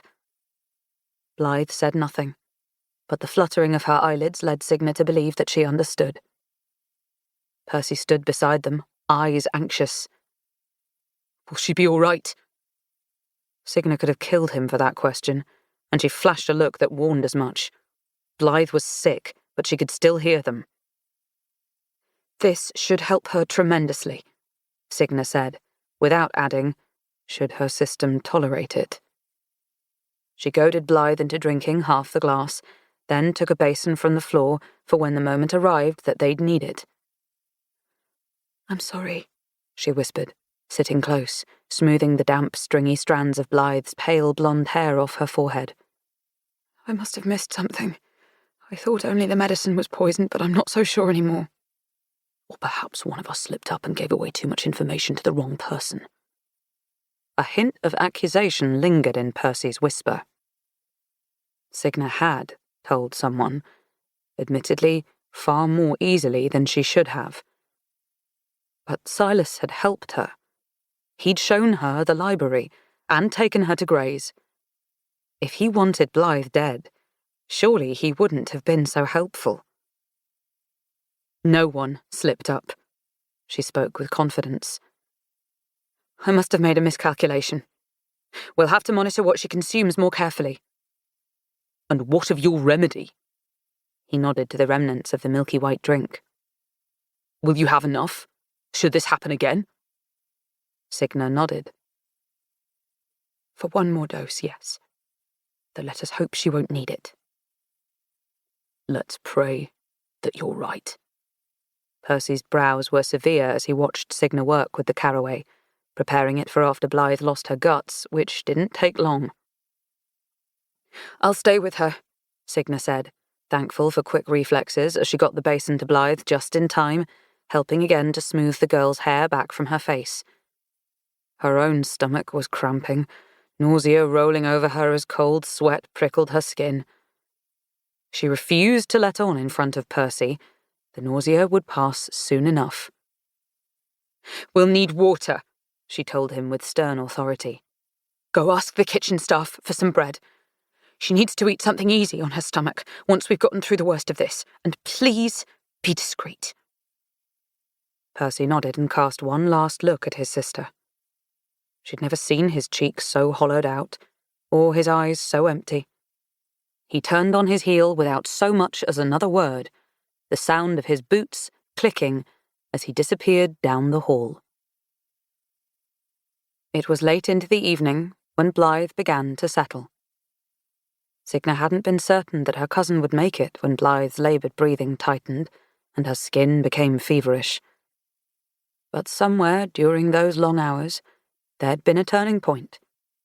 Blythe's flushed cheeks cooled, and her stomach was no longer so eager to empty itself. She lay back in the bed, her hair pulled into a loose braid Signa had woven between emptying the basin and fetching Blythe more water. Blythe's breathing was deep now, and her eyes were finally managing to stay open. Are you with me? Signa asked, easing her shoulders when Blythe nodded. Picking up a loaf of sourdough from the tray Percy had brought them, Signa tore off a small piece and handed it to Blythe. Try to eat this. You're going to feel weak for a while, but I think you're going to be all right. We're just going to have to be careful with whatever you put into your body. The bread slipped from Blythe's fingers. She was too weak to hold it. She faltered at the realization, tears welling, but Signa would have none of that. She picked up the loaf, broke it into even smaller bites, then set a small piece in Blythe's mouth. Piece after piece, Signa fed her, letting Blythe's head fall upon her shoulder, letting the girl's tears flow freely, until she became too exhausted to eat another bite, or cry another tear, and she fell asleep. As Blythe slept, Signa smoothed a hand over her cousin's hair, willing strength into her. Don't worry, Signa whispered. I'll find whoever did this to you. I promise. From the threshold, a quiet voice said, How were you able to help her?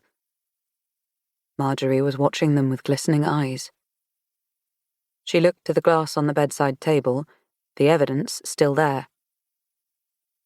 Just an old remedy I found in the library, Signa whispered, not knowing what else to say. Signa understood Marjorie could likely banish her if she wanted to. She could deem Signa a witch and throw her out of Thorngrove. But instead her eyes softened. You should get some rest too. Signa's skin prickled at the mere suggestion of leaving Blythe alone, or in the hands of another. But for now, Death's presence had dissipated from the room, his warning retracted. Again, Blythe had been spared. Whether Signa had been able to save her one final time, they could only hope. Signa eased Blythe's head down upon the pillows before slipping from the bed. On the bedside table she'd left small pieces of bread and 2 glasses of water. In one of the glasses she'd added ground caraway seeds to help settle Blythe's stomach. For now, it was all she could do. The best thing we can do for her is let her sleep, Marjorie told her, and Signa knew it was not her place to argue. Even if she'd helped Blythe, Signa was still little more than a stranger to the Hawthorns. She was also a woman, and a young one at that. No matter how much she wanted to hole up in Blythe's room to watch over her at all hours, such a thing would never be allowed when the family had proper doctors employed. So for now, she took her skirts in hand and followed Marjorie out the door, letting the woman lead her through the candlelit hall and back to her own room. Marjorie slowed, forcing them to linger in the hallway. "You are fitting into Thorngrove better than I ever expected," she said. The darkness of the night covered the memory of Marjorie's injury well. In the dim glow of the iron sconces, all Signa could make out was a fading bruise upon her bottom lip. "Thank you," Signa said, before she allowed herself to relive the memory of seeing that bruise inflicted. Her hands clenched at her sides.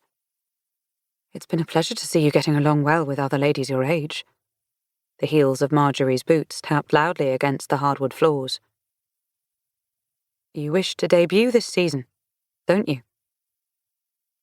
It was perhaps a strange time to be talking about such a thing, but Death's presence in Thorngrove had been long and tedious, and Signa had learned that when Death claimed your every waking moment, mundane conversations felt like a reprieve. Perhaps Marjorie felt the same. "I don't mean to bother anyone with it," Signa said. "I'll be leaving Thorngrove for a home of my own around the same time. I can debut once I'm gone." "There's no need to apologize, Signa. You've been doing a wonderful job with your lessons, and I think having your season this spring is a good idea. Besides, no one will stand for you debuting yourself without any proper chaperone. It's unheard of." Signa sucked in her cheeks. "You think it's a good idea?" "I do, and I'll speak to Elijah about it tomorrow." Signa did not miss the casual use of his name. "In the meantime, we'll be having a ball this Christmas, and you will attend. It'll be a good experience for you." Blood rushed to Signa's cheeks. All day she'd spent caring for Blythe. Her back ached, her eyes kept trying to shut on their own, and she was certain she smelled sour. Yet despite all that, Marjorie's words had her buzzing with excitement. This was her chance to prove to herself, as much as anyone else, that she was fit for a life outside the shadows. For the life she'd always been meant to have. To be like her mother, or like Lillian. Someone everyone told stories about and adored. Someone whose name alone could soften a voice. "I would love that." Marjorie smiled. "Then I will arrange all the details. It's about time Thorngrove started hosting proper parties again. Perhaps this will be exactly what everyone needs." Chapter 28. Silas was waiting for Signa in her suite. She nearly darted back into the hall at the sight of his head bobbing up from the side of her bed, smothering the surprised yelp that burned in the back of her throat. "How is Miss Hawthorne?" was the first thing he said. The question was enough to soften the sharpness of her tongue. "The antidote worked," she answered, glancing down the hall to ensure they were alone before she shut and locked the door. Coolness flooded the room when she stepped in, and she scowled when she noticed why. Silas had climbed the willow tree again and had left the balcony doors open for a quick escape. "One of these days, we're going to get caught." There was no place for iciness in her voice. Exhausted though she was, Blythe had been saved, and it was thanks to his help. We haven't been found yet. Silas grinned as he took a seat upon the edge of her bed. Signa's stomach warmed at the sight of him there. She tucked her hair behind her ear, suddenly aware of the smell of sickness upon her, and of how in need of a bath she was. "I want to thank you for your help," she began, skin sweltering despite the cold. "I know I'll be paying you, but even so, it means the world. It's a precarious situation, and my cousin can use whatever help she can get." When she sat upon her chaise for fear that sitting too close to him might inspire certain ideas, Silas stood and moved to the chair before her. "I've pulled the logs of all those employed at Thorngrove, as well as any who were let go within the past year."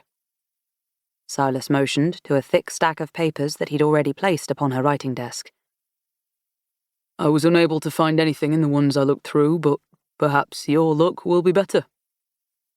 Take care not to have them found. I imagine it'd be difficult to try and explain how you acquired them." Signa nodded, and though she was eager to get started on poring over them, it was a task that would have to wait until after a night's rest. Should she try to read them now, she doubted she'd be able to see straight. She wanted only a bath and to change out of her heavy attire prior to Death's midnight arrival. But before that, while Silas was present, there was something she'd been wondering about ever since Percy's accusation. "Why is it that you agreed to help me anyway?" The words came out in a flurry, and Signa wasn't certain why her heart was pattering so hard beneath his observation. "Even with the money, do you not worry for your reputation? Nothing good would come of you being discovered." It didn't take so much as a moment of consideration before he answered. "Speaking frankly, Miss Farrow, there's not much left of my reputation to maintain." He watched her eyes as they fell to his boots, wondering at the polished leather of such fine quality.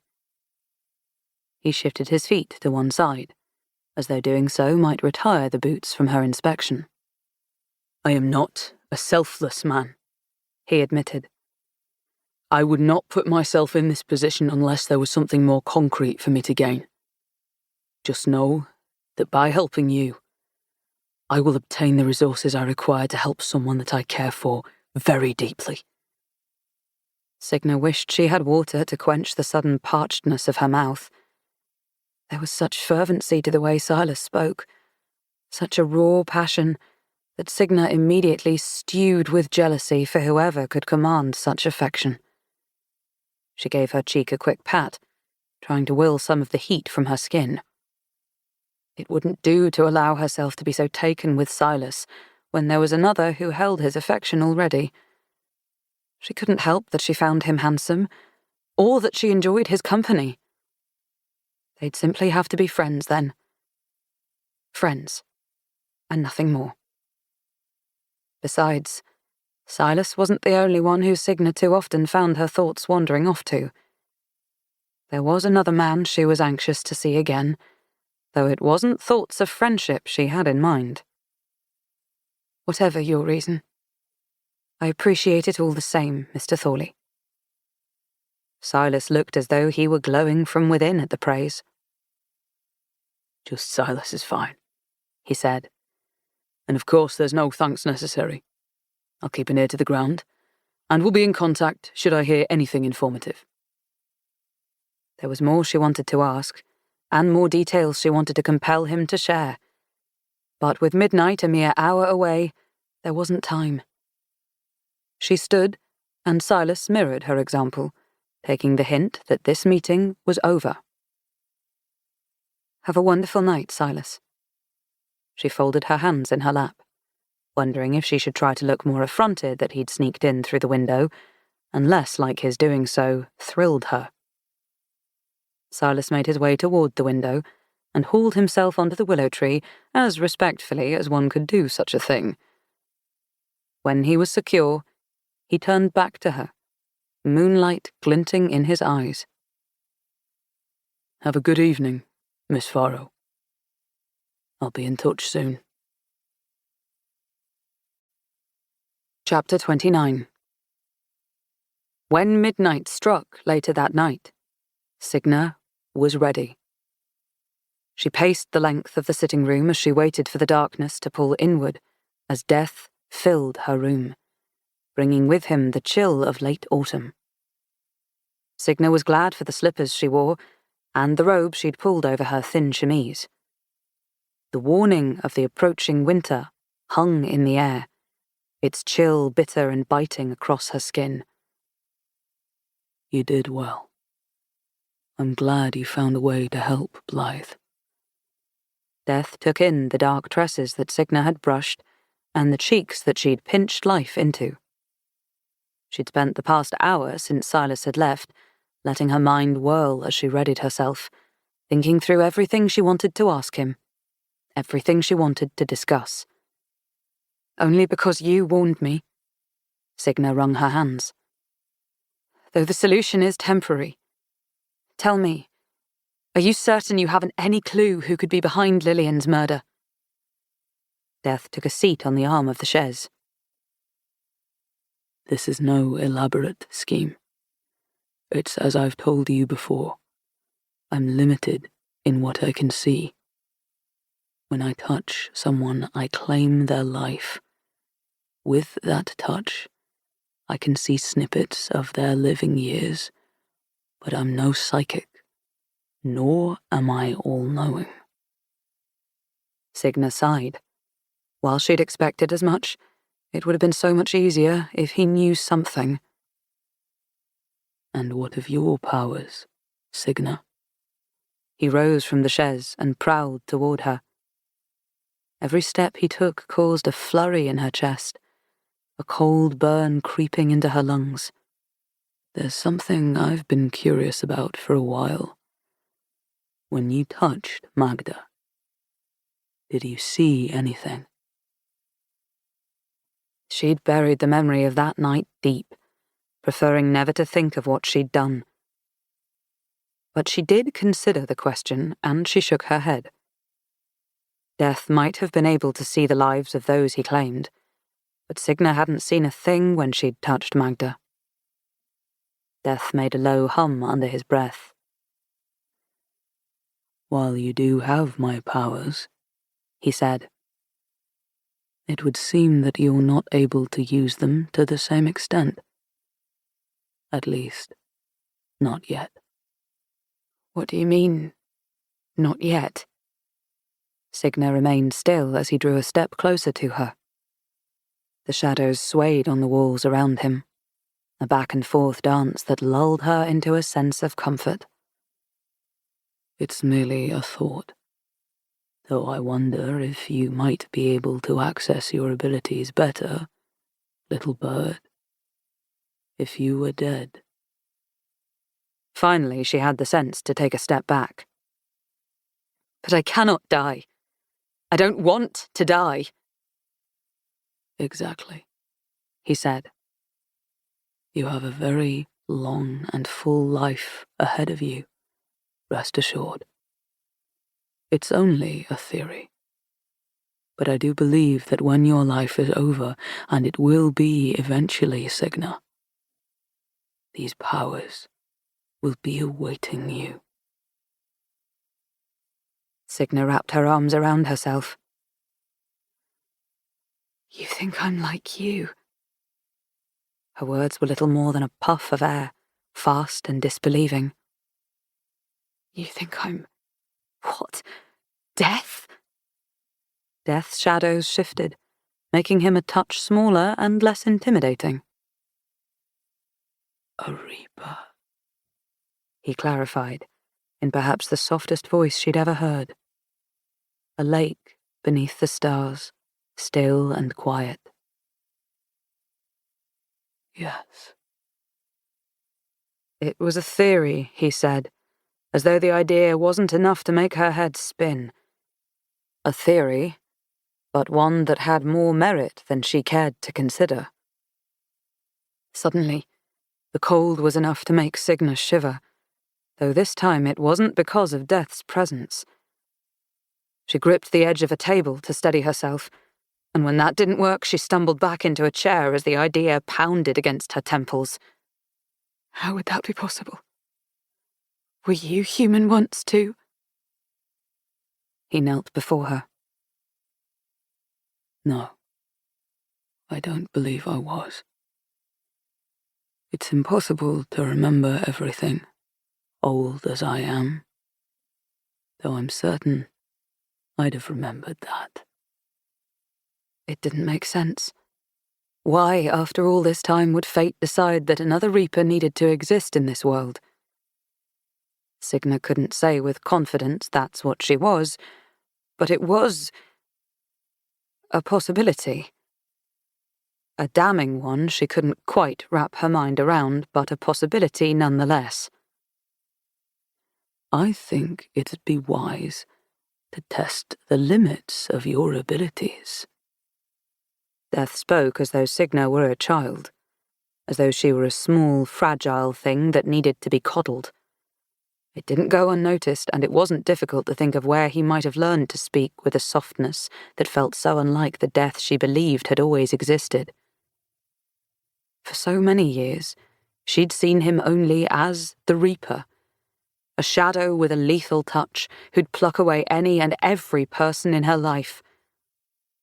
But as he set a hand upon her knee, with a touch that made Signa's heart leap into her throat, she realized he was something else entirely. Death was the ferrier of souls. He was not a demon or a monster, but the one who guided wayward spirits. She'd seen how they clung to him, how they sought him out in anticipation. And for those who were afraid, well, he had to have learned his softness somewhere. His was so far from the life that Signa had imagined for herself, and yet, when he offered his hand and asked, "Will you trust me?" her body moved forward without hesitation. Gloveless, she touched her bare skin to his shadows, wrapping her fingers around his. Ice tore through her veins, stilling her heart, and she didn't fight against him. He helped her up and onto her feet, and she felt the burn of her powers stronger than they ever were with the Belladonna berries. Steady and so potent that when Signa shut her eyes, she felt the reverberation of the earth beneath her. He shifted so that he was behind her, trailing his hand up to brush it against her bare neck to maintain the connection. Signa bit back a gasp when she felt his chest press against her back, too often forgetting that death was merely hiding beneath those shadows of his, forgetting that there was a true man, chest and all, underneath them. Consider this the start of tonight's lesson. He whispered the words, steadying her. What do you feel? Signa knew there were many ways she could answer. She could say that she felt the firmness of his chest and a heat in her belly as she imagined what that chest might feel like crushed against hers. Or she could tell him that her thoughts were wandering to just what death could do with his shadows. But that was certainly more than she cared to admit. She relaxed against him. As her shoulders eased, the world came into focus around her. She could feel it as though it were breathing. In the heat of the stars, leaves wilting from the trees, the chill of the earth as rain threatened from the heavy skies. Heartbeats, too. She could feel their final beats, too many each second. I feel life, she said at last. Death made a sound in the back of his throat, low and approving. What do you hear? His fingertips slid from her neck to cover her ears. She'd never heard the world so quiet, like there was nothing else in all existence other than the two of them. But then the world slipped in, piece by piece. She listened to final breaths and soft words, to the murmurs of love spoken to the dying. And though there was sadness there was also warmth for the lives that had led them to this moment. I hear their goodbyes. Signa swallowed as Death slid his hands down to cover her eyes. When he leaned in, his lips brushed her ear. She shivered, wishing so badly to see that sliver of hair, and the face he hid from her, and to finally look upon it. What do you see? He whispered, in a voice that made her knees weak. The images came to her, the grass itself beginning to shrivel from the cold, a family surrounding an elderly man as his heart stilled. She saw their faces, heard their voices, and there, dangling just out of reach, was a tether that Signa felt as though she could almost pluck from the air, one that would take her right to each of them. Death eased his hands away, and Signa turned toward him at once. There was more to do, more tests to conduct. But in that moment she wanted only to look at this man who had spent his life seeing these things and embracing them. He was the first one the deceased saw after their eyes shut for the last time, and the weight of that settled into her. How do you handle this day after day? Signa asked, one hand pressing to her chest. With his touch gone, life was leaching back into her skin, pulsing her stilled heart and forcing her blood to move. You become used to it, Death told her. Some are patient in their deaths, and their souls will wait for me to come and claim them.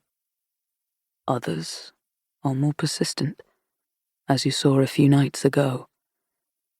If I don't find them immediately, they'll find me. But I am never far from a lost soul, little bird, and I am not restrained to being in one place at a time. He was close enough that she could imagine pulling down that hood of his and finally looking upon him.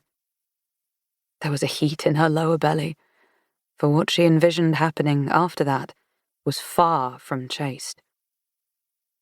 Death stepped closer to take her by the shoulders, as though daring her to act on her impulses. She was curious enough to do it too, not just to kiss him, but also to explore other ways he might make her feel. Her robe and chemise suddenly felt like useless, flimsy things. She could feel every brush of his hands, and gasped as shadows wound around her robe, sliding it down her bare shoulders, and to her waist as Death crushed her closer. He paused when she made no move to stop him, skimming his thumb along one hip. Is this okay? The question broke Signa from her trance. She'd been too spellbound, too full of wanting to even think through what all this meant. She hadn't debuted yet, and already was this close to breaking the biggest societal rule there was for a woman, destroying her virtue. The rules in her etiquette book were limitless on this subject, and yet here she was, and with death, no less. She understood him better now, but that didn't make him any less dangerous, though the danger made little difference to the ache of her body. She'd seen enough people seek out relations to know that the physical connection with a man was something she liked to experience for herself, and by every indication of her body, she wanted to. Besides, No one but she could even see death. How would they ever know? How would that even work? With your shadows, I mean, Signa asked. Rather than answer her aloud, Signa's skin burned as one of Death's shadows slipped beneath her nightgown and brushed against her inner thigh. Care to find out? Her body was screaming yes, ignoring the warning that rang deep within her mind. A tiny voice telling her to come to her senses and remember whom she was dealing with. Yet she stifled that voice and buried it 6 feet under. Listening to the most primal part of herself, Signa nodded. Death unbound himself. His shadows wound around her, easing her down and onto the chaise as his hands lifted her hair, lips brushing so close that Signa arched toward him. He laughed, a raw and throaty sound as he lowered himself to her neck. Her eyes fluttered shut when she felt him there, trailing kisses from her ear to her collarbones, soft, peppered kisses, and every now and then a gentle suck on her skin that had Signa writhing, pulling him close. The shadows were enveloping her, brushing up her thigh in cold, smooth strokes that caused her to tilt her head back, offering herself to him. She leaned into the feeling as Death's shadows brushed closer to where she wanted him, where she ached for him. His lips were at her jaw, inching up as his shadows followed suit. Her heart was hammering, her breaths coming in soft rasps as she waited for his lips, for his touch. But the warning rang again in her head, louder this time. If she let this happen with him, what did that mean? Did it mean she was ready to accept what she was? To embrace it? Death stilled as Signa pressed her hands upon his chest to ease him away. She wasn't ready yet, wasn't sure what sort of life she wanted for herself. And so she scooted herself back and said, "Tell me something you like," before she could change her mind. Something I like? He peeled himself from her. I suppose I like you. She nearly choked on her own breath. What about hobbies or food? Do you like food? I don't eat much, though I've enjoyed what I've tried. He sat upon the edge of the chaise with a laugh, and as he'd done the night they'd met in the woods, Death made himself smaller. He did so for her, Signa realized. He was trying to be more presentable for her sake. You don't have to do that. She bit her lip as soon as she said it, wishing that she could just shut up for a minute and think about what she was doing. You don't have to make yourself smaller. I'd rather see the true you and not have any surprises. She felt his eyes upon her. Does this mean you no longer fear me? It means I'm not sure. It felt wrong to say she was no longer hesitant around Death or cautious of his power.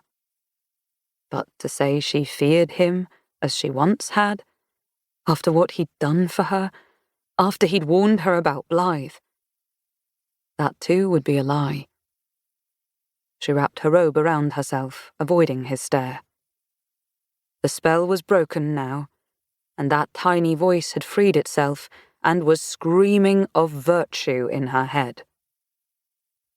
I should get to sleep. Shall we continue our lessons tomorrow? Death nodded.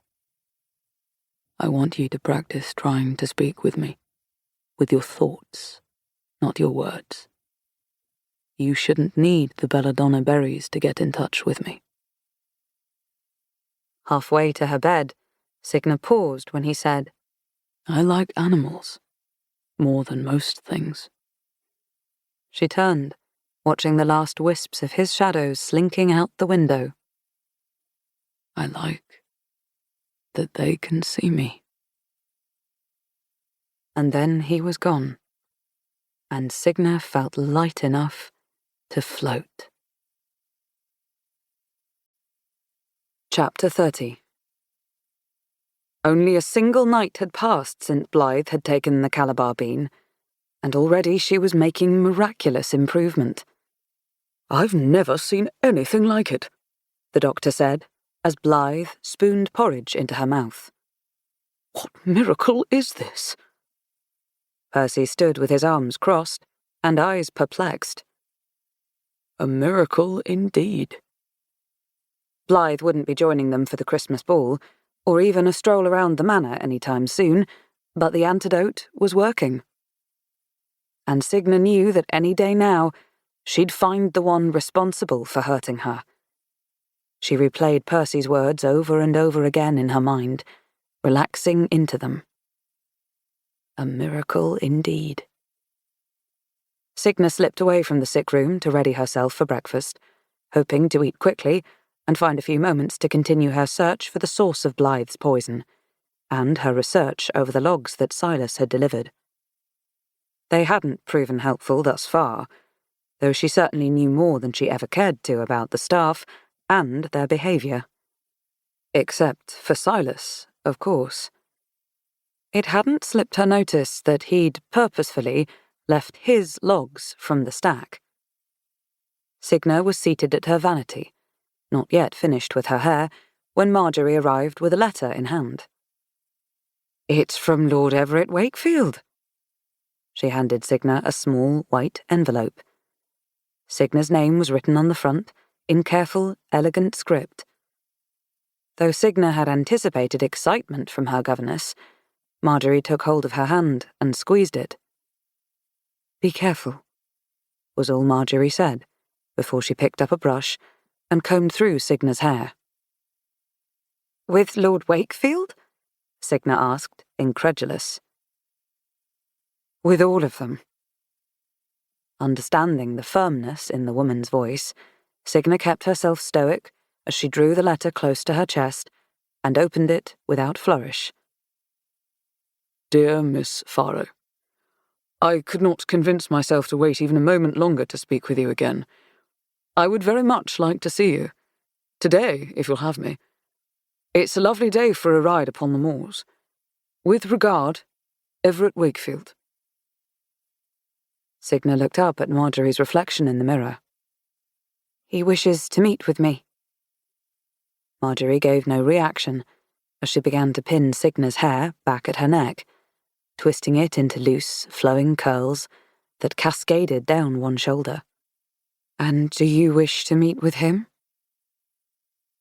Signa brushed her thumb over her written name, surprised to realise she'd not thought of Lord Wakefield since they'd had tea.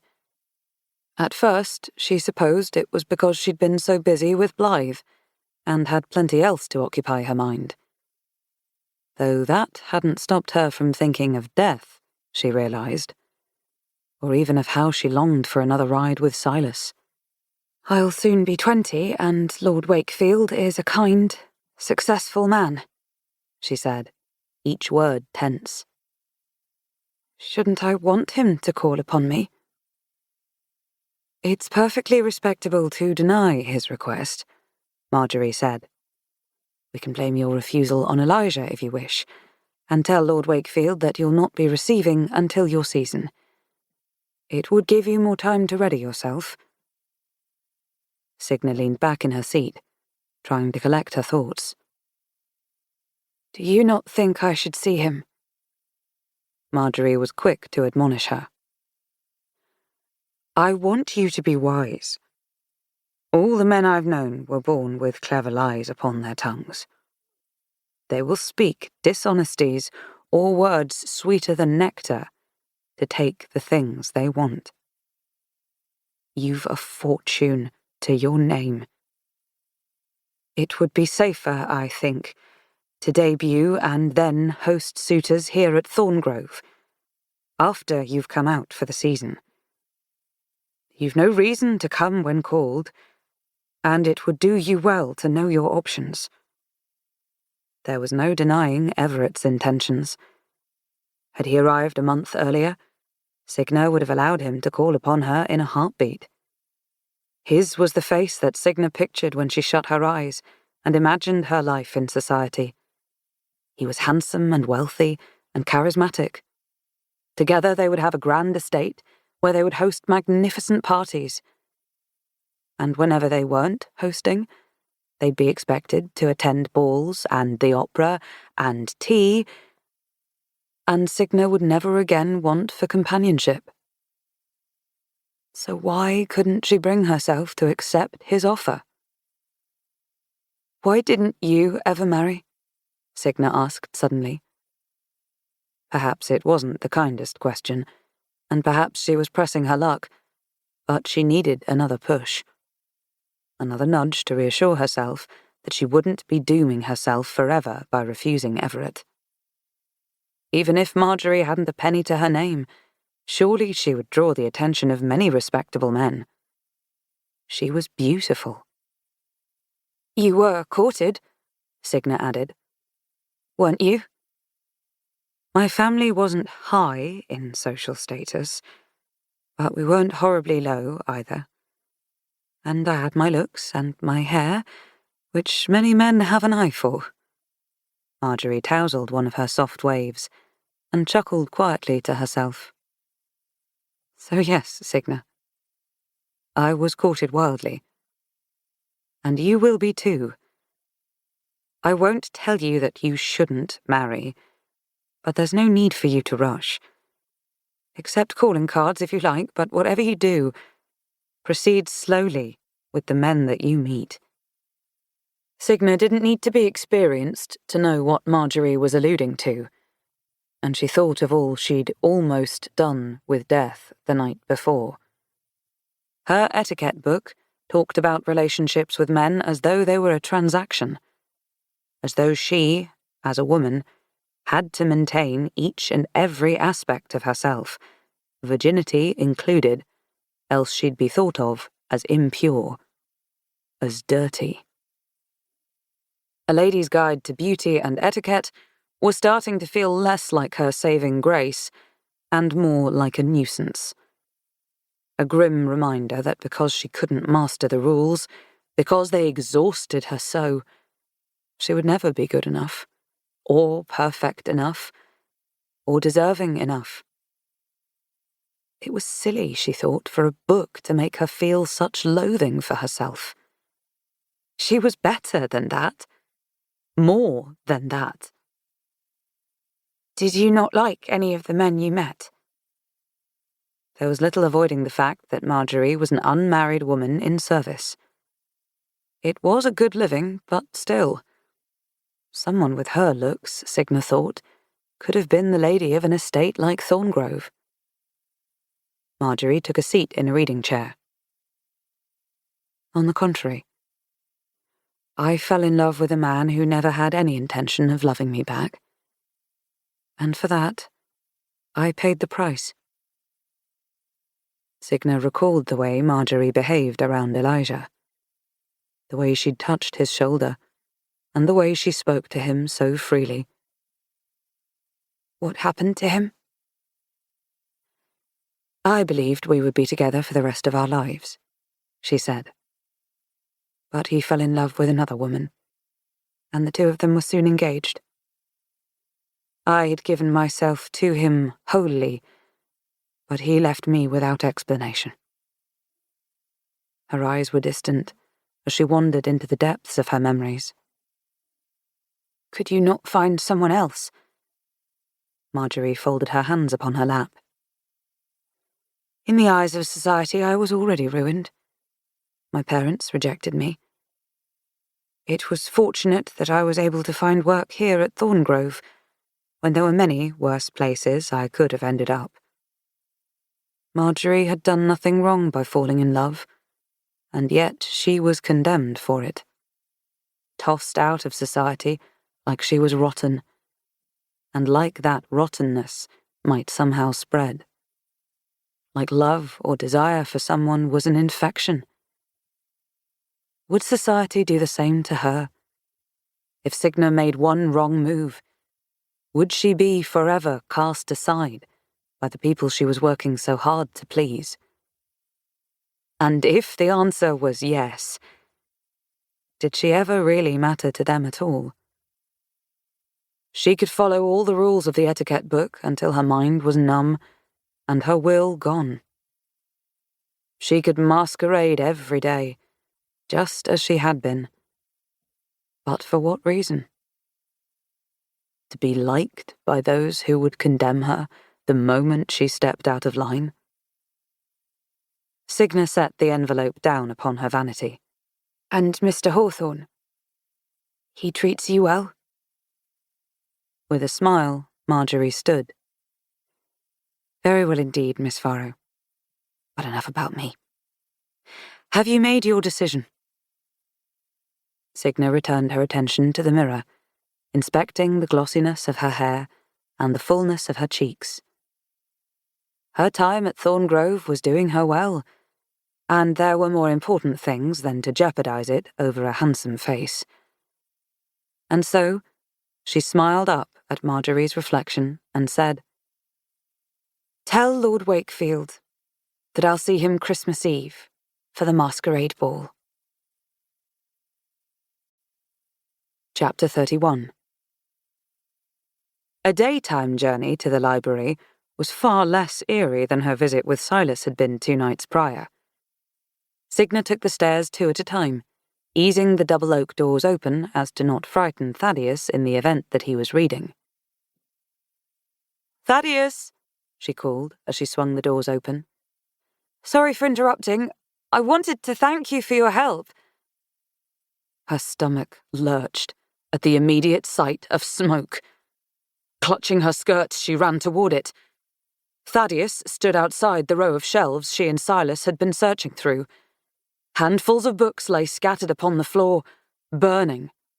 It was a fresh fire, and if the flames weren't put out soon, it might gain enough momentum to burn all of Thorngrove. "Who did this?" Thaddeus didn't answer. He watched his beloved books burn to cinders, flames reflected in his hollow, bespectacled eyes. Signa wrapped her arms around her waist, hugging herself. This was her fault. Just 2 nights before, she'd stood there, smiling and laughing and thrilled that she'd finally found a way to help her cousin.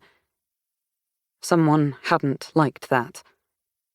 Someone, it seemed, didn't want to give her the chance to find anything more. She needed to fetch some water, or get help, or do something. If they put the fire out now, they could preserve most of the books. They could preserve the library. Yet the moment Signa turned to run, the library doors slammed shut. Panic rose like bile in her throat as Thaddeus spun toward her. There was no warmth in his eyes. None of the smiles or kindness that there had been before. His movements were jerky and his eyes like weapons. He appeared every bit as volatile as Lillian had been the night in the garden. "Thaddeus, help!" she pleaded, voice raw and scratchy in the growing smoke. "We can stop this fire from spreading any farther, but you have to let me go." His expression remained hollow, untouched by her words as he stalked toward her. Signa pressed her trembling hands against her sides to steady herself. "Thaddeus!" He lunged, moving not toward her body, but into it. A cold sharper than anything she'd ever felt numbed her limbs, freezing in the same way it did when death touched her. And yet this did not feel remotely similar, for there was no power waiting for her, no connection to the world or her abilities as a reaper.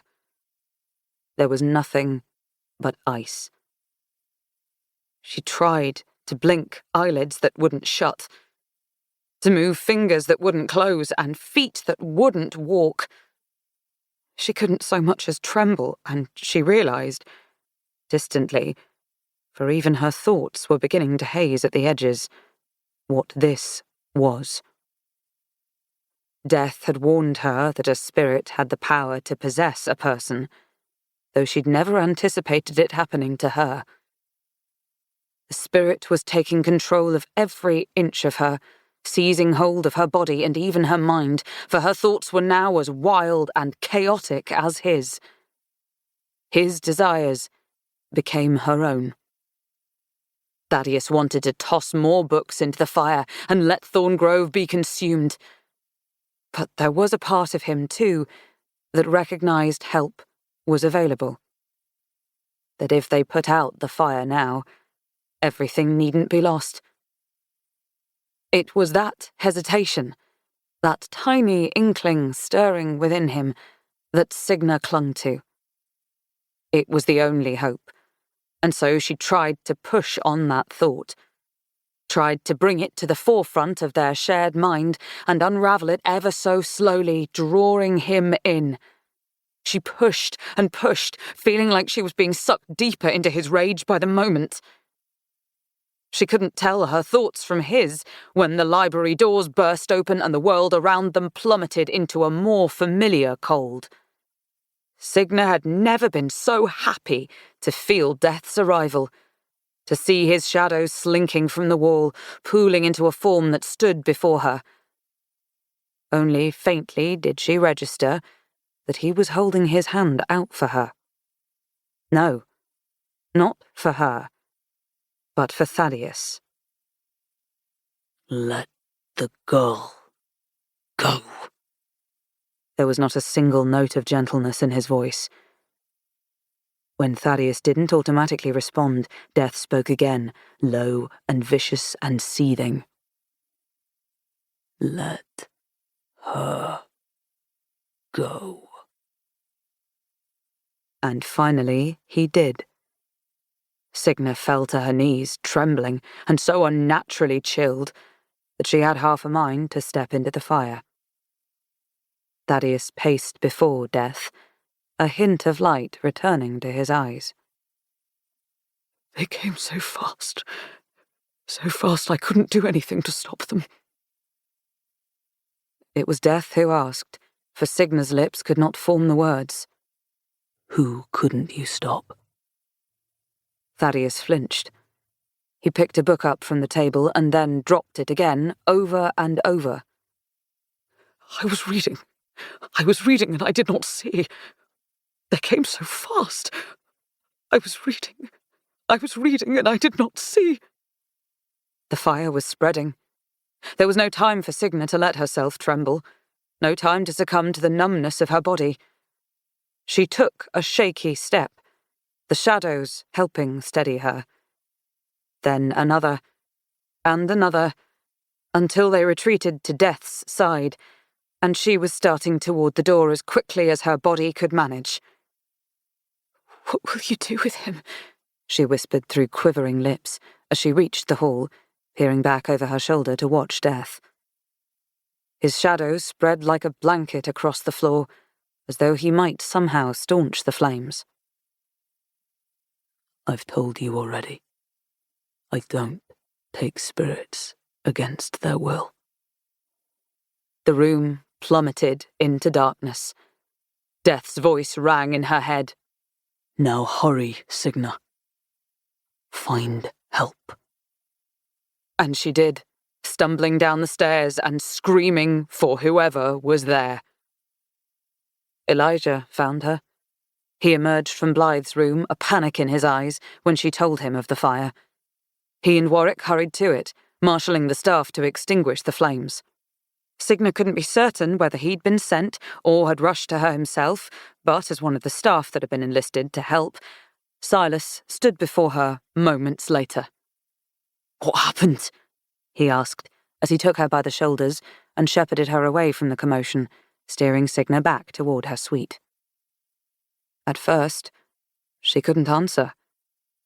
While the majority of the library was still intact, Signa's thoughts were lost to how Thaddeus had watched his favourite thing in the world burn away.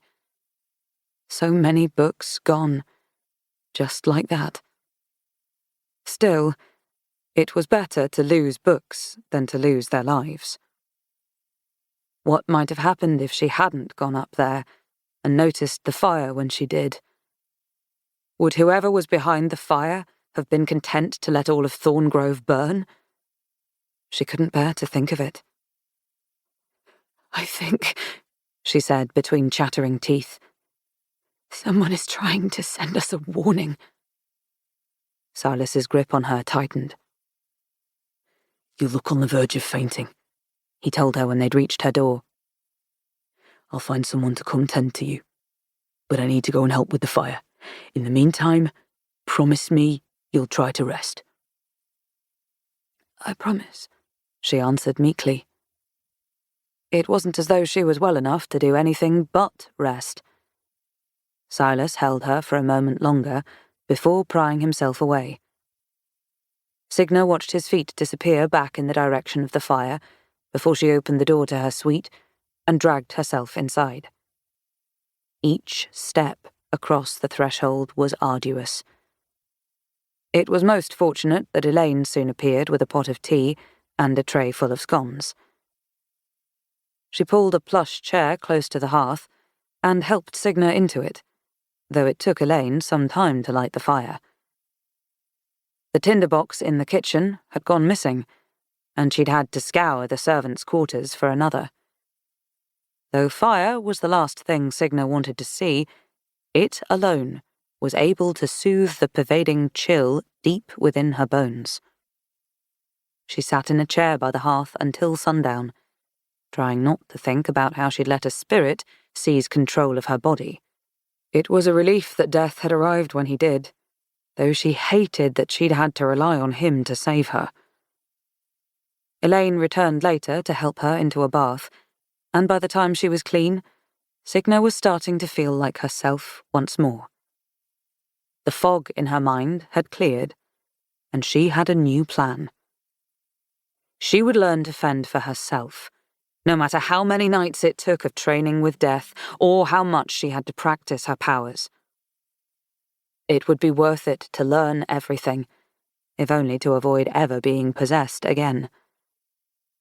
And so, later that evening, she sat in her bed with her hair wet and nightgown on, eyes shut. She had her window open, letting crisp air into her suite. It billowed the canopy above her bed, its chill sinking into the sheets as she bundled beneath the covers. A good chill this time. Biting and stormy and real. Her grandmother had always warned her not to leave the window open when her hair was wet, but it was a warning Signa preferred never to heed. She enjoyed the way the last tendrils of autumn felt against her skin, and she sought comfort within its cool grasp and the scent of dampened earth. It made her feel closer to the world around her, like she was human. It also, she realized, made her think of death. She hadn't felt his presence since the library, and hour by hour her curiosity was mounting. Death had given Signa a challenge to communicate with him mentally. Now, she would finally try. I'm glad you were there earlier. I don't know what would have happened if you hadn't arrived.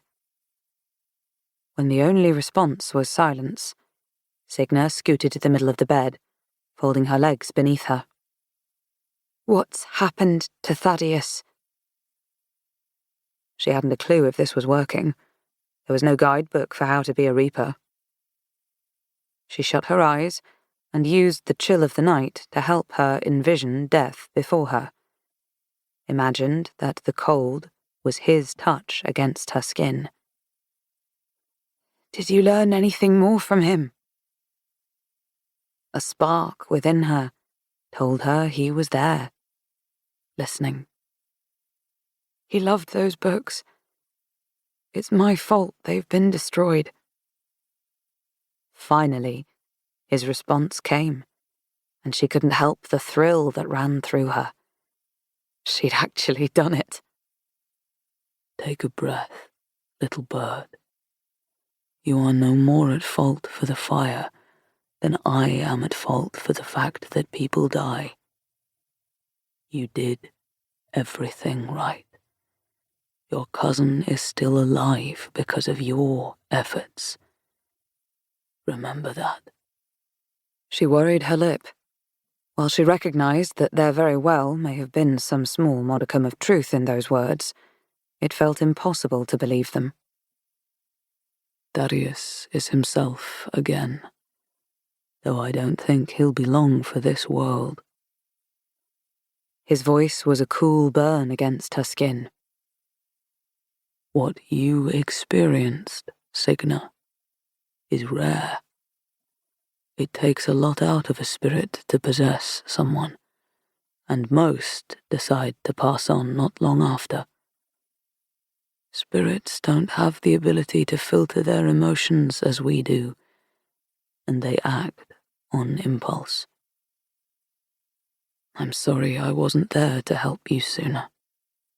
She didn't want his apology. He was the last person she blamed. All along he'd warned her to practice her abilities, to test her limits as a reaper. She should have listened. Thank you, she thought, for helping me and for warning me about Blythe. I never would have known how dire a situation she was in had you not informed me. His response came after a long moment. I would have taken her tonight had you not helped her. I fear our time to find the murderer is dwindling. She may be safe for now, but who is to say how long that will last? It was shame Signa felt then. Shame for not finding the killer yet. Shame for continuing on with lessons and musings over men, all while Blythe was deathly ill. As if sensing that within her, Death said, You are not responsible for her life, nor will you be responsible when the time comes. And it will one day come for me to take her. You must not allow yourself to be consumed so thoroughly by death. It's not selfish to live. She curled her toes in the sheets, combing fingers through her wet hair. How deep a nerve he'd struck. Though it was one thing to be told that, and another to believe it. You were right to tell me that this would be easier if I'd rely on my abilities more, she told him. I think I need you. I need your help. But I'm afraid. It was easier to admit it from the safety of her bed when he was not standing there before her. Even so, her cheeks heated all the same.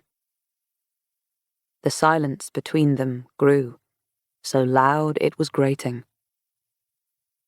It will come easier with practice, he said at last. And I will do everything in my power to help.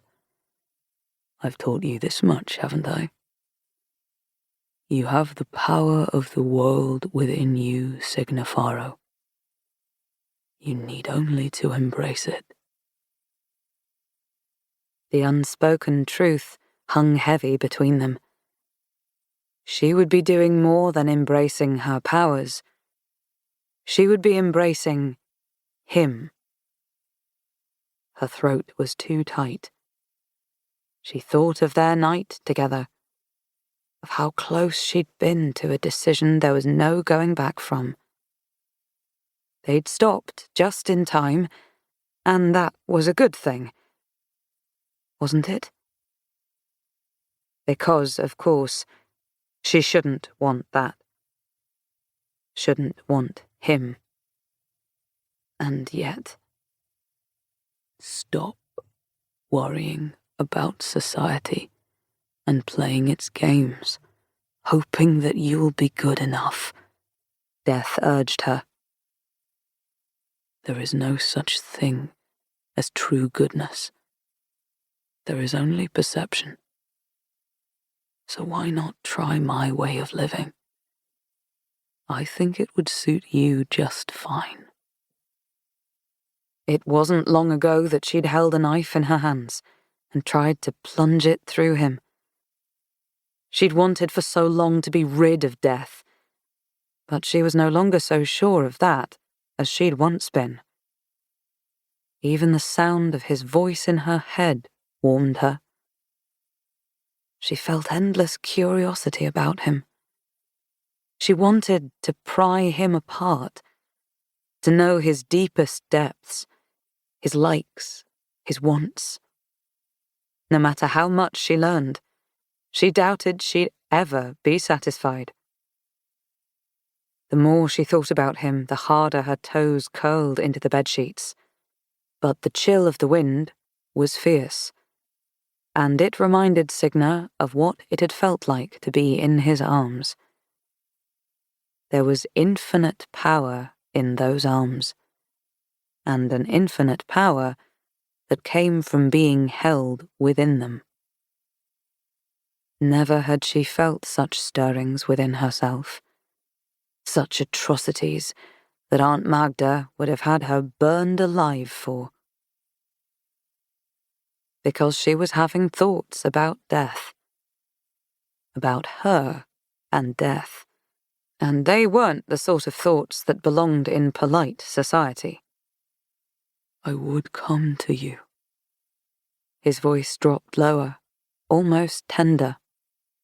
Should you call me, I will come.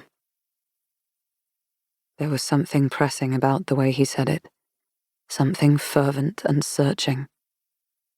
Signa clutched a pillow tight to her chest. She could do it. All it would take was a single word and he'd be there before her.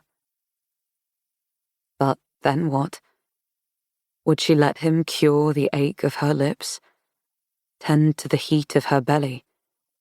Would they continue where they'd left off the night before? Good girls didn't want the things Signa was considering. For so long she'd had her plans, her hopes, and now he was throwing a wrench into all of them.